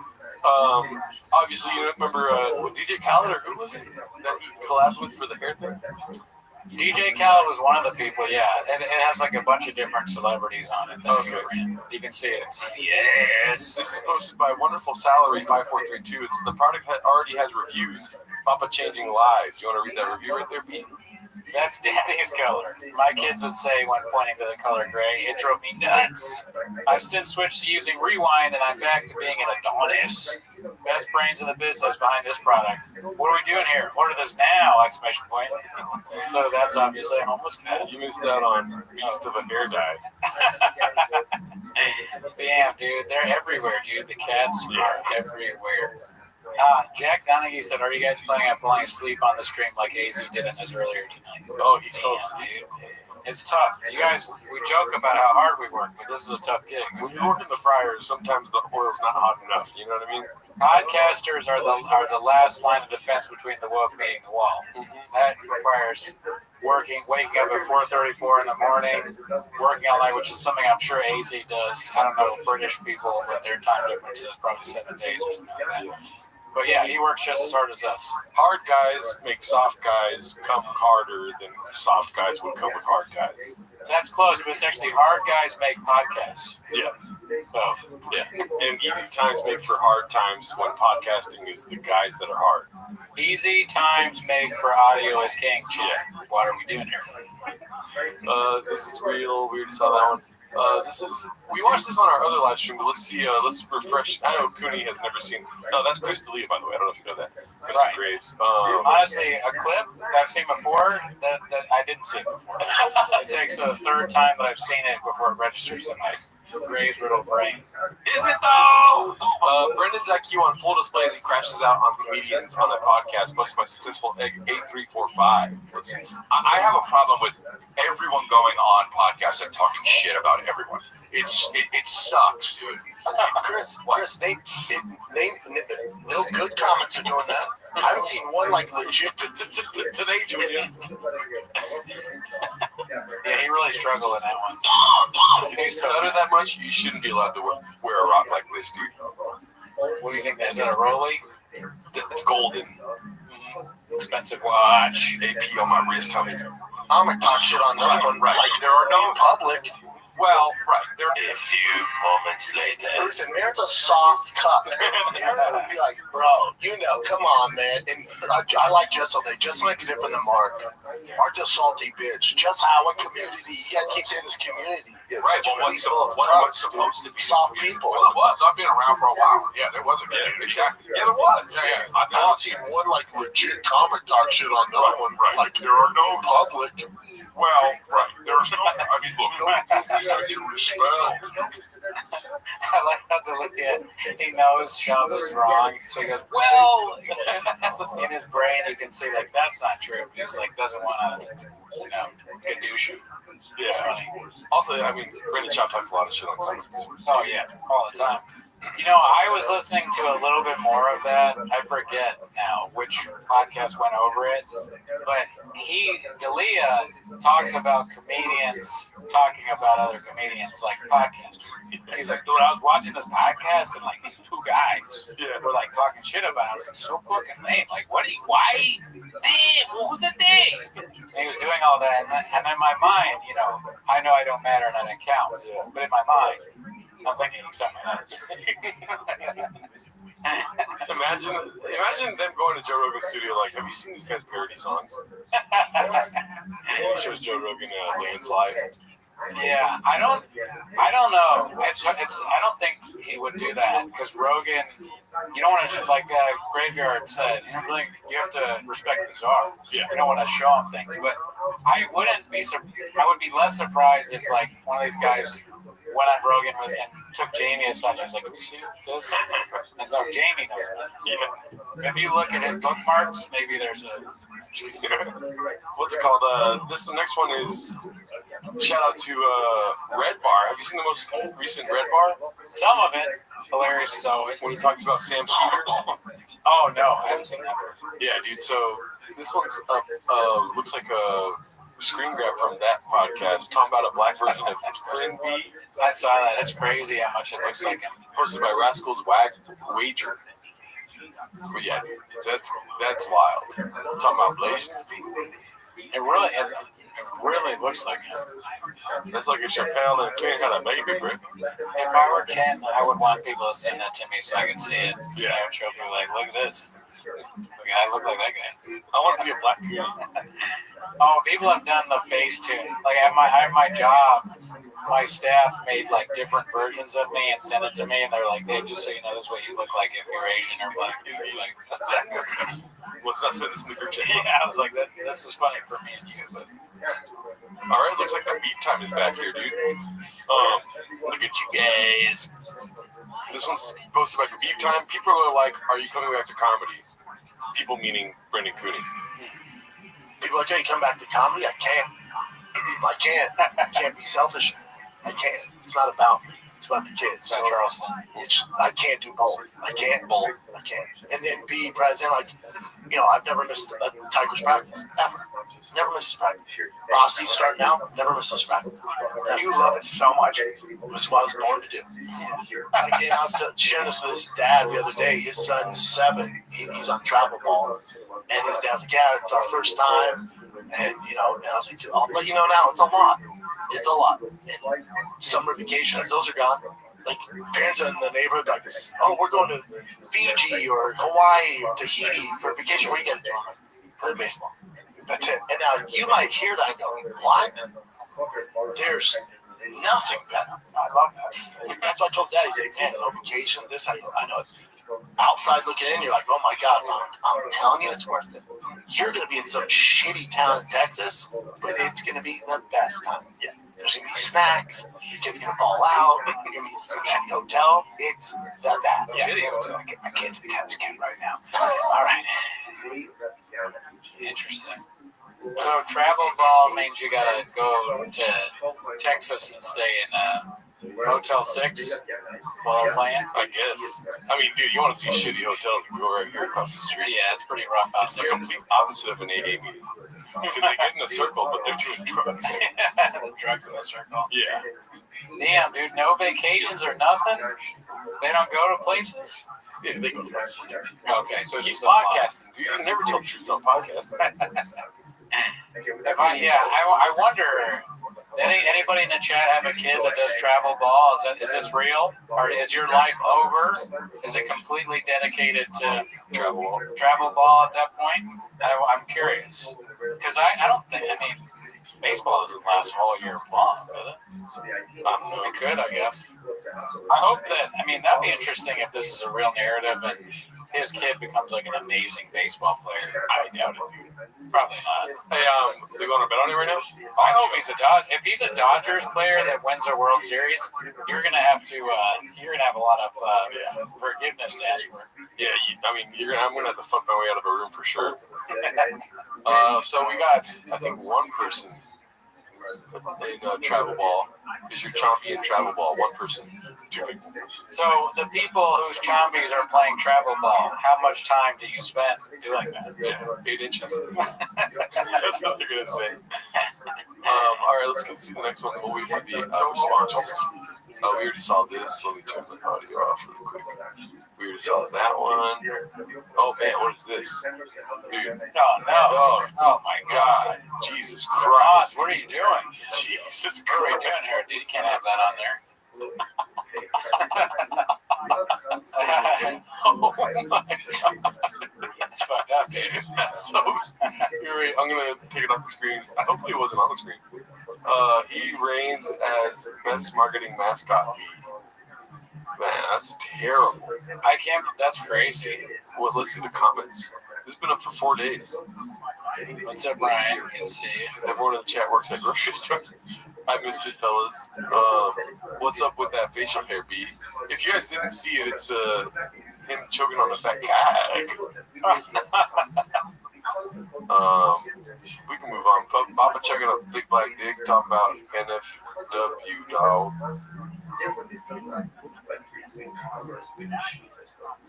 And then negotiate the solutions on their produce.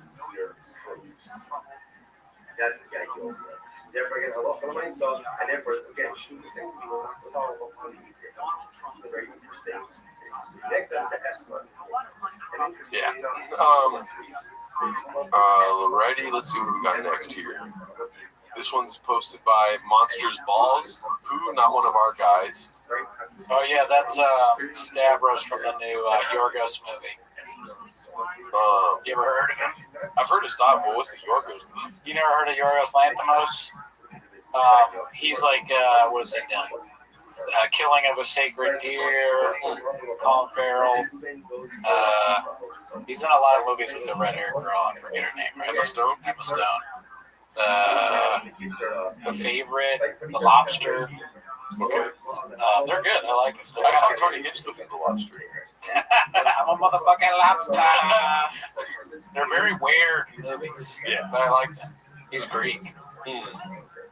Looks like a very weird week at Chang's, too. Same set, different animal.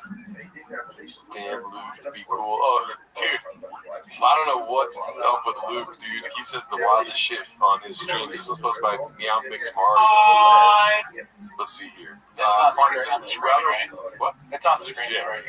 Watch a 1 hour special of Bert Kreischer or 1 hour politics talk with Ben Shapiro. Have you seen 1 hour of Ben Shapiro? Dude, I'd rather watch my family get murdered. Look at, whoa! I'd rather watch my family get murdered than watch 30 seconds of Bert Kreischer. Never said a funny thing in his life. He's got one story that he tells over and over, and it's not interesting. Oh, man. It's so funny how he does not want to be involved at all, but then he'll say the wildest shit about other comedians. It's almost like this is DeLeo was talking to you. Didn't he say something like, I've heard people talk shit about Bert? Bert's funny, bro. Luke, it's violence in his DNA for sure. Listen, Luke, would you kill... never mind. Luke would have you? That's a guy that's never seen The Machine. movie. Right? Yeah. He's not seeing the machine wasn't that bad. Let's ask the chat. Would you rather watch Bert Kreischer watch your family? Let's see what you guys think. But I mean, he was spitting facts there, though, for sure. Yeah, Burn is very bad. We watched both of his specials on the Patreon, and it actually got worse. It's rare that the special gets worse. There's only a few comedians that are gifted enough to make it that much worse. And, actually, it's not rare. It often gets worse. I don't know why I said that. All right, let's see here. So this is, I think, in correlation with, or in reference to, or commenting on, or an example of Raja Jackson. Okay. I don't know why I did that, but let's see here. It's posted by Successful Egg 8345. Shop blames online trolls in attempts to protect Rampage's image, then admits to trying to sway public opinion. Have you seen this clip? I don't think so. But maybe, I think I saw it. This is ridiculous, dude. The way he says it, he's like, I'm trying to think of a way to, like, defend Rajan. I got nothing. Oh, no, I haven't seen that. Let's see. Whoa, young man. What in the world gives you that impression? People think you're a bitch. You're soft. You're beta. You're some cock. Where are you getting? He loves that word. It's not from his dad. You heard that? We can get on the map. We can get on the ring. We can get you heard that. Because those people making comments, they don't give a flying fuck about what happens. When they tell you to do something, say you won't do this. I'm fucking on doing this damn time. Man, shut the fuck up. I look at those things. You a bitch, you got bears, you're gay, whatever they're calling him. There's an insecurity in Raja. You can see, because after this event, we'll get to that. Watch, my dad can't never call me a bitch. Straight up. Nigga, I'm always playing and shit. Call me bitch and shit. No fucking bitch, bro. Because when I heard about this, I spoke to my bitch. When I heard about this, I went, all right, how can I defend Raja? You can ask Barrett Jackson, you can ask Rampage. I went, how can I defend it? Everyone's coming for us. No, how can I defend it? And they're kind of like, both of them like, God, nice enough you come up with a way. Yeah. So I went, all right, let me look into it. I'll come up with something. That's my thing. Let me come up with it. He's your lawyer. That job is like your attorney. How do I get out of this? How do I get you out of this? I'll tell you when I have a decision. He says it, the guy that does not know how to help you, who goes, let me think about it for a while. And you never hear from him. Yeah. Well, watch the Ariel Hawani interview Rampage did. It really paints the picture of how bad of a father he is. Yeah, I mean, Rampage is kind of a, or at least the impression I get is he's a maniac, kind of nut job. Like, he himself has had troubles, probably related to head injury. And then he's also a macho guy. You see him call his own son a bitch. And, hugging on a man with his booty shorts. These are dukes. That's not who you want as a dad. No. You want Joe Rogan as your dad. Yeah, Joe Rogan as a dad, if he ever gets too uppity, you can just sit on him, pause. Not like that. The best dads out there, Joe Rogan, Brian Callen, Chris D'Elia. Brendan Schaub. Brendan Schaub, that's obviously. I gotta be like, Dad, stop coming to T-ball practice, dude. Yeah, he's such a good dad that you have to tell him to stop attending sporting events. Yeah. No, I won't split my cubby with you, Dad. Dad, I don't want another lithium battery car. I have so many. Dad, I'm tired of getting all the clothes and cool snapback hats. Dad, I don't care if you can beat up my friend's dads, dude. Stop telling me that. Backwards hat, backpack, just like that. What does he say in the special? Look just like me. Flies cool, flies out. Jerry agrees. How about you be my dad to be chairs? I'm down. I'll adopt you. I'll be your father. Jerry agrees. How about you be my dad to be chairs? Well, I'll tell you one thing. You need to call CPS calling me Jerry like that little kid with a J. That's fucked up. Dad, I already have a baseball bat. Rampage will light you up, but Raja will keep you busy. Hell yeah, keep them comments coming in, y'all. We're reading them. I definitely would rather have Shop as a dad than Rampage, I'll say that. What's it called? Let's see. Oh, Magnus already said that. I agree. Yeah, Papa's a better dad than Rampage for sure. I would rather have Brian Callen as a dad, dude. You're my son now. Calm down. Be cool, dude. I'll cut that part out. Let's see here. Man, not a lot of stuff happening at Chains this week, y'all. Trying to find something. Oh my god, what the hell? I have a feeling this one isn't real. Commander of Farts posted this one. Before and after, I mean, just stop taking pictures with different color hair, you know what I mean? Yeah, who are you, Cooney? You got a lot of waves. This is definitely his liberal arc when he was in the liberal scene out here in LA. Isn't it funny that all those comedians that are super hardcore Trumpers now used to be liberal? Oh, yeah, for sure. It's hilarious. They got, I mean, all it takes is the one guy that pays their salary to be like, hey, you know, I think I'm thinking different. This year, I'm thinking Trump. Yeah, dude. I mean, this was not that bad. Only because I was doing it. He thought that was so fun. This is classic meathead humor. I'm emo and gay now. Watch your hair grow long. Watch your hair grow long and do shit. You got me thinking. All right, let's see what else we got here. Almost everything that Shop says as a joke is something that, like, you could envision a jock bothering you about in the locker room. You're trying to put away your stuff, and then the jock's like, I'm gay. And you're like, come on, man, I'm just trying to put my shit away, dude. Leave me alone. Have you seen this one yet, dude? This is like a Reddit ad.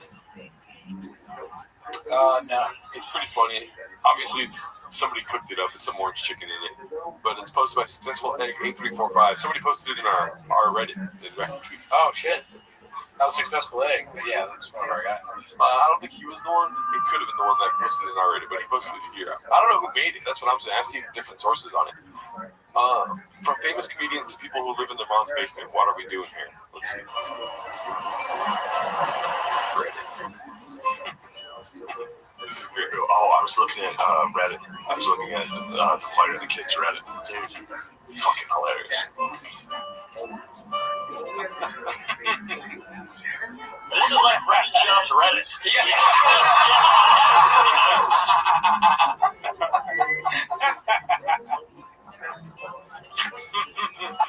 I'm a comic.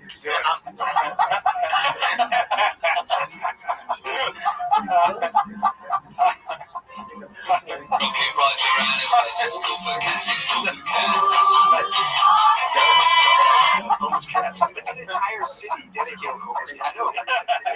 Yeah, I'm all in. A ring named Skyo Stew, followed up with a lot of heavy punches of Skyo Stew. Psycho? That's not supposed to say no, but that's Psycho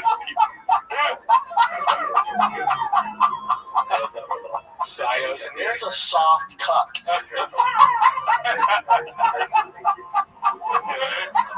Aren't a salty bitch. Community. You gotta keep saying this community.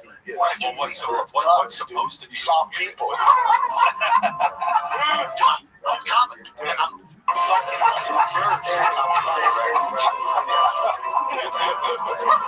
the whole thing.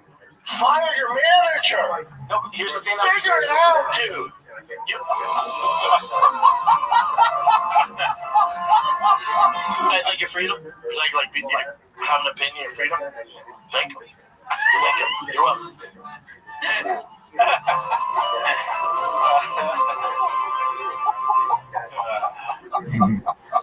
Damn, dude, that made me feel good. That brightened my mood. That's like, I feel like I just took Zoloft. I think that's what Zoloft does. Hey, Successful Egg, did you make that or no? He's in the chat there. Thank him, you racist. This video is so funny. Yeah, dude, that was great. Whoever made that, great job, dude. This is great. This is posted by Don't Lose Your Cool One. Twins deep cover 25, Fat Joe and Fat Patrick. What the hell? Wow. Virtually identical. Who would have known someday they'd both be making all this money for one hair brand? Yeah, dude. Man, Lehman, I don't have the dolphin thing with me today. I'm sorry. Oh, I have this one, but I don't think it makes a dolphin noise. No, it's, you need an inward straw. Oh my god. Let's see here. It sounds like it's an N-word straw. No. Nope. Let's see what we got next. Brian Callen calls out Baba's fake T levels. Uh-oh. Don't want to mess around with that, dude. He'll let you be. Let's see here. Posted by 7-digit. I don't even need that much sleep. I think my testosterone is fucking super high right now. No, it's high. It's high for a man. 975 was not high. For 58, No, you're 975? Yes. Holy shit. Last time I checked. 973. Yeah, because gear, you fucking asshole. Also, that's way too high. That's actually way too high. So 900 is crazy for anybody. 900 is high, Yeah. So shut up. No, for anybody. For anybody. You're unhealthy. I don't. It's rocking for 58. No, I know, but can you not? I'm not. But I'm just. You know what I am? I keep it real. The virgin death, you moron, because you're taking steroids. Yeah. You stupid idiot. Shooting up steroids in the fucking T-ball clubhouse, dude. Oh my god, yeah, in front of kids, you clown monkey. You're like, what are you risking your life so you can tell a 50-year-old man? But it's old. He's old. 1400, like he's all proud that he's an idiot. You can't bullshit all those guys you work out with, and then you come to the realness, right? No, you come to the realness, no, dude. and I go, no, that's good. No, I don't like that you put governors on it, man. Yeah, just the best podcast of all time, right, guys? Granted, I have no idea what either of those numbers mean, but if the way I took it is that Brian is saying it's unhealthy and he's on steroids, is that what he's saying? Yeah. So if that's the case, I stand by what I said. Yeah. Don't do steroids, kids. That's Daddy's number. So let's see here. Mama tries to say nest egg and fails miserably. Posted by ABTV12. Let's see. That doesn't mean if you sue Raja, you get to Rampage's money. It doesn't work like that. So just so you guys know, who keep saying, oh, sue Raja. That dude, that wrestler, you're going to get nothing. You're dealing with a very young kid who has no savings, no endorsement deals, that doesn't have a fucking goose egg of money stored away. So the lawsuit's going to go nowhere. Goose egg, dude. Nest egg.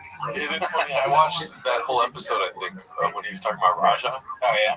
And he's like, hopefully, whatever Psycho Stu doesn't press charges, because then he'll be in for attempted murder. It's like, when have you ever been stopped from getting charged in attempted murder because the other person didn't press charges? Yeah, I don't know if that's how that works. That's like a criminal thing. It's not a civil thing.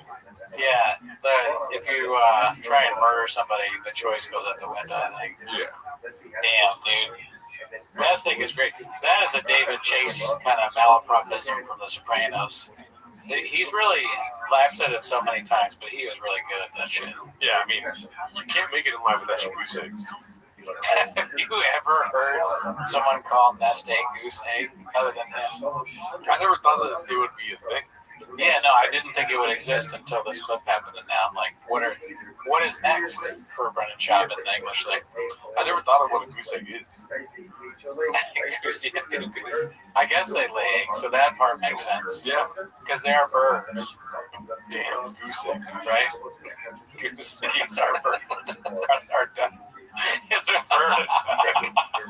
It's a duck, a bird. I'm not sure. You want to look it up? I mean, if you don't know, that makes me feel good. I'm glad that you don't know. Let me just say that. Because Yes. There we go. So then, if you thought I was stupid, suck on that. It's a goose. Yes. I'm confident that squirrels aren't birds. Okay, it's a squirrel a bird. I'm pretty sure they're not. Squirrel, a bird. Can you fucking No. Can you fucking no, do not. Okay, my bad. Oh, DP. Goose egg is a big zero. Yeah, goose egg is. Oh, yeah. Isn't that what they say? Is like, with the scoreboard, you got a goose egg, meaning you got a big zero. Oh shit, that sounds right.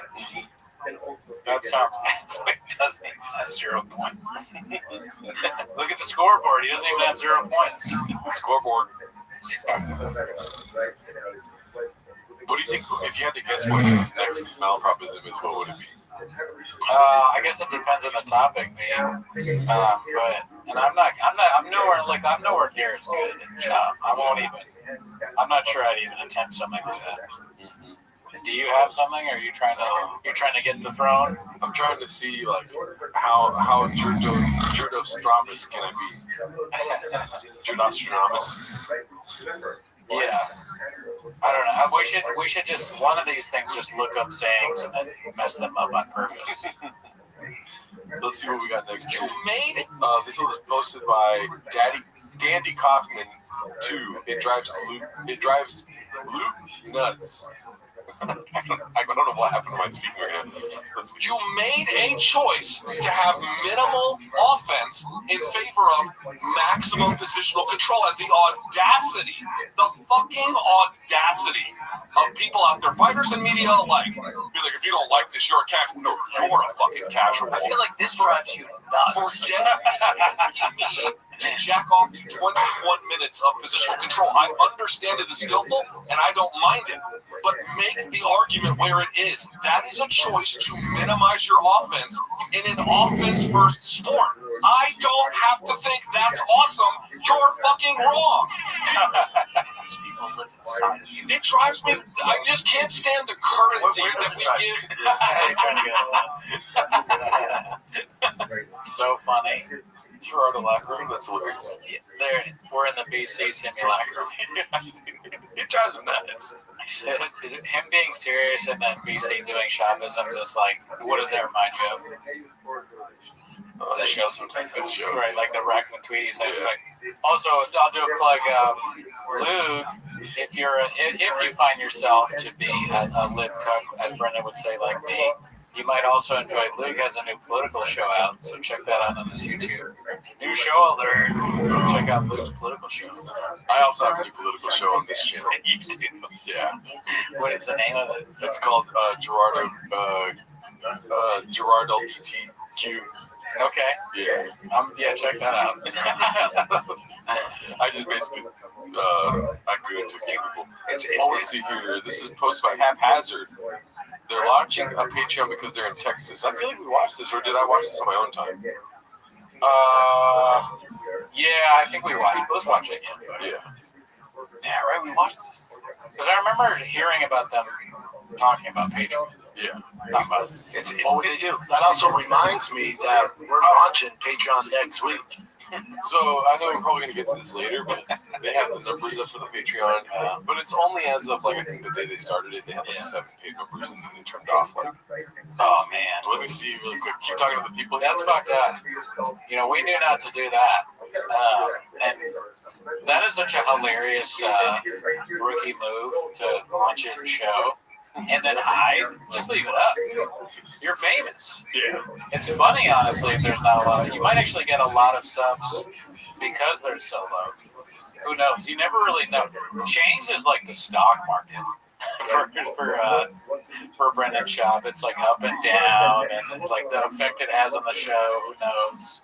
It could make more views. It could make less views.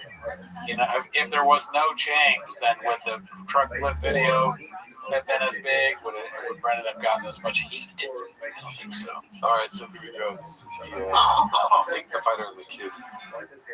They started it. It looks like just yesterday. Is Brendan entertaining a BKFC fight? ad free, so it's just a regular episode ad free.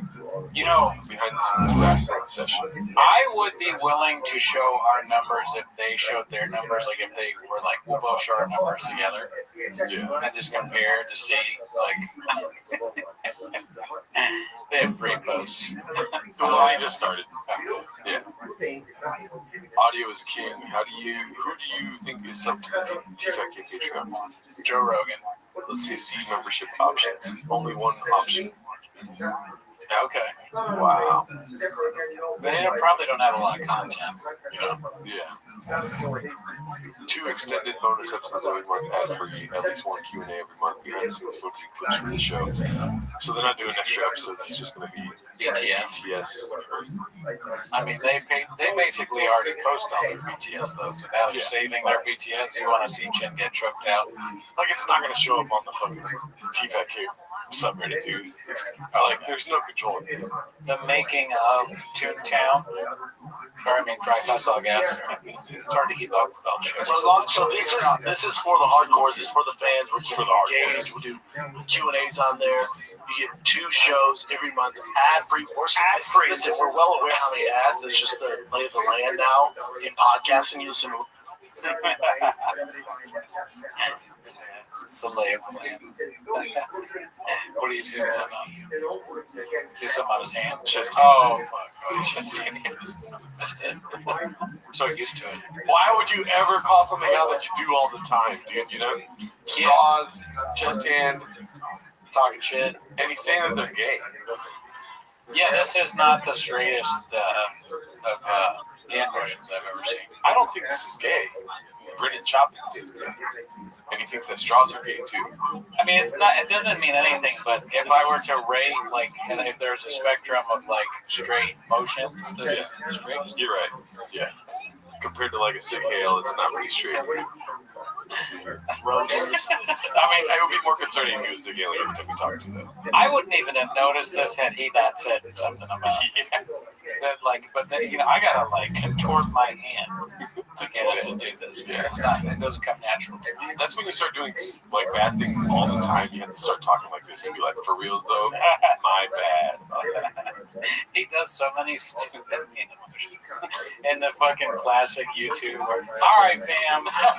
We're here at my truck show, and then all right, fam, we're outside this pizza restaurant, and this, and then this, and doing all this stuff when he's yelling about he's going to beat someone up. C-clips. Every show you'll see, there's just so many more ads. Yeah. These companies got involved. It's just the way podcasting works. We're very familiar with the mass amounts of ads. So our idea is to launch this Patreon so you can get ad-free shows. They can be extended by 20 to 30 minutes, so you get bonus content. And then bonus content and questions. And then behind the scenes, Brian's been wrestling his ass off. Dude, questions, and then 20 to 30 minutes, so you get bonus content, and then bonus content and questions, and then also Brian's been wrestling his ass off. Jiu-jitsu and fuck you, competition grappling. And he's been doing it in order to beat me. We're gonna see if Brian can beat me on. Shut up. We're literally gonna go over the things I've learned, and Brandon's gonna show how you counter it, and I'm gonna show you how you counter that. Yeah, and then we'll go live and see if your training's paid off. We'll see how it goes for you. Yep, that's gonna be great. And then I'll give a tour of my cars, the studio, behind the scenes of the shop, all that stuff. And that's every month. You get that bonus content. It's $5 a month. $5. It's 3 to 5, or is it 5? Just $5. So skip one day at Starbucks, and that covers you ad-free, fire the kid, bonus content. This is for the hardcores. This is for you guys. We're well aware of the army, the mass amounts of ads. Yes. Yeah. We should have done a Patreon a long time ago. We should have. But we're finally doing it. We can commit to it out here in Texas. And that will be next week. And we promote it. Hold on. What's up with that watch? Right back to TFAK, dude. Robbing people in 2025. Dude, that would be like me going, so the Patreon's going to be me. I'm going to show you, like, how when I wake up in the morning, I make coffee, and I eat yogurt, and I get coffee cake. I get my coffee cake, yeah. So much coffee. That might actually turn into a show. Like, dude, he has a lot of different kinds of coffee cake. It's nuts. Fucking eat. I eat more than Josh can eat. Yeah, dude. I don't know. Okay, let's see here. Not to out any of you. These are anonymous polls, but I want to know who in here has already subscribed. Tier 2 back Yeah, have you subscribed? Or you do the poll, but I mean, I'm jealous of the people that have subscribed because, as redacted as that sounds, don't think for even a second I'm not interested because I'd like to know. I want to know. And please be honest if you are or not. You don't have to out yourself in a comment. I want to see. No. Put Rajah Jackson between Cooney and some coffee cake who walks away unscathed. Great. I'll definitely be walking away great. I wouldn't give that scum back to those. Shout out to 300 people, dude. What the hell? The horn has grown since last stream. Is my horn coming back? Yeah. Oh, no. Really? Yeah. I gotta go back to the doctor. Let's see here. Jesus Christ. I still wouldn't. Would you? Alright. When Joanna gets a new hand back with Peter Shop's money, posted by I downvote the. Oh my god. This is Cooney's face when he first discovered coffee cakes. That's such a hilarious diss. Peter Shop. He's paying their life. Cooney's horny face. I would have given a diamond under any faucet. Wait, this wasn't a joke. We did this last time, I think. 13 days. His chin looking for a new job. Those are weird. That one. Update on our boy's health in case you're wondering. Posted by Appropriate Duty 930. I know this is all over media right now, and I have absolutely nothing to say regarding what transpired, but I want everyone who is concerned with Stuart Smith to know that he's awake now, but in bad shape. But in bad shape, so please keep in your prayers. It's going to be a long road to recovery. I'm just happy to know that Psyop Fred is healthy. Yeah. It's a good thing. Yeah. It's not a sad thing. Yeah, dude. Psychological Steven is doing better now. This guy, though, is something else, dude. This guy says the N-word. Oh, shit. Right? What is D6 mean? It's something to do with Compton. Oh, shit. Yeah. Oh, that's the guy. Yeah. Oh, that's where you're saying. Oh, yeah, the guy was like, he takes off his hat and he's like, guess what? I am white. That was an interesting thing to say in stream. Yeah, he's like, listen, y'all think I'm gonna vindicate myself right now, and then drops the N-word like 7 times. What does that have to do with Stu being in the hospital is my question. Maybe it's like a psyop on his part where he's like, if I say the N-word a lot, they probably will make that a controversy, and I'll get off of like the whole like abetting a murder thing, you know? This was his one chance. I think it was that guy's one chance of like finally letting everyone know that he is black. Yeah. He was like, people think I'm white. This is my job. Formula One, dude. Simi Lackum Stew. That's pretty good. Simi Lackum Stew. Instead of Psycho Stew. That's good. Skyo Stew. Shout out Leah from Avery. We still like Miguel, or we can, oh my gosh, stop. We don't talk about Miguel anymore. Miguel asked me the other day, he's like, you guys don't bring me up anymore, right? And I was like, no. We don't. We do not. Let's see here. What's next? What the fuck?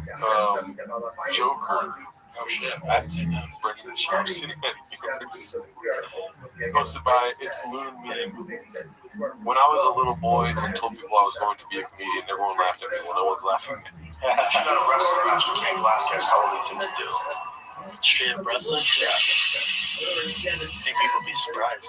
Really? I think so. I think you'd be surprised. Joker, really do. I think he'd fuck you up. Finally, in a world where everyone thinks they can do my job, check out this guy. You can tell he just went through hell with his eyes. I don't think so. He's not doing well. Forget this. There's this giant Asian doctor. He goes, Mr. Sharp, you'll live. He points to this mirror. I'm like, what's wrong with my mirror? Oh my God! You can say that again, pal. You can just see gum, bone. I look like fucking Joaquin Phoenix. I was just.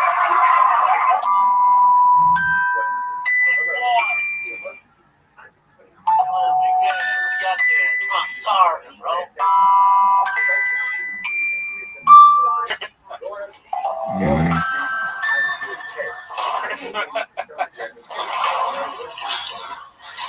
This isn't real.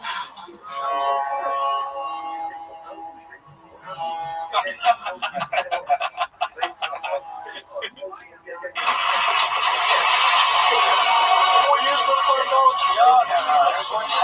but also you shoot for a room that you landed somewhere on the stars.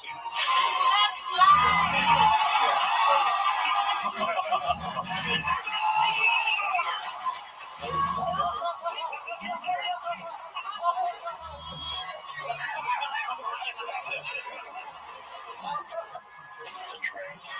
It's a train. There's a train that goes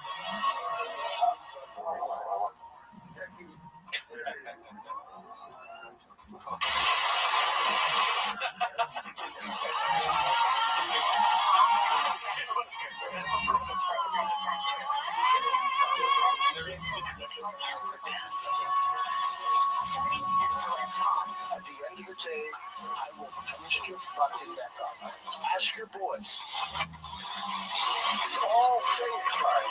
You're not fooling anybody. I've seen how the sausage is made.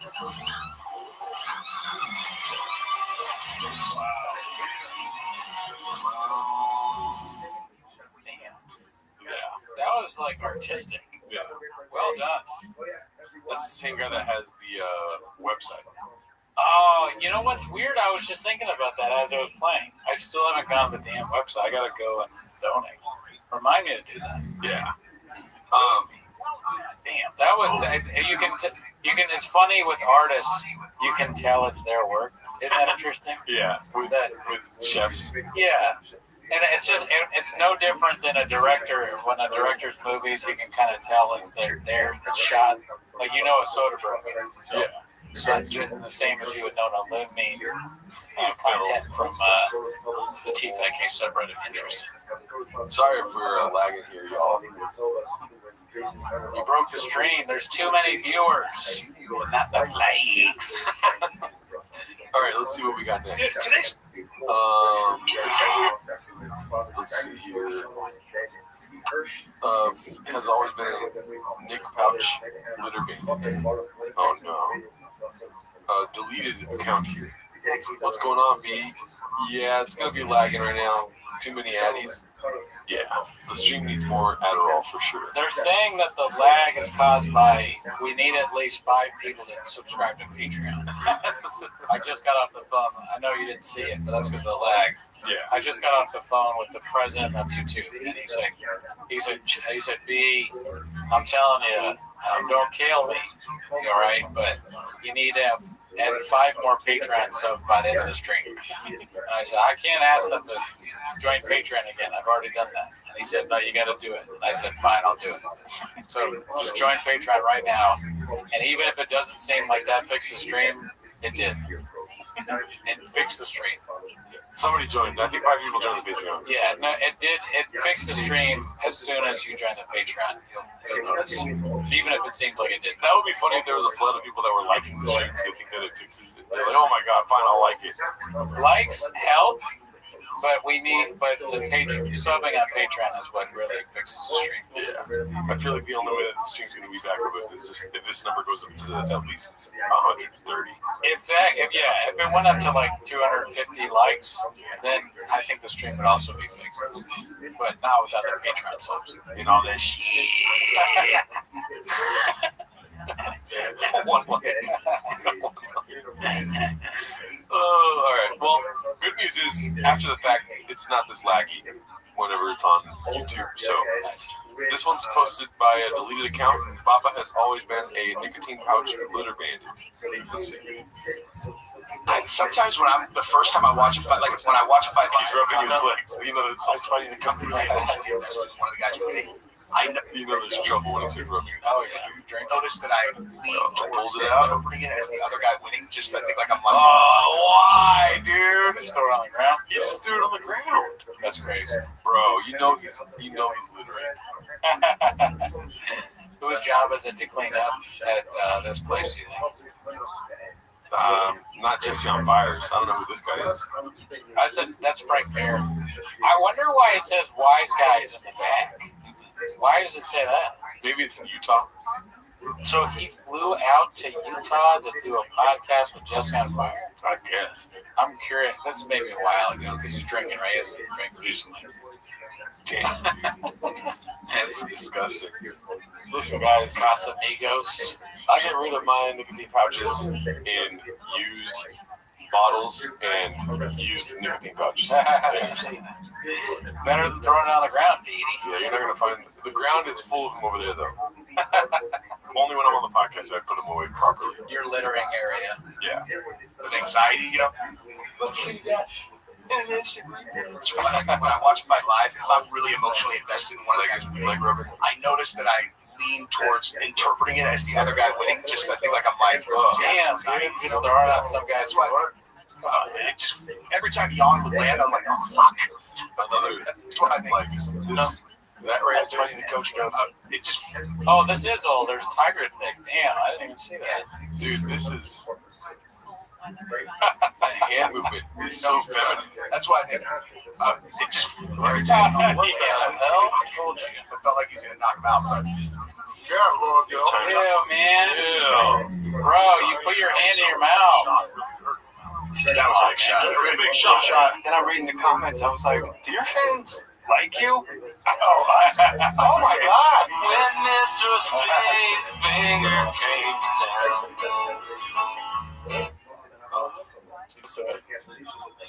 It's crazy that comedy clubs put him up. Nicotine patches. Gerardo better than smoking think of me. Yeah, that's disgusting. Let's see what we got next here, dude. Friday special reheated old signature dish posted by Cheesy James. It's 7 minutes long. Let's see how long we make it. What is this? Tales from the Bopperverse? Oh man, we haven't seen one of those in a long time. I'm a good guy, man. Oh yeah, dude, this crazy guy. The biggest bitch for me. I like one trisket, and then I come home and he puts sticky notes all over the entire food. I eat all of it and I throw out the rest. I'm ready to throw down. I'm a bad. But why? Yeah, it doesn't really make sense. Wow, dude. So you ate all the food and he put sticky notes and that's what made you want to kick his ass. Do you feel like he's dumb in a way where there's something he's not telling us, like they bought the food together? Or do you think he's dumb in a way where he thinks that this is justified? I think both things could definitely be true. Like Shab is absolutely somebody that would leave out the part of the story that makes him seem not crazy. Yeah. But he also is kind of a bad guy. And he bullied that mentally handicapped person. Yeah. He's like, yeah, I said the mentally handicapped guy was stealing or something crazy like that. What are we doing here? I put a phone drink. Like nonstop. The fuck? I answered. It's his mom. You gotta pay it back and apologize. Okay, so he didn't pay for it. He's a bad guy. Sure, but Shab is such an unreliable narrator that you never really know what actually happened. It'd be funny if you interviewed the roommate and his mom and they were like, oh, no, that's not what happened. Shab fell out of the house. Like, he fell out of the window and he hit his head. We were worried about it. And then he started telling people that he beat up the roommate. We didn't know why. We thought it was part of the head injury. It's a sad thing. He has a podcast? Oh, no. Shab. People make, is it like a Howard Stern thing where they make fun of him like people just? Yeah. It is. Yeah. Which you talk to my mom like that, of course, which is all I'm trying to do. I'm trying to like, yeah. I walked in and I'm like, hi man, the car got broke into because you want to be a bitch. We're gonna fight right now. I'm gonna fuck you up. He goes, I'm not fighting. Ace Ventura 2 style. Right in his face. We're face to face. Wow. Wow. Threw him to our glass door. Shattered our glass door. That doesn't even make sense. Told the entire team what happened. I'm a good person. I'm a good fucking person. I'm a good guy. It's a level. Take it from me for 2 nights. I take advantage of all the time. All the time. All the time. I'm so nice. I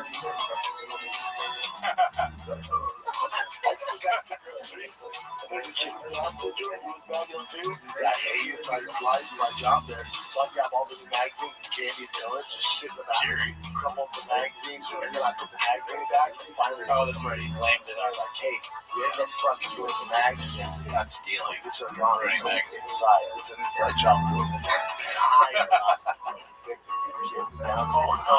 I think it's Jerry. Oh my God! Jerry the Jake. What is poppin' the keys? One thing everyone around You said that my career was going to be over, that you were going to expose me to Rogan and all these people, and then I have a lawyer.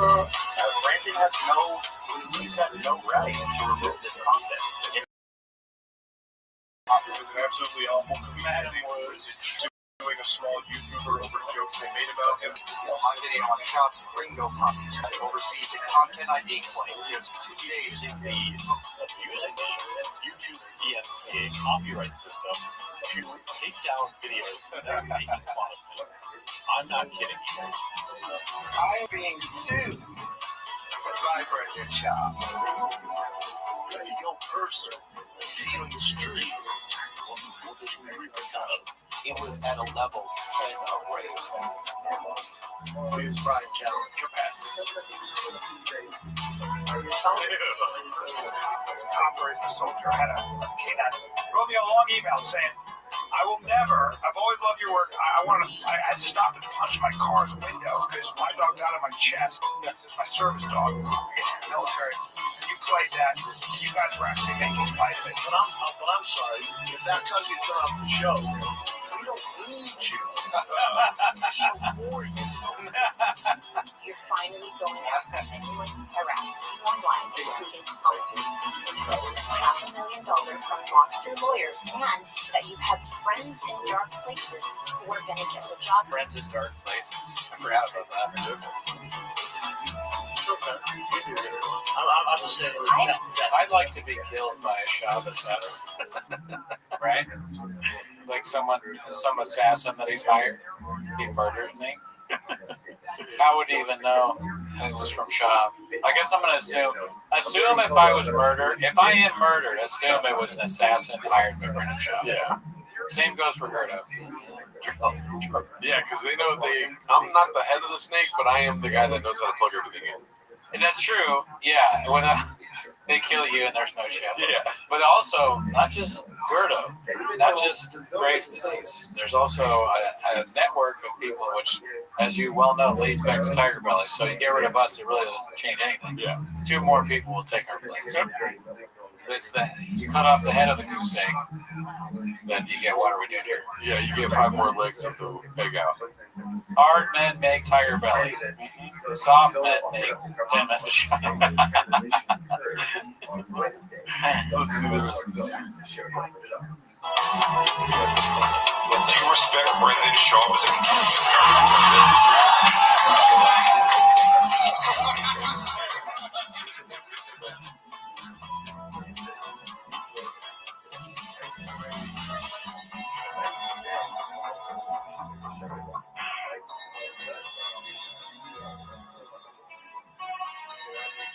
Bobby. What's up, Dallas?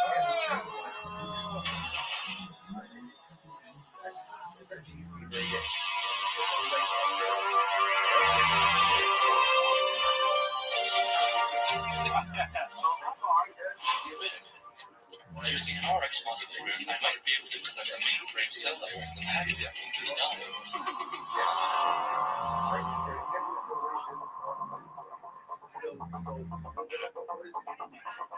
He's actually really tall. Yeah.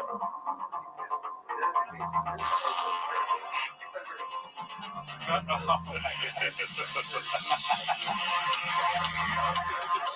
like the music a lot in this.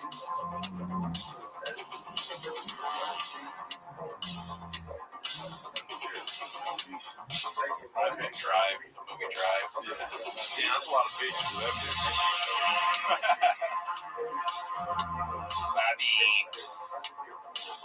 Our boss. feel like I just got caught in a 10-minute break. This is what's interesting. Explain this however you want. When I notified you guys of the harassment and going back to Tiger Belly, that account stopped posting, took the Tiger Belly email off, and changed it. Never posted it again. Do you know how Reddit works? No. It's great. I haven't seen that in a long while. I'm going to be honest, I don't think I've ever seen the whole thing. Oh, wow. And everything's Well, let's move on though, because that was 7 minutes. This is posted by 7-Digit. It comes in dark. I feel like it was posted in like a series, like different parts, right? Yeah. I remember for a long time people would be like, watch those. And we did watch some of them, but I don't know if we ever watched the whole thing. Yeah. Jared, do you think you've had more sausages in your mouth from sausage salad pods, or Papa had Chiggs walk to his truck? I don't know, dude, because I was doing 5 sausages when it was really bad at once. But I had like an idea of like, oh, I should bring back the sausage salad, but then I would have to eat it. Yeah, it was never a great idea. This place smells like sausage. Yeah. Right when you walk in, it's just like sausage. Hot burned sausage on cold salad. I mean, they're both good things, but I don't know if they necessarily go together. Don't knock until you try it. Y'all already talked about Donnell, not yet.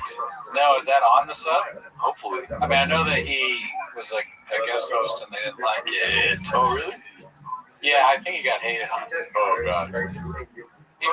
People in the Kill Tony audience don't appreciate Donnell Rawlings. They feel he's blockbuster.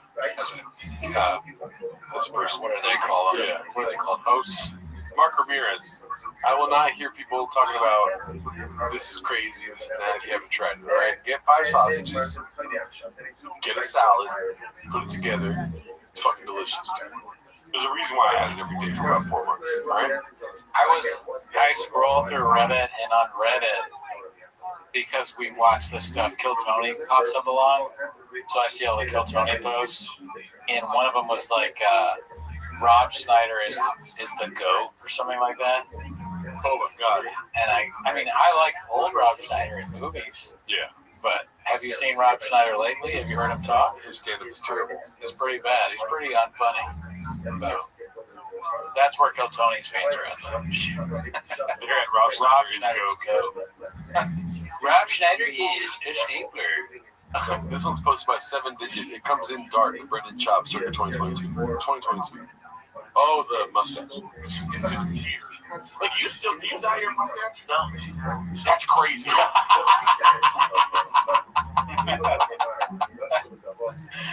Oh my God, he was so fat too, dude. No. So obviously that's so obvious. Crazy. I was just doing a bit though. Yeah, I was made fun. How comes it dark? Dark that is. You having some great. But as it keeps going, but if I trim it so it starts off and then it gets gray.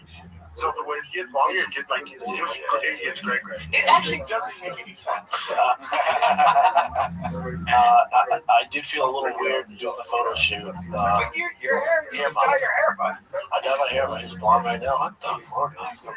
You got all that gray all on your face. Well, I used to have that. I know. But as it keeps going, but if I trim it so it starts off and then it gets gray. So the way it gets longer, it gets like it gets gray. It actually That doesn't make sense as a company using him at all. Still? Dog, he has to have like Jeffrey Epstein level of like blackmail on people. Oh yeah, and it comes into dark money. Yeah, dark money, Epstein ties, blackmail, islands, something. Peter Shaw maybe is involved, or Peter Thiel. Oh yeah, Peter Thiel might be his dad. Let's see. What do we have next? I spent some of my Papa needs to jump back into comedy. Yeah, look at this poetic picture right here. I mean, that's pretty cool. Yeah. It's like Jordan or something. Dude's a great thing. It's like he would book so many spots and they would pay him money. You know? Yes, and just so this is something you said before. Imagine the YouTube money from another special. Keep them busy, Jen. What are we doing here? You could make millions of dollars just putting out utter shit. I would do that in a heartbeat if I could. Why are you leaving money on the table? And where do you get money from? Get money from? I have to know. If it's from your dad, that's boring and lame, but at least I would know. This would be a great picture of Happy on the trip. Yeah, we should probably do that. Let's see here. You raise your head. This is great. I'm proud of you. Post by Jesus James. Wow, what else you got, Chain? PF Chain special. Single application, multiple accusations, washed up comedian extract. Yeah, Callan probably hates that Sean gets this gig and he doesn't. Have you seen this one yet? No. Thick Boy with 3 C's. Riddler shuts down the allegations. People out there that say they've had sex with me, I've never been alone in a room with them. And people are like, oh no, dude, he pulled his dick out. Somebody was trying to come up and do an air conditioning maintenance. What? Oh, hey, what, dude? That was in an article that I fucking showed my dick to somebody who came up to do maintenance to my air conditioning. Dude, hey, think about that a little bit. Think about that a little bit. Think about that a little bit. Think about, who in the world comes to fix the air conditioning at, by the way, 11:30 p.m. So this is the night shift that I am gonna want to show my dick to. Who the hell has a female ever worked the night shift and then worked on air conditioning maintenance at 11:30 p.m.? Or is it Ronaldo? Hey, Ronaldo, what's up? Sorry. Hey, Ronaldo, you gotta deal with that now. It's not that. It's not that funny. I mean, it's, without commenting on the truthiness of the allegations, it's common. It would be like a common way of self-defense for someone who did do it to pick the one allegation that you think for sure you didn't do, and then only reference that one. Like, you think I pulled my dick out in front of an AC guy? It's like, we're not stupid, Chris. You basically admitted to at least some of this stuff. Yeah. So, yeah. I mean, if it was that ridiculous, why did you act so sketchy right when it happened? Yeah, and also I think he probably didn't look to gun for Ronaldo or whatever the AC guy. Maybe Ronaldo had long hair. he mistaked him for a woman because he had been over working on the AC, and then the guy Ronaldo turns around like, whoa, and he's like, oh, dude, sorry, bro, I thought you were a girl. Is he though? How you can still fix the AC though? It's not hot. Thank you for laughing.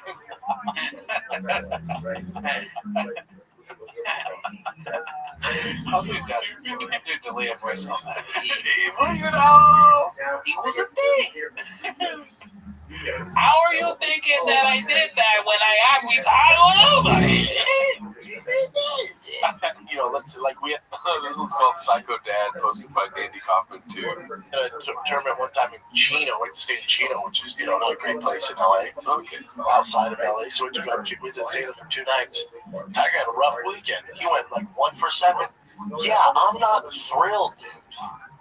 I'm not fucking jumping out of my seat with excitement that I'm in Chino for fucking 3 nights. And I'm sitting there watching him have a bad series. It fucking sucks. Yeah. It's the game. Yes, the game. Yeah. And then some coaches go, how did your quad? And then some coaches go, dude, not just some coaches, especially at the rec ball level. 3 out of 10 year old. He has his fucking hand like this and his legs closed like this. That is. What is he doing? He's comfortable, dude. Be cool, Daddy. I hear a coach say that. I think he decided to go real. 3 out of 10, you're not legit coaches. Some coaches, especially at the rec ball level, dude. 3 out of 10, you're in the Hall of Fame. As soon as I hear a coach say that, I think he decided to go real quick. 3 out of 10 if you're in the MLB. If you're in a rec and you're going 3 for 10, you should be cutting fucking oranges. You should be going 9 for 10. You know what I'm saying? Is that what it is? The really good kids who just always hit. At the rec level? Yeah. Always hit. It's fucking a joke. So that's a major league stat. That's not. Yeah, so when they go, dude, 3 out of 10 in your Hall of Fame, correct. If you're rookie, listen, Ohtani's not pitching the fucking ball with the Centaurs tonight. You should be rocking that kid throwing 30 miles an hour. And if you're not, it's all good, but you should be cutting oranges for the boys. Orange cutter? Yeah, you know what? You're scaring me as a dad. You might be the dad you criticize. Don't waste my time. Fuck, dude. We need you out. Oh, I need you in right field, behind the fence where nobody can I'm there always. Yeah. I gotta keep you over there. Because you're just a little too passionate and you're getting a little too. Yeah, if we're gonna spend all this time doing it, you gotta make it worth your time. Yeah. It's getting dark, dude. It would be funny to see a clip of his kids cutting oranges. Yeah. Making them do it. Chop should cut oranges instead of doing stand-up or a podcast. Yeah, dude. You hit 1 out of 10, and the 1 is when you mess up words. Joke-wise, yeah, his batting average is very low. Yeah. And also 1 out of 10, yeah. Literally, his IMDb rating was that. Is that what you're referencing? Yeah, that's perfect. Dude, there's levels to this company, all right? Oh, man. I do think it would be funny to make kids cut oranges. So maybe I should be dead. I mean, Rob Schneider's special probably got a higher rating, dude. I find it cute. Cutting oranges at Daddy's job. Let's see Rob Schneider's special right now.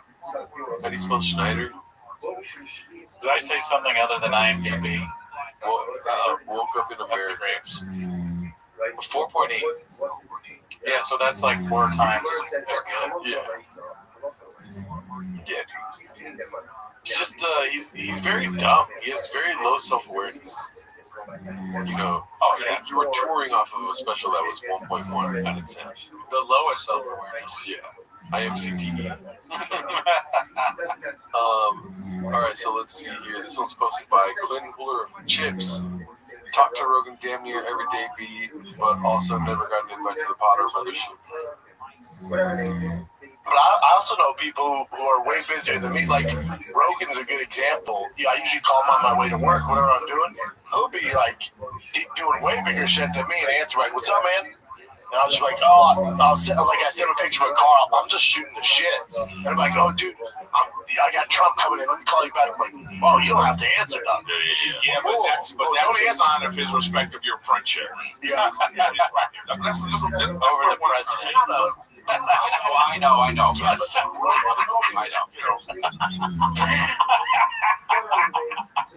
I love the idea of that. You tell the president of the United States, hold on a minute, Brennan Schaub's online. Trump's like, oh, I get it. I understand. No, I'm sorry. I can't talk right now, Secretary of Defense Pete Hegseth. I need to talk to Brennan. Any member of the cabinet, Vice President J.D. Vance, putting them on hold for Brennan Schaub is both something I want to see and do. I want to do that. I want J.D. Vance to call me and Brennan Schaub to call me at the same time so I can film it and show that I will take Schaub's call over Vance. They'll be like, oh, that's a goose egg. It just landed in your lap. You got to take that call. I'll call you back, Donald. I'm sorry, Mr. President. I respect the office. I'll call you back, Mr. President. Brennan Schaub is on the line. I will do that, given the chance. Let's do the rest of this. That's hilarious. I was busting Rogan's chops because I text him. I said, damn, dog, it's like that now, but you've changed. I give him shit. He's like, what? I wake up to like 75 texts a day. He's like, so it just gets lost in the shuffle, son, and I gotta go through it. I'm like, oh, you're living. What was the word he was gonna say? You're living Different. Yeah. Where's been your life? Let's see what else you got. Excuse me. I don't think we saw this one last time. Danny Kaufman 2, Weed Prohibition Rant Part 2. Joe is an outlier and you cannot smoke like him. I don't feel like we watched that, huh? No. Right? No, I don't think so. Because I'd say Rogan's an outlier. He can do it and still be super hyper. He was also that way before he started smoking too. Also, he's so intense and sixth gear, so he Sixth gear. But he also started doing it when he was 35. Correct. Also, you're not Joe Rogan, right? Most of us aren't. So the idea that this can be a less dangerous drug and help people out, it couldn't be more wrong. Now, there's some health benefits to it, with inflammation, stuff like that. But as far as like making it less dangerous, I just think it's moving America in the wrong direction. And some people get schizophrenic doing it, and there's just, I just think people would be so much better if, I'm not saying there's not a use for marijuana, there definitely is in medical cases. I just think we'd be so much better off if we were smoking marijuana, instead of drinking that fucking whiskey gin, if you just put your fucking, whatever you drink, you just put your fucking tennis shoes on and go for a run. And if you can get the same euphoric feeling and get the same endorphins, whatever drug of choice, whatever alcohol of choice, if you do something hard and that makes you sweat, you're going to get the same endorphins. There's a reason why so many athletes become long distance runners, because you're getting the same endorphins. There's ways to do it where you're going to smoke and sit on your couch and be not productive and scroll Twitter and Instagram and do some dumb shit. I just don't see it. I don't get it. I don't get the movement. I don't think it puts us in a productive direction. I don't get any of it. Well, I mean, Chad sells kratom and rain, so yeah, it's kind of the pot calling the kettle purple. Sure shot too. Yeah, Sure Shot is only for if you're drinking. Yeah. You have to drink to for that product to even be relevant to you. Yeah. Well, does Sure Shot taste really good? You're just like, I didn't drink today, but Sure Shot's got me, dude. Yeah, I'm gonna drink a Sure Shot. I don't know, man. I don't think Brendan should take weed, but I don't think Brendan should be giving advice about how to live better. True. Yeah. Yeah. The messenger here, I call into question. It's like if you started selling ad space somewhere, you know what I mean? It's why I feel as though I'm going to be a douche if I can keep going. I would never take advice from you again, because I know if you were selling ad space for stuff, you would start selling me on products that you probably make money off of. Yeah, no, that's true. That's why a lot of times when I'll be in the group chat with friends and they'll say, so and so said this. I'm like, that guy makes his whole revenue off of ads for money. Yeah, and so of course he's telling the truth.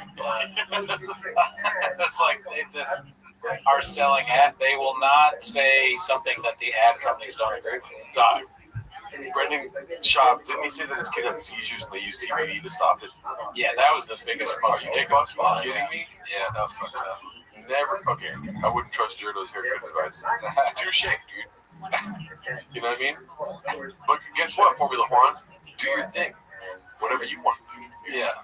And I hope we are compromised by advertising someday, but until right now, we don't even know what the ads are that play, really. Yeah. I wish I did, so I could say that they're good. CBD does help seizures, but why would you say that your kid had, it's just as powerful if you say, it helps with seizures, or if you give some anecdote about somebody that helped out with seizures. You shouldn't lie. Yeah. It didn't help his kid. Yeah. And you shouldn't say that, specifically. Wasn't he saying it because somebody said their kid had seizures, and he was like, "Oh, I did it." So what he's saying, a product he's selling, your kid should take CBD. You don't know if their kid should take CBD. You're not a doctor. So, does it treat seizures in children, adults? Has there been studies done? He sells kratom. Kratom, which we had that long debate with you guys for a while. It kills people. Yeah. So, I literally talked to somebody today who is a meth head, and then he said that during coronavirus he was out there doing kratom, and he said it's not good. And I didn't ask him. He was like, then I was doing kratom, and he went like this. Oh. It was not good. Now, he was not doing meth. He was not doing meth. And started doing kratom, and he restarted his sobriety after he fucking did kratom. You heard it here first, dude. Do meth before kratom. No, I'm just kidding. Yeah. I'm kidding. Kratom, I'm sure, helps you if you're addicted to things. I'm not saying it all kills. I'm just saying it has killed. So. Take that health advice from a meth head. I smoke meth. I take kratom, but you shouldn't just want to be like me. All right, let's see. We should finish off here soon. Yeah. Because we're getting into the homeless thick chick shit. Homeless chic, apparently. New look, St. Baba, water, weed, doing hair. I take fentanyl. Jarrell used to vape a couple of years ago. Well, I quit in November. I did have a cigarette this last weekend. Oh, it was terrible. Well, you only had one? No, I didn't even have one. I just smoked it a couple times and kept coughing and I put it out. That's good. Yeah, cigarettes are bad for you. Yeah. End of another awkward intervention that lasted 20 minutes. Oh my god. I think it's the same thing that we just watched, but Danny Kaufman too posted that one too. Let's see here. Next fucking tournament. You want to go in order of that? Last thing with Chin. What if you stopped drinking, started writing music, started doing more music, found a girlfriend? What if it was the drinking that was causing all this bullshit? It might not be. What bullshit are you talking about? Meaning like finding a mate, finding a fucking companion, not feeling like shit, not having crazy heart rate, all that shit, high blood pressure. Right. What if it stopped all that? You already know. I already told you about these girls. I don't put that. No, I don't put that. I used to talk about my girlfriends or my girlfriend on air and in my YouTube videos. I stopped doing that. Your first love right now is alcohol. It's not music. Your first love is alcohol. You're going to guard it. You're going to protect it. It's your mistress. It's your love. I get it. No, that's the nature of addiction. You love it too much right now. You're in love. You guys look. It's like you got to break up with a guy. I love him, mom, but he's in and out of jail, honey. He's always on a motorcycle. I love him. Like, all right, I'm running away with him. Damn it. God, you guys are you're looking at a surface level. Defend your alcoholism. Let's go to the next tournament. When have I ever? I've been super honest with you. I told you guys. You're very honest. I told you guys I'm tapering now too. Like I'm trying. It's your first love. I get it. I understand. First love. Oh my God. You'll figure it out, Jake. Get us to the next. Yeah. We're trying. We've made no progress. Hopefully you don't start smoking marijuana. Damn. Jesus Christ. They don't give a shit about Chin. Why is Chin still there? I don't know. And it's fun, like, hasn't he been posting stuff like he's like over it? I don't know about that. Wasn't that a narrative on Change for a while? Or he was like, well, he had like the job thing at Blizzard. Oh, yeah. I feel bad for him dealing with that. It's where he clearly doesn't want to talk about the girls. And then they say he's an alcoholic and he says he's not. And then they're like, let's just talk about something else. Even though he's trying to talk about it. They treat him like shit. And, well, here's the thing, though. Chin edits the podcast, dude. You could cut all that out. We could have, yeah. It just doesn't make sense. It doesn't cut. Bro, T-Fat Kid makes no fucking sense, dog. Yeah, that's why they're starting the Patreon. The extended episodes are going to be them talking to him about like their interventions. I think the Patreon for like Chin's idea just wants more money. Maybe. But yeah, man, I think we're done for this week, dude. Let's read some comments while we. Yeah, thanks for tuning in, guys. Let's see, what's TKC? Rogan answers B's phone call. What was even B calling about? Just to tell Rogan, oh yeah, do your thing with President Trump. I was just calling the bullshit in. Bappa has Formula One. Bappa thinks if Clint stops drinking, he'll stop being Asian-ish. Yeah. Probably. That's fair. It's a fair guess. What else you guys got? Keep commenting. We don't really read comments during this episode. Yeah, not on the T-Mos. We read comments more on Raccoon Twitty's live, which, I should announce that. I don't think it'll be next week, because I'm going to be gone next week. I'll probably be on, though. You'll do it? Yeah. All right, cool. Maybe I'll try and come in. This next week is going to be a podcast without Cooney, Patreon without Cooney, and a live without Cooney. And the reason being is that he's called me the wrong name too many times. I'm taking control of the podcast, dude. I'm in timeout for a week. Yeah. Listen, Gerardo has more power than we were aware of, and it's unfortunate. Yeah. And sadly, there's nothing we can do about it. So it is what it is. Gerardo has unallowed me from the show for 1 week, but I'm back on after a week, which is nice. Thanks. Why did you say Gerardo? That's 2 weeks, dude. Fuck you. Fuck you, Gerardo. You used to come back with full Baba dye beard. I know that'd be crazy if I dyed my beard. I can't do that. Cootie back in the comb. Oh man, dude, he knows about the comb. That's a long time ago. Wow, greatest free podcast week, dude. Yep. Yeah, and maybe there'll be guests. There'll be surprises. Who knows? Yeah, I'm watching all 24 hours on the 20th. Is the Baba Kid had seizure story definitely untrue? I don't know. I mean, dude, he sold comic books in his mom's fucking closet, dude. It's really hard to know what's true and what's not. You need a starry background with the stage on 920. Cooney comes back as Cowbell. Ready for the 20th, fellas. 20th is what, 2 weeks from now? It's a ways away, but I gotta remind these guys. I gotta shoot out some texts to make sure we don't lose the guests that I booked. Yeah. So I'm gonna do that. Yeah. But yeah, guys, thanks for liking the stream. We got 111 likes. That's just enough for me not to end it all. Adam Ray is replacing Cooney. That would be wild. All the stuff we said, we're just like, fuck it, have him on. Yeah. Probably would do it, honestly. Maybe as much as I hate him. Cowboy make him come back. Pause, but we'll see. Alright, y'all. Love you guys. Have a great rest of your days. Later.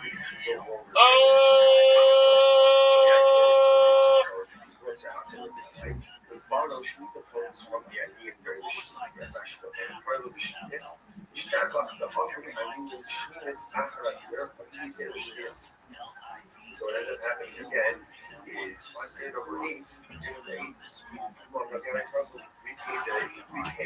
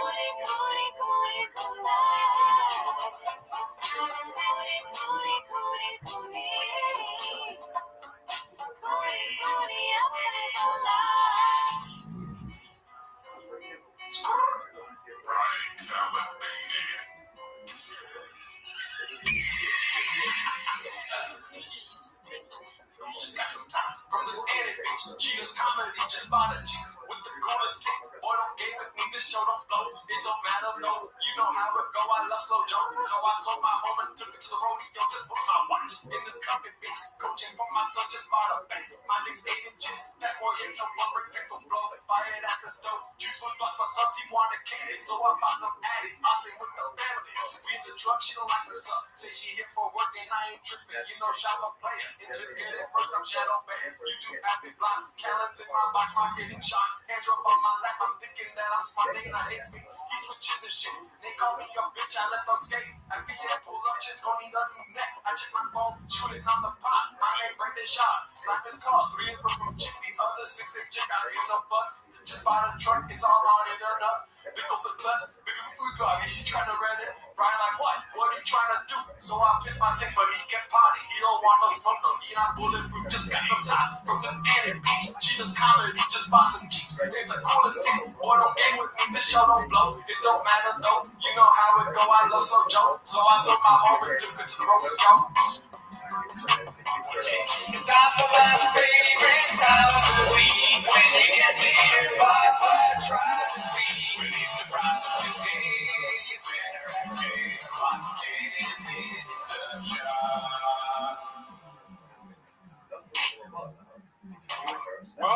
back to 10 minutes. Thanks for tuning in. As always, join the Patreon, join the Reddit, join the Discord. On this week, the Patreon. Why are you laughing so hard? Am I not on camera? Because it came on and you were just sitting there. Yeah, guys, I can't nail it every week, okay? We do it in one take. Where's Timmons? Craig's attack on I usually get it right, okay? This is the first time this ever happened. I've never done anything wrong before. We all know that, dude. Well, first of all, shout out to Paul C. We'll get to the timer in a little bit. Oh, thank you, Paul. I appreciate it. Where's Timos? It's happening right now, baby. If you give money, I won't threaten you. Maybe I bring up Timos while we're doing Timos. But if you bring up Timos while we're doing Timos and there's no money, I will threaten you. But anyway, speaking of money, on the Patreon, like that song that we just showed, it was from the Patreon. The Patreon saw that April 16th. Hell yeah. Oh, I forgot. Yeah. So if you were on the page, well, yeah, obviously you would have seen that in April. So, you kind of fucked up, but you got it eventually. Yes. And we'll never do that again. No, I hope you guys enjoyed the song. You can see more stuff like that. And this week, we watched Ralph Barbosa's new special. Yes. Planet Barbosa. I thought it was really good. I enjoyed it. What are you laughing at? Planet Bosa, dude. Oh, Planet. Why did I call it Barbosa? Listen, the Graves is firing on all cylinders tonight. But anyway. Transtip Kennedy has a question, and maybe you can answer it with a plug. Yeah. Where's it at? You guys getting Mark back on? Oh, yeah, dude. Oh, my God. You remind me every week. We got to start plugging this every time we talk. September 20th, we're doing a live 24-hour stream. Pause for the money. Flames. Shout out to Flames. $5. Craig's looking extra hard right today. Like the shirt, Jerry. Thank you. I appreciate you, Flames. There you go.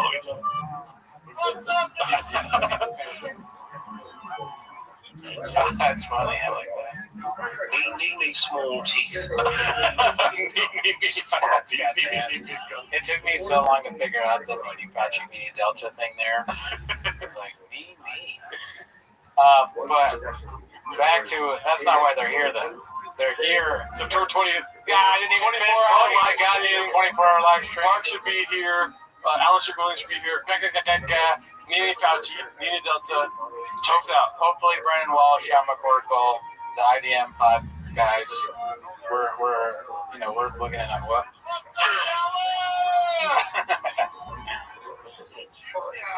But yeah.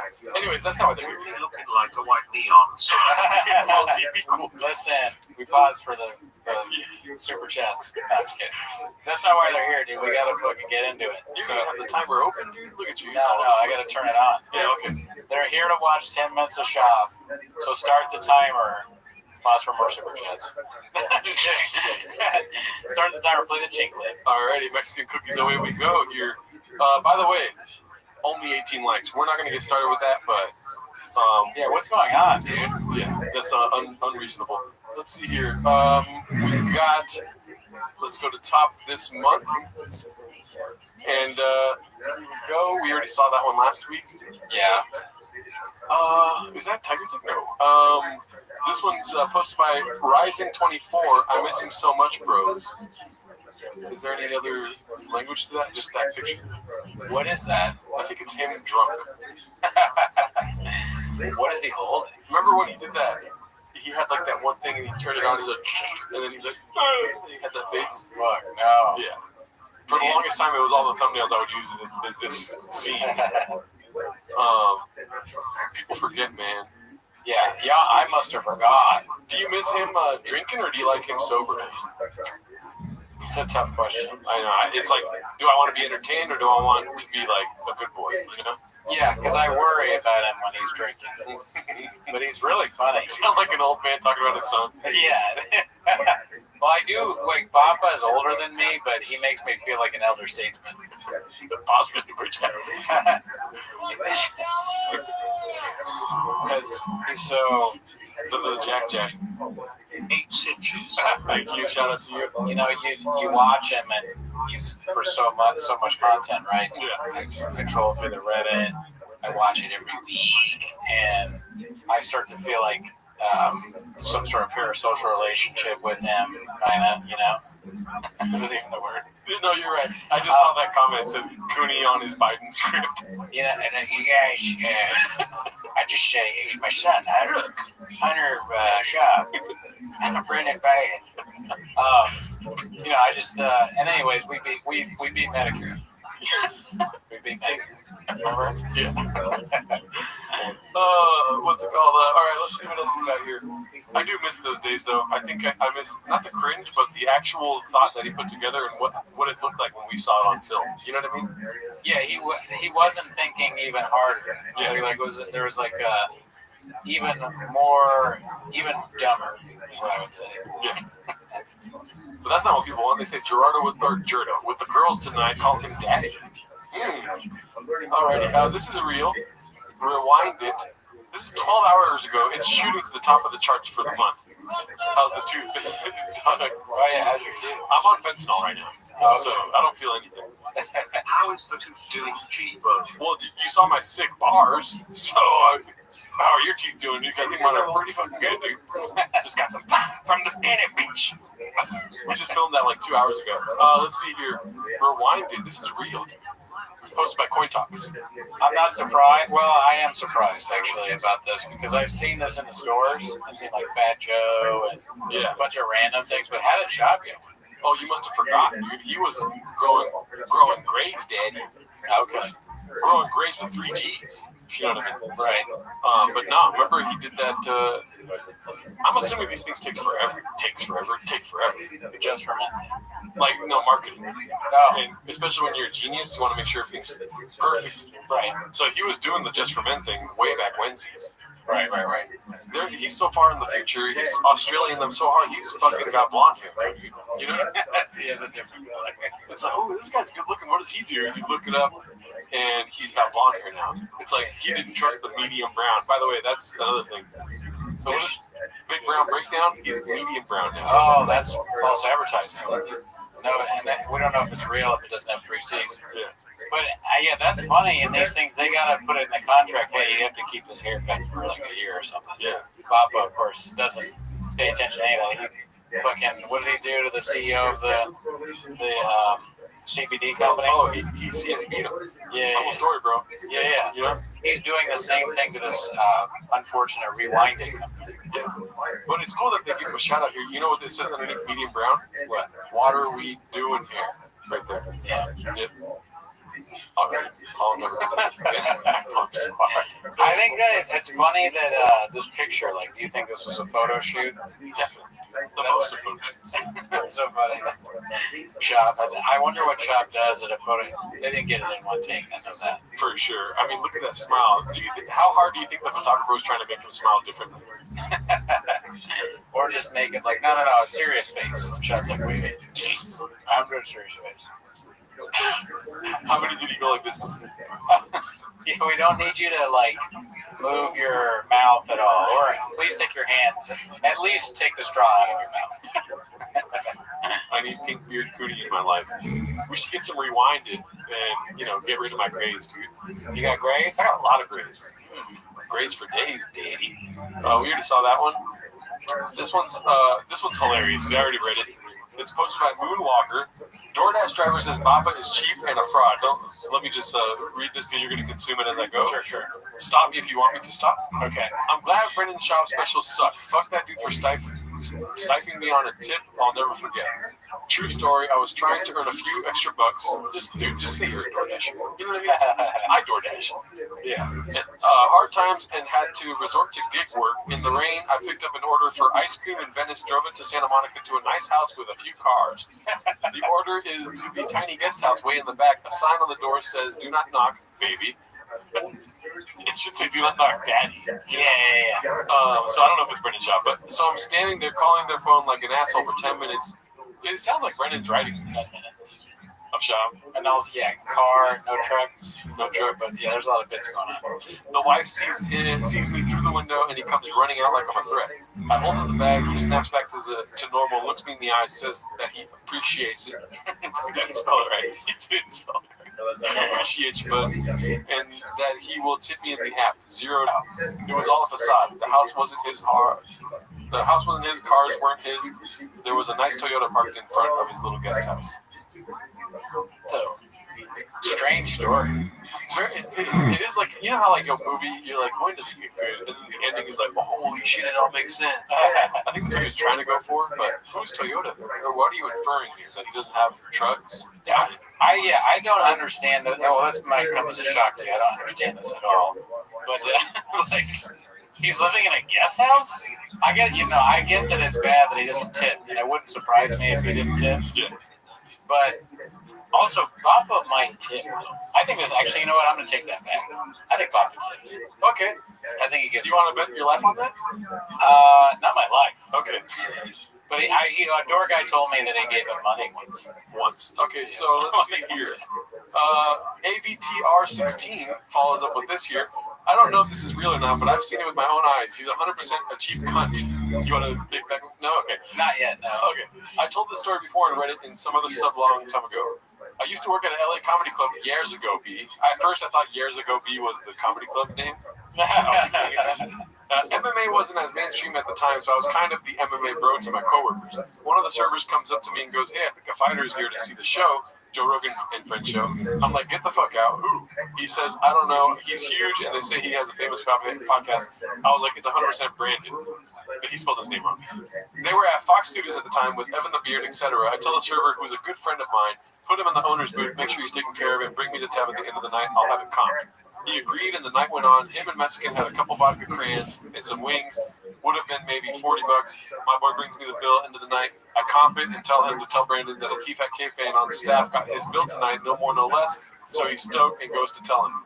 End of the night rolls around, and my boy just comes back defeated and goes, "Dude," he just said, "Oh, thanks, brother," and they left without leaving a tip. I mean, not $1. God damn it, I was so fucking embarrassed. I apologized profusely and tipped him 20 out of my own tips. I came home that night, put on my apron, and hit the fryers. I've been here ever since. Dang, I mean, I don't know. That's a great story, but I'm not sure if I believe that either. Brendan, if two people call you a crackhead, you might be smoking crack. Shout out to Williams.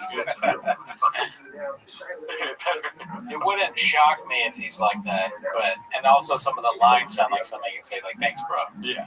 But do we know? Wouldn't we know about that if somebody worked at a comedy club? Like, we'd have heard about that. Here's the thing, though, like, karma is. Oh, here. How do we only have 40 likes for these hawks? Thank you, James Freeman. Appreciate that, brother. Yo, how do we only have 40x for these hawks? Thank you. Here's the thing. It's just like, it happens way too often. I think this is another one here. I have first-hand knowledge of a girl I know at a cafe he used to frequent in LA. She was a barista, although she says he did tip average $1 or $2 for a coffee, which is normal for common folk. Her gripe with him was the way he carried himself. She said he'd pull up like he was a celeb who would park if handicap was available. Oh, he'd walk in there and always be on the phone talking to somebody, wouldn't look the barista in the eye or even say hello. He said, "Give me the huge." Oh, usual. Now that I say it out loud, it makes sense. I thought he said, "Give me the huge," like a big gulp. Right. And wouldn't even wait in line, literally just yelled, "Wait, that's hilarious." I'm gonna start doing that at my coffee shop.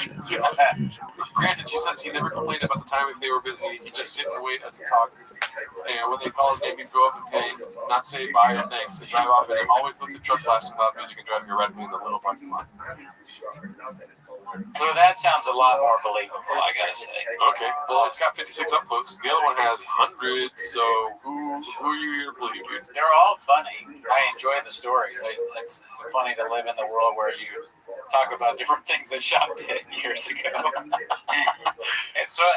I could totally picture Shop going in there with a phone and just blaring the conversation, because there's two reasons. One, he's a loud idiot, and so he can't help that. And two is he wants the stories that are definitely true are the whole, like, "Hey, I'm Brendan Schaub, and I just got a call," and like he wants everybody to know that he's a celebrity. Is that your takeaway? Yes. Okay. Well, here's the thing. He does thankless work. You know? He's not only getting coffee, but why is he getting coffee? So because so many people work for him, he's got to stay, busy. Good that you were wrong right there. Because that's also true.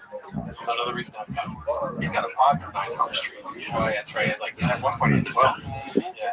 12 hours straight podding? You want me to tip on top of that? Like, I'm giving my life away. Is that not enough? You know?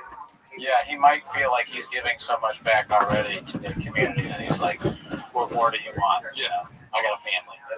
Everywhere he walks, he's like, that's a listener. That's a listener. That's a listener. Yeah. So he can get away with not podding. Like, tipping. If a guy comps my meal because he's a fan, I'm going to tip him. Yeah, definitely. Absolutely. You would tip just because they're a fan. That doesn't even make sense logically. What's the difference between daddy and father? 8 inches. Ask Charleston, Texas, or Charleston, South Carolina. Yeah, ask Jay. Question about that. Then. Yes. So I'm going to give you a hypothetical. Give it to me, daddy. Okay. You have the choice of a good tip, whatever job you're working. Very good tip. Or a story about Brendan Shaw. Something like where he does that. He comes in, he orders all their shit. You tell him that you're a fan, he still doesn't tip. He goes, thanks, B. Let me tell you what I would do. The story. I would do the story over 50% tip. That might just be me. Do you want me to cook or do you want me to just like go do whatever you want? I'll tell you one thing. I'm gonna take the money, dude, because there's fucking victim blamers like you out there, dude, that won't believe my story when I put it on Reddit. You're gonna read it and be like, that's not true because I love Brendan Schaub, dude. It is true, and I put my fucking karma at stake, right, to tell you a story that you weren't there for, dude. Sound off in the comments. Is it true or false? You heard it. All right. What do you want to pull? Or we do a poll. I think they're here right now. What do you want to pull first? First, you want to ask the question. Are these? Oh yeah, that's actually more fun. I think. Do you take the money or the story? Money or story? Money, story. Take these 8 inches. All right. Let's see here. Boom. Listen, I've always told you that I'm on shop side. This is a pro shop. 50% of this pod is pro shop. Everything he does is right. I've never criticized him. The other 50% is the haters. They write comments because they look at this. Look at what you're looking at. This is a parent's basement if I've ever seen it. Okay? He's got, what is that? Did you say meow? I heard a meow. Yeah. Meow. This is my second day of school shirt. My mom bought it for me. Yeah, you're a child. Yeah. You fucking kid. You fucking mean, dude. You're just jealous of Brendan Schaub because he has trucks and you don't. Right? When's the last time you had a truck? Never. Do you really think a business shark like Papa would tip a fucking DoorDash driver? Thank him. Business shark. Oh, fuck. This poll is invalid. All right, we already saw the baton one. Okay, New Elephant Graveyard just dropped, posted by Rugged Dream. I'm assuming you watched it, right? It's so good. I mean, everybody's been saying that. All the important people have been saying it and agreeing too. It's just a great thing. There's so many lines. I want to start incorporating the lines from it into my daily life. Yeah. Like, what is the simulacrum? What do they call it? Simulacrum? Or yeah. I know what you mean. What was the word I'm looking for? I forget. I love that though. Yeah. Whatever it was. Simulacrum? I don't know. It was very funny. Leave it at there we go. Simulacrum? Simulacrum. Thank you, D. Thank you, D.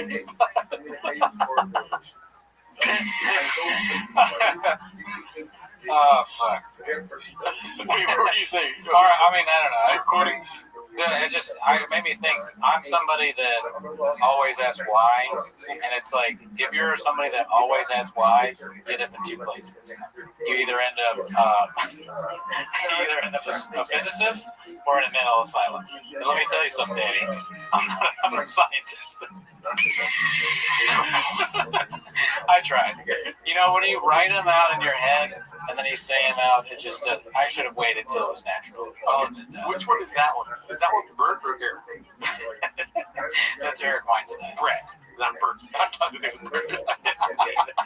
Brett Weinstein, Eric Weinstein. Oh, fuck. Yeah, you're right. I don't know. We're laughing together at different things right there. Now I'm laughing at myself, dude. The grades is off the charts tonight. I'm sorry. This is not even a 10 minutes of shop episode. It's just like grades flare up constant. Concentrate. Either end up at Flappers or Druida's apartment. You tell me which is better pizza. I corrected you. You said the names right. Eric or Bert? Eric, and actually you said one name wrong. Yeah. And then I was like, it's neither, dude, but it's both. I'm kidding. Brett Weinstein or Eric Weinstein? I don't know which one is which, but I do not like both of them now, dude. Yeah, I don't think I like either one of them enough to know the difference. But I would, if I had to guess, I would say David. That's funny.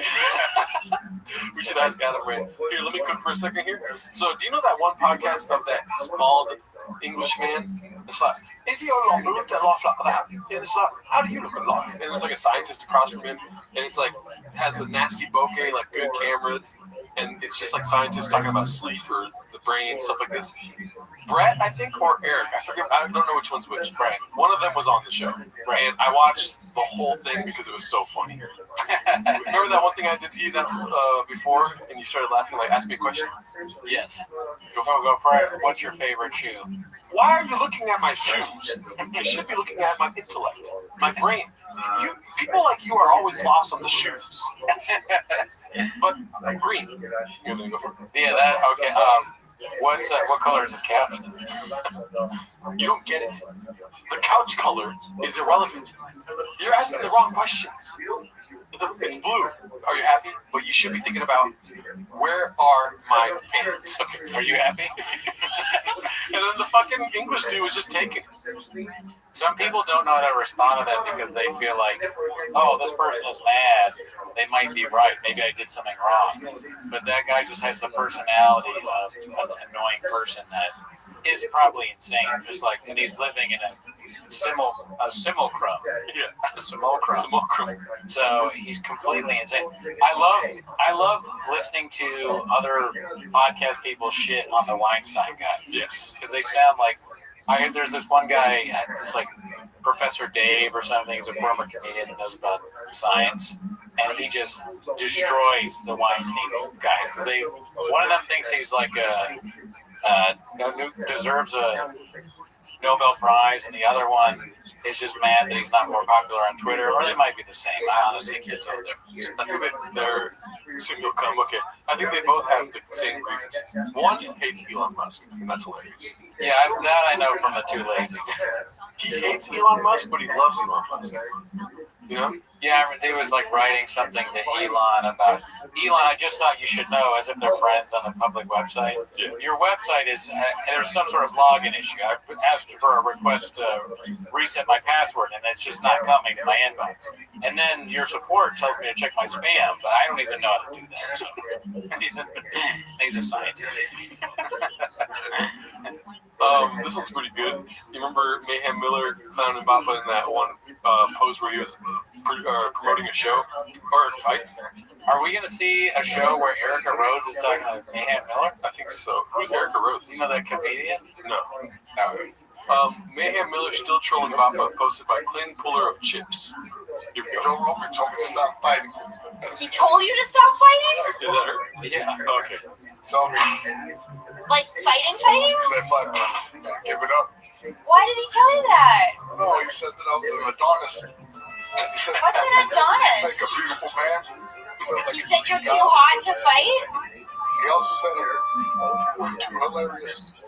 I feel like you're making all of this up. Experiment. Whoa.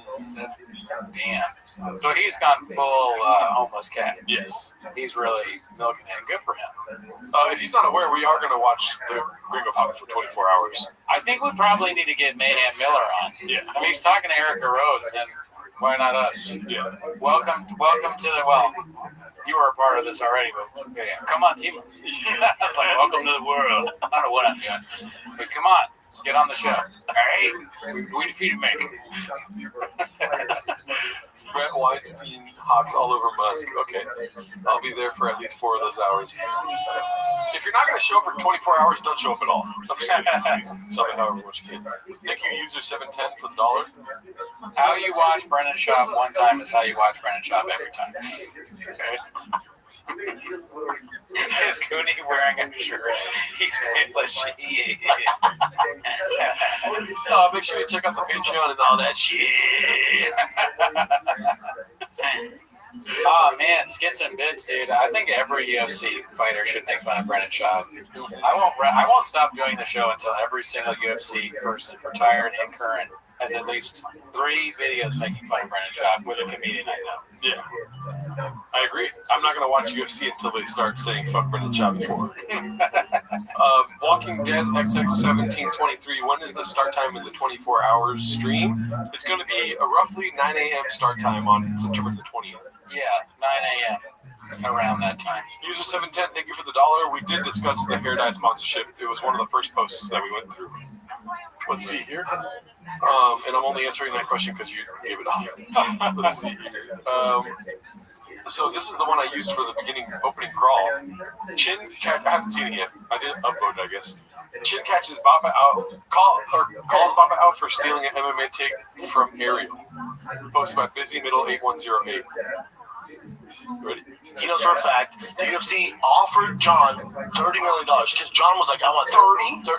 So he goes, I want Wilder money. I want Deontay. His exact words is, I want Deontay Wilder money. The UFC at first goes, you're fucking crazy. And some money came in from the Middle East. They went, we'll pay that $30 million. And the UFC called him, all right, bud, we're gonna call your bluff. We came up with the 30. We'll give you 30. He goes, I'm out. That's a fact, Jesse. He turned the fight $30 million down to fight Tom Aspinall. So when they say he's ducking him, that's why 30 didn't get him out of that. Take that. Wow, I was waiting for the hit on the chest. Did he do it? No, I don't think so. I looked away for a second, so I don't know if he like snuck it in. You know what I mean?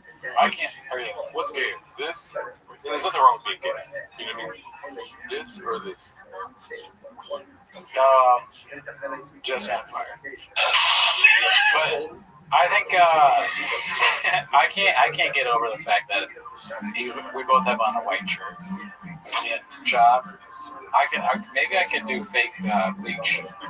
Do fake bleach, like a wig that's bleached, and then do a shop character. I'm on my all day long. I've been texting her like, maybe I can do these characters. She's like, please stop texting. Are you gonna make the noise? Okay. Oh yeah, you guys want the noise? Don't spit on my couch. It's just so fucking funny, the noise of this shit water bottle. Dolphins fuck people. Dolphins drink water. He turned the fight $30 million down to fight Tom Aspinall.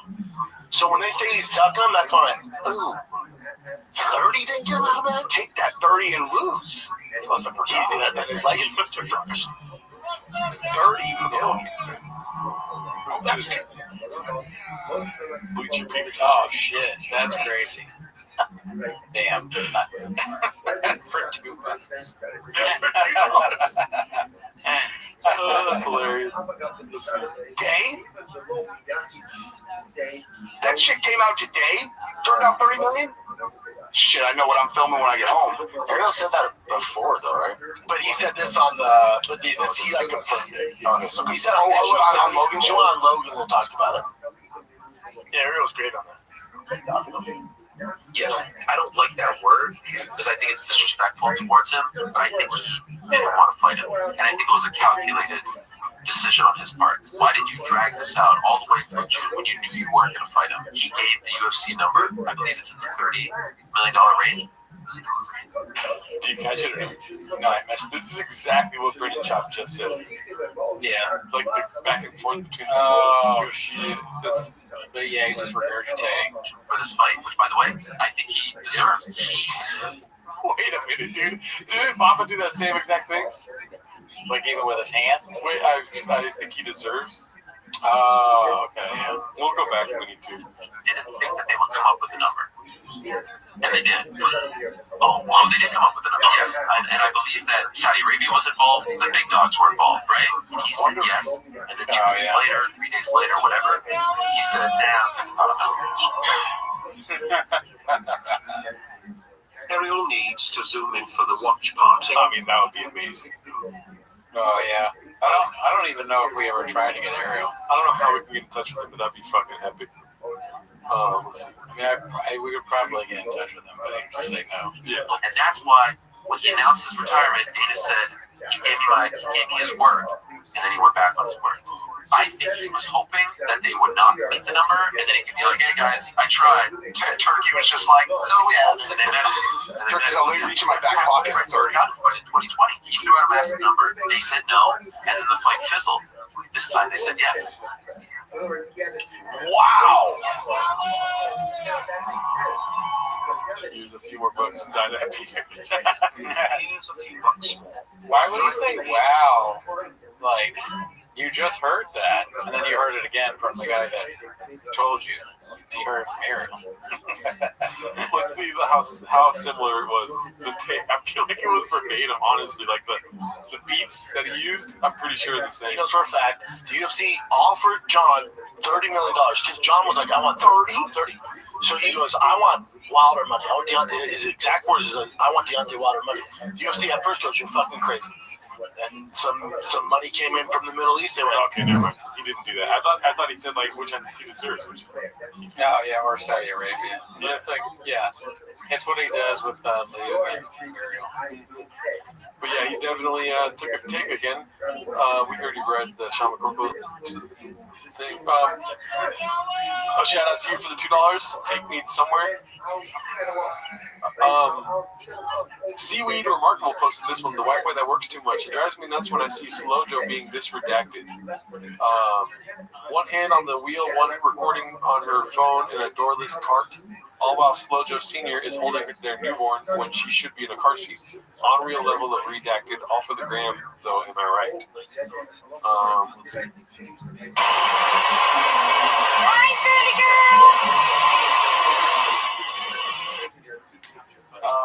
I don't know the car rules with kids because I don't have any kids. Do you know the car rules?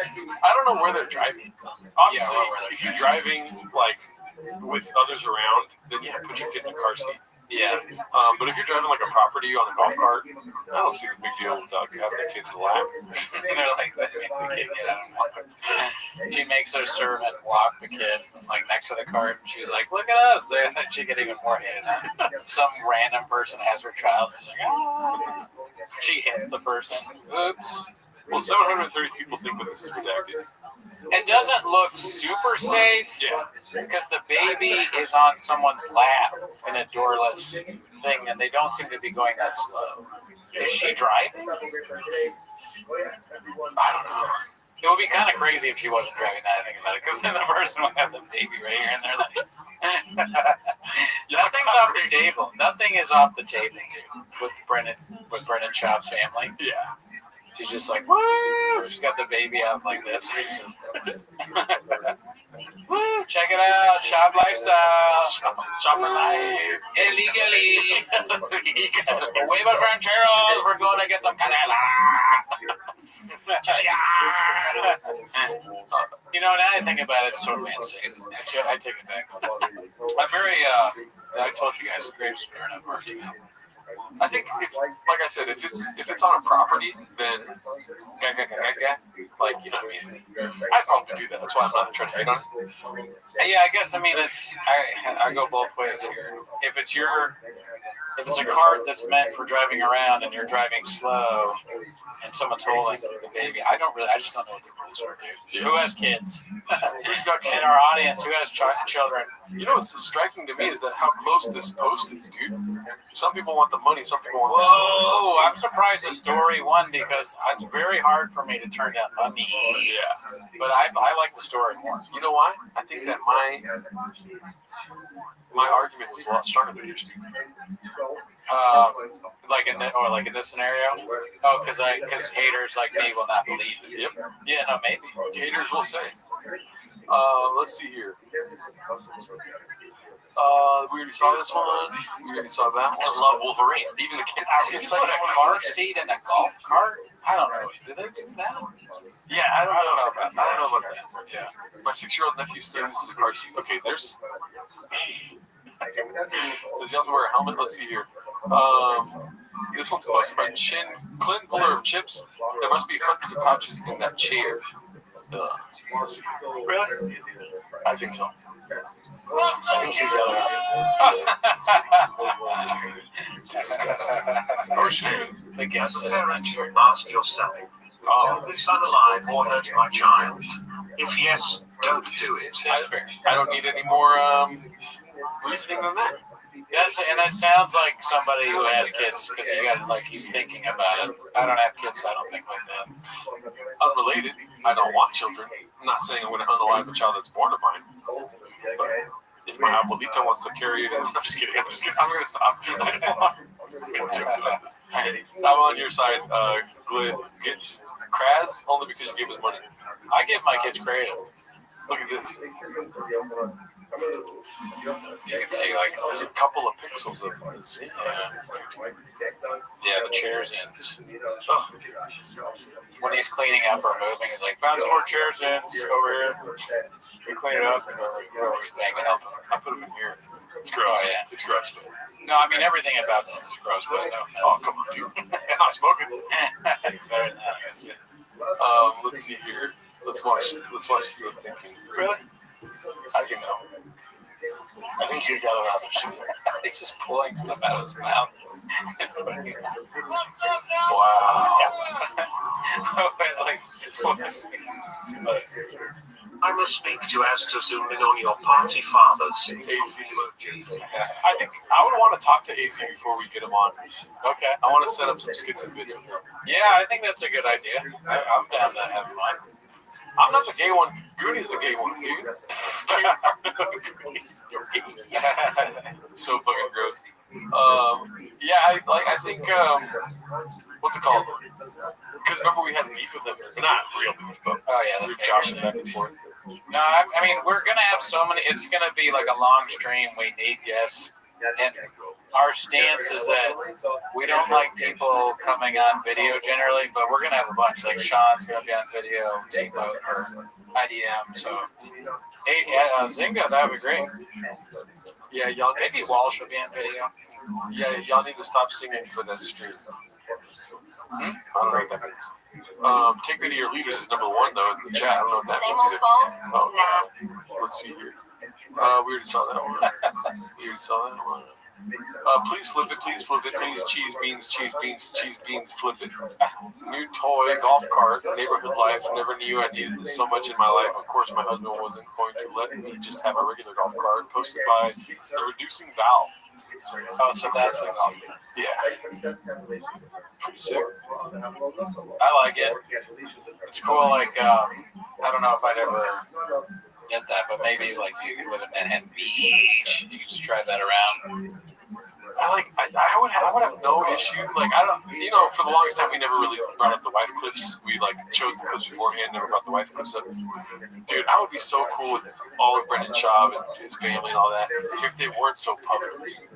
Yeah, it's kind of lame to post like that. Like, that's nuts. Yeah, I would figure it. If it ever ends up in some M-word suicide, you know what I mean? It's gonna be so sad. You know? I mean, and I'm not wishing for that. Like nobody. That's where I'm coming from. That's why I won't share some of my public life, because really you're only going to see the parts that are entertaining. You're not going to see this kind of stuff that's like ups and downs. This is ups. This is a lot of ups. Yeah, they're posting the fake image of their life. This is a thing you sent to like the group. Well, this picture's ridiculous, but thanks, Bossy. Message me on Instagram. /Tweeties Awards during the 24-hour stream. For me, if I buy something like this, I'm like, I text the group chat like, dudes, check this out. And I don't even know if I do that. But y'all must have forgot. Most motherfuckers ask me for money. But, I share it with friends is what I'm saying. My successes, because I just posting to the world, like, look at this thing, I have a Rolex. It's just kind of bad. Yeah. I think my reasoning is better, dude, in case of an M-word society. You don't think that you think there's 0% possibility of that happening? Oh no, I don't know. I mean, I think evidence is on my side. Junior Seau, like Chris Benoit, CTE type things. Were they posting things like before Chris Benoit did what he did? He was like, then check it out, fam. He's got 2 Rolexes and like, let me see, dude. Or Junior Seau's like, just bought my wife this brand new Beamer 2007. So first of all, fuck you. And 2007, could he? No, there was no Instagram stories back then. It's Facebook. No, Facebook stories. Facebook posts. Maybe there's some sad ones if you want to pull them up. You know, It's too long ago. let's see. And Junior Sales even before that, right? Oh, shout out to you for subscribing. 2012. So, 43 years old. How old is Shop? This is what I'm saying, bro. Like, I'm not wishing for that. No, of course not. Nobody's wishing for that. It's just a reality. And like, I mean, not that it's going to become a reality, but it's in the ethos, it's in the zeitgeist. You sound like a Callan on that episode where he's talking about like stuff. And then Chop looks at, oh man, there's a lot of football players that day. Cal's like, yeah, a lot of them. Most, honestly. Well, yeah, but I'm not going to die. No, you probably won't, Will. He says Will after. Gerardo, be real. You're fucking slow, Joe. She gave me the chance. I probably would skip out on it, honestly. It's a lot that comes with it. She might share it to her Instagram story. You have to buy her a lot of stuff. Yeah, you gotta buy her a lot of stuff. Somebody else said none of Chris Benoit's close friends knew that he was gonna do it. No signs, no nothing. It'd be funny if Slow Joe posed with things that you bought her. Like she's like, oh my god, you know, Gerardo bought me this small ass fridge. All your appliances are so small. And you know he got me another one of these tables. I can barely fit 3 reins on it. He's got 8 desks in my room right now. Let's see here. This one's posted by Hey Mark Wigsky. I haven't seen his name in a long while. Called Reheat when Brendan did his best Michael Scott impression. Let's see. Love them. I have a TRX. That thing's she's a badass. That thing's shit. Rebuild my TRX now. I got a new one. We're doing all, the Innovate wheels and the tires and the 4-inch and the 39-inch tires. And you gotta get You gotta get this. Gerardo, will you dye your hair medium brown during marathon? Is Slow Joe more Latino than Gerardo? Yeah, she's illegal. Yeah, we already know that from the special. Yeah. Dude, that would be fucking hilarious commitment to the bit if you bought the rewind it somehow from Shop and did that. That's just a crazy thing to do. I think I wouldn't mind dyeing my hair again, but like not right now because I'm growing my hair out. I'm not pressuring you to do it. I'm just saying you have to do it or you're off the pot. Medium brown. If that's the case, I will not dye my hair, good sir. I mean, I don't know. Brown hair would might look kind of strange on you. Well, he's saying medium brown because of the Shop color. Yeah, I know that. That's what I'm saying to commit. Because I think mine is brown. That's black. You know what I mean? That's my essence. You feel me? But it is brown. Like on my license plate, it says on my driver's license, it says brown. Can I ask you a very stupid question? And this sounds very dumb to me. In my head, I'm still going to ask it. Yeah. Is it possible that medium brown is actually black? Because I don't know if we can get back to it, but now that I think about it, it says medium brown, but to me, that hair also looks black. Yeah. And also, I have to admit, I don't know if I've admitted this publicly, I am mildly colorblind as well. That looks black to me. Yeah. It looks medium brown. But maybe I don't know what medium brown is. Do you think they even told him the color? Like Brendan would have been like, can you call it big brown, please? Please. I'm surprised you didn't mention that, yeah. But I mean, that's not good marketing. Can you call it 8-inch brown? Chocolate. Gelato Alarcon 510 Dirty Blonde Hair. Shout out to Jay Cruz. Thanks for following. Yeah, let's see where we're at here. I think it might just be black, honestly, but I just don't know. I don't really know what brown is. Ever since growing up, I was always like, I have black hair, but I forget if it was a doctor or my mom or my dad, because there's no difference. Right. But they were always like, no, your hair's brown. People always fuck that up. I mean, my own father, I remember when I got a passport, he put the color of my hair as blonde, and me and my mom looked at him like, are you what? What are we doing here? How do you not know that? My dad was born with blonde hair. That's what he said to me. He said you were born with blonde hair. No, My dad was born with blonde hair. Really, he had blonde hair when he was a kid, and then it turned brown. that's more believable than obviously I believe that than me. I never had blonde hair. Oh yeah. Let's see here. I think the stream is lagging. It's lagging because of all these super chats too. Thank you guys. In 2004. In 2004, I sodomized my brother with a piece of steel rebar. I shouldn't have done that. I'm sorry, Andy. Shout out to you, Christian. Thank you. Yeah, that happens to you. Yeah. I mean, it's good that you're admitting it now on our live. That's Daddy's hair. Shout out to you guys. Thank you for all the money. Let's see the ending of this. Did you get that after you helped me move and you saw mine? Yes. It's being built right now. You stopped the GTD. I'm getting rid of that. I'm getting rid of the TRX.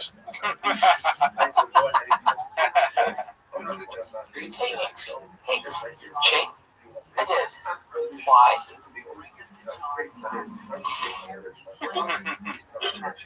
Oh yeah. Adam, shout out to you. Where's Ellie? Adam.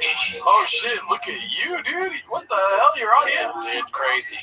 Wow. Same scent, different animal. It says. And this, I don't know why they would post my real stand-up on it. Yeah. Brilliant Crow 5928. It's crazy. You filmed this before the Gringo Poppy. Yeah, I mean the similarities is just parallel thinking comedians think alike and all that. Can I show you something really funny? And it's not for the audience; it's for you only. Sure. I showed your whole set to a woman last night, and I got a good picture of her face while watching it. Did she know that it was? I tried to tell her, but she doesn't know shop. Look at her face. She was like, "What the fuck?" She watched all 5 minutes of it, and I was quiet the whole time, trying not to laugh. That's like that face is like waking up early in the morning and you see something strange at your window. Let's see. Look at you guys. I'm not used to this. That was a little different. That was a little different so far. There's some ladies in the crowd tonight. I'm not used to that. My demo, 18 to 36 pros. Yeah, choose your little confidence in these things. That's what I specialize in. I don't mind it. They call me the bro whisperer. Yeah. How we doing tonight, Dallas? You're doing so much better. What's that? You're doing so much better. I know. Vaccinated? So is that one guy Dicey? The hair was late. Right? So is that one guy? No fucking way, bro. That needle's not touching this temple. This was good. But even this, which is my favorite part. Like Andy says he's dipping his nacho cheese. You didn't hold it long enough. No. Oh, my bad, Mr. Whole Foods. My bad. And then that hit on the knee, you can do that better too. I agree. Because it's like Jordan, but I mean, like, listen, I'm watching and trying to emulate Jordan. I'm trying to dunk from the free throw line. Yes. Okay? So, I'm not Jordan yet. Maybe this clip is like 600 likes or whatever, or 600 upvotes, probably like 89 Jordan. Before you won a championship. Exactly. I'm like trying to get there, but Isaiah Thomas is beating me. The Detroit Pistons are me not fully committing to the bid because I maybe don't have it all memorized. Yeah, it's pretty good. But yeah, shout out to whoever posted that. They posted it in our comedy also, and everyone thinks that's your actual comedy. So congratulations, Mr. Green. I mean, I wish it was my real comedy was that good. We're watching Goods in the Lab. This is the process. Oh, let's see here. We already saw this one. This one's posted by Rick Manchester. The Thick Boy Squad era feels like a fever dream. I mean, dude. Shout out to Elephant Graveyard, dude. His whole jelly roll thing was amazing. The whole video, that was funny. The whole video was amazing. I forgot about the jelly roll thing. Jelly roll is crying because Joe Rogan has a room for Mitzi at the mothership. Yeah, that's crazy. It's insane. So, okay, I don't know who all these people are, though. Oh, $10. Holy shit. Donnie, thank you. I think Killing and Softly and Gringo Pappy are similar in the way they shaped comedy as well as launching their careers into another stratosphere. F/M/K-Leg, go ahead. Mexican, Lizzo. Fuck, Mary, Kill, Brendan Schaub, Mexican, and Lizzo.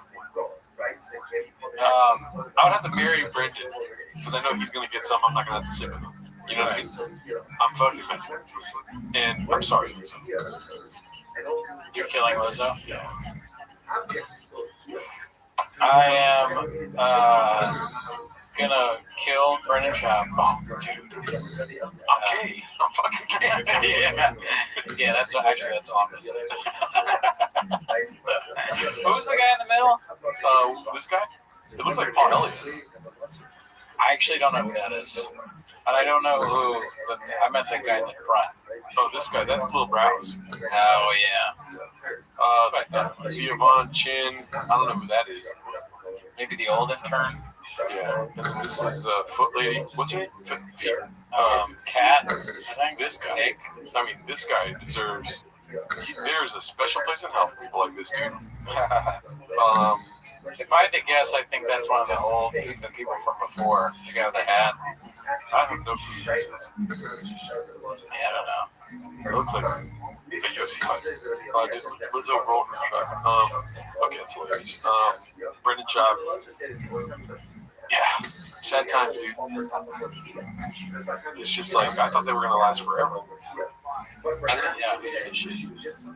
They fucked Chin's face up for sure. They were like, Chin's not going to last. They thought that he was not going to be around. Let's make him look like another intern that he might hire. I thought we were going to fight. What happened? Chappelle Lacey. Oh, Jay. Is that Jay? No. Maybe. Actually, it might be Jay. Or an old intern named Christian. You know who would be good to ask for this? Mark. Let's see here. It is hilarious how they go from this to having. I think Mark replaced like 8 of these people because he's just like always on go. But it was like the pros and cons of having Mark is like he will nuke the room when he's leaving it. Say his name, Hot Chip Graves guy. He's a man with many hats. Say his name, Hot Chip Graves gay. The good comics don't fuck with Rogan. I think that was the intern. Okay. Or it could be Hat Guy or the Beanie Guy. I have no idea. I'm sure it's another one of those things where people go, they don't know anything. Yeah. We don't. We don't. I'd rather be that way. I've not watched the show once.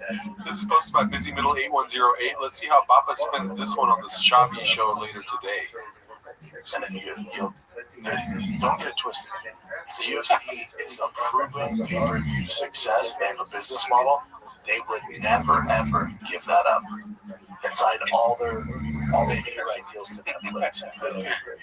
Because let's say in 4 years it doesn't work out, and then like, oh, hey, remember that Netflix you're paying for every month, and they included our fights? Well, we're going back to pay-per-view. They would never go on that. That's just bad business. Get that out of your head now. So all these reports are on. What else you got, Jim? A few moments later. UFC lets New Zealand air about $7.7 million for 7 years. All numbered events will be on CBS for free. What? Yeah, you didn't hear about that? I've been offline. I've been trying to fix my tooth. He got into the group chat. And I also saw, I think, correct me if I'm wrong, but I think Luke said that he was like, I wonder what the fighters are going to get paid now that the pay-per-view money's gone. Like, whether it'll affect the fighter pay. Yeah. Damn. So it's going to be on regular TV. CBS. You're right, I think. Or Paramount, I guess. Because is that Paramount Plus now? I don't know. I'm not a numbers man. That's so weird. I mean, $7.7 billion for 7 years, that means like $1 billion for each year. Listen, right. When it comes to numbers, I'm your guy. It's probably like half of what shop is. I'm assuming that's to keep some sort of like pay or compensation, like where it's at. Maybe it doesn't go upwards. Yeah. You know what I mean? I don't know jack shit, but they're also going to be making money probably off promos and stuff. Paramount Plus sucks, says DC Inc. I don't know. I think I had it, and what sucks about it, I forgot I had it, so I had to pay for it for a long time, and it wouldn't refund me. So yeah, I agree. It sucks. Yeah.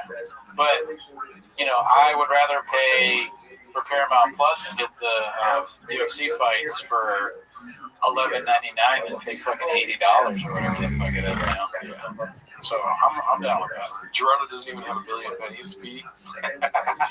I have a lot of pennies though. He'd be surprised. And he's like, actually, pennies? I got a lot of those. Yes, I've been collecting. Gerald looks like his burdens are gay as shit. Okay, come on.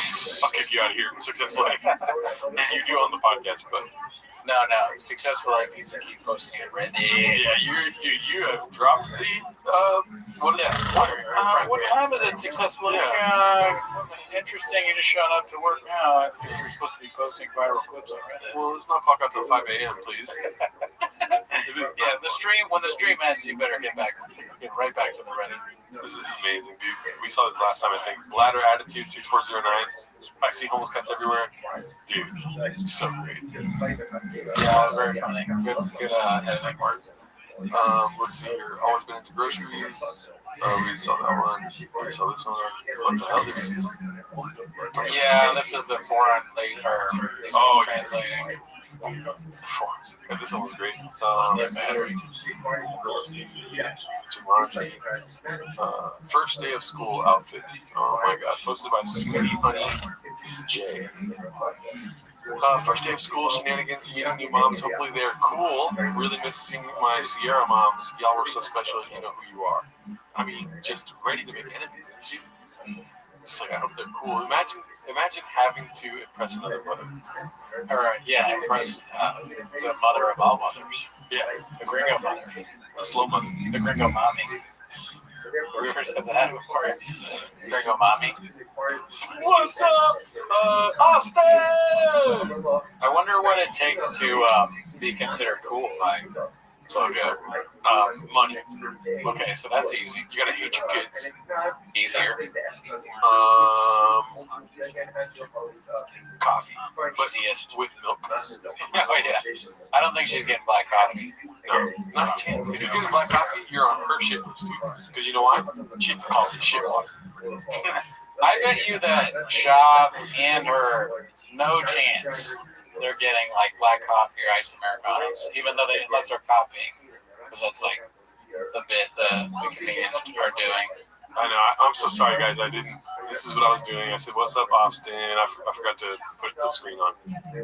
Oh yeah, we're just looking at him. She's just the brown mommy. Medium brown mommy. What would you do to make friends? To make friends with her? As a mother, not like as a parent. I'd be like, man, I wish I had a golf cart around. It'd be so cool to have like a golf cart to drive around here. Yeah. And then she'd be like, oh, I got one. I'd be like, oh my god, that's so cool. Yeah. Man, I wish my spouse didn't stand up for me the other day at Starbucks when the barista was trying to make me wear a mask. I don't know. I wish I had a spouse that would do that. Yeah. I think she wouldn't be friends with you. She would try to make you delete your husband. Oh, like I'm his mom. I was like,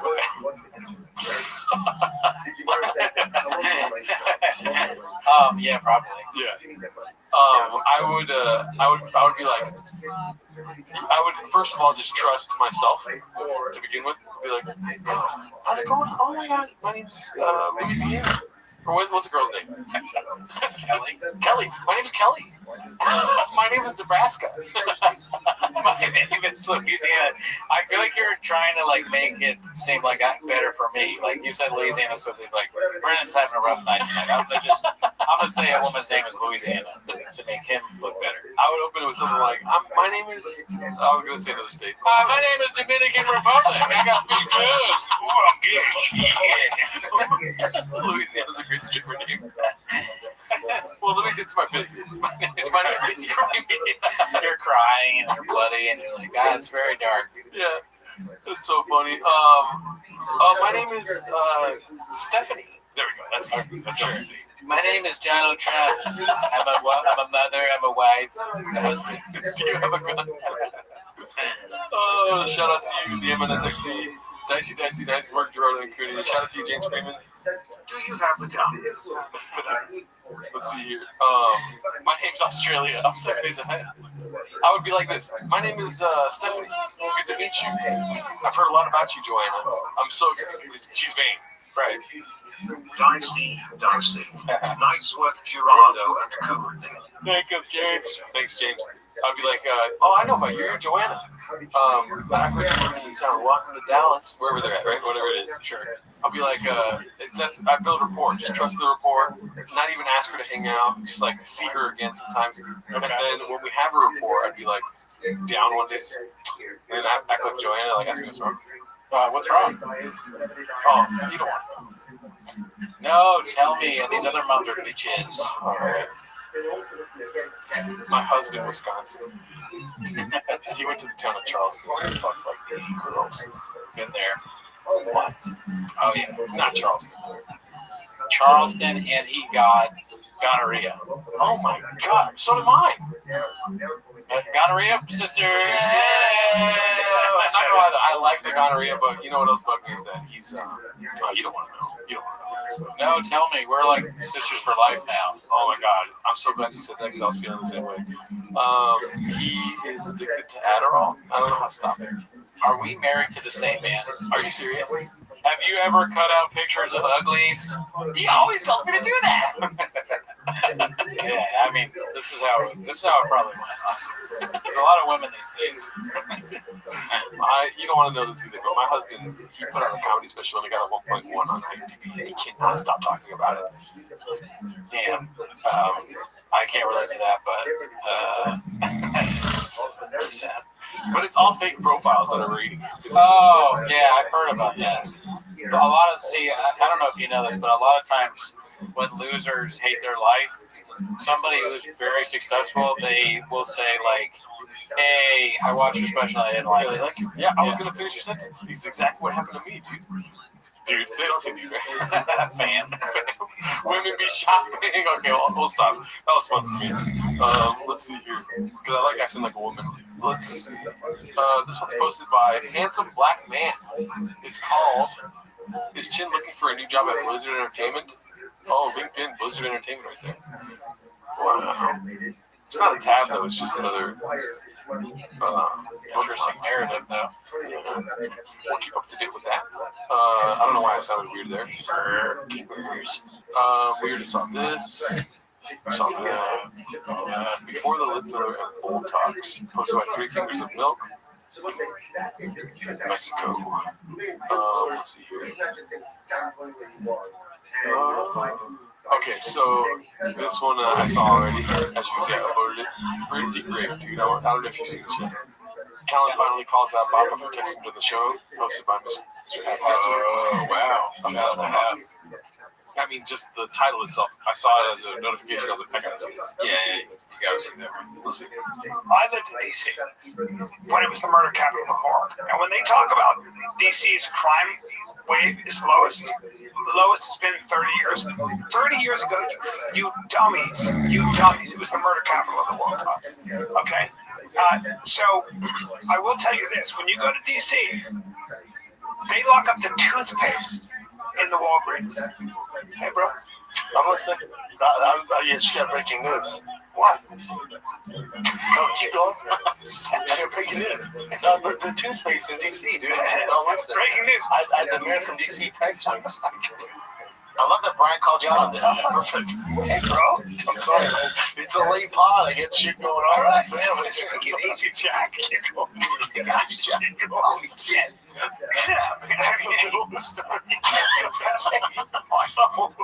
going on? I thought Jim was on a single shot, you know? Oh, man. I guess he should be. Damn. Keep going. But it's like, DC's a shithole right now. I guess he should.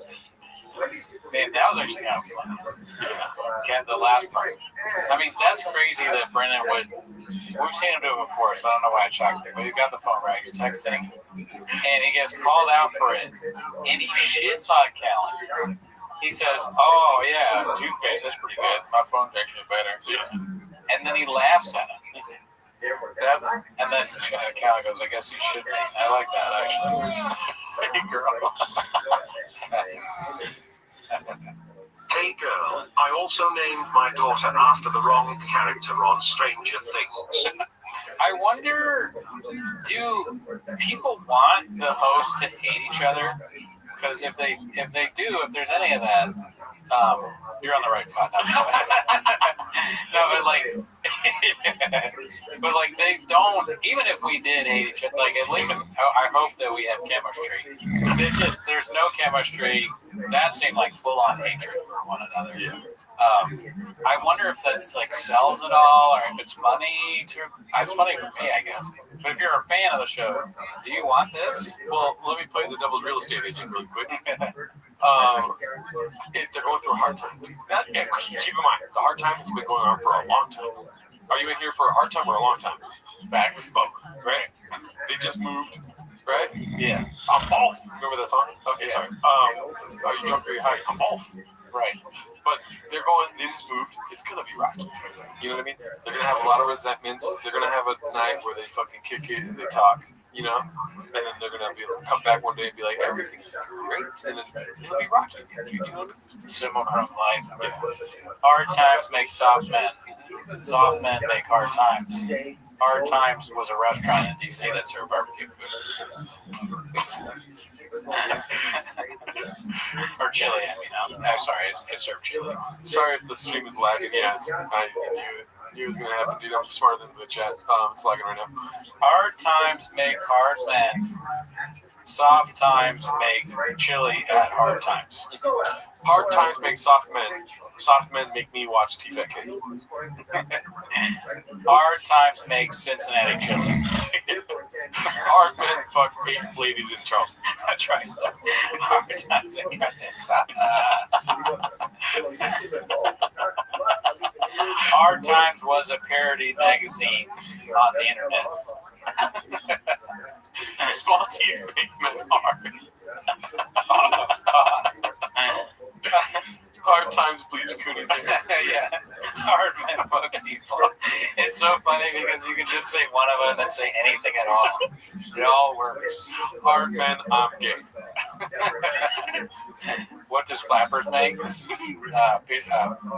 Apple pie pizza, dude. Next question. Or what part of the scale is Flappers? This is First time here? First time. Burnt pizza. What part of the scale is it on? Soft men, hard men, weak times. Who makes our burnt pizza? Where's Flappers? Flappers? Hard times. See, a bunch of soft Flappers employees are making hard times, for sure. Hard men eat kiwis. Hard men watch TFK clips. Soft men watch Kill Tony. Kill Tony makes you hard. Alright. I think we get the point here. We can do it all night. Yeah, we should. Today's sponsor is what? What is this? I love sponsors from Callan now. This one's sponsored by Old Barney. How did he think this was a good idea? Kill hard. Alright, let's see. Dude, today's sponsor is Aura, and I'm going to do something with Kevin, my producer, and I'm going to have you Google my name, and let's see what comes. Dicey, dude. What the fuck are you doing? That's so funny, dude.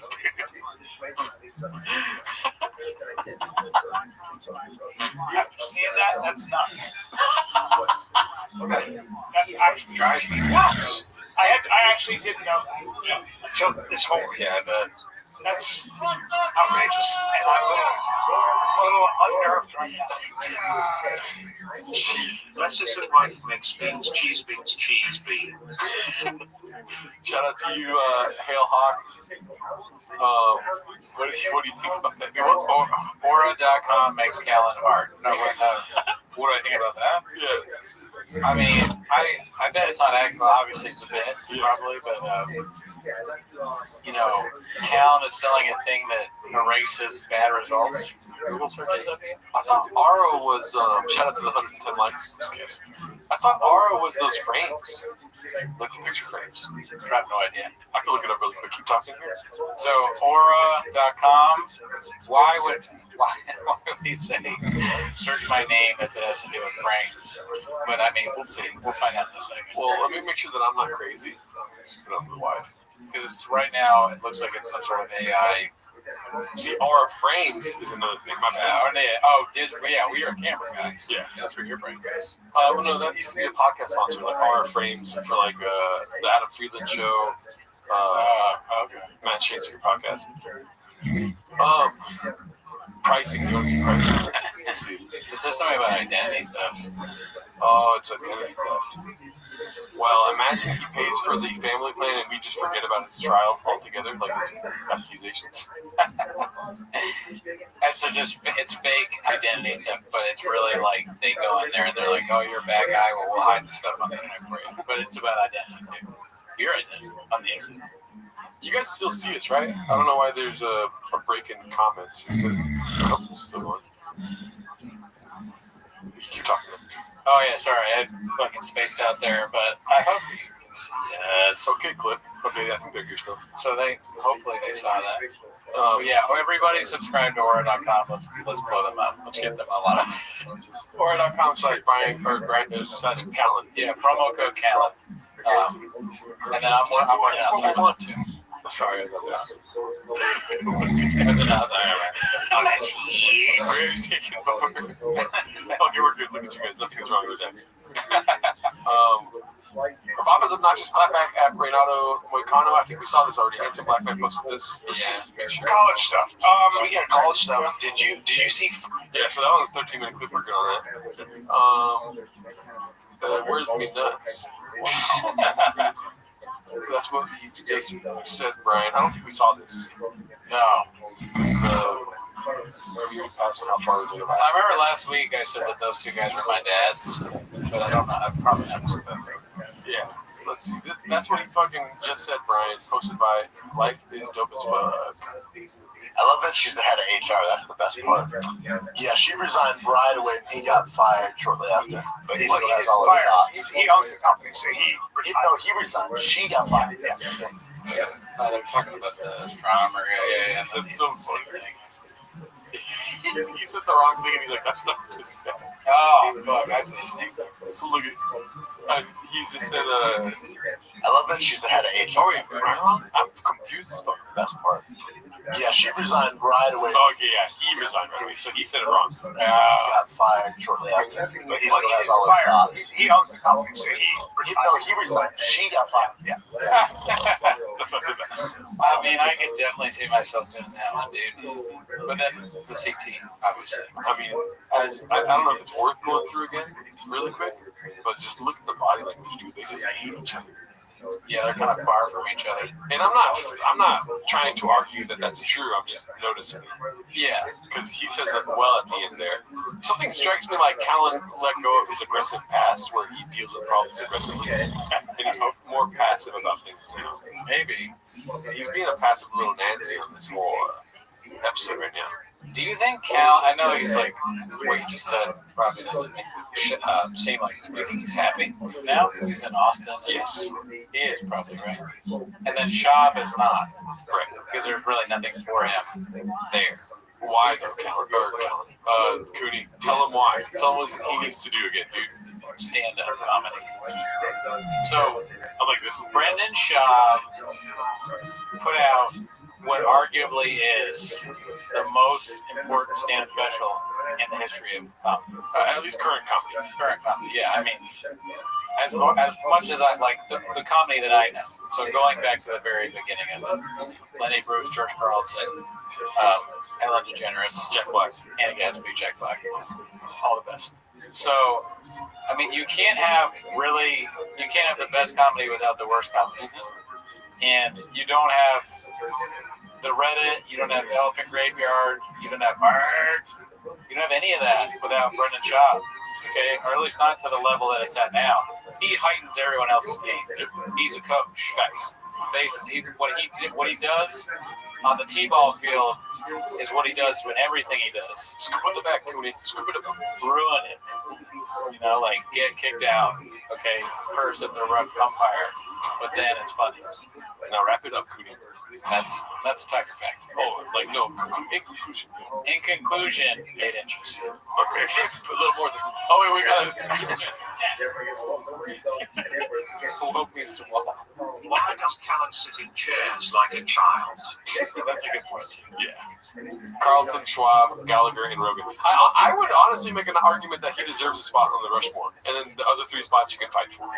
Oh, you mean like really good and then one real bad? Yeah, one like for the current Mount Rushmore. Who is it? Thomas Jefferson, Donald Trump.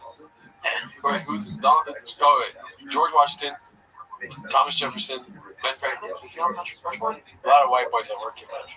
But like one of them is definitely nepotism.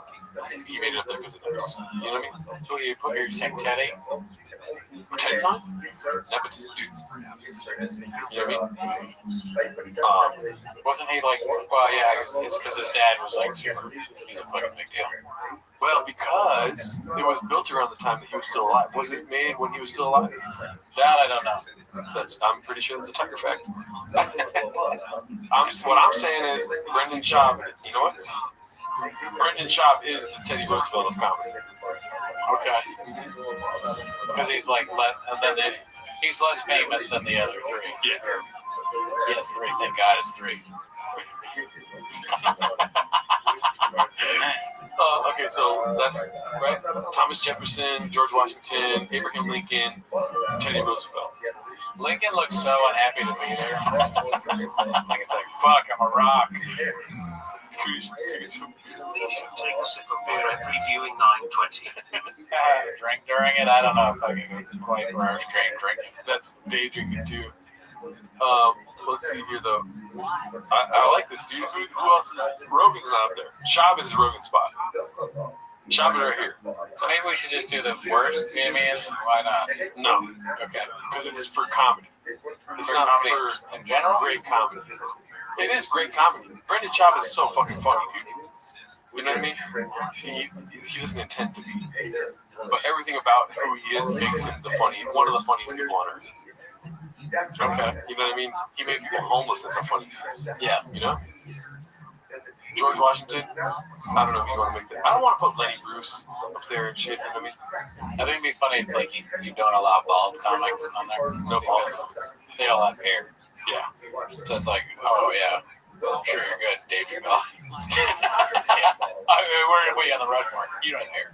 No Richard Pryor. No Dave Chappelle. No George Carlton. No Lenny Bruce. Carlton was kind of bald. Brendan Schaub. Tony Hinchcliffe. Okay. But before you get to 4, though, I must stop you. You can get another one, but I'm worried you're going to forget somebody that you wouldn't think of just because they have technically done something. It works. Ethan Klein. Jelly roll. Jelly roll. Yeah, jelly roll.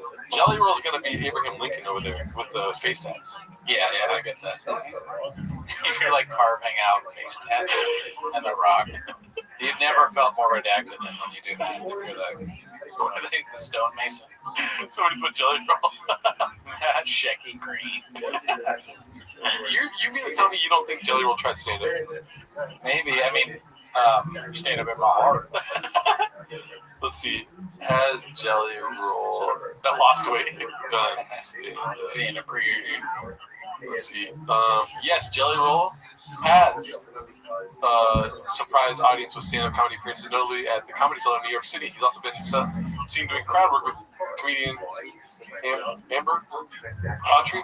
How have we not seen this yet? The world-famous Comedy Cellar in New York City is full of big surprises. One of them being the time Jelly Roll got on stage with Josh Adam Myers. He needs to put it in her butt. He needs to put it in her butt.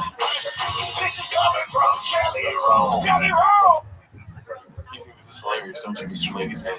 Yeah, that was right up my alley. He's a top of it. Yeah, music. And there was anybody to listen to. It's fucking just let it roll. Come on. She needs a letter, put it in her butt. Come on. She needs a letter, put it in her butt. But sex is okay. I said it. But sex is okay. Good God. But sex is okay. So the love of God, Cooney, it better be improv. If it isn't improv, you're making this worse, dude. Like, if that's not improv, I want to know what comes next. So is he going to guess and it then? I guess he did sort of guess and it. The letter, put it in her butt. Come on. He needs a letter, put it in her butt. I said he needs a letter, put it in her butt. Yeah. All right, good stuff. This is worse than Adam Ray. Ain't cool Formula One. No, it's not. There's not a lot of stuff worse than Adam Ray. That's not one of them. It's not. I have the world's most boring story about Josh Allen Meyer. You want to hear it? Oh, yeah.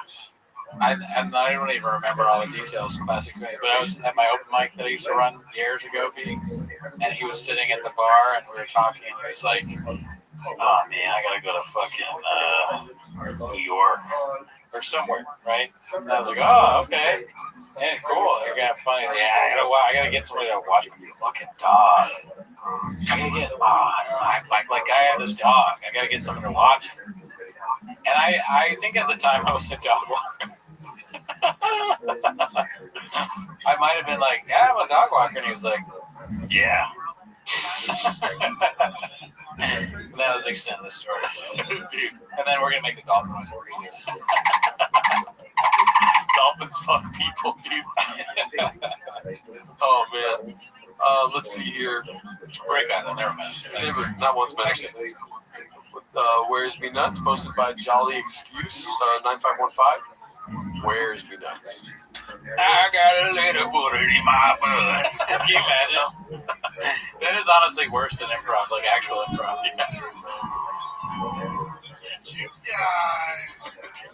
Comes in black, but as it keeps going, it turns grey. 8 stitches.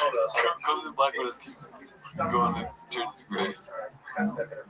Cooney was a dog walker, watch bitch, for so long. Jelly Donut, new comedy assistant. Let's see here. This one's posted by No Victory 3858. Brian makes the mistake of trying to tell Papa he's raising little D-bags. Damn, that's a crazy title. I know, right? Any guesses or? Wait, can you read it one more time though? Yeah. Say the title one more time. Brian makes the mistake of trying to tell Papa he's raising little D-bags. Ooh. I don't, dude. If he says little douchebags, that's crazy. Yeah, that's a really crazy thing to say about your kids, but I think it's probably more like he's insinuating that they're just like, I mean, that's not their fault. Look at who's raising them. Either one of them is a bad influence. Let's see. No. It's funny, the coach goes, how do you think you did? But he goes, definitely the best player here. Yeah. He said that? Yeah. Jeez. I was like, all right, dude. All right, man. Definitely the best player here. All right. Yeah. Well, because some of the kids, it's rec still. Yeah. At 5. Oh, okay. You get a little worried about him. I had a girlfriend one time, and she was, I remember, this is probably when I was 30, fucking whatever. Yeah, 1960. And I meet these, I had friends who were older, and they were actors, and I kind of wanted to impress them. I liked them a lot. And she said, so you're Brian's girlfriend? She goes, he likes him. She just looks at him. She goes, hey, he likes him beautiful and young. So I was like, I swear to God, she goes like this. No, she goes, she likes him beautiful, young, smart as a whip. That's smart as a whip? She said, smart as a whip. Well, that's a little cocky. And I remember just being so embarrassed by that. I was like, it's a little you don't have to, let me say that. You don't have to say that. Yeah, it's a little cringy. Yeah. When Bossy said that at 5, you like it. And it just is what it is. You need to have that cockiness in sports. If you especially because he's 5, and he's by far the smallest kid. Yeah. And he's amongst these giants. And for him to go, best kid here, you're like, all right. So gun to my head. They're different than your girlfriend, right? I don't know if she said smart.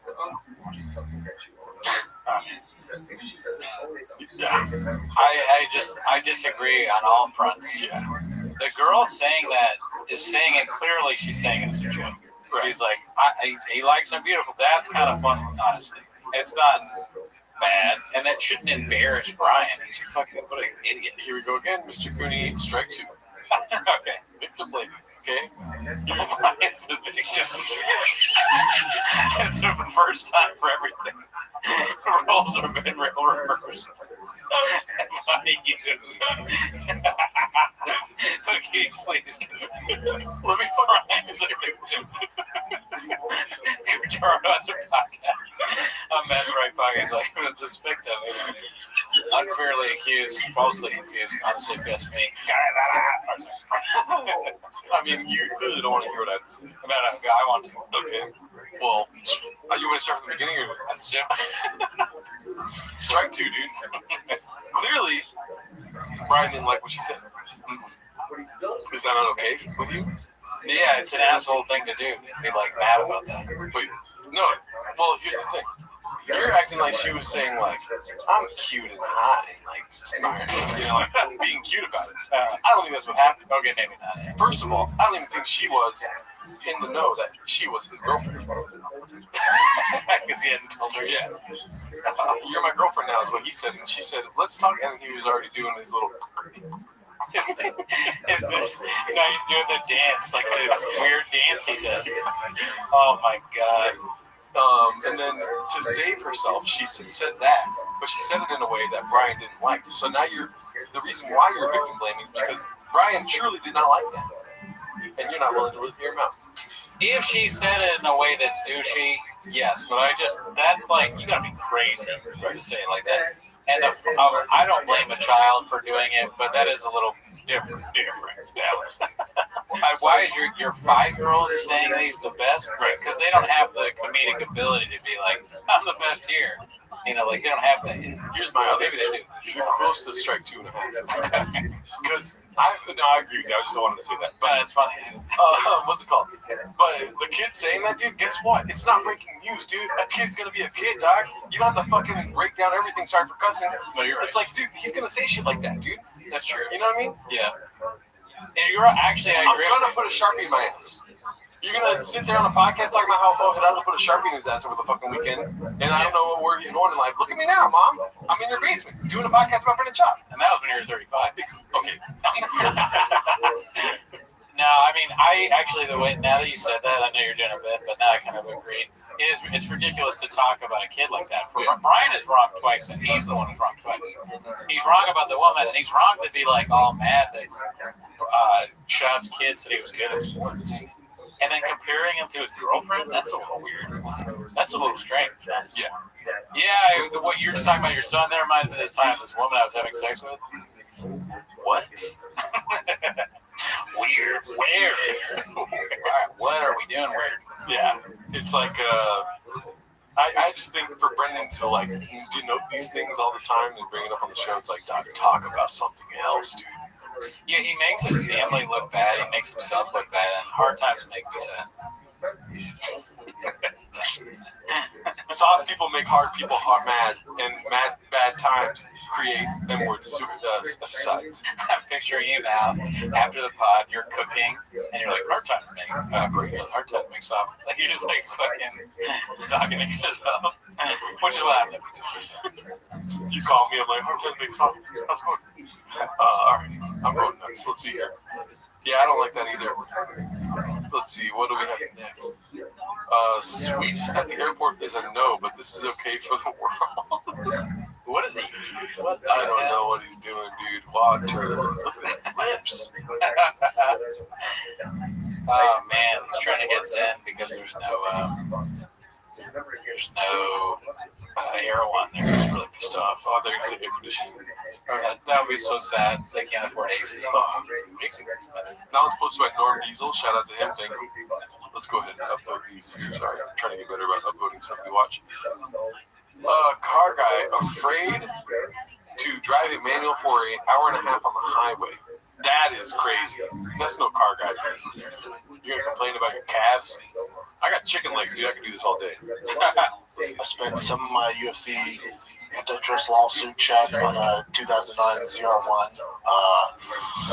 1,000 horsepower to the wheels. Now the plan was to pick it up and then drive back with the kiddos in that, and my father-in-law was going to go with me.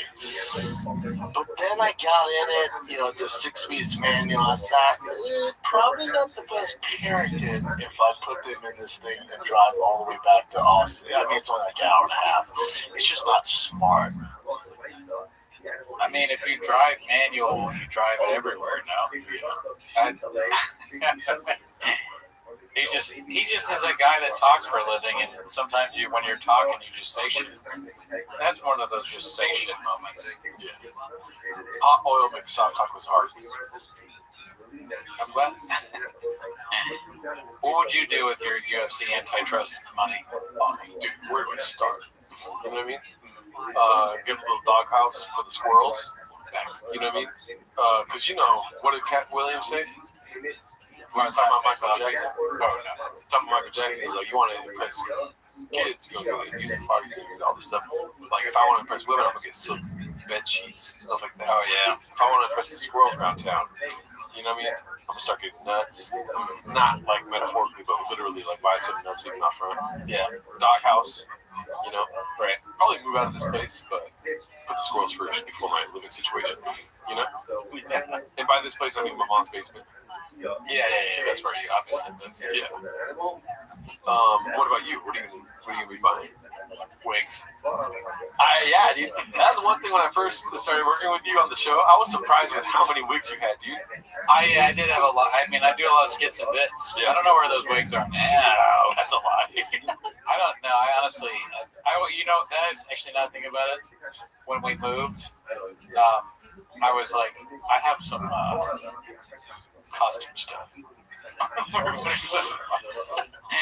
And she goes, all right, put all your wigs and costume stuff in that box. So I don't know where that box is. Oh, can she get it from you? Yeah, I don't know where it is. Yeah. But I mean, I probably do have some. They're shit though, man. I want like better wigs. Yeah. I want to be like a costume extraordinaire like Brett Shaw. Let's see what else we got here. We'll round out the show pretty soon here. Can someone else please post these so I don't have to cripes or caption as well? LMAO. Keeping it PG for the kid pool. Okay.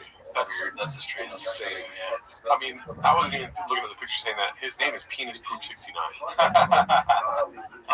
Alrighty, let's see here. Me Racer, posted by No Dream 8306. Me Racerhead. Nice. I think that came out when he fucked up. Did he say that in the clip? Have you seen that one? I'm assuming he said E-Racer.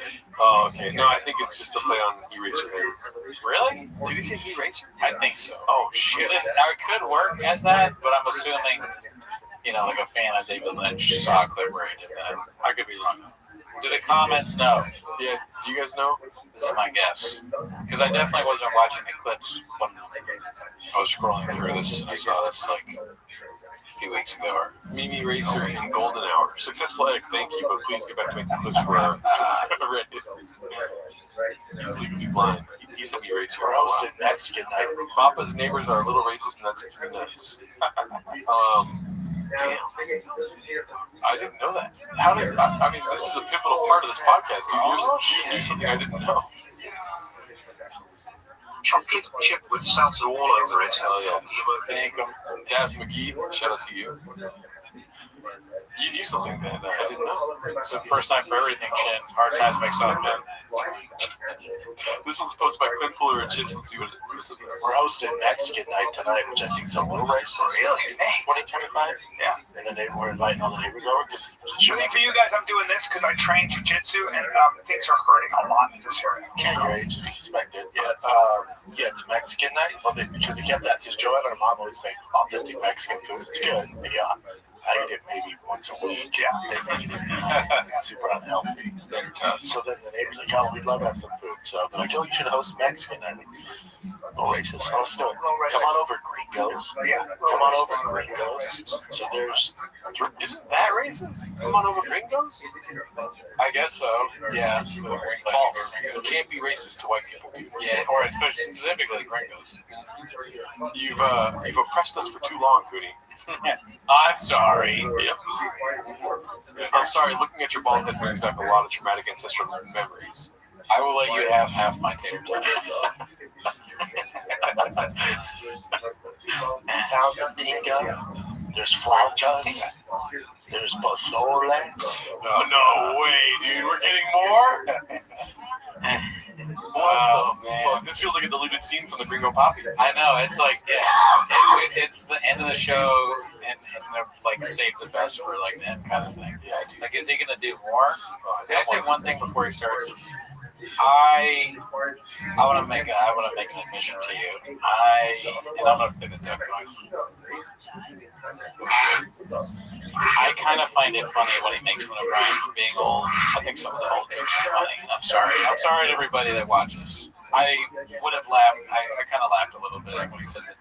He said it was hurt. He said, "I'm man your age." I'm sorry. Can the show can we move on from that, or is that's the end of the show? We'll talk about it. We specifically said no laughing at Brother John. No, I know. I mean, he says it so much that I haven't thought on it. Oh yeah, what are your thoughts? Like, dude, get another knee-jerk reaction. You know what I mean? It is hacky because he does it every time. He does it every time. You're right, Curto. It allows him to be on his phone. My name is not Curto. He's on his phone because he thinks it's like so good that he doesn't have to. It's like, yeah, whatever, fucking 86-year-old bitch. Is that what they say the retirement is? That's so funny. Earlier when he said he was 30 years old, and Chop said, "Oh, back in '68." I saw you go like this. I didn't know you were crazy. 60 actually. Oh yeah. God damn it. Let's I want to hear these Mexican names. Pounds of tinga, there's flautas, there's pozole. Now I go, I'm white, right? I'm white as fuck. I go, okay. It's super Mexican looking. I know, but the hardcore. Actually, super white. Yeah, shortstop for the Dodgers. Yeah, that's it. Yeah. Not my wiener. But anyway, On Logan Paul's podcast. Not my wiener. I over laugh You have to have some foresight in saying that he's funny. I don't care if his dick jokes are stupid. I enjoy them too because they're that bad. But the old thing, like, I almost unironically enjoy that. I'm sorry. R.I.P. T-Mos. Mama, it's taquitos in the street. In the street. You laugh with Brendan White specifically asked you not to. Curto, get check for Graves ASAP. It's not Curto, dude. Oh my goodness! You got a camera. Oh wow! Do you remember that? no, I don't. That's what you have on moose knuckle. That's in this room. That's me nuts. That's me nuts. Now that's funny, dude. That's me nuts. It's funny. It's a crazy thing to say. Yeah, I do like that. That's a vagina. That's a denim vagina. Big nuts. That's No, that's not big nuts. That's a denim vagina. No, that's my nuts split like that. You know the problem is the jeans are too tight. No, that's not the problem. No. It's Photoshop. My nuts are too. That's not where you go. What size shoes do you wear? 13. You know what that means? Giant nuts. You have a giant vagina. Oh fuck! It's so small. He just gets destroyed nonstop. He gets destroyed all the time. It's so funny. It never stops. Cooney's in too deep, they're saying. Oh yeah, I'm a big fan, dude.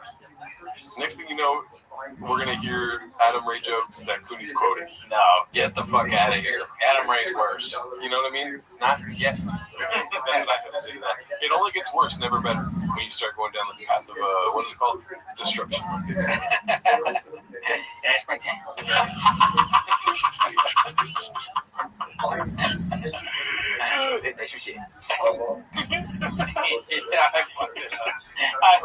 I didn't do that on purpose.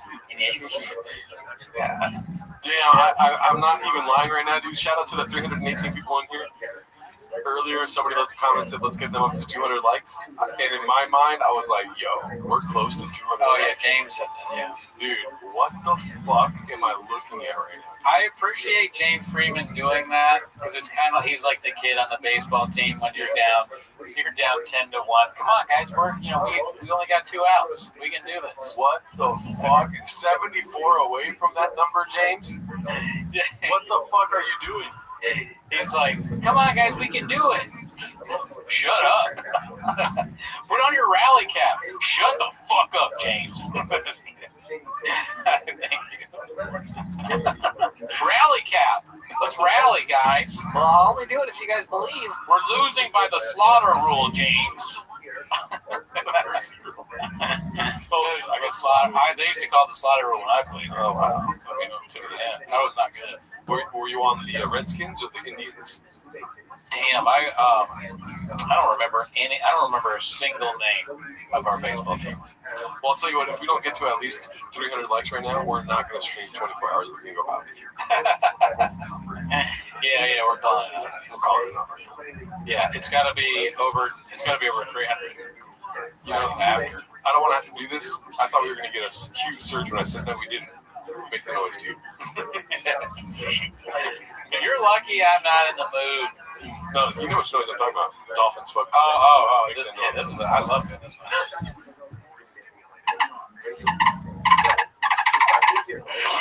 That's not gonna stop if you guys don't like the fucking video, dude. They're not even watering this anymore. Sort of. This fucking thing sucks. It sucks so bad. Got one less like. This shit is terrible, man. It's like you gotta suck it hard to get it out, Bob. Even that makes it noise. This is the worst water bottle I've ever bought. Trash. I should have returned it. Shout out to you guys. Hopefully you liked the parody song at the beginning of the episode today. We're going to try to do another one for next week or next Timos. I'm not sure. We got to figure that out. I got a couple in mind, though. What are they saying? Let's talk to the chat before we get out of here. Adam, I can bring the Australian voice back. It turns into Jamaican and Irish, sadly. Yeah, the upsteep. 5 seconds. So we gotta bring back. That was so funny, man. I gotta look at the Jamaican slang again. I never remember it. You skipped to the back, Gerdo. To do some patois. Shab patois. It's something hard to get it out when he strikes again. Oh, shout out to you, Paul C. Thank you. Google guys, coach is right inside. Look at James. So, James, when you talk, become memeable. Guys, coach is right. Everybody win this. That's great. Let's see you. Guys, coach is right. If you want to win this, it's a mess. Shut the fuck up. That's great. Shout out to you. Hell yeah, dude. Thank you, Cooney. Legs is a beast at scoring these business deals for Deity. Fat Joe and Fat Patrick together at Legs. Yeah, Legs probably set that up. He's probably right. Cooney has been secretly giggling at shop jokes unironically travesty. Get back to work successfully. Oh yeah, first of all, that's yeah. You make your jokes on your break time. That made me look at my watch again. Must be his 2-hour break. Right? It's been too long since a viral post has happened, and I read it. I'll have no sass from you. The legend. Well, let's fucking go. James Freeman. Was that Gerdo as a kid? Probably. I was chubby. Okay. You happy about that? Gerdo, I mean, I told you already. I'm not going to lie to you. Gerdo's my favorite now. I don't know what it was before then. Hernardo? Oh, yeah, it was, wasn't it? Hernardo. Hernado. Actually, you know what? Hernado still does it. Hernardo's dead. I think Gerdo and Hernado are just like on another level. That's so funny. What would the Chombies say if they had to give a pep talk? Guys, I'm the best one here. Invite Josh Denny on the 24-hour stream and just beat his ass over him. Come on, Daz McGee. I was chubby side eyes. Well, if you guys didn't know, we do a live stream every Wednesday. Next week is going to be the regular Raccoon Tweeties live stream. I'm going to try to make another song for, original song for Gringo Poppy-esque type things. Gerardo, I think you're more Guadalajara than Slow Joe. Thank you for spelling my name right, Adam. What is Ronaldo's opinion on Tinga? Never had it. Gerardo looks like his pants are sharp carpet from a 90s bathroom. Look at my pants, dude. I got mustard on my pants. It looks like I caned myself. Yeah. Formula One. You gotta get your one at fisticuffs. Okay. So yeah, we're gonna end the stream here. All right, guys. September 20th, 24-hour stream. Join the Patreon. Have a good night. Yeah.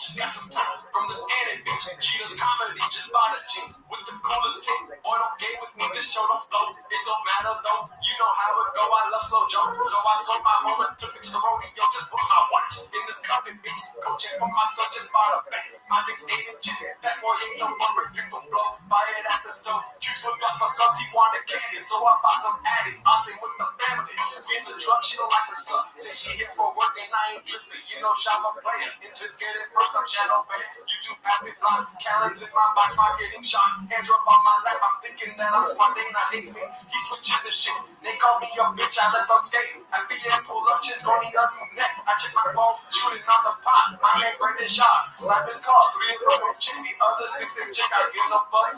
Just bought a truck, it's all mounted up. Pick up the club, pick up the food dog. She trying to rent it. Brian, like, what? What are you trying to do? So I pissed my sink, but he kept pouting. He don't want no smoke, no, he not bulletproof. Just got some time from this anime bitch. She just comedy, just bought some chicks. It's the coolest thing. Boy, don't game with me, this show don't blow. It don't matter though, you know how it go. I love some joke, so I sold my home and took it to the rodeo. Time for my favorite time of the week. When you get nearby, try to speak. Really surprised today. You better watch 10 minutes of shock. Welcome back to 10 Minutes of Shock. Thanks for tuning in. As always, join the Patreon, join the Reddit, join the Discord. On this week, the Patreon. Why are you laughing so hard? Am I not on camera? Because it came on and you were just sitting there. Yeah, guys, I can't nail it every week, okay? We do it in one take. Where's T-Moss? You should creep the attack on I usually get it right, okay? This is the first time this ever happened. I've never done anything wrong before. We all know that, dude. Well, first of all, shout out to Paul C. We'll get to the timer in a little bit. Oh, thank you, Paul. I appreciate it. Where's T-Mos? It's happening right now, Katie. If you give money, I won't threaten you. I bring up T-Mos while we're doing T-Mos, but if you bring up T-Mos while we're doing T-Mos and there's no money, I will threaten you. But anyway, speaking of money, on the Patreon... Like that song that we just showed, it was from the Patreon. The Patreon saw that April 16th. Hell yeah. Oh, I forgot. Yeah. So if you were on the page, well, yeah, obviously you'd have seen that in April. So, you know, you kind of fucked up, but you got it eventually. Yes. And we'll never do that again. No, I hope you guys enjoyed the song. You can see more stuff like that. And this week, we watched Ralph Barbosa's new special. Yes. Planet Barbosa. I thought it was really good. I enjoyed it. What are you laughing at? Planet Barbosa, dude. Oh, Planet... why do they call it Barbosa? Listen, the Graves is firing on all cylinders tonight, Katie. But anyway... Transton Kennedy has a question, and maybe you can answer it with a plug. Yeah. Where's it at? You guys getting Mark back on? Oh, yeah, dude. Oh, my God. You remind me every week. We got to start plugging this every time we talk. September 20th, we're doing a live 24-hour stream. Pause for the money. Flames. Shout out to Flames. $5. Graves looking east, try hard right today. Liking the shares and sharing. Thank you. I appreciate you, Flames. There you go.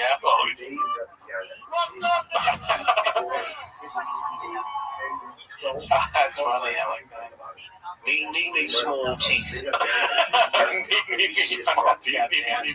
It took me so long to figure out the Meanie Fauci Meanie Delta thing there. It's like, but back to that's not why they're here though. They're here September 20th. Yeah, I didn't even finish. Oh my God, dude! 24-hour live stream. Mark should be here. Alan Chagulin should be here. Nini Fauci, Nina Delta. Chokes out. Hopefully, Brendan Walsh, Sean McCorkle, the IDM guys. We're looking at it. Well.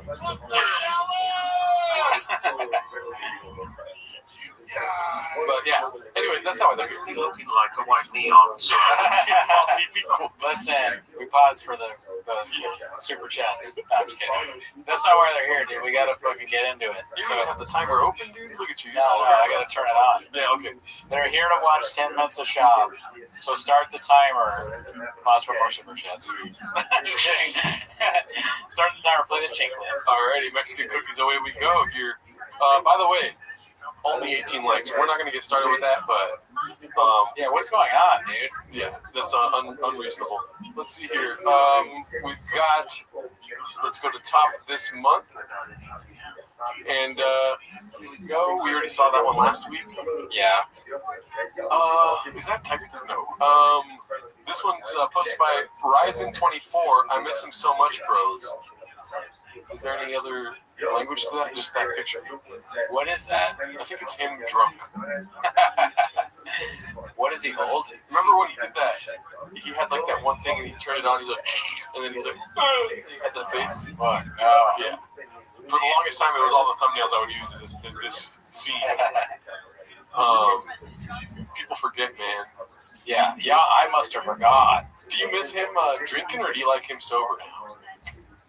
It's a tough question. I know. It's like, do I want to be entertained, or do I want to be like a good boy? You know? Yeah, because I worry about him when he's drinking. But he's really funny. You sound like an old man talking about his son. Yeah. Well, I do. Like, Papa is older than me, but he makes me feel like an elder statesman. Bosman. Because he's so the Jack. Neat stitches. Thank you. Shout out to you. You know, you watch him and he's for so much content, right? Yeah. I troll through the Reddit. I watch it every week, and I start to feel like some sort of parasocial relationship with him, kind of, you know? Is it even the word? No, you're right. I just saw that comment said Cooney on his Biden script. You know, and you guys, I just say he's my son, Hunter Shaw, Brendan Biden. You know, I just and anyways, we beat Medicare. We beat Medicare. Remember? Yeah. What's it called? All right, let's see what else we got here. I do miss those days, though. I think I miss not the cringe, but the actual thought that he put together and what it looked like when we saw it on film. You know what I mean? Yeah, he wasn't thinking even harder. Yeah. There was like a even dumber, I would say. Yeah. But that's not what people want. They say Gerardo with the girls tonight. Call him daddy. Alrighty, this is real. Rewinded. This is 12 hours ago. It's shooting to the top of the charts for the month. How's the two? I'm on fentanyl right now, so I don't feel anything. How is the tooth doing, G-Bug? Well, you saw my sick bars, so how are your teeth doing, dude? I think mine are pretty fucking good, dude. Just got some top from the Spanish beach. We just filmed that like 2 hours ago. Let's see here. Rewinded. This is real. Posted by CoinTalks. I'm not surprised. Well, I am surprised actually about this because I've seen this in the stores. I've seen like Fat Joe and a bunch of random things. But how did Shotgun? Oh, you must have forgot, dude. He was growing grays, daddy. Okay. Growing Grace with 3 G's. You know what I mean? Right. But no, remember he did that. I'm assuming these things take forever. Just for men. Like, marketing. Oh. And especially when you're a genius, you want to make sure everything's perfect. Right. So he was doing the Just for Men thing way back when. Right. He's so far in the future. He's Australian them so hard. He's fucking got blonde hair now, dude. You know? He has a different. It's like, oh, this guy's good looking. What does he do? You look it up, and he's got blonde hair now. It's like he didn't trust the medium brown. By the way, that's another thing. So what is Big Brown Breakdown? He's medium brown now. Oh, that's false advertising. No, and we don't know if it's real if it doesn't have 3 C's. Yeah. But yeah, that's funny. In these things, they gotta put it in the contract. Hey, you have to keep this haircut for like a year or something. Yeah. Papa, of course, doesn't pay attention to any of that. He fucking, what did he do to the CEO of the CBD company? Oh, he CSB'd him. Yeah. Funny story, bro. Yeah. You know? He's doing the same thing to this unfortunate rewinding company. But it's cool that they give him a shout out here. You know what it says underneath medium brown? What? Water, we do, and hair. Right there. Yeah. Just alright. I'll never do that. I think that it's funny that this picture, like, do you think this was a photo shoot? Definitely. The most of photo shoots. That's so funny. Shop. I wonder what Shop does at a photo. They didn't get it in one take. I know that. For sure. I mean, look at that smile. How hard do you think the photographer was trying to make him smile differently?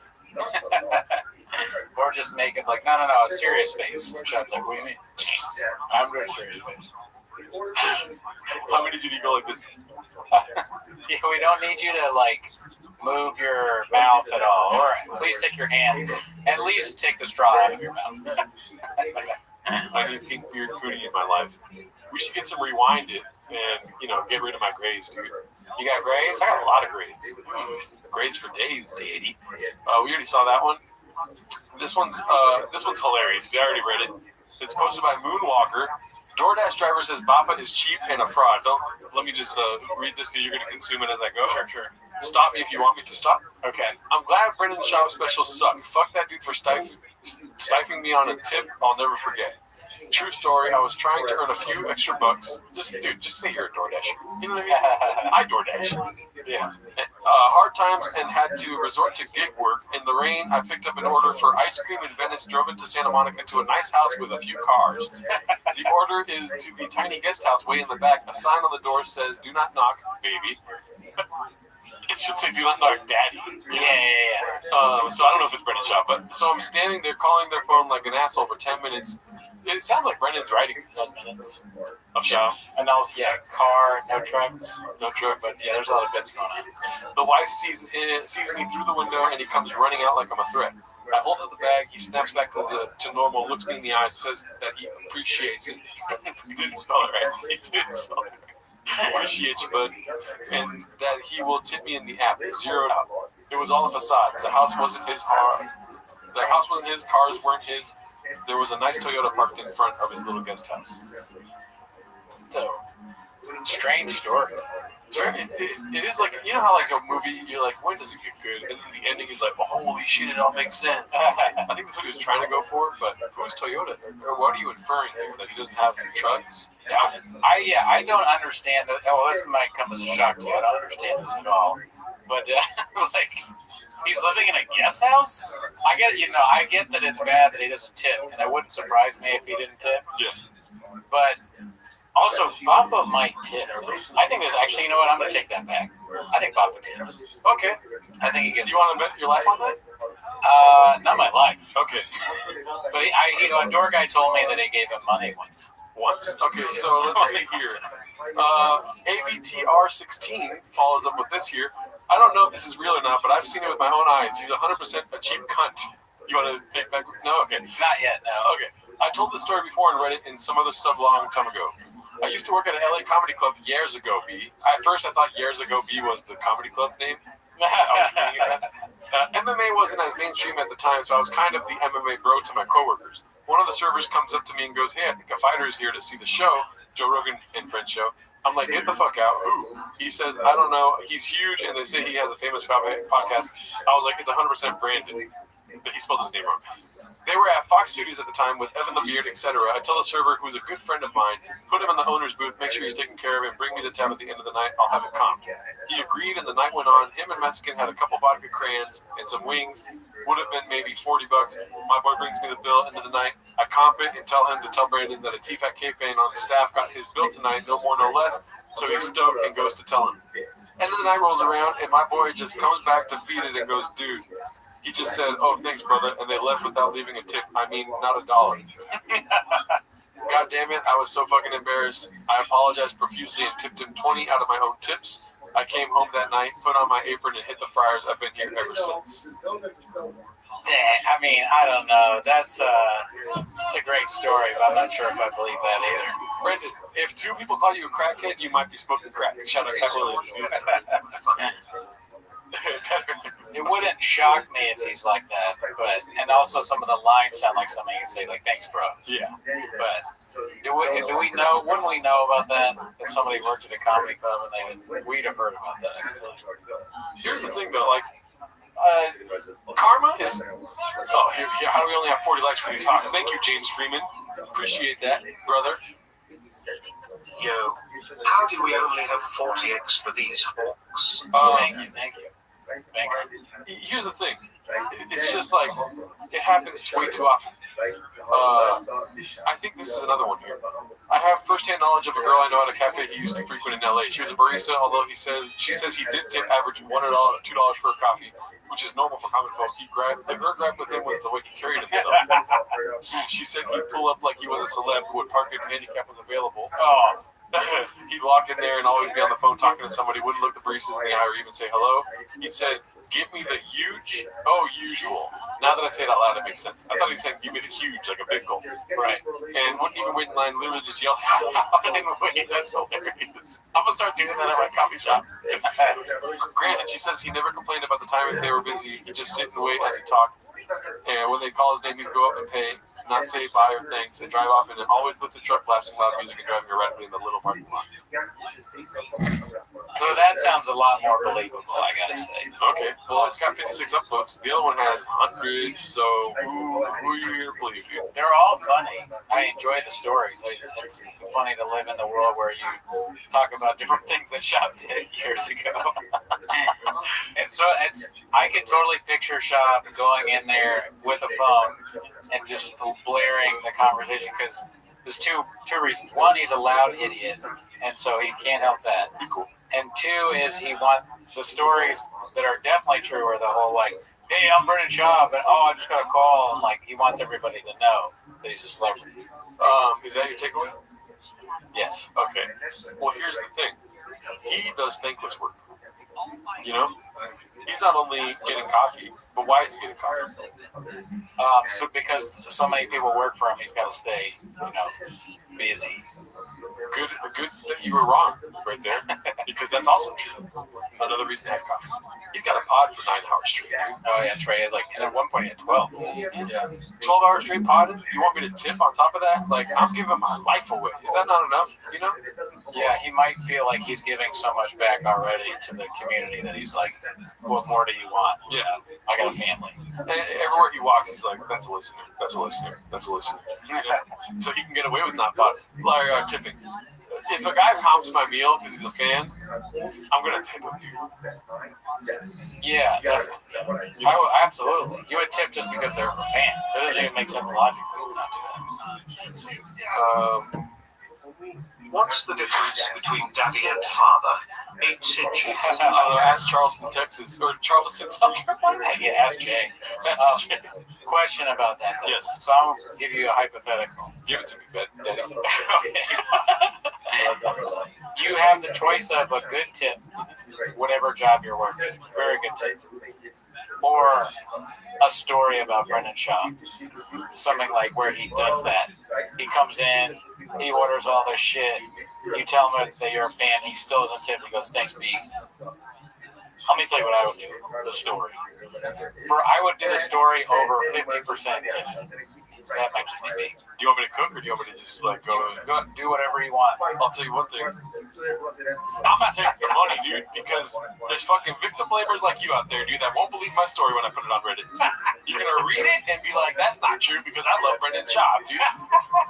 And it is true, and I put my fucking karma at stake, right, to tell you a story that you weren't there for, dude.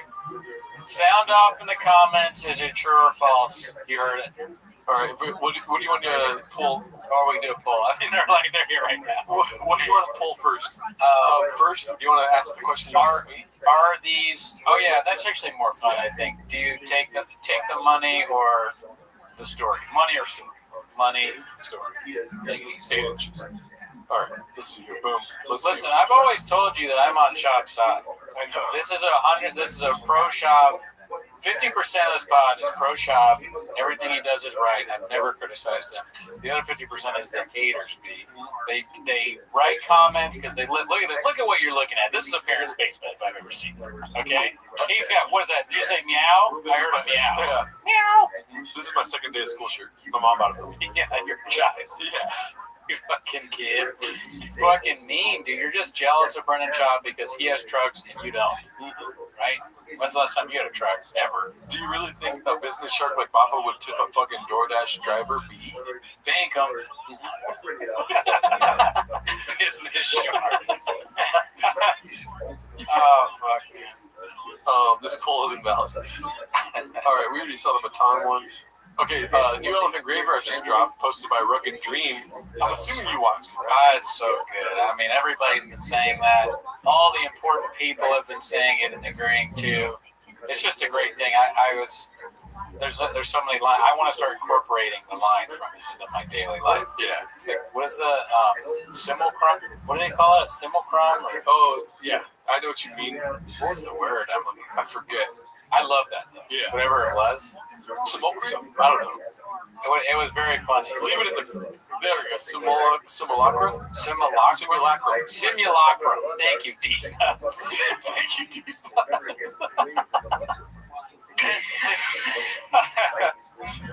Oh, fuck. What are you saying? All right, I mean, I don't know. I'm quoting.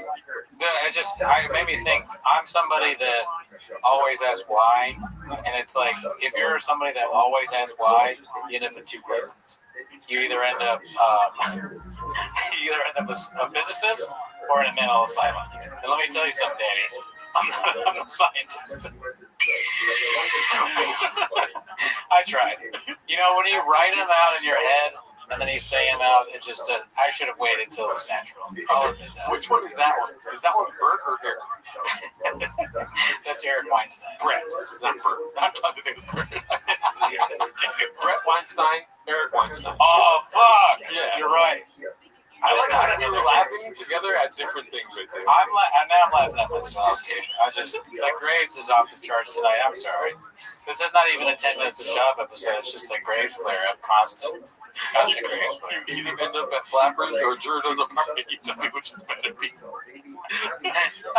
I corrected you. You said the names right. Eric or Bert? Eric, and actually you said one name wrong. Yeah.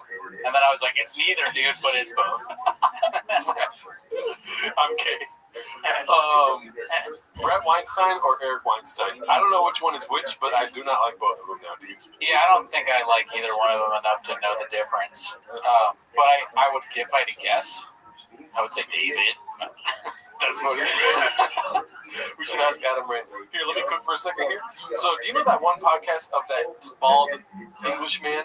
It's like, if you looked at life like that, and it's like, how do you look at life? And it's like a scientist across from him, and it's like, has a nasty bokeh, like good cameras, and it's just like scientists talking about sleep or the brain, stuff like this. Brett, I think, or Eric, I forget, I don't know which one's which. Right. One of them was on the show, and I watched the whole thing because it was so funny. Remember that one thing I did to you that before, and you started laughing, like, ask me a question? Yes. Go for it. What's your favorite shoe? Why are you looking at my shoes? You should be looking at my intellect, my brain. People like you are always lost on the shoes. But green. Here, let me go for it. Yeah, okay. What color is this couch? You don't get it. The couch color is irrelevant. You're asking the wrong questions. It's blue. Are you happy? But you should be thinking about Where are my pants? Okay, are you happy? And then the fucking English dude was just taking it. Some people don't know how to respond to that because they feel like, oh, this person is mad. They might be right. Maybe I did something wrong. But that guy just has the personality of an annoying person that is probably insane. Just like, and he's living in a simulacrum. So he's completely insane. I love listening to other podcast people shit on the Weinstein guys. Yes, because they sound like there's this one guy. It's like Professor Dave or something. He's a former comedian that knows about science, and he just destroys the Weinstein guys because one of them thinks he's like deserves a Nobel Prize, and the other one is just mad that he's not more popular on Twitter, or they might be the same. I honestly can't tell the difference. I think they're single come. Okay, I think they both have the same grievances. One hates Elon Musk, and that's hilarious. Yeah, that I know from the Too Lazy. He hates Elon Musk, but he loves Elon Musk. You know? Yeah, he was like writing something to Elon about Elon. I just thought you should know, as if they're friends on the public website. Yeah. Your website is there's some sort of login issue. I asked for a request to reset my password, and it's just not coming in my inbox. And then your support tells me to check my spam, but I don't even know how to do that. So, he's a scientist. This one's pretty good. You remember Mayhem Miller clowning Bappa in that one pose where he was promoting a show or a fight? Are we going to see a show where Erica Rhodes is talking to Mayhem Miller? I think so. Who's Erica Rhodes? Do you know that comedian? No. All right. Mayhem Miller still trolling Bappa, posted by Clinton Puller of Chips. Here we go. Joe Rogan told me to stop fighting. He told you to stop fighting? Is that her? Yeah. Okay. Told me. Like fighting? He said, but give it up. Why did he tell you that? I don't know. He said that I was an Adonis. What's an Adonis? Like a beautiful man. He said you're too hot to fight? He also said I'm way too hilarious. I feel like you're making all of this up. Experiment. Whoa. Damn. So he's gone full homeless cat. Yes. He's really milking it. Good for him. If he's not aware, we are going to watch the Gringo Pups for 24 hours. I think we probably need to get Mayhem Miller on. Yeah. I mean, he's talking to Erica Rhodes, and why not us? Yeah. Welcome to the, you were a part of this already, but yeah. Come on, team. It's like, welcome to the world. I don't know what I'm doing. But come on, get on the show. All right? We defeated Mayhem. Brett Weinstein hawks all over Musk. Okay. I'll be there for at least 4 of those hours. If you're not going to show up for 24 hours, don't show up at all. I'm just kidding. Sub it however much you can. Thank you, user 710 for the $1. How you watch Brendan Schaub one time is how you watch Brendan Schaub every time. Okay? Is Cooney wearing a shirt? He's make sure you check out the Patreon and all that shit. Oh man, skits and bits, dude. I think every UFC fighter should make fun of Brendan Schaub. I won't stop doing the show until every single UFC person, retired and current, has at least 3 videos making fun of Brendan Schaub with a comedian I know. Yeah. I agree. I'm not going to watch UFC until they start saying fuck Brendan Schaub before. Walking Dead XX1723. When is the start time in the 24 hours stream? It's going to be a roughly 9 a.m. start time on September the 20th. Yeah, 9 a.m. around that time. User 710, thank you for the $1. We did discuss the hair dye sponsorship. It was one of the first posts that we went through. Let's see here.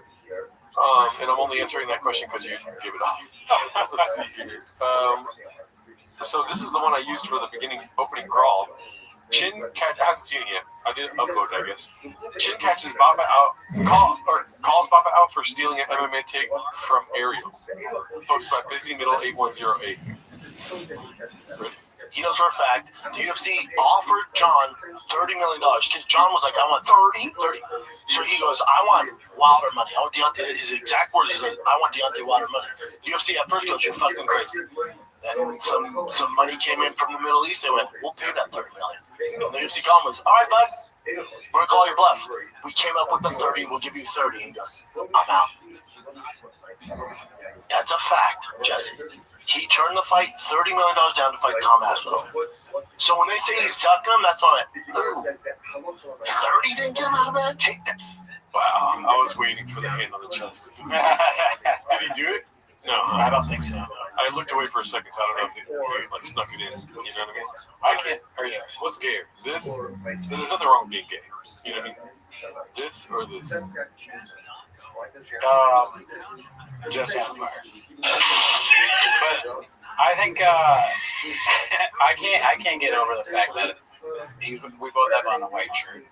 And Shab, maybe I could do fake bleach, like a wig that's bleached, and then do a Shab character. I'm like, all day long I've been texting Turtle, like, maybe I could do these characters. He's like, please stop texting. Delete my number. Are you gonna make the noise? Okay. Oh, yeah, you guys want the noise? Don't spit on my couch.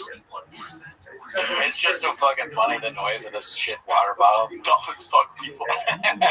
Dolphins drink water. He turned the fight $30 million down to fight Tom Aspinall. So when they say he's ducking him, that's on it. Ooh, 30 didn't get him out of bed? Take that 30 and lose. He must have worked out. That is nice. He must have worked. 30 million. Bleach your peers. Oh shit, that's crazy. Damn. For $2. For $2. That's hilarious. Let's see. Dave?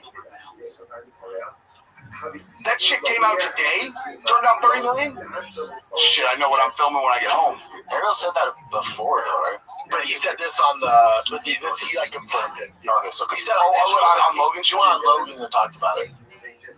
Yeah, Ariel's great on that.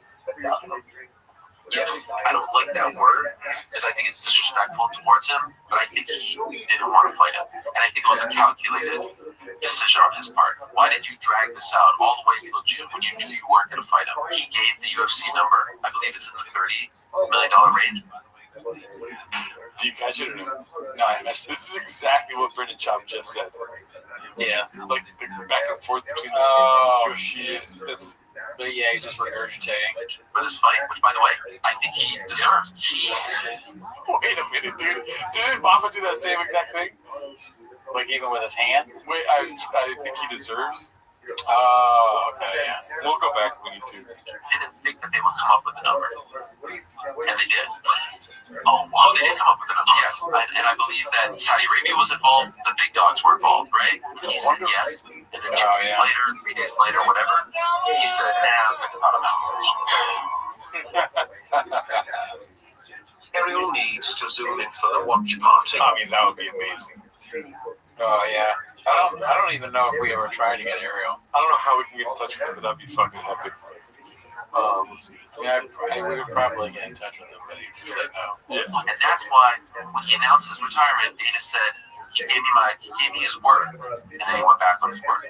I think he was hoping that they would not meet the number, and then he could be like, "Hey guys, I tried." Turkey was just like, "No, we haven't." And they met. Turkey's only reaching my back pocket for 30. But in 2020, he threw out a massive number. They said no, and then the fight fizzled. This time they said yes. Wow. Here's a few more bucks and die that here. Here's a few bucks. Why would he say wow? Like, you just heard that, and then you heard it again from the guy that told you. And you heard it from Aaron. Let's see how similar it was. The take. I feel like it was verbatim, honestly. Like the beats that he used, I'm pretty sure are the same. He knows for a fact, the UFC offered John $30 million because John was like, "I want 30. So he goes, "I want Wilder money. I want Deontay." His exact words is, "I want Deontay Wilder money." The UFC at first goes, "You're fucking crazy." And some money came in from the Middle East. They went, "Okay, never mind." He didn't do that. I thought he said like, which I think he deserves, which is like, or Saudi Arabia. Yeah, it's like, it's what he does with Luke and Ariel. But yeah, he definitely took a take again. We heard he read the Sean McCorkle thing. A shout out to you for the $2. Take me somewhere. Seaweed Remarkable posted this one. The white boy that works too much. It drives me nuts when I see Slow Joe being this redacted. One hand on the wheel, one recording on her phone in a doorless cart. All while Slow Joe Sr. is holding their newborn when she should be in a car seat. Unreal level of redacted. All for the gram, though. Am I right? Let's see.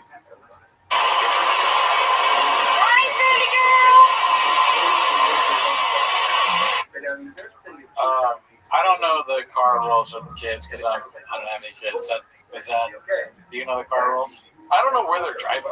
Obviously, if you're driving like with others around, then you have to put your kid in the car seat. Yeah.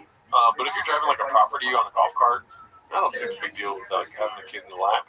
They're like, that makes the kid get out of water. She makes her servant walk the kid like next to the cart, and she's like, "Look at us!" Then she get even more hated on. Some random person has her child. She hits the person. Oops. Well, 730 people think that this is redacted. It doesn't look super safe. Yeah. Because the baby is on someone's lap in a doorless thing, and they don't seem to be going that slow. Is she driving? I don't know. It would be kind of crazy if she wasn't driving that. I think about it, because then the person would have the baby right here, and they're like, nothing's off the table. Nothing is off the table with Brennan Schaub's family. Yeah. She's just like, woo! She's got the baby out like this. Woo! Check it out, Schaub lifestyle. Shopper life. Illegally. Huevos rancheros. We're going to get some canela. You know, now I think about it, it's totally unsafe. I take it back. I'm very, I told you guys, Graves is very on work today. I think if, like I said, if it's on a property, then like, you know what I mean? I'd probably do that. That's why I'm not trying to hate on it. Yeah, I guess, I mean, I go both ways here. If it's a cart that's meant for driving around and you're driving slow and someone's holding the baby, I just don't know what the rules are, dude. Who has kids? Who's got in our audience? Who has children? You know what's striking to me is that how close this post is, dude. Some people want the money, some people want the story. Whoa, I'm surprised the story won because it's very hard for me to turn down money. Yeah. But I like the story. You know why? I think that my argument was a lot stronger than yours, dude. Like in this scenario? Oh, because haters like me will not believe it. Yep. Yeah, no, maybe. Haters will say. Let's see here. We already saw this one. We already saw that one. I love Wolverine. Even the kids. You put a car seat in a golf cart? I don't know. Do they do that? Yeah, I don't know about that. Yeah. My 6-year-old nephew still uses a car seat. Okay, does he also wear a helmet? Let's see here. This one's posted by Clint, puller of chips. There must be hundreds of pouches in that chair. Let's see here. Really? I think so. I think you got it Disgusting. Oh shit. The guest ask yourself, is unalive or hurt my child? If yes, don't do it. I don't need any more reasoning than that. It sounds like somebody who has kids because he's thinking about it. I don't have kids, so I don't think like that. Unrelated, I don't want children. I'm not saying I'm going to unalive a child that's born of it. But if my abuelita wants to carry it, I'm just kidding. I'm going to stop. I'm on your side. Gets Kraz only because you give his money. I give my kids credit. Look at this. You can see there's a couple of pixels of zinc. Yeah, the chairs in. When he's cleaning up or moving, he's like, found some more chairs over here. You clean it up, or he's paying to help him. I put them in here. It's gross. Oh, yeah. It's gross. No, I mean everything about this is gross, but no. Oh, come on, dude. I'm not smoking. Let's see here. Let's watch the thinking. I think so. I think you got it out. He's just pulling stuff out of his mouth.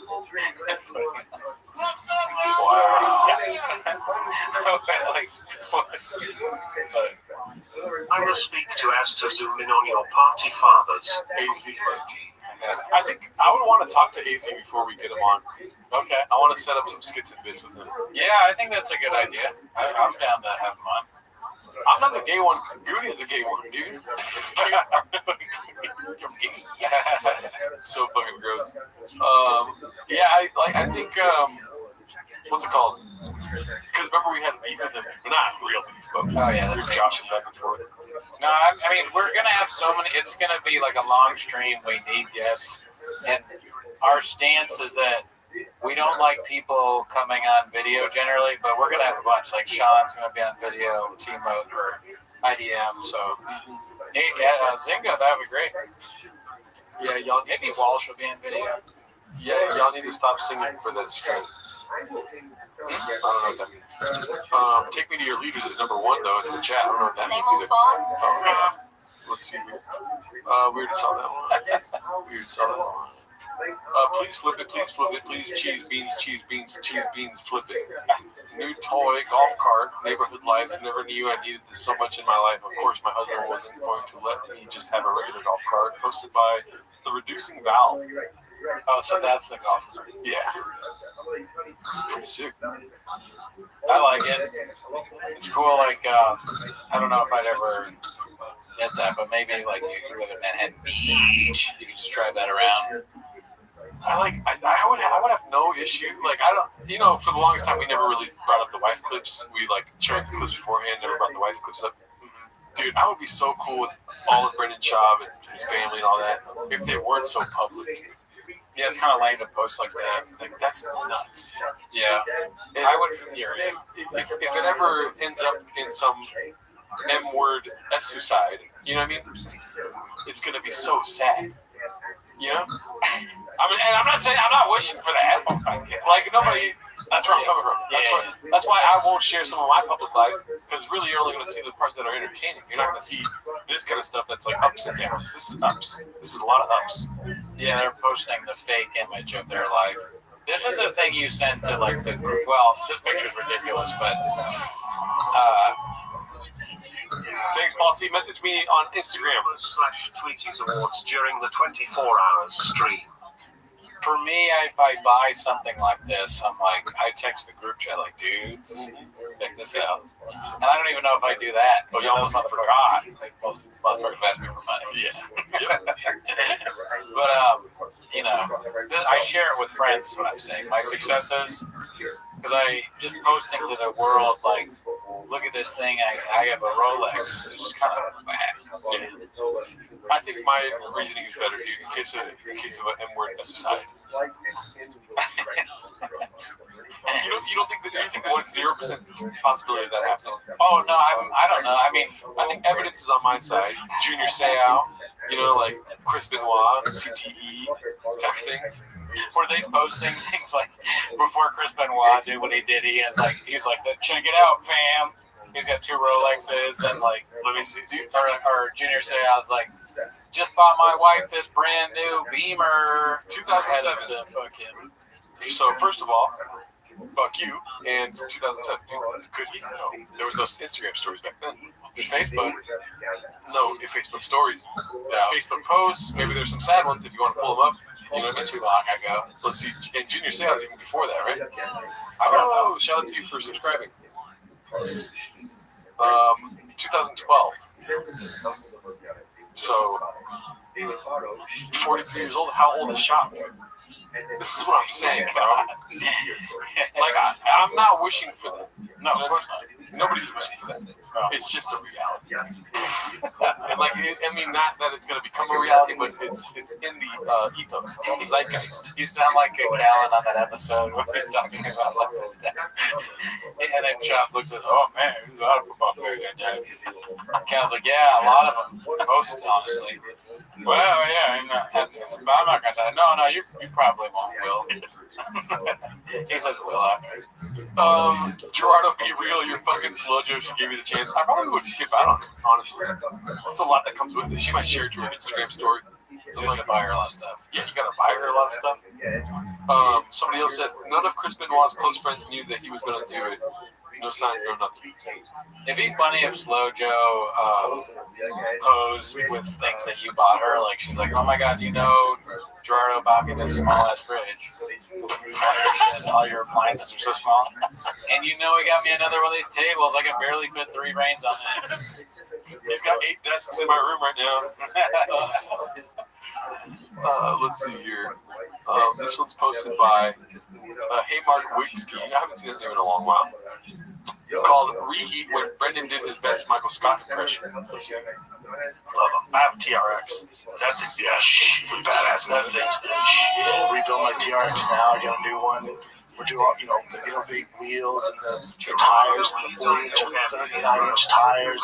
And you gotta get you gotta get the Gerardo, will you dye your hair medium brown during your marathon? Is Slow Joe more Latino than Gerardo? Yeah, she's illegal. Yeah, we already know that from the special. Yeah. Dude, that would be fucking hilarious commitment to the bit if you bought the rewind it somehow from shop and did that. That's just a crazy thing to do. I think I wouldn't mind dyeing my hair again, but like not right now because I'm growing my hair out. I'm not pressuring you to do it. I'm just saying you have to do it or you're off the pot. Medium brown. If that's the case, I will not dye my hair, good sir. I don't know if brown hair would look kind of strange. Well, he's saying medium brown because of the shop color. Yeah. That's what I'm saying. Because I think mine is brown. That's black. You know what I mean? That's my essence. You feel me? But it is brown. Like on my license plate, it says. On my driver's license, it says brown. Can I ask you a very stupid question? And this sounds very dumb to me in my head. I'm still going to ask it. Yeah. Is it possible that medium brown is actually black? Because, can we, I don't know if we can get back to it, but now that I think about it, it says medium brown, but to me, that hair also looks black. Yeah. And also, I have to admit, I don't know if I can say this publicly, I am mildly colorblind this one. That looks black to me. Yeah. It looks medium brown. But maybe I don't know what medium brown is. Do you think they even told him the color? Like Brendan would have been like, can you call it big brown? Please. I'm surprised he didn't mention that, yeah. But that's not good marketing. Can you call it 8-inch brown? Chocolate. Gelato Alarcon 510 Dirty Blonde Hair. Shout out to Jay Cruz. Thanks for following. Yeah, let's see where we're at here. I think it might just be black, honestly, but I just don't know. I don't really know what brown is. Ever since growing up, I was always like, I have black hair, but I forget if it was a doctor or my mom or my dad, because there's no difference. But they were always like, no, your hair's brown. People always fuck that up. My own father, I remember when I got a passport, he put the color of my hair as blonde. And me and my mom looked at him like are you, what? What are we doing here? How do you not know that? My dad was born with blonde hair. That's what he said to me. He said, you were born with blonde hair. No. My dad was born with blonde hair. He had blonde hair when he was a kid, and then it turned brown. That's more believable than, obviously I believe that, but than me. I never had blonde hair. Oh, yeah. Let's see here. I think the stream is lagging. It's lagging because of all these super chats, dude. Thank you guys. In 2004. In 2004, I sodomized my brother with a piece of steel rebar. I shouldn't have done that. I'm sorry, Andy. Shout out to you, Christian. Thank you. Yeah, that happens, dude. Yeah. It's good that you're admitting it now. On our live. That's Daddy's hair. Shout out to you guys. Thank you for all the money. Let's see the ending of this. Did you get that after you helped me move and you saw mine? Yes. It's being built right now. You used to have the GTD. I'm getting rid of the TRX. I'm getting rid of the TRX.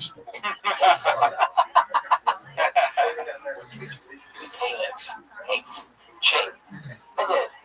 Why?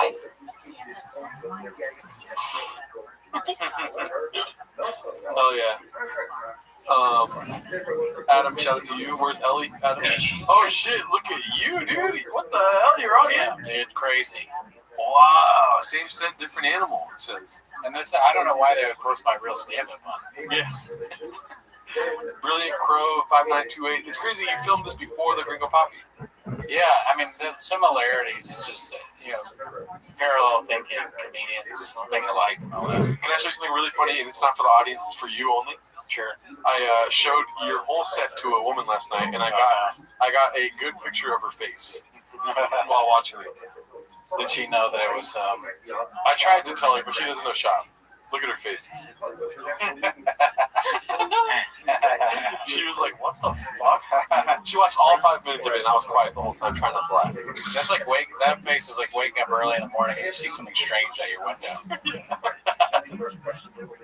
Let's see here. Look at you. Yes. I'm not used to this. Dallas a little different. That was a little different. It's so funny. There's some ladies in the crowd tonight. I'm not used to that. My demo, 18 to 36 bros. Yeah, it's usually little cockpits in these things. That's what I specialize in outlining. They call me the bro whisperer. Yeah. How we doing tonight, Dallas? You're doing so much better.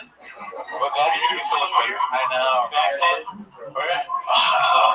So is that one guy, Dicey? The hand was late. Right? So is that one guy, no fucking way, bro. That needle's not touching this temple. This was good. But even this, which is my favorite part. Like, and you said the temple is nacho cheese. You didn't hold it long enough. No. Oh, my bad, Mr. Whole Foods. My bad. And then that hit on the knee, you can do that better too. I agree.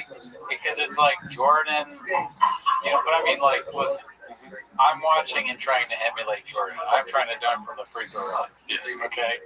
So, I'm not Jordan yet. Maybe this clip is like 600 likes or whatever, 600 upvotes, probably like 89 Jordan. That's right, you want to change. Exactly. I'm like trying to get there, but Isaiah Thomas is beating me. The Detroit Pistons are me not fully committing to the bit. Yeah, because I maybe don't have it all memorized. Yeah.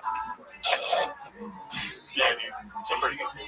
Well, yeah, shout out to whoever posted that. They posted it in our comedy also, and everyone thinks that's your actual comedy. So congratulations, Mr. Gooney. I mean, I wish it was my real comedy was that good. We're watching Cooks in the Lab. This is the process. Let's see here. We already saw this one. This one's posted by Rick Manchester. The Thick Boy Squad era feels like a fever dream. I mean, dude, shout out to Elephant Graveyard, dude. His whole jelly roll thing was amazing. The whole video, that was funny. The whole video was amazing. I forgot about the Jelly Roll thing. Jelly Roll is crying because Mitzi. Because Joe Rogan has a room for Mitzi at the mothership. Yeah. That's crazy. It's insane. So, okay, I don't know who all these people are, though. Oh, $10. Holy shit. Donnie, thank you. I think Killing Them Softly and Ringo Pappy are similar in the way they shaped comedy as well as launching their careers into another stratosphere. F/M/K leg, go ahead. Mexican, Lizzo. Fuck Mary Kill, Brendan Schaub, Mexican, and Lizzo.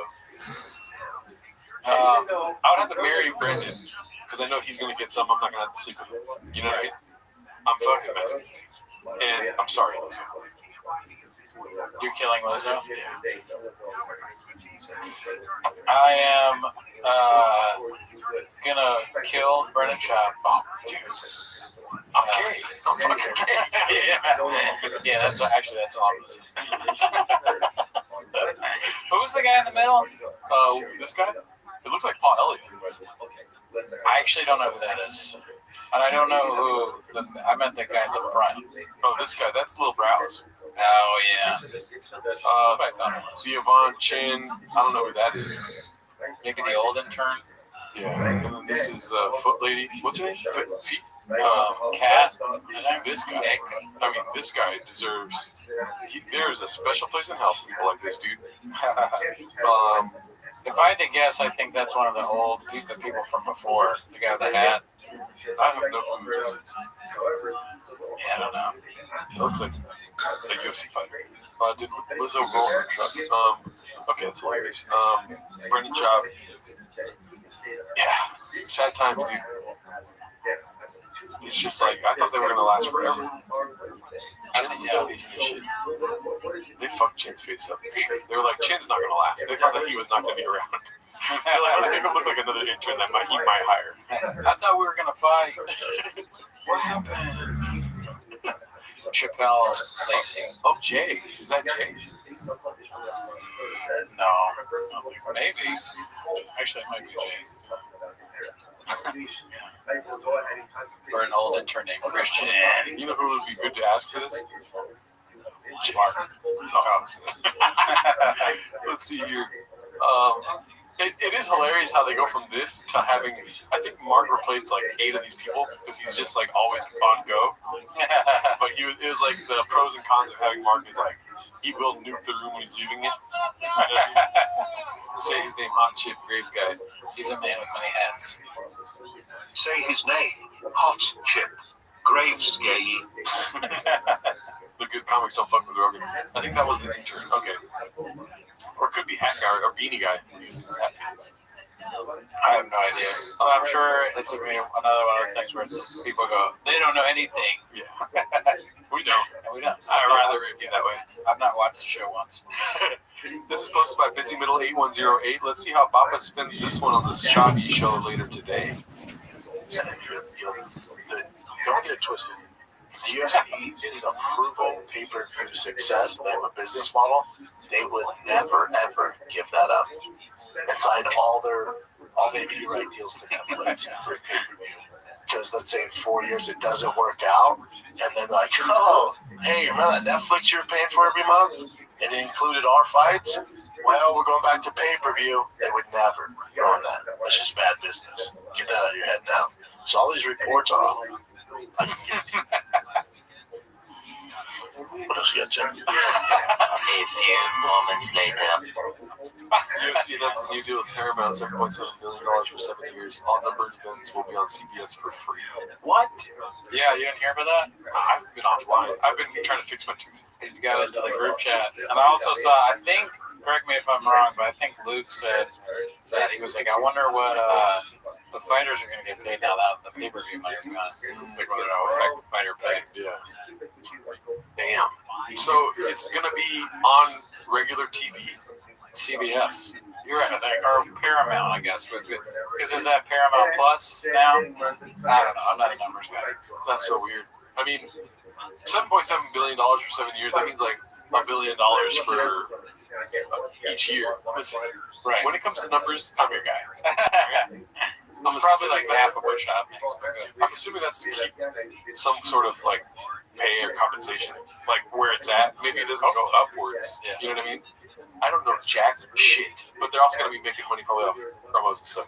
Paramount Plus sucks, says DC Inc. I don't know. I think I had it, and what sucks about it, I forgot I had it, so I had to pay for it for a long time, and it wouldn't refund me. So yeah, I agree, it sucks. Yeah. But I would rather pay for Paramount Plus and get the UFC fights for $11.99 than pay fucking $80 or whatever the fuck it is now. Yeah. So I'm down with that. Gerardo doesn't even have a billion pennies. I have a lot of pennies though. He'd be surprised. He's like, actually, pennies? I got a lot of those. Yes, I've been collecting. Gerardo looks like his pronouns are he gay as shit. Okay, come on. I'll kick you out of here. Successful egg. You do on the podcast, but no. Successful egg needs to keep posting it right. Yeah, you have dropped the what time is it? Successful egg. Interesting. You just showed up to work now. We're supposed to be posting viral clips on Reddit. Well, let's not fuck out till 5 a.m., please. Yeah, when the stream ends, you better get right back to the Reddit. This is amazing, dude. We saw this last time, I think. Ladder Attitude 6409. I see homeless cats everywhere. Dude, so great. Yeah, very funny. Good editing work. Let's see here. Always been into groceries. We already saw that one. We already saw this one. What the hell? Did we see this one? Yeah, this is the foreign. Translating. Yeah, this one was great. Battery. Let's see here. Jumanji. First day of school outfit. Oh my god. Posted by Sweetie Honey J.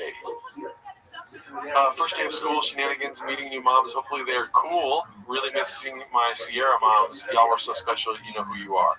I mean, just ready to make enemies. Just like, I hope they're cool. Imagine having to impress another mother. Impress the mother of all mothers. Yeah, the gringo mother. The slow mother. The gringo mommy. Have we ever said that before? Gringo mommy. What's up, Austin? I wonder what it takes to be considered cool by money. Okay, so that's easy. You gotta hate your kids. Easier. Coffee. Easiest with milk. Oh yeah. I don't think she's getting black coffee. No, not a chance. If you're getting black coffee, you're on her shit list too. Because you know why? She calls it shit water. I bet you that Shab and her, no chance they're getting like black coffee or iced Americanos, even though unless they're copying. Because that's like the bit the comedians are doing. I know. I'm so sorry, guys. This is what I was doing. I said, "What's up, Austin?" I forgot to put the screen on. We're just looking at him. She's just the brown mommy. Medium brown mommy. What would you do to make friends? To make friends with her? As a mother, not like as a guy. I'd be like, man, I wish I had a golf cart around. It'd be so cool to have like a golf cart to drive around here. Yeah. And then she'd be like, oh, I got one. I'm like, oh my god, that's so cool. Yeah. Man, I wish my spouse didn't stand up for me the other day at Starbucks when the barista was trying to make me wear a mask. I wish I had a spouse that would do that. Yeah. I think she wouldn't be friends with you. She would try to make you delete your husband. Oh, like I'm the mom. I was like, what the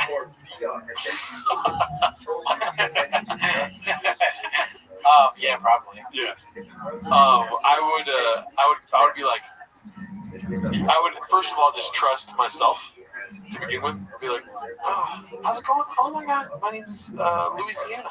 Or what's the girl's name? Kelly. My name's Kelly. My name is Nebraska. My name is Louisiana. I feel like you're trying to like make it seem like better for me. Like you said Louisiana, so it's like Brandon's having a rough night tonight. I'm gonna say a woman's name is Louisiana to make him look better. I would open it with something like, my name is. I was gonna say another state. My name is Dominican Republic. I got big jugs. Ooh, I'm gay. Shit. Louisiana's a great stripper name. Well, let me get to my bit here. My name is You're crying and you're bloody and you're like, God, it's very dark. Yeah, it's so funny. My name is Stephanie. There we go. That's her. That's her. My name is Donald Trump. I'm a mother. I'm a wife. Do you have a gun? Oh, shout out to you, the MNSXD. Dicey, nice work, Gerardo and Cody. Shout out to you, James Freeman. Do you have a gun? Let's see here. My name's Australia. I'm 7 days ahead. I would be like this. My name is Stephanie. Good to meet you. I've heard a lot about you, Joanna. I'm so excited. She's vain. Right. Dicey. Nice work, Gerardo and Coon. Thank you, James. Thanks, James. I'd be like, oh, I know about you. You're Joanna. I heard you're moving into town. Welcome to Dallas, wherever they're at, right? Whatever it is. Sure.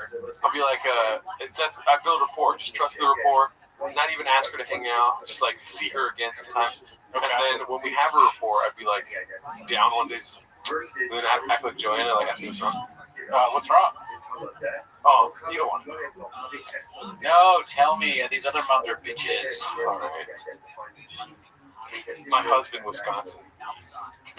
He went to the town of Charleston. Fucked like 80 girls. Been there. What? Oh yeah, not Charleston. Charleston, and he got gonorrhea. Oh my god, so did mine. Gonorrhea sisters. Not gonna lie, I like the gonorrhea, but you know what else bugged me is that he's you don't want to know. You don't want to know. No, tell me, we're like sisters for life now. Oh my god, I'm so glad you said that because I was feeling the same way.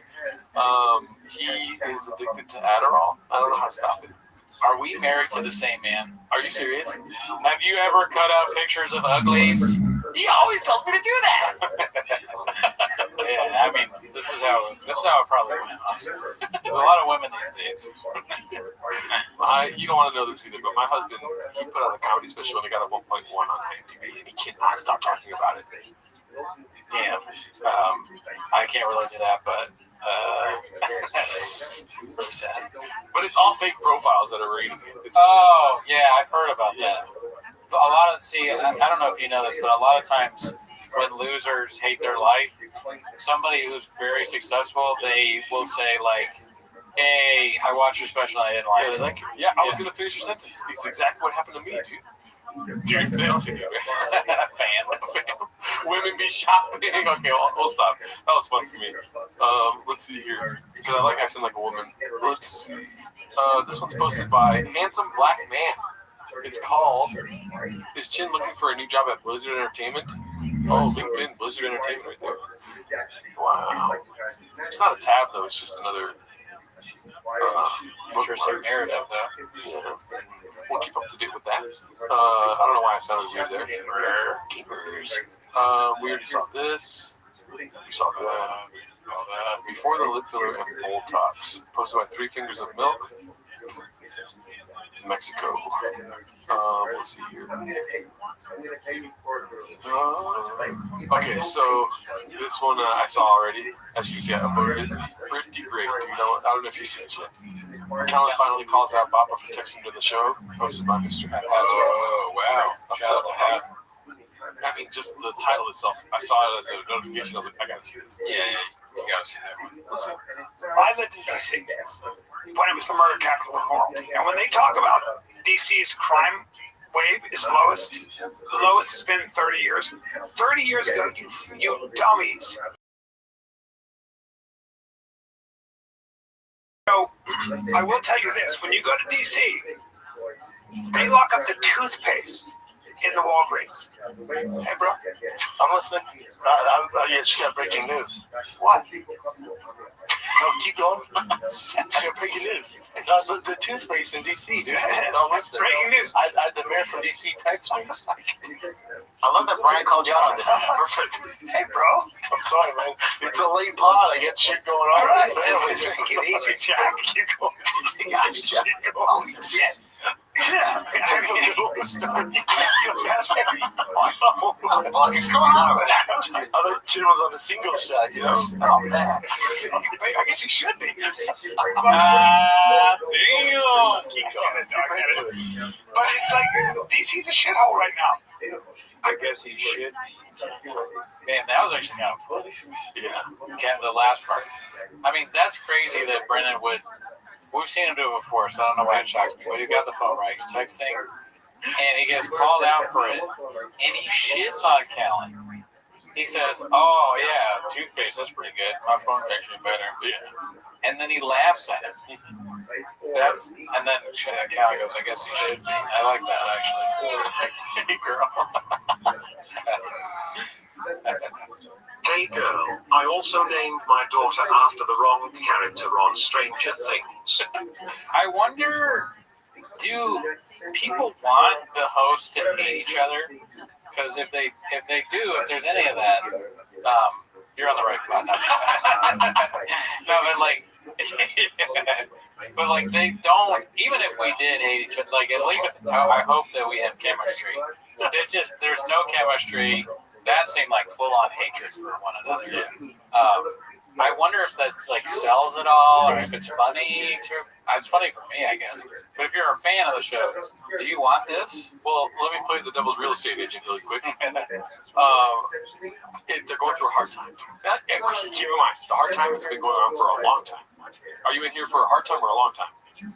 Both, right? They just moved, right? Yeah. I'm both. Remember that song? Okay, sorry.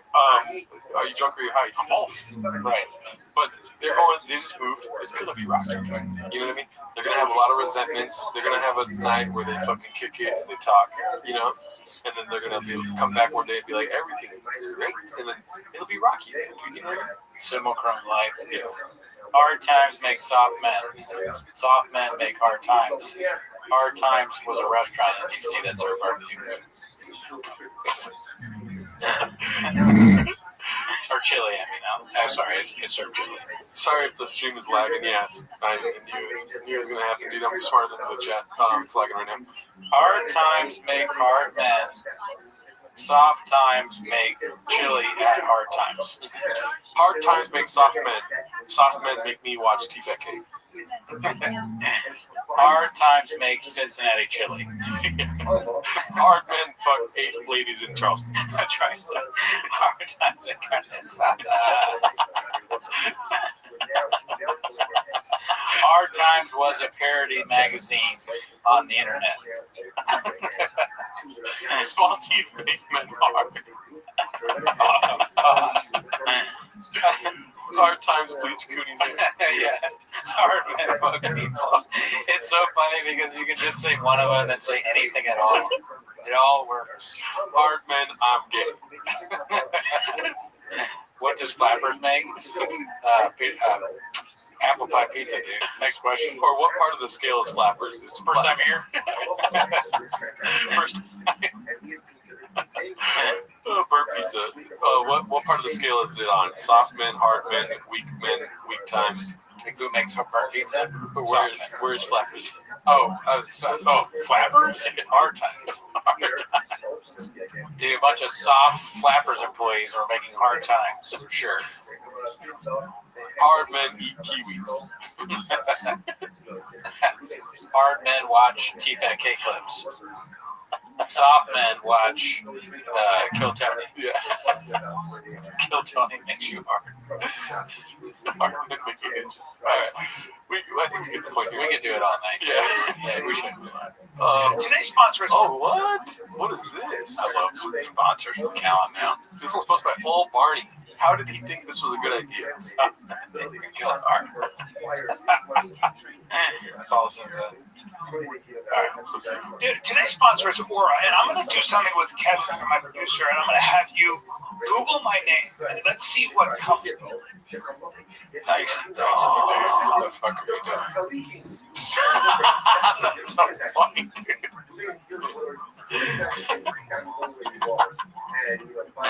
Seeing that? That's nuts. That's actually drives me nuts. I actually didn't know until this whole I bet. That's outrageous, and I'm a little unnerved right now. Recess at life makes beans, cheese beans, cheese beans. Shout out to you, Hail Hawk. What do you think about that? Aura.com makes Callan hard. No, what do I think about that? Yeah. I mean, I bet it's not well, obviously it's a bit, probably, but Callan is selling a thing that erases bad results. Google searches. I thought Aura was shout out to the 110 likes.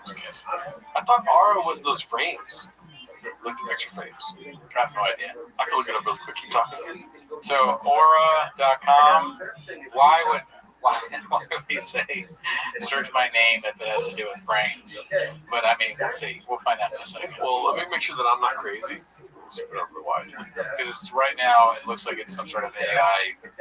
See, Aura frames is another thing. My bad.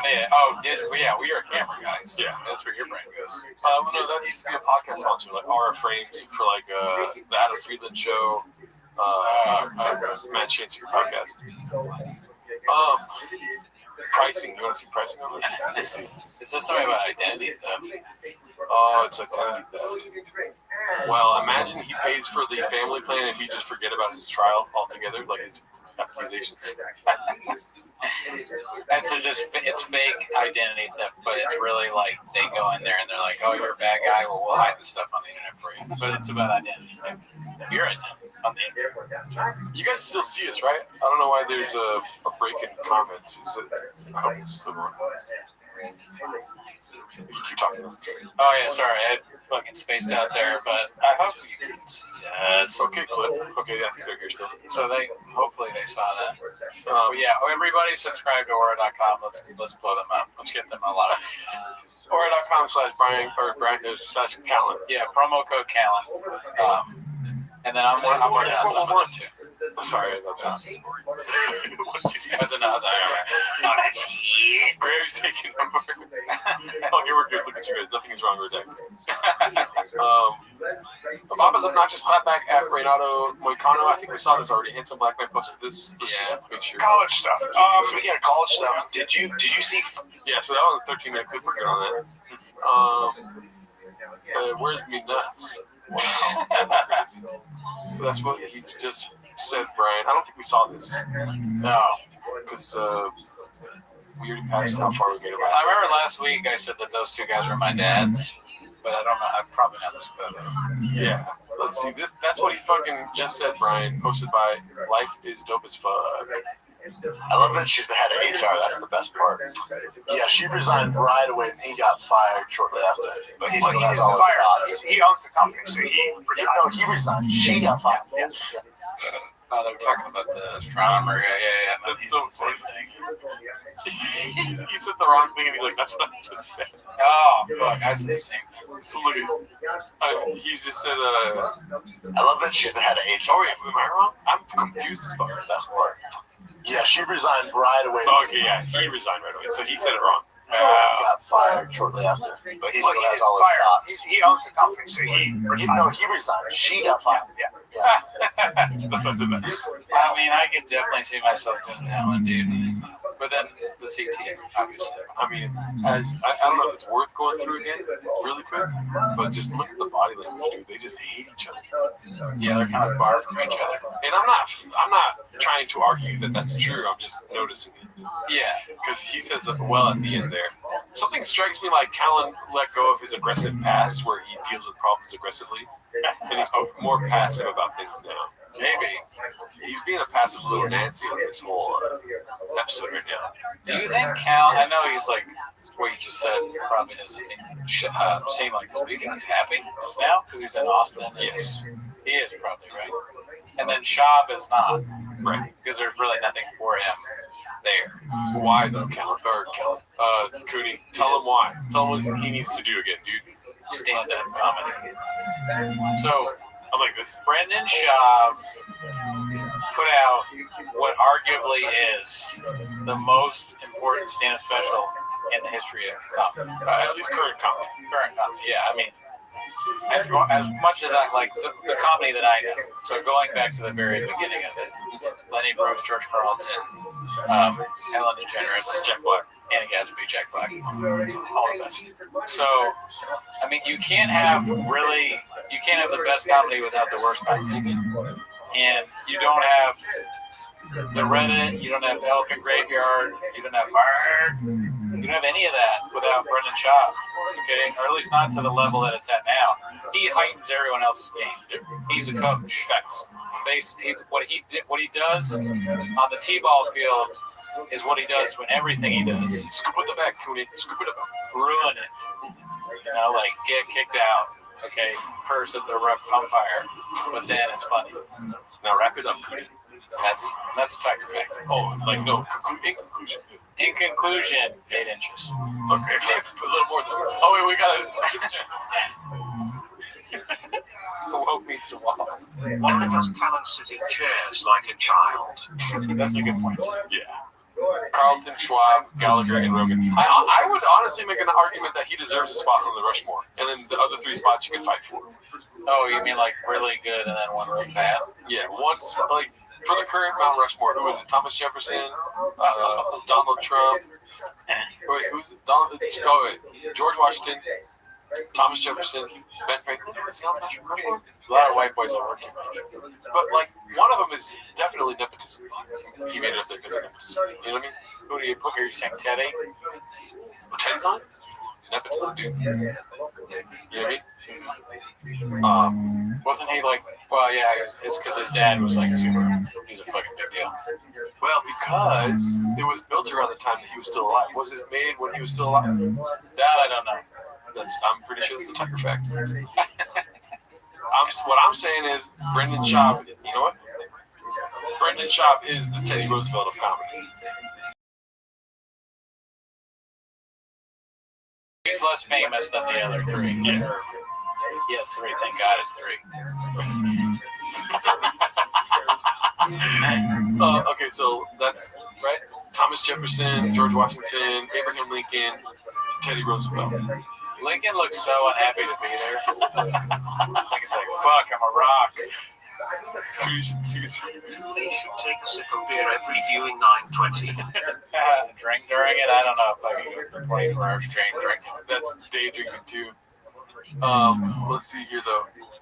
I like this dude. Who else is Rogan's not up there. Schaub is the Rogan spot. Schaub is right here. So maybe we should just do the worst Vietnamese and why not? No. Okay. Because it's for comedy. It's not comedy for in general? Great comedy. It is great comedy. Brendan Schaub is so fucking funny, dude. You know what I mean? He doesn't intend to be. But everything about who he is makes him one of the funniest people on earth. Okay. You know what I mean? He made people homeless. That's how funny he is. Yeah. You know? George Washington. I don't know if you want to make that. I don't want to put Lenny Bruce up there and shit. I mean, I think it'd be funny if like you don't allow bald comics on there. No balls. They all have hair. Yeah. So it's like, oh yeah, sure you're good, Dave Chappelle. Yeah. We're gonna put you on the Rushmore. You don't have hair. No Richard Pryor. No Dave Chappelle. No George Carlton. No Lenny Bruce. Carlton was kind of bald. Brendan Schaub. Tony Hinchcliffe. Okay. But before you get to 4, though, I'm going to stop you. You can get another one, but I'm worried you're going to forget somebody that you wouldn't think of just because they have technically not seen them. Who works? Ethan Klein. Jelly roll. Jelly roll. Yeah, jelly roll. Jelly roll's going to be Abraham Lincoln over there with the face tats. Yeah, I get that. You're like carving out face tats and the rock. You've never felt more redacted than when you do that. If you're the stonemason. Somebody put jelly roll. Shecky green. You mean to tell me you don't think Jelly Roll tried to set it? Maybe. I mean, stand up in my heart. Let's see. Has Jelly Roll lost weight and done Let's see. Yes, Jelly Roll has surprised audience with stand-up comedy appearances, notably at the Comedy Cellar in New York City. He's also been seen doing crowd work with comedian Amber Autry. How have we not seen this yet? The world-famous Comedy Cellar in New York City is full of big surprises. One of them being the time Jelly Roll got on stage with Josh Adam Myers. He needs to put it in her butt. Come on. He needs to put it in her butt. This is coming from Jelly Roll. Jelly Roll. You think this is hilarious, don't you, Mr. Lady Man? Yeah, that was right up my alley. He's a talking making music. If the truth there was anybody to listen to, it's fucking Jelly Roll. Come on. She needs to let her put it in her butt. Come on. She needs to let her put it in her butt. But sex is okay. I said it. But sex is okay. Good God. But sex is okay. So the love God tweeting. It better be improv. If it isn't improv, you're making this worse, dude. Like, if that's not improv, I want to know what comes next. Are you going to yes and it then? I guess he did sort of yes and it. Let her put it in her butt. Come on. He needs to let her put it in her butt. I said he needs to let her put it in her butt. Well, now, yeah. All right, good stuff. This is worse than Adam Bray. Be cool for me to hold. No, it's not. There's not a lot of stuff worse than Adam Bray. That's not one. It's not. All right, I had the world's most boring story about Josh Adam Myers when I heard it. Oh, yeah. I don't even remember all the details, classic viewing, but I was at my open mic that I used to run years ago, and he was sitting at the bar, and we were talking, and he was like, "Oh man, I gotta go to fucking New York or somewhere, right?" And I was like, "Oh, okay, yeah, cool. You got plenty. Yeah, I gotta get somebody to watch my fucking dog. I gotta get. I don't know. Like I have this dog. I gotta get someone to watch it." And I think at the time I was a dog walker. I might have been like, "Yeah, I'm a dog walker," and he was like, "Yeah." And that was the extent of the story. And then we're gonna make a dolphin movie. Dolphins fuck people, dude. Oh man. Let's see here. Great guy though, never met him. Never, not once, but actually. Where's Me Nuts? Posted by Jolly Excuse 9515. Where's Me Nuts? I got a little border in my butt. Can you imagine? That is honestly worse than improv, like actual improv.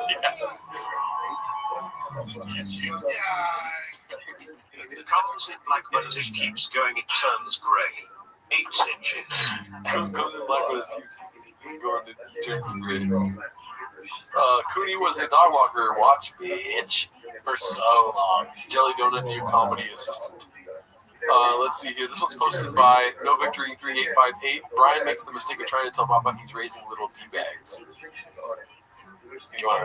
Damn, that's a crazy title. Any guesses or? Wait, can you read it one more time though? Yeah. Say the title one more time.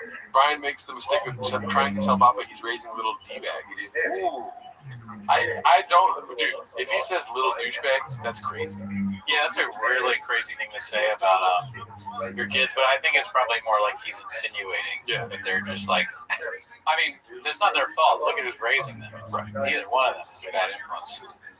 Let's see. No. It's funny. The coach goes, "How do you think you did?" But he goes, "Definitely the best player here." Yeah. He said that. Yeah. Jeez. I was like, all right, man. Definitely the best player here. Oh. Yeah. Well, because some of the kids, it's rec still. Yeah. At 5. Oh, okay. You get a little worried about it. I had a girlfriend one time, and she was, I remember, this is probably when I was, I don't know, 30, fucking whatever. Yeah, 1960. And I meet these, I had friends who were older, and they were actors, and I kind of wanted to impress them. I liked them a lot. And she said, "So you're Brian's girlfriend?" And she goes, "He likes him." She just looks at him, she goes, "Hey, he likes him beautiful and young." So I was like, I swear to God, she goes like this. No, she goes, she likes him beautiful, young, smart as a whip.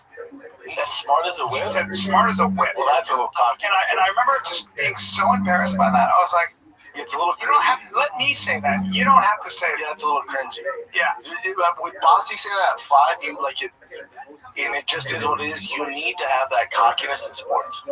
If you ask especially because he's 5, and he's by far the smallest kid. Yeah. And he's amongst these giants, and for him to go, best kid here, you're like, all right. So, gun in my head. They're different than your girlfriend, right? I don't know if she said smart.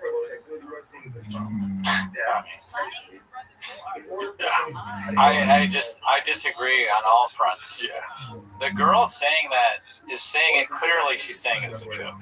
She's like, he likes her beautiful. That's kind of funny, honestly. It's not bad, and that shouldn't embarrass Brian. He's fucking what an idiot. Here we go again, Mr. Cooney. Strike 2. Okay, victim blame. Okay. Brian's the victim. It's the first time for everything. Roles have been real reversed. Okay, please. Let me put I'm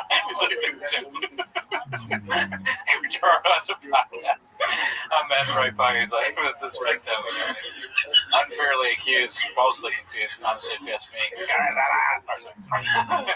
I mean, you clearly don't want to hear what I have to say. No, I want to. Okay. Well, you want to start from the beginning or? Strike 2, dude. Clearly, Brian didn't like what she said. Is that not okay with you? Yeah, it's an asshole thing to do. Be like mad about that. Wait, no. Well, here's the thing. You're acting like she was saying like, I'm cute and hot and like smart, like being cute about it. I don't think that's what happened. Okay, maybe not. Yeah. First of all, I don't even think she was in the know that she was his girlfriend.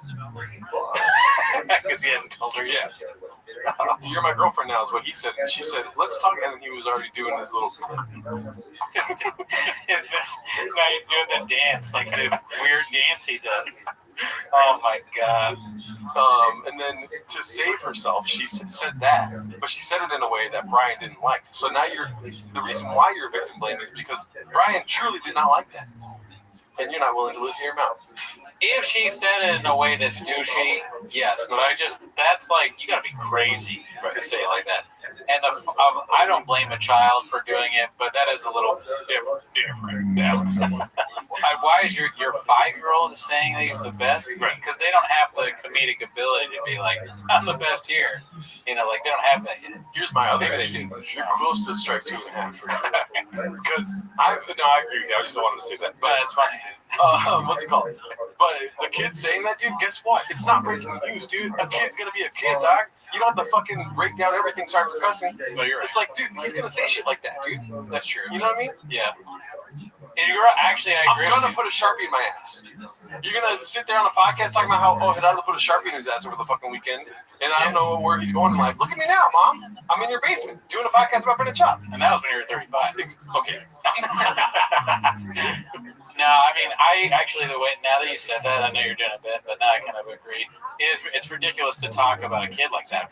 Brian is wrong twice, and he's the one who's wrong twice. He's wrong about the woman, and he's wrong to be like all mad that Shab's kid said he was good at sports. And then comparing him to his girlfriend, that's a little weird. That's a little strange. Yeah. Yeah, what you're just talking about your son there reminds me of this time this woman I was having sex with.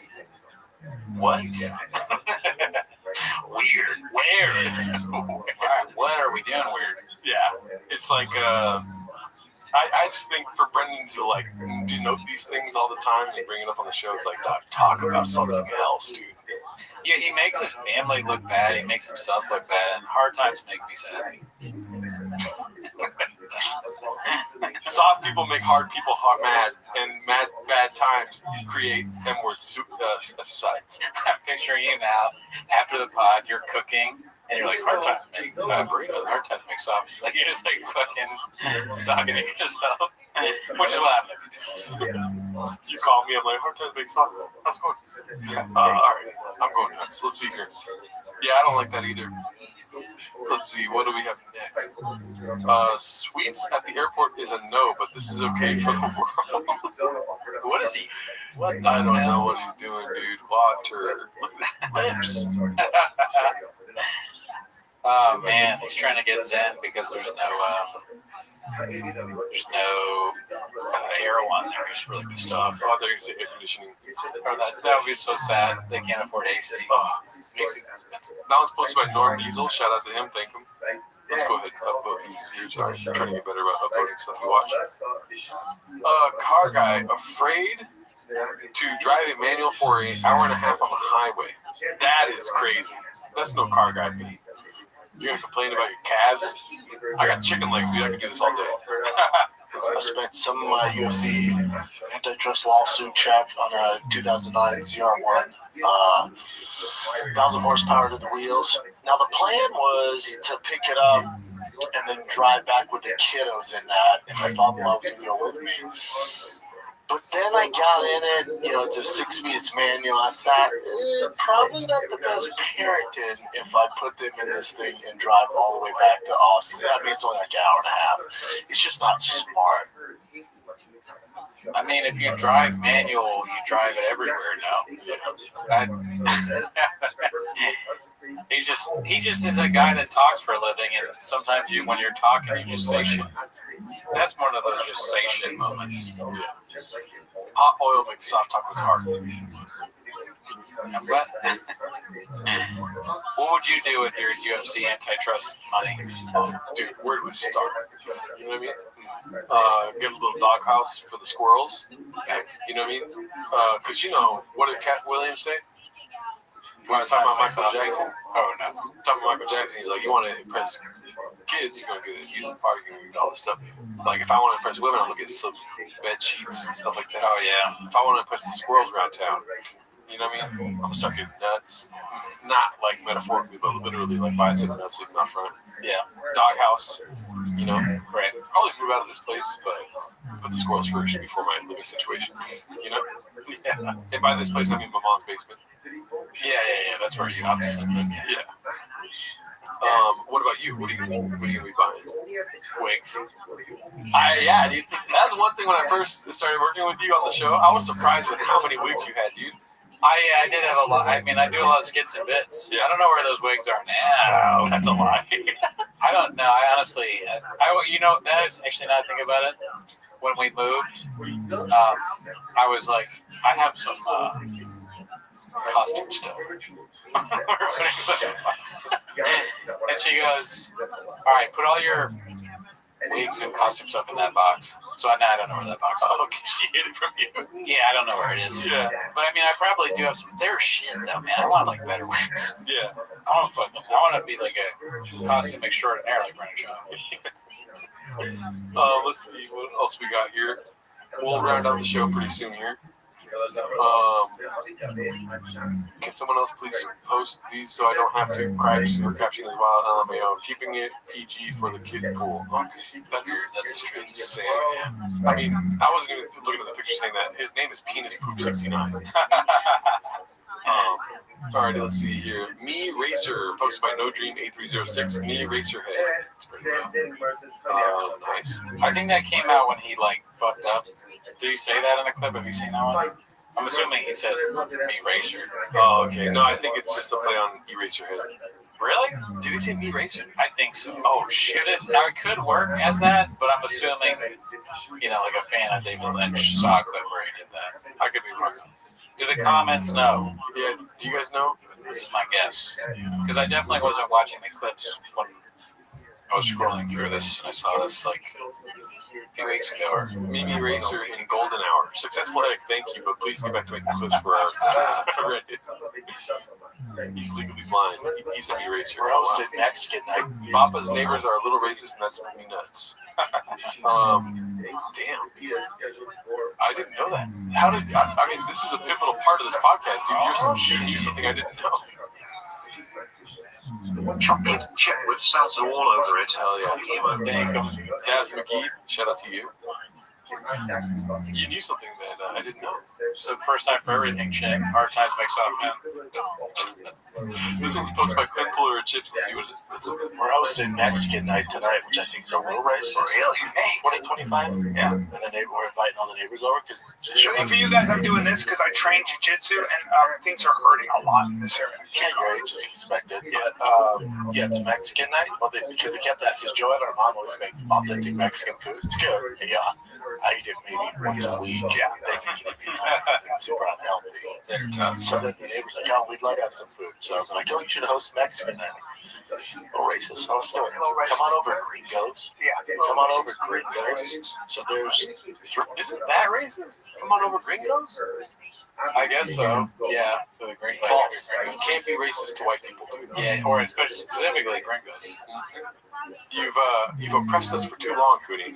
I'm sorry. Yeah. I'm sorry, looking at your bald head brings back a lot of traumatic ancestral memories. I will let you have my tater tot. Pounds of tinga. There's flautas. There's pozole.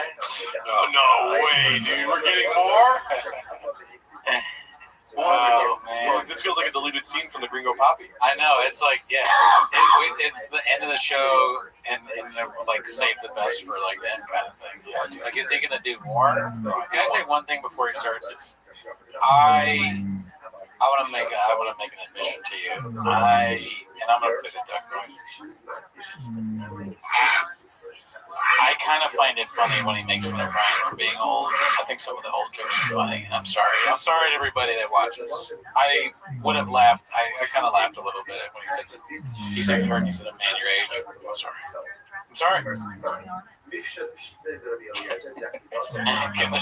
Can we move on from that, or is that's the end of the show? We'll talk about this later. We specifically said no laughing at what it's talking. No,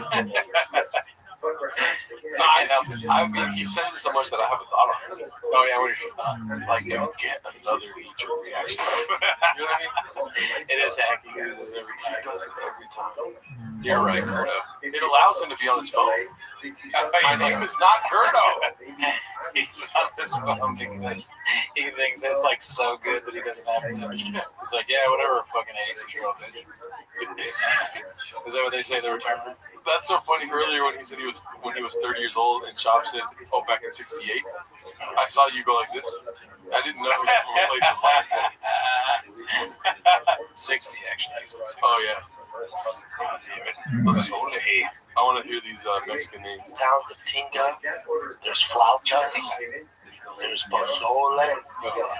Now I go, I'm white, right? I'm white as fuck. I go, okay, it's Super Mexican looking. I know, but what? But hardcore. Actually, super white. Yeah, short time for the Dodgers. That's it. Yeah, not my wiener. But anyway, On Logan Paul's podcast. Not my wiener. I won't laugh at it. You have to have some foresight in saying that he's funny. I don't care if his dick jokes are stupid. I enjoy them too because they're that bad. But the whole thing, like, I almost unironically enjoy that. I'm sorry. R.I.P. Timos. Mama, it's taquitos. In the stream. In the stream. You laugh with Brendan West, specifically asked you not to. Curto, check the graves ASAP. It's not Curto, dude. oh my goodness. He's got a camera. Oh, wow. You remember that? No, I don't. That's what you have on. A moose knuckle? That's in this room. That's me nuts. That's me nuts. Now that's funny, dude. That's me nuts. It's funny. It's a crazy thing to say. Yeah, I do like that. That's a denim vagina. Big nuts. No, not big nuts. That's a denim vagina. No, that's my nuts split like that. You know what the problem is? The jeans are too tight. No, that's not the problem. No, I'm thinking about it's Photoshop. My nuts are too big. That's not where you go. What size shoes do you wear? 13. Well, you know what that means? Giant hooks. You have a giant vagina.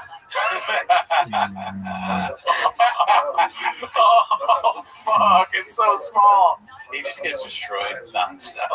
He gets destroyed all the time. It's so funny. It never stops. Coon's in too deep, they're saying.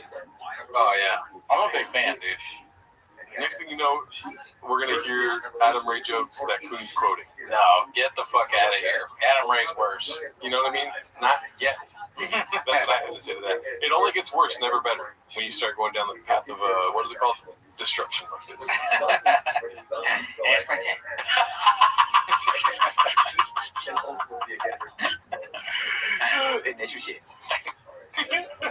Yeah,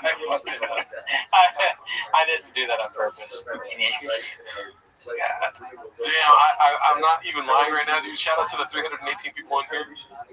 Earlier, somebody left a comment said, let's get them up to 200 likes. And in my mind, I was like, yo, we're close to 200 Oh, yeah, likes. James said that, yeah.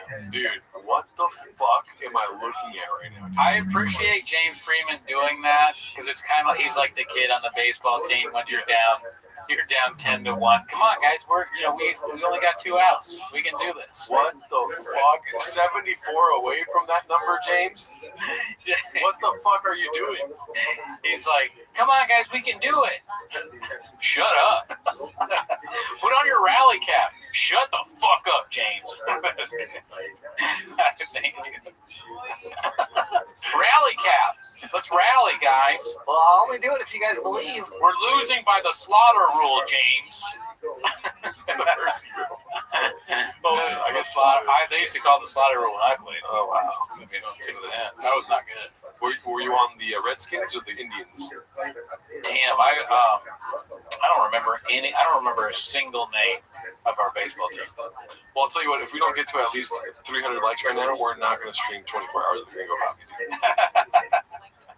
Yeah, we're calling it out. I'm calling it out right now.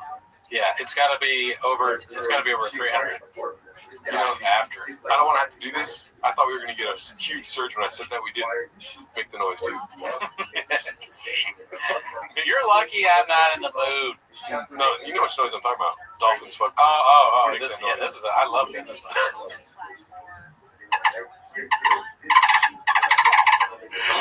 That's not going to stop. If you guys don't like the fucking video, dude. There's not even water in this anymore. Sort of. This fucking thing sucks. It sucks so bad. We got one less like because you did that. This shit is terrible, man. It's like you gotta suck it hard to get it out, Bob. Even that makes a noise. It's the worst water bottle I've ever bought. Trash. I should have returned it. Shout out to you guys. Hopefully you liked the parody song at the beginning of the episode today. We're going to try to do another one for next week or next Timos. I'm not sure. We got to figure that out. I got a couple in mind, though. What are they saying? Let's talk to the chat before we get out of here. Adam, I can bring the Australian voice back. It turns into Jamaican and Irish, sadly. Yeah, the upsteep in 5 seconds. So we gotta bring back. That was so funny, man. I gotta look at the Jamaican slang again. I never remember it. You skipped it in the back, Gerdo. So do some patois. Shab patois. Suck it hard to get it out when he strikes again. Oh, shout out to you, Paul C. Thank you. Google guys, coach is right inside. Look at James. So James, when you talk, become memeable. Coach! Coach is right! Everyone win this! That's great. Let's see here. Coach! Coach is right! If you want to win this, it's on no! Shut the fuck up! That's great. Shout out to you. Hell yeah, dude. Thank you, Cooney. Legs is a beast at scoring these business tips for deity. Fat Joe and Fat Patrick together at last. Yeah, Legs probably set that up. He's probably right. Cooney has been secretly giggling at shop jokes and ironically travesty. Get back to work successfully. Remember, first of all, that's yeah, you make your jokes on your break time. That made me look at my watch again. Must be the 2 hour break right now. It's been too long since a viral post has happened in our Reddit. I'll have no sass from you. Legend. Well, let's fucking go. James Freeman. Was that Gerdo as a kid? Probably. I was chubby. Okay. You happy about that? Gerdo, I mean, I told you already. I'm not gonna lie to you. Gerdo's my favorite. I don't know what it was before that. Bernardo? Oh yeah, it was, wasn't it? Bernardo. Hernado. Actually, you know what? Hernado still does it for me too. Hernardo's dead. I think Gerdo and Hernado are just like on another level. That's so funny. What would the Chombies say if they had to give a pep talk? Guys, I'm the best one here. Invite Josh Denny on the 24-hour stream and just beat his ass over. Come on, Daz McGee. I was chubby side-eyed. Well, if you guys didn't know, we do a live stream every Wednesday. Next week is going to be the regular Raccoon Tweeties live stream. I'm going to try to make another song for, original song for Gringo Poppy-esque type things. Dread, I think you're more Guadalajara and Slow Joe. Thank you for spelling my name right, Adam. Guadalajara. What is Ronaldo's opinion on Tinga? Never had it. Gerardo looks like his pants are sharp carpet from a 90s bathroom. Look at my pants, dude. I got mustard on my pants. It looks like I caned myself. See that? Formula One. I guess you want festivals. That can happen. So yeah, we're gonna end the stream here. All right, guys. September 20th. 24-hour stream. Join the Patreon. Have a good night. Yeah.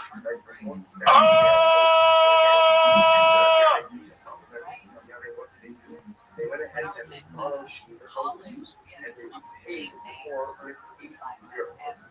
Instead, now transactions. So what do you see? Now, what do you see from this last piece of here? Oh, well, Kamara is an Eastern Kamara. So what do you see from here? That what Rumain pays the bill, right? Pays the bill. Even though, again, he's paying after the consumption or consumption.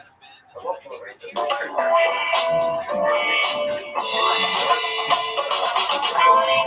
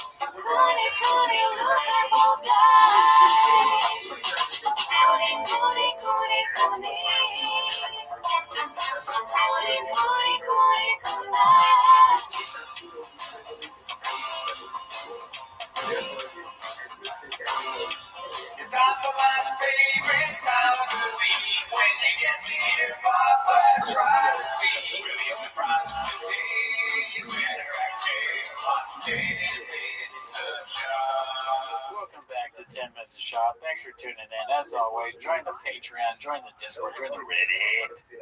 This a week's episode on Patreon was us chopping it up about comedy in general, but in the past we have done recently, what have we done, Gerardo? Nate Jackson. Nate Jackson. He's never funny or was always funny. Super funny. Super funny. We did last week, Joe DeRosa. Joe DeRosa, right. And that had a long title. Yes. I didn't promise you a rose garden. I didn't promise you a rose garden. Should abbreviate that. I'm not quick enough to know what the abbreviation is. Can you do it? IDP. I don't even know if that's right. IDPYRG. Oh, wow. Okay, good. DP. Anyways, that's not why they're here, though, right? I don't DP, by the way. They're here to watch 10 Minutes of Shop. So start the timer, play the chain clip, 10 Minutes of Shop live. What's cracking? Why does my hair look terrible right now? Did you comb it? Let's start over. Okay. We'll be back in a few minutes. Rosa Harlequin in the chat. Gerdo's mom. Oh, see how you say my name right first? That's how I know it's not real, dude. Jerry, your curls give gender fluid energy. All right, we can stop the show here, dude. Brush your hair. Okay, so let's see. I'm not gonna lie, guys. Not a lot of crazy cool comments from 2 weeks, dude. Isn't that crazy? 2 weeks on change, you mean? Yeah. Well, like I said before the podcast started, you gotta make nothing out of something. Oh yeah, you're right. But you were talking about the length of my penis then. Let's see here. Oh, pause. I pray to God it's all plugged in. I don't think everything's plugged in. Let's see. It is plugged in. Okay, good. There you go. See, dude. The team, the first time the team did something right, you know what I mean? We got to thank the team. Let's see. Last thing that I want to say. Oh, I didn't even read the title. My bad. I've gotten 4 hours of sleep, y'all. Renato Moicano, 10-7's Papa's new Papa's comedy special posted by Khabib Time. Last thing that I want to say is, sometimes when I'm doing the Show Me the Mind podcast, I cannot articulate like that. I cannot say the things that I believe on because it's a 1 hour show and I have to be funny. You know, I have to be funny. I want to be funny. I'm speaking on my second language, and so that's why I can understand why the people click and they say, hey, this guy is dumb, you know? And if you think yourself as dumb, think the people that watch the Brandon Shelby show on special. That's fucking terrible. Okay, brother? Even I can do better than that shit, brother. And I don't even speak English, and I can be funnier than you, my brother. So okay. Thank you so much, Ariel, for the platform. For the platform, it's like a weird Italian a little bit, or I'm not sure. Maybe Eastern European or something like that. Brazilian, I think. What's his name? Did they say it in the title? Renato Moicano. Dude, I have no idea. Brazilian. Okay, yeah, I mean, that makes sense with fighting. But, dude, I think we have a new member of the cabinet. Our new guy. Is he one of our guys? Probably. Maybe a wartime general. My mom said be nice to Gerardo tonight, guys, or not. She saw the chat misspelling my name constantly. She's like, yo, I didn't raise this. What's it called? Shout out to Renato, though, dude. It's very hard to be like, people talk shit about how I talk while also talking terribly. You know what I mean? Oh, yeah, that was really funny. Great delivery. He's like, and that other thing is that if you think I'm dumb, then why you watch the Gringo Papi? It's a me, Renato Moicano, I am Brazilian. Yeah, and it's funny. It doesn't sound like the Brazilian accent that I'm used to. It sounds more like I guess I kind of make him sound Borat-ish, but it sounds Borat-ish to me. Brendan Chappies and my wife. Or Italian Borat. Yeah. If you don't like my show, you're my wife. Alrighty, let's go to the next one. Not a lot of... Dude, the Daddy's Number thing really took over Chang's for the month. Oh, yeah, that was good. So, we're just going through a lot of Daddy's Number stuff. I give you Daddy's number. Let me know when that gets annoying, Jack, because I feel like coming a lot, probably. It is, Mom, don't ask questions that you don't want the answers to, okay? They're going to say something about squirrels. I'm a baseball dad. This is my cubby. What did you just say? Borat. Yeah. Borat, yeah. It is a Quito, bitch, and that's Quito. Borat Poppy. I like the Brazilian Poppy. I think that was Man Lehman or something. Yeah, that was good. And me and DC were hosting that Super Bowl show. We saw this Super Bowl. I mean, he just doesn't stop with the Super Bowl, huh? Look at this. All this. Okay, here we go. Wear a damn helmet posted this one. Oh, come on. Whoever thought it'd be funny to have Dalia in my daughter's Barbie tea time game, it's not, and shame on you, signed a concerned father. I saw that one like during the week, and it made me laugh, even though I completely didn't understand what's going on. And also, the Graves was flaring up as it is now. I was like, is that real? Yeah. A little bit. Do you have any? No, you knew it was fake right away. I mean, you live in 2025. Nothing's real. Oh, that's true. Okay, I thought you were saying, like, dude, you live in 2025. Get with it. And, like, I don't. I'm so ready to be the dude. I didn't do fucking, should I tell him what I did before? Oh, yeah. That was... All right, this is crazy. I was going to save it for Raccoon Tweeties, which is our other show. But I might as well just fucking say it now. So I show up to Gerardo's and I go, dude, check this out, man, check this out. And I took this water bottle, this new cheap ass water bottle, and I went, don't spit on my couch. And I was like, can you believe it makes that noise? And he looked at it and he was like, it has a straw, dude. Why are you holding it like that? It's like, what do you mean, dude? Yeah, that's a straw, so what? You're like, you can just drink it like this. So I didn't know that because there's a straw, you don't drink it like, upside down. Dolphins I've been telling you guys for a long time. You didn't believe me. I'm no smarter than Bappa is. This is Callan and I'm Bappa, okay? Oh, be cool. You're the Callan. I'd rather be Chin. I'd rather be Chin. Chin, Bappa. There is no Callan. This is the shop show. The Brandon. How many Brandons are there? Is there another Brandon? Bottle no straw. Well, you are. Isn't it funny? I just can't. I'm so happy that I didn't do that at work. Could you imagine? I'm like all serious at work, and then you go. Don't spit. I got a problem, y'all. We got a water bottle problem, y'all. The way that you walked up where you're like, I gotta show you the funniest thing of all time. And then you're like, I got a new water bottle. I'm like, wait, what about the funniest thing of all time? And then you go, and then you spit it all out. I spit it because I was laughing. I'm not gonna laugh this time, but it's pretty funny. Yeah. It was pretty funny when I did it. No, it is a louder noise than you think would come out of there. It's super loud, and it sounds. Now I agree. It kind of sounds like a dolphin. So you chose to watch the show. My mom says it looks like the bottle that hamsters drink out of. Yeah, it's a cheap Target bottle. My girlfriend was like, I need a water bottle for it. Meanie Fauci, Meanie Delta. I need to go to a concert. So I bought it. She was like, just return it. I don't need it anymore. And I said, no, I'll keep it. Why not? And now I regret that. Well, at least you're not this chick having tea with the diddler, dude. Yeah. Drink it. It's good for you. Alrighty. This is from Matan. Deep Cut by Matan, posted by Dandy Kaufman. Dandy Kaufman 2. I promise I'll have more sleep next week. Let's hear it. By the way, I'm just gonna warn you now, don't fucking bully me. I'll show up right to your house. I'll show up at your fucking house. Bang, bang, bang.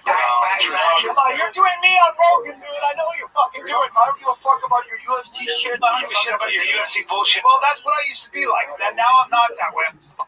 By the way, I'm just gonna warn you now. That's crazy. Quoted. Yeah, Matan is very good at this shit. I'm fully on board with Matan now. It cracks me up. I don't watch it. I've never seen it, but when I do see it, it's pretty fun. Especially he's got some stuff.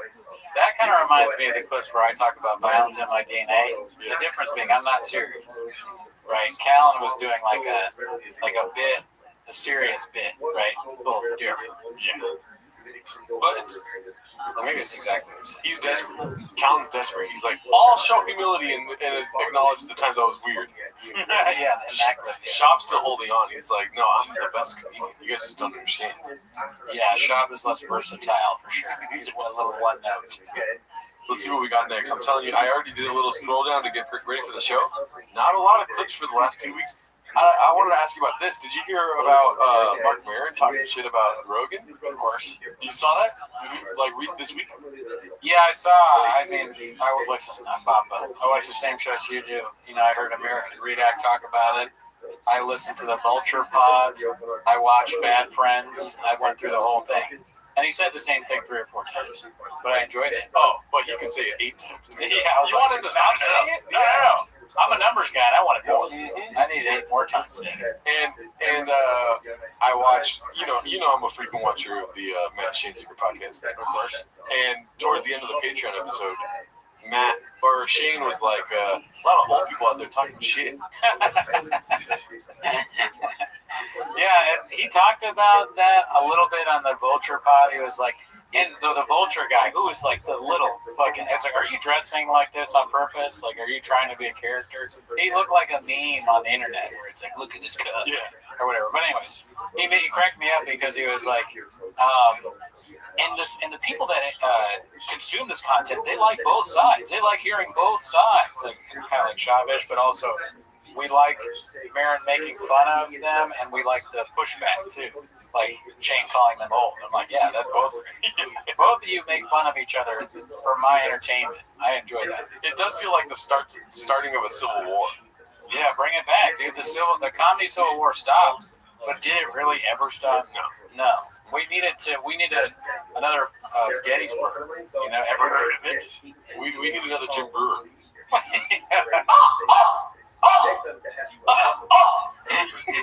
The Red's getting funny now, dude. That was the first attack, dude. That's such a good impersonation. Can you imagine there's about to be the war and like that's what the general is doing? Go! Instead of the Braveheart speech. But they're just like so amped. Yeah. They're gonna call dude Jim Brewer when he gets out there. Oh shit!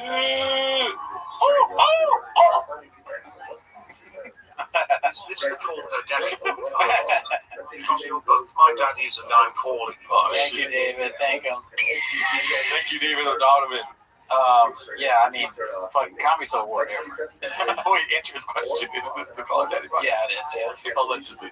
Imagine we get sued for saying that this is the Call Her Daddy podcast. It's not, but I can see why you'd be confused by that because of the NSFW Discord that we do where everyone calls me daddy. But that's a raccoon between us things. So. Did you see Papa's new bit about slavery? It's as racist as you think. I haven't seen it yet. You know what I want? I hope that comes up in the clips, but I want to say this. What I truly hope comes up in the clips is something that's very, very cringe. Have you seen the Jeff the High video? No, I have not. Dude, you haven't seen it? Where is it? It's on Change somewhere, and if we can't find it, I have it because I've DM'd it to a few people. Okay, gotcha. Yeah, it's that good. Oh, okay. Yeah. I'll check it out. I can't believe you're the only Gerardo on here. I think you should throw a party, but name must be Gerardo to enter the party. You can call it the Here's the thing, Mom. We'll get back to the Timos thing real quick. I've only ever met people that are named Gerardo that I don't like. Really? Yeah. Except for Jerry Garcia, but he's a Jerry, which I don't like. Right. And you've never met the one Gerardo that we said on the show. What is it? Oh, El something. El something. Well, that's my word. El Gerardo, or something like that. Gerardo Fest I know a ton of Gerardos. All right, Mom. Do they speak English? Is the question. This one's posted by Get Off These Nuts 5000. Oh, that's Sean. Yeah. Okay, so that's why it's post. Oh, and also I got to text Sean. Sean, if you're listening, I want to text you because I want, We forgot it. You should probably say that now. Yeah, I should have said at the beginning. We are we're gonna do a 24-hour Gringo Poppy Fest watch. What does that mean? That means we're gonna watch the Gringo Poppy for 24 hours on stream. It's gonna be, I think, the 20th. We'll have some guests of September. Yeah, that's important, right? The 20th of a month. Who knows? But 9/20. So check in on the stream with us. We're gonna do that. It's unsafe and crazy, but we're doing it. And then we're gonna have guests. So probably Mark. We'll probably have Mark on, hopefully. And I was going to text Sean. I forgot to text him, but I'm going to try and see if we could be so honored to have him on. And then a few other people, probably Alan Strickland Williams. And then I don't know, maybe other people if we can reach out. We'll see, because we're going to be doing it for so long. We need multiple people that come. One thing for sure, I don't think Miguel will be here. No, Miguel doesn't like you guys. And my mom will not be here either. She will never drive to LA. But yeah, mark your guys' calendars, 24 hours, September 20th. I put it in the chat. Screenshot it. Tell your wives. All right. We'd love to have Luke, but I don't think he has any interest in that. Yeah. Okay, so this is Sean McCorkle posting this one. Tasty little dish before bedtime. Random question for you. You used to train with Brendan Schaub when he first started out, right? Yeah, but it was after he was tough. Didn't know him before that. So in other words, before that, he was a great guy, but you never met him, right? I don't know about great, but I met him after tough. You talking about the Ultimate Fighter beat? Rashad Evans told me to ask you if that's so funny. He's talking to somebody that does not understand lingo. Because then he keeps going with it. You talking about Ultimate Fighter beat? That's good. Rashad Evans told me to ask you if it's true that Schaub was so desperate to fit in at Jackson's that he gave himself cauliflower ear on one side with a pair of pliers, and that everyone at the gym knew he did it by the end of the week. No comment, LOL. Come on, it's just between us and a few homeless cats, maybe a few PF Chang's employees. Are you drunk? Stay on topic. If you're asking me, did Schaub come in the gym one day with a swollen ear and 6 to 8 parallel scratches on it that were obviously made while using a pair of pliers to give himself cauliflower ear? Then I have to plead the fifth. Did Rashad remember it the same way? He told me to ask Jay and you. Also, he wanted me to ask, how's Papa? Wow, dude. Do a normal person. Yeah. They're like, what? Papa? What? It's so funny. I mean, it doesn't show the person that he's messaging. He's not going to dox them. Yeah, dude. I mean, Sean is very funny with the shop lingo and text. Yeah. He talks to his family like that. You coming to dinner? What are we doing here? It's fucking 6:30. LPJ 27. I think we're going to start. What is it called? I think we're going to start at like 9 a.m. Something like that. Yeah, we were thinking early in the morning. 9 a.m. to 9 a.m. 24-hour stream. This podcast is the most live thing I watch. Roll on the floor laughing. Alrighty. 9 a.m. Our time, Pacific Standard Time. Watch yourself, Brian. I have violence in my DNA. The ChatGPT. I guess that could be a compliment. Then. Yeah. Because Oh. Let's just wait for it to read it. Yeah. When I was a young boy, I was quite naughty, but then I matured and became a distinguished and well-respected British man. That's so random. Yeah, well, Ryan Hardy, Australia will get it 7 days ahead. Thank you, Christian. Shout out to you, Christian L. Way to use the voice. Alrighty. Do you think he did that? Do you think he used pliers to? Is that confirmed? I didn't even know that story. There's so much shop lore that, that's one I didn't even know. But that wouldn't surprise me at all. Yeah. Some real hawks in the chat. Shout out to you guys, especially the people that are always here. Man Lehman, Ding PT, Mark Ramirez, Victor E. Oh, I just rhymed. Alrighty, let's see here. 27 days ago, 1 month ago. I don't know how far we're going to make it in this because it's not a lot of posts. Let's see this one.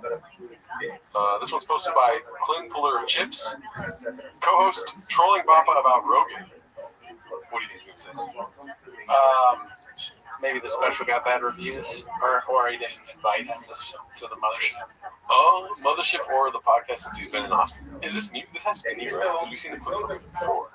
I mean, all these Jackson things blend together for me. He's like a necklace salesman or something that has a podcast. Very random for like a jeweler to have a podcast, and it's weird that a jeweler. Actually, you know what? I don't know what jewelers look like, but I wouldn't have thought that they look like this guy. Very close to being a racist joke, but good. You never seen Uncut Gems, dude? I know exactly what it is. Oh, well, yeah, they look like that, yeah. You moved to Texas full time? Moved to Texas, yeah. Is that official? Oh, yeah. So did you move into Joe Rogan's back house? What? No, I heard that. Wait, that's the rumor. Wait, you paused a second? Yeah. All right, one more thing about this guy, this Jackson guy. He has that voice, that like scumbag voice. Yeah. What does it come from? Is it like too much hard living? You know how they say it's a numbers game? You do make a sacrifice when hitting up too many chicks in one day. Your voice becomes like a rotten egg. Yeah, so anyway. He's like got Steve-O voice. Was he doing like whippets? So yeah. Exactly. The age of 34? You're right. That is exactly what it is. Steve-O voice. Yeah. Like, fucking. So you moved to Austin. How often do you suck Joe Rogan's dick? It's like Sublime drug dealer voice, right? The guy that sells copies of love. All right. Yeah, I don't want to bring it up. Yeah, they said you moved into Joe Rogan's back house. You were teaching the Secret Service. You hired like Anderson teaches the White House cops. Teach them fucking hand-to-hand combat. Yeah. I wish, bro. So this is fake? Yeah, it's fake. I mean, it's serious. No, I wish I lived in. You've seen his fucking house? I wish I lived in the backyard. No, I got my own house. Yeah, I'm in Austin. Outside Austin. I'm Lake Travis. Joe Rogan lives outside. Nope, he lives on Lake Austin. I live on Lake Travis. That's what they all say. I wish I lived in his fucking backyard. You and Joe Rogan type. Yeah, that's my guy. Yeah, he's a good guy. You live in the back of Joe Rogan's house, right? How's that not an insult? That's definitely an insult. Papa just doesn't. I mean, I'd say something. What do you think? I mean, are we fact checking him? I don't think he lives in Joe Rogan's For sure. Yeah, no. No, I was just joking. I think it's weird for you, like, Doc, if you lived on Lake Austin, I would feel weird even saying that. I was saying where he lives. Yeah, I'd be like, I live on Lake Travis. He lives on the other side of town. Yeah, that is maybe near another lake. Make it more ambiguous. Yeah, well, Shab's got to let you know that he's good friends with Rogan. He knows where he lives, like, and he's also not smart enough. Maybe I'll give him the doubt of benefit, right? Doubting benefit, because he's just not smart enough to think on his feet. He barely fucking stand. He can barely stand on his feet. I got a prediction alert, dude. He's gonna run out of money, dude. I mean, no, he's not, right? He could always just do stand-up. That's the real answer. But he starts making Star Tour maps, and he knows where everyone lives, and he's like, hop in the truck. He has a bunch of trucks. He's hiring people to drive people around to see comedians' houses. Because he has a lot of people. Yeah. Dude, that is hilarious. But, dude, what if they found out? Like, that's obviously just a funny joke that he would do that. I don't know if that means that it's plausible. That's why it's funny, dude. You're right. It could be plausible. Hop in the TRX. I'll suck my dick. He's making him suck his dick. Everyone who goes on the tour, it's a woman SF section. Yeah. But, okay, let's say he doesn't. Let's say they catch. What was it called? Brendan Chops trucks. Truck watching Star Tour. If they just caught him like selling people's information, like all the people they met through Rogan, and he's like, oh, well, I didn't like, no, dude, like, but he's just been selling where they live and their phone, famous people, like sending emails for fucking everybody that goes on his show. Drive past all gas, that's what he calls it, on the side of the sightseeing trucks. Yeah.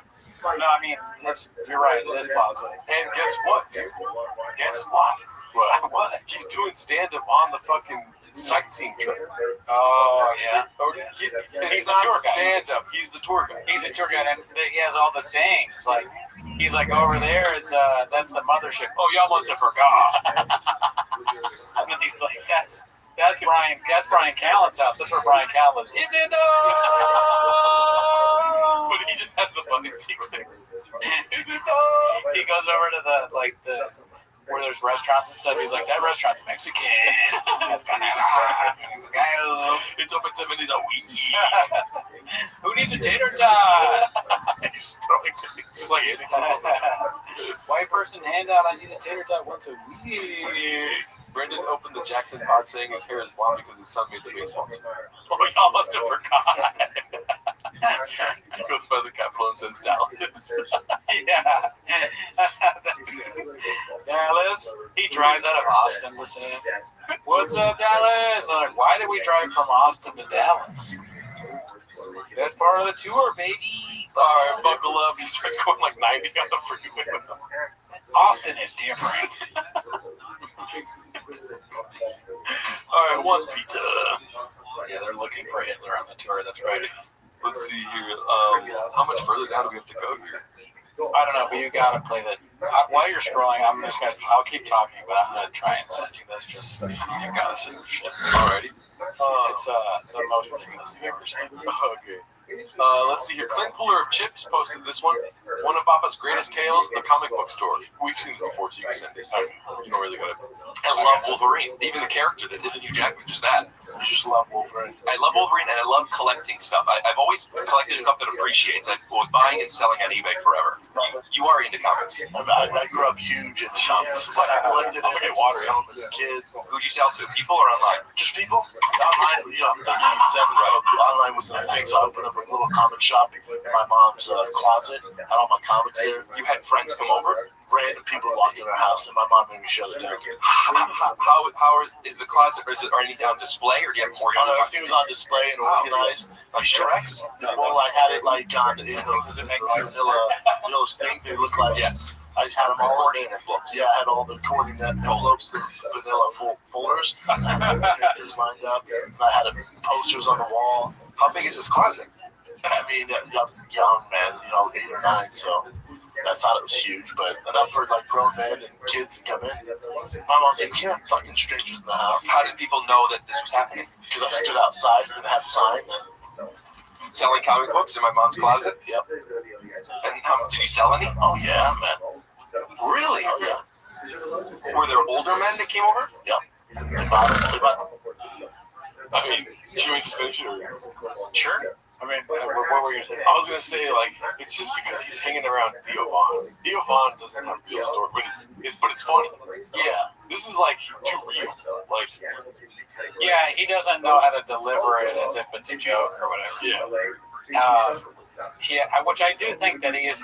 I know the narrative is that he's just lying or whatever. But I think you're right. Now that I watch it this time, I do think he's doing a bit. Yeah. And it's just failing. It's so bad. It's not funny, but it doesn't make it strange. But what's his name? Rick Glassman is just so funny at trolling him. Yeah. Like he's like a fucking bully seeing the nerd that can't wait to shove him in the locker. Yeah. Right? And then this has shove me in locker written all over. He made him look like this, and then Rick looked at him and he was like, "Oh hell yeah! I thought it would just be funny, but now look at what I've done to Brendan Schaub. I mean, he looks so much worse than Rick does with the stupid hat on. It's bullying, but it's like kind of bullying that's hilarious. It's 5D chess bullying. Yeah, really, it is fine. Yeah, it's like it's the kind of bullying that I look at it. It makes me nervous. Yeah. I'm like, damn, dude, he's capable of this. I'm not sure I've ever done something like this to somebody, or that I would ever do it. Like if I had the power to make someone look this bad, I'm not sure I would. Like there's people that fantasize about doing this, and there's people that do it. Yeah. We're like crazy. Rick Glassman is insane. Yeah. But you can tell they were just there, kind of fondle me. But do you really believe that? Oh yeah, because they didn't know much about the comics. They would take the cheapest one for 25 cents. Did you think something was weird at the time, and then later on you were called? Yes. But I also my Spidey sense went off. So you did even Stranger that? danger. Did you make money? Oh yeah. So you're a little entrepreneur now, and now instead of comics, you're selling CBD. Sure. Well, I think this stuff. What else you sell? I mean, merch. My comic shows. You do well with your merch? I do pretty well. It was like an X-Men. Yeah. What are they saying? Bassman is a hawk. Papa's newest shop is in a charlatan werewolf. Oh yeah, I heard about the werewolf thing. Yeah, I've heard about that one. Somebody had posted it in the Discord, but go ahead and talk. I'm going to pull the clip that you just Okay, charlatan werewolf. Wow. I mean, that's creative. I kind of like that one. Werewolf. Oh, he says it wrong, of course. But I think Papa is, I mean, he's proven that he's good with weird words and names and messing stuff up. So werewolf, though redacted, pretty funny. Chris Boileau. How do you say your last name on the shopping? Werewolves. Oh, werewolves. I haven't seen the clip yet, but we've got this one here. Special request. Boy love. Okay. We're not taking any more requests from the chat, but we do have a special request from one Whitney. Yeah. I wanted to see this, and I wanted you all to see this. It's posted by Stock Standard 5323. Revealed why the assassins use words like kill and slay. Dude, I didn't even read the caption the first time I watched it. I watched this 15 times. Yeah. This shit is crazy. Okay. This is a wild clip. I don't know where it's from. Yeah. It's like it's different. Let's see.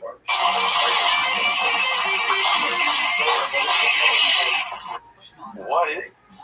I don't know. I want to know. I tried to look it up and figure it out, and I have Graves disease, so I wasn't able to do any. The research I did online did not reveal what this is. It's very funny how I asked that question and did not expect a Graves drop, dude. Fuck.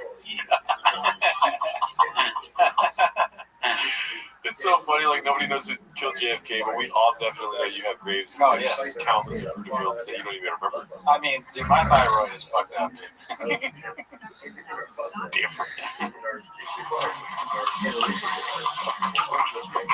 Stand-up comedy is the most.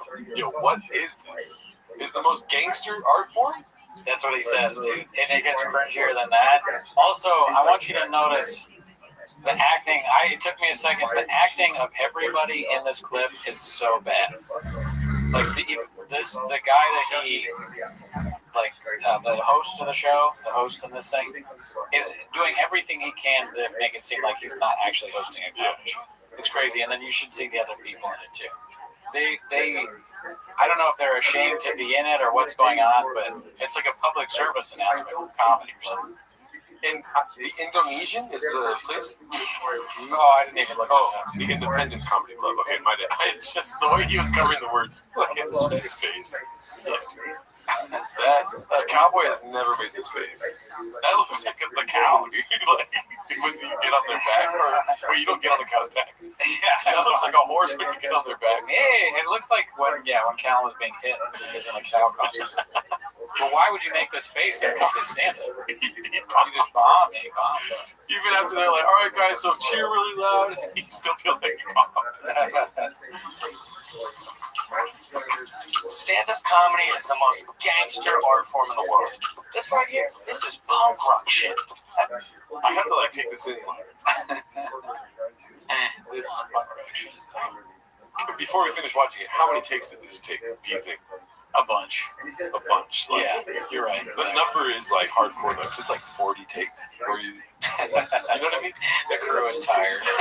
It's a 12-hour shoot for this minute-long video. And Jeff's like, I'm sorry guys, I fucked up a lot. They're like, no, it's okay, Jeff. I'm not gonna be able to get home to see my family. Lunch is late today.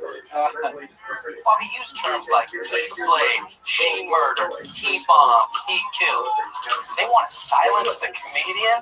How about you get the fuck out of the way and let us do what we do? Make you laugh. Put a smile on your 9 to 5 faces. Try to make the world a little less of a shitty place. Oh my god, dude. Oh my god. Why don't you let us do what we do, fam? There's a little bit of Matt Rife in that. Yeah. Do what we do, okay? Brad? Dude, why is he dressed like that? Yeah, he's dressed kind of. Oh my god. Imagine wearing a leather jacket and caring if people laugh. You know what I mean? Yeah, no, that's a good point. And the world's smallest dog tag. Like, what war did you fight in? The war of comedy, dog. I'm a gangster in this shit, bro. It's like dog tech from the Comedy Civil War. I mean, you're right. The outfit is a little bit. You know what I think about the outfit? I think that it is a little bit too like old for him. Yeah. Like it's even though he's probably 40s or whatever, this is like an Italian man in his 50s. Yeah. Right? Yep. I don't know what Jeff Dye is ethnically. The last James Dean in Hollywood. He's a cowboy. Yeah. We know that, so there's probably not a lot of Italian cowboys. I'm Italian, baby. I'm a cowboy. You watching that Brendan Schaub, you're a stupid. Imagine it like the fighter and the kid's like, what do you got to do going on after this? Because he was just on it. He's like, I'm going to shoot this fucking revolutionary sketch where I tell him, just laugh at comedy, dude. Yeah, dude, it's the most gangster shit there is, dude. It's fucking punk rock. Ah, because punk rock shit. It's like his voice is cracking. What did he say that one time? Oh, yeah, he's like, yeah, he was mad at Ashley. I almost said Ashley. What's her name? Alice Hamilton? It's been so long, I've forgotten, but he was mad at her, and he was like yelling on the Golden Hour, I believe. He was like, "Bitch!" And his voice cracked. Do what we do. Do what we do. Put a smile on your 9-to-5 face and try to make the world a little less of a shitty place. And come in all shapes, sizes. Look at his face. What the fuck? So like unnatural and strange. So why don't you leave us alone and give us this guy? All serious, like, hey, we're fucking awesome, dude. What was the moment before? Like brainstorm. How does he like? So you're working on another special? I've got something more important, dude. I've got to go to a comedy club and shoot up. I can't talk like him. You fucking people working real jobs laugh. Okay, yeah, and that's the worst idea ever. Yeah. Here's what this is what I think. No joke, completely. This is what I think happened. Somebody who has a camera and Jeff Dye's phone number, texted him and he was like, "Jeff, I got this great idea, right? You're like my favorite comedian. And maybe like, can you do my show? Or I have this I also have an idea for a sketch." And he shows him this horrifyingly bad sketch. He's like, "We get all the comedians, and here's your script, and like you can freestyle a little bit if you want. You know, just like really tell people because it's important. Comedy's important. This is like I think this is gonna like do really well." And so like got all the idiotic comedians, and they sadly agreed to this. Doing this, the guy that does this, and then goes back to writing his set. That is out of control. That is wild, dude. And also this, give me enough. Like weird. Yeah, the intensity. Kind of like white power. You know what I mean? Like it's like I'm afraid I have COVID. Yeah. But we gotta start fucking, dude. When I come here, when I like get to your place, and I'm not gonna look. Because you know why, dude? They're all writing bits. Yeah. Because you know why? It's hard to make these 9-to-5 fucks laugh, dude. Yeah. It's hard to put a smile on their face. Yeah. Put a smile on their face. He's a prostitute. We're like McDonald's. We're putting a smile on your face. You work your stupid fucking bitch ass 9-to-5 job, and we're here just living our life. We don't wake up till noon. Did you see what my mom put? We're gonna block my mom, dude. So how do you guys feel about Sydney's video? She has great things. All right, controversial Rosa. Yeah, my mom is just trying to get heated up right now on pause. Is there somebody called him like what? Denim Fuhrer or something like that? That's pretty funny. Denim Fuhrer. Is that the messed up? Oh, my mom. Sydney. I better call him Jeff that. That's so funny. Shop has done that hammer fist. Yeah, Shop does this weird fucking like hit my like arm shin, like hit my forearm. Oh yeah. They're all like afraid of germs. Yeah, like hey, I don't want to. I might be gay if I touch you. A security guard almost tackled me for not wearing a mask. Don't touch me, dude. But I best believe I'm not gonna wear a mask. Ooch said 80s. Oh, Ooch in the chat. What up, Ooch? I think that's it for this one. Like champion. Respect. But that is like my favorite clip I've seen this week. I'm sorry if people are just getting here now. Missed it. Definitely check it out on your own. I hit a nerve. Mom, no, stick to the subject at hand. You're just make the chat go Baja mode. My nickname in high school was Hammer Fist. If I saw two guys do that in public, I'd be like, yeah. what's wrong with you dudes? Do you mind if we watch this again? Go ahead. Just in one form. I mean, all American fuck up. I don't know what that. I searched Jake Berman and I couldn't find anything online. Can somebody in the chat do some sort of digging on what the fuck this is, and then like make a quick response or something? There's gonna be a lot of people not responding seriously.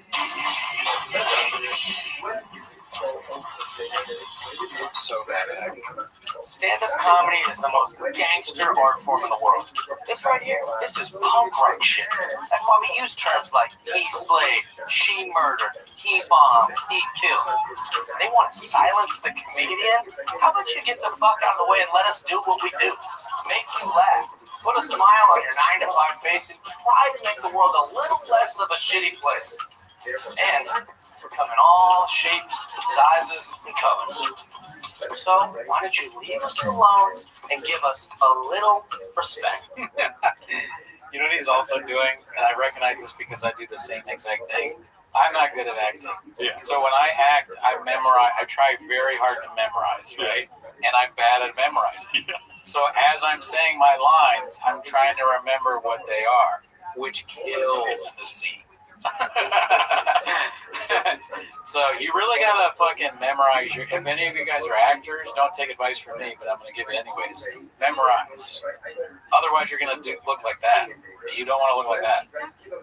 Oh wow! Ooch said that Jeff Dye is the worst comic I've seen live. He ruined my 2023 New Year's Eve at Hilarity. Oh fuck, that's crazy. Wow. And he hurt one of our fans.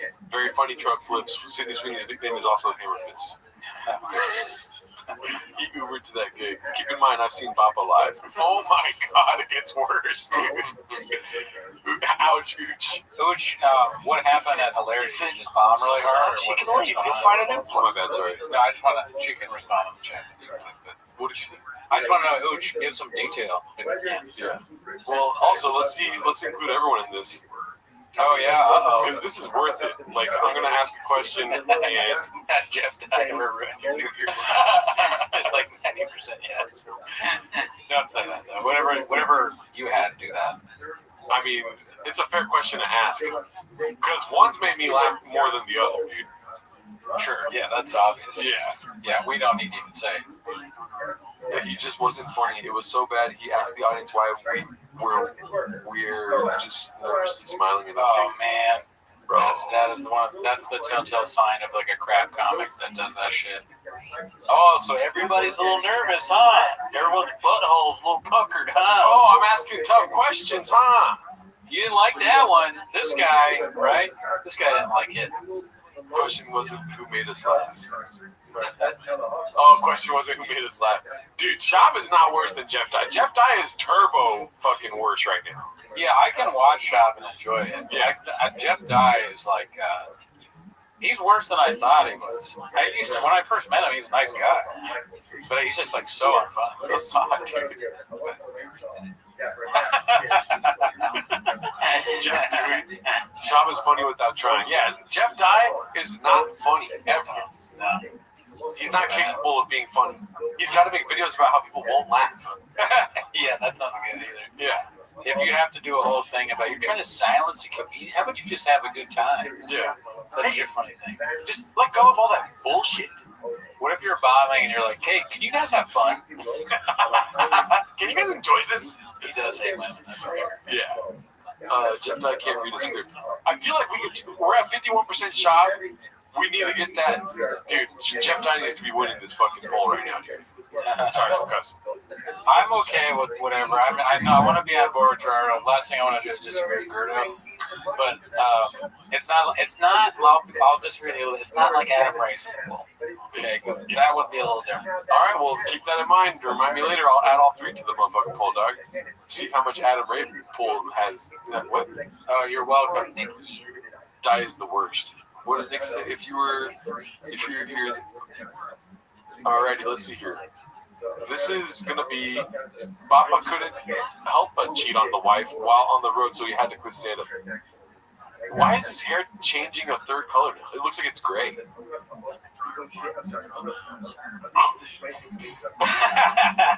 What the fuck? Dude, it looks like he has a lot of lint on his head. Like, yeah, it definitely it looks like a character in a movie, like a henchman in a movie. Yeah. Do you notice anything that's back? There's a new photo, right? Or Magic Mike? Or I don't know. Oh, rain. Oh, rain. I'm so used to rain, I don't even know what it like is. What's the gray? Or is that just the camera not picking up the color? They probably got the old flares that we got rid of because we got the new ones, dude. They got the classic rain. We got creamsicle something. Orange cream or rainbow sherbet, I think is one of them. Remember we were coming out with rain? Strawberry lemon pie, dude. All right, let's see. Now, it's like that movie Flight, Denzel Washington. I'm in the hotel room, and you got a bar there. Yeah. I go in Charleston, you got tits everywhere. Tits. We all know I'm trying to walk a straight line. And by the way, let the sun go down. And let the drink start. Why does he talk like? Because if you don't think there's drinking and drugging in Charleston, I'm a werewolf. I'm a Charleston werewolf. I'm a werewolf. I'm a Charlatan werewolf. What's a charlatan? A charlatan is someone who's like not telling the truth, right? Snake oil stuff. Yeah. Let the sun go down and let the drink start flowing. Because if you don't think there's drinking and drugging in Charleston, I'm a werewolf. I'm a Charlatan werewolf. I don't understand a charlatan. Crystal Ray. Like he's a lying werewolf. But like, okay, I understand werewolf, like the moon comes out or whatever, and you become a werewolf at night, right? But what does the charlatan part have to do with it? I'm a charlatan werewolf. So, okay, if we take, like, we got a whiteboard too. We should probably, like, fucking conspiracy theory this out, dude. If he's trying to, like, Freudian slip us or something, I'm a charlatan werewolf. I don't know. I need help from the chat. I am laughing though. I just not going shut up, Brian, because that's like a lot of times one of us says that when we're angry. It's just not even a joke. It's just like shut up. Wow, he's a quack. I'm a werewolf. I'm a Charlatan werewolf. Oh, he's trying to say Charleston. What is that? Is he in Charleston? He said, try going to Charleston with titties everywhere. That's where Blue Shorts is. I heard it's a nice place. That's so funny. He said charlatan though. All right. Okay. Now that we know, let's see here. I mean, Dave, I'm a South Carolina werewolf. Dave, no, just at University Gamecocks. Well, your boy's heavy here on the cock. I mean, what? All you're doing is walking down the street. Might have a collared shirt on. You know what I mean? You might have a collared shirt on. You might have a nice pair of slacks. You might just be wearing a thin T-shirt that's rather expensive. Maybe something made of see-through cotton. With some stupid voice again. And what happens tonight? Fucking wearing a shirt. Yeah, we have to have another podcast meeting, dude. Oh yeah, later this week. We should incorporate voices. What's that? We should incorporate the voices. Every time I do it, I kind of like, I'm like, but I'm not as good as Robbie, is it? Robbie Goodwin came on here and put on a clinic of Callan voice. I want to squeeze you. Yeah, I want to squeeze you. I want to be like, Robbie, you're really good at Callan. Are you embarrassed by that? I go into Madison. Old Vegas. Of that situation. They go, that guy's 6'4". He's got cauliflower ears. He looks dangerous. And then somebody goes, I'll run a shop, and I take a picture. And you're in a bar? And they go, who's that? That leads to... Who's that? You know what that leads to. At least you going home. At least you going home alone. Going home. At least you getting in the car and going, have a good night, everybody. Yeah, I'm a sober man right now. Yeah, you know what? Okay? I'm a family man. I got a 6 a.m. flight. I'll see you later.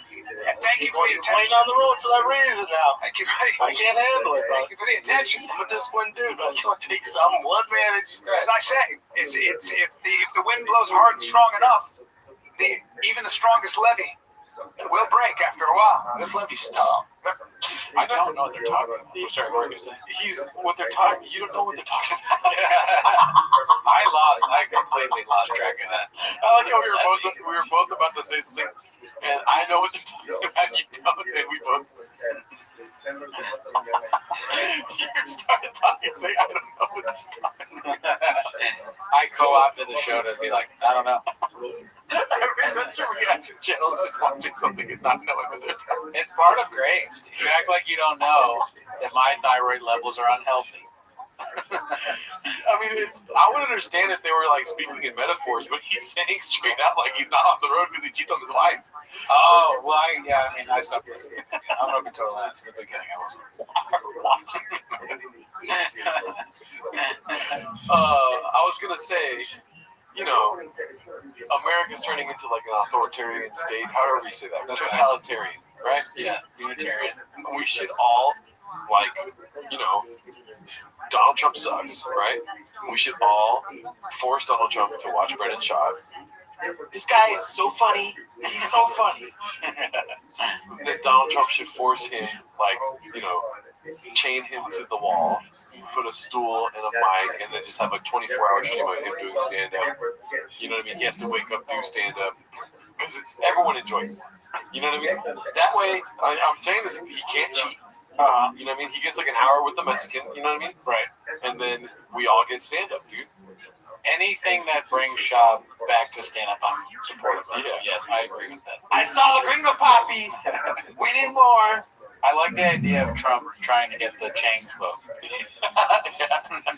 People keep talking about this Epstein guy. We're still talking about Epstein. Brendan Schaub is getting sued. Pam Bondi. That's a good point, baby John. No chicks are going to shop. Pam Bondi. Can you play? There's not many clips. Can we play this clip one more time? Yeah. Then I will listen this time. Because that actually sounds hilarious. They describe him cheating on the road. Yeah.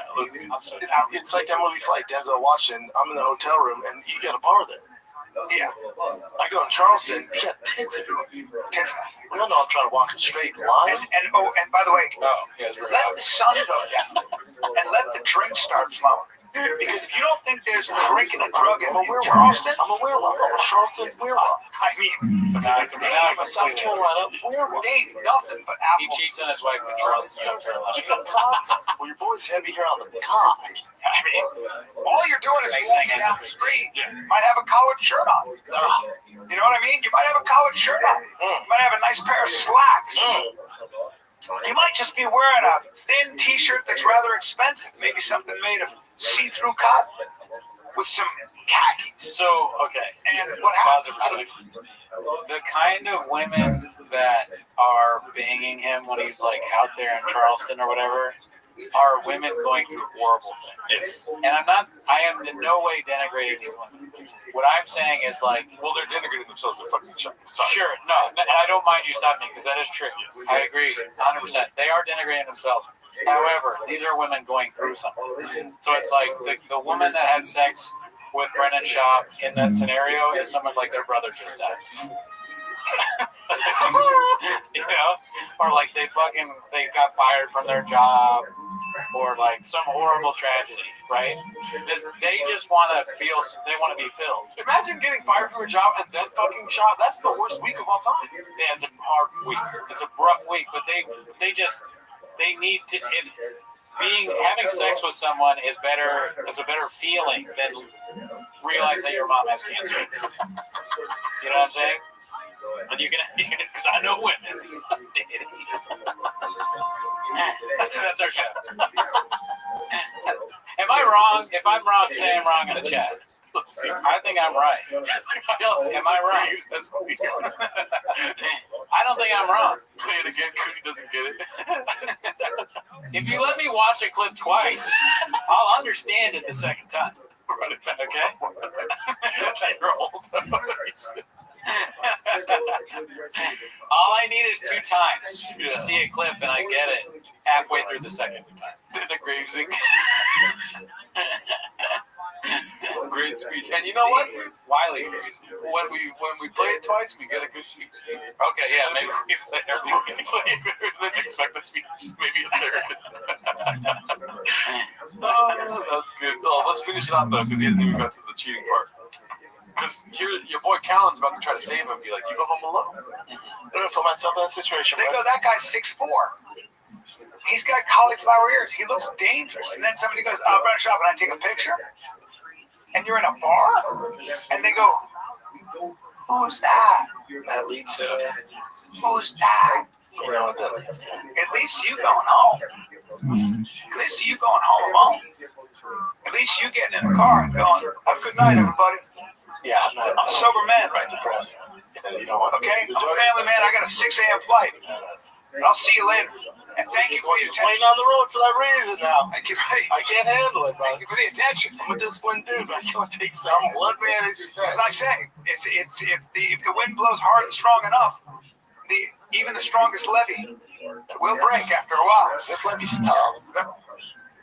It's just a crazy, like, I don't know. They have a different life. Yeah, say you like cheating on your wife without saying you like cheating on your wife. It's depressing. Times. Watch the Clint. Watch the Clint. It's a different life. I can't imagine talking this way when my wife could watch the show. I was not even on Patreon. They get like hundreds of viewers every week. You know what I mean? Right? He's telling 100 people that he cheats on his wife. And then you tell another 100, and then everyone. And then we're all homeless cats. And it's so trashy to be like Charleston of all places. Not that Charleston's a bad spot. Denigrated again. But just like, you know, oh yeah, I went to Charleston, stayed at a Hilton, and I cheated on my wife at a Hilton. In Charleston. Ugh. Wow. It's getting bad, y'all. Let's see what we got next. Oh, I'm up in the stool sometime. Hey, Mom, check this out. But sometimes it's good. I'm Bruce.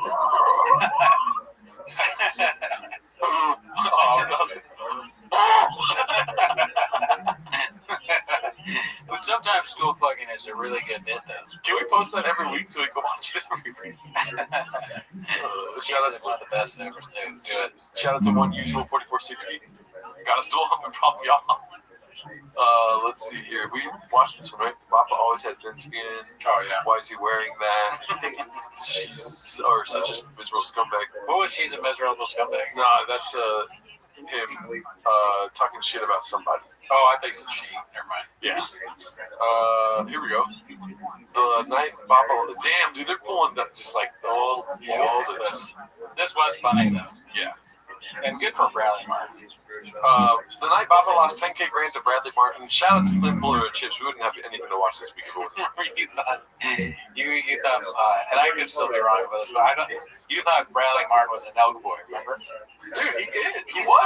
Dude. He's not easy because he wasn't in the show with Danielle. That's Right. also on Patreon. Here's the thing. That was just two elk boys.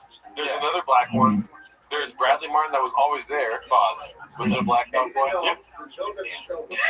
You know shit, dude. And then Bradley Martin, like, they had a little falling out. That's what I told you. They had a falling out. He stopped going with the elk boys. Oh, okay. So he's not an elk anymore. Bradley Martin got a Steiny a fucking watch and shit like this. It was part of some episode that I watched. And so, you know what that means, dude? You're sleeping on this. That means that someone else could be an elk boy. Who? I was going to say us, but now I'm thinking Bob. Anybody, if there's more, if it's not just those two doofuses, then and like fucking DC Inc. PT87 could be an elk boy. Yeah, you're right. Mark Ramirez, Papa's a milk boy. All right, let's see here. Clint Buller with Chips. Speaking of with main event or talking about main event? Go with main event. Gaethje. I'm saying Gaethje. Okay, I'll take Poirier. And it's hot saucy. Yeah. Read it. I wanted to be wrong on the show. I mean, I did. Yeah, Bradley Martin is associated with the Elk Boys and has been considered a member of their extended. I know you're a car guy. I think there's only two. Dude. It's those two guys. Kyle and Stein. I had no idea. Oh my god. You watch every episode. You really believe Poirier? Yes. Why do you believe Gaethje? Tell me how he beats Poirier. You can't because he doesn't. Can I ask that? Okay. No going back on that. No. I'll be stressed out the entire night. I'm gonna make this so much more fun. I bet we got 10 G's on the main event. That's That's ridiculous. I'm trying to have fun. That is fucking bananas that you did that. I feel good about that. Do you? Yeah. You should. Heard from now about a minute ago. My round He knocked him out, head kick. Poirier knocked him out with the head kick. I mean, JT knocked him out. Let's go! Roll me my fucking money! Hey, you're like... It feels so good. You fucking loud. So good? Oh my god. Damn. $10,000 in hot sauce on pizza. Had a good night. The back milk boys. It's pronounced milk. That is funny. Milk is a disgrace to Canada. Oh, they're Canadian? I don't even know. Wow. Let's see here. Are the milk boys related to the milkmen? That's why George got fired.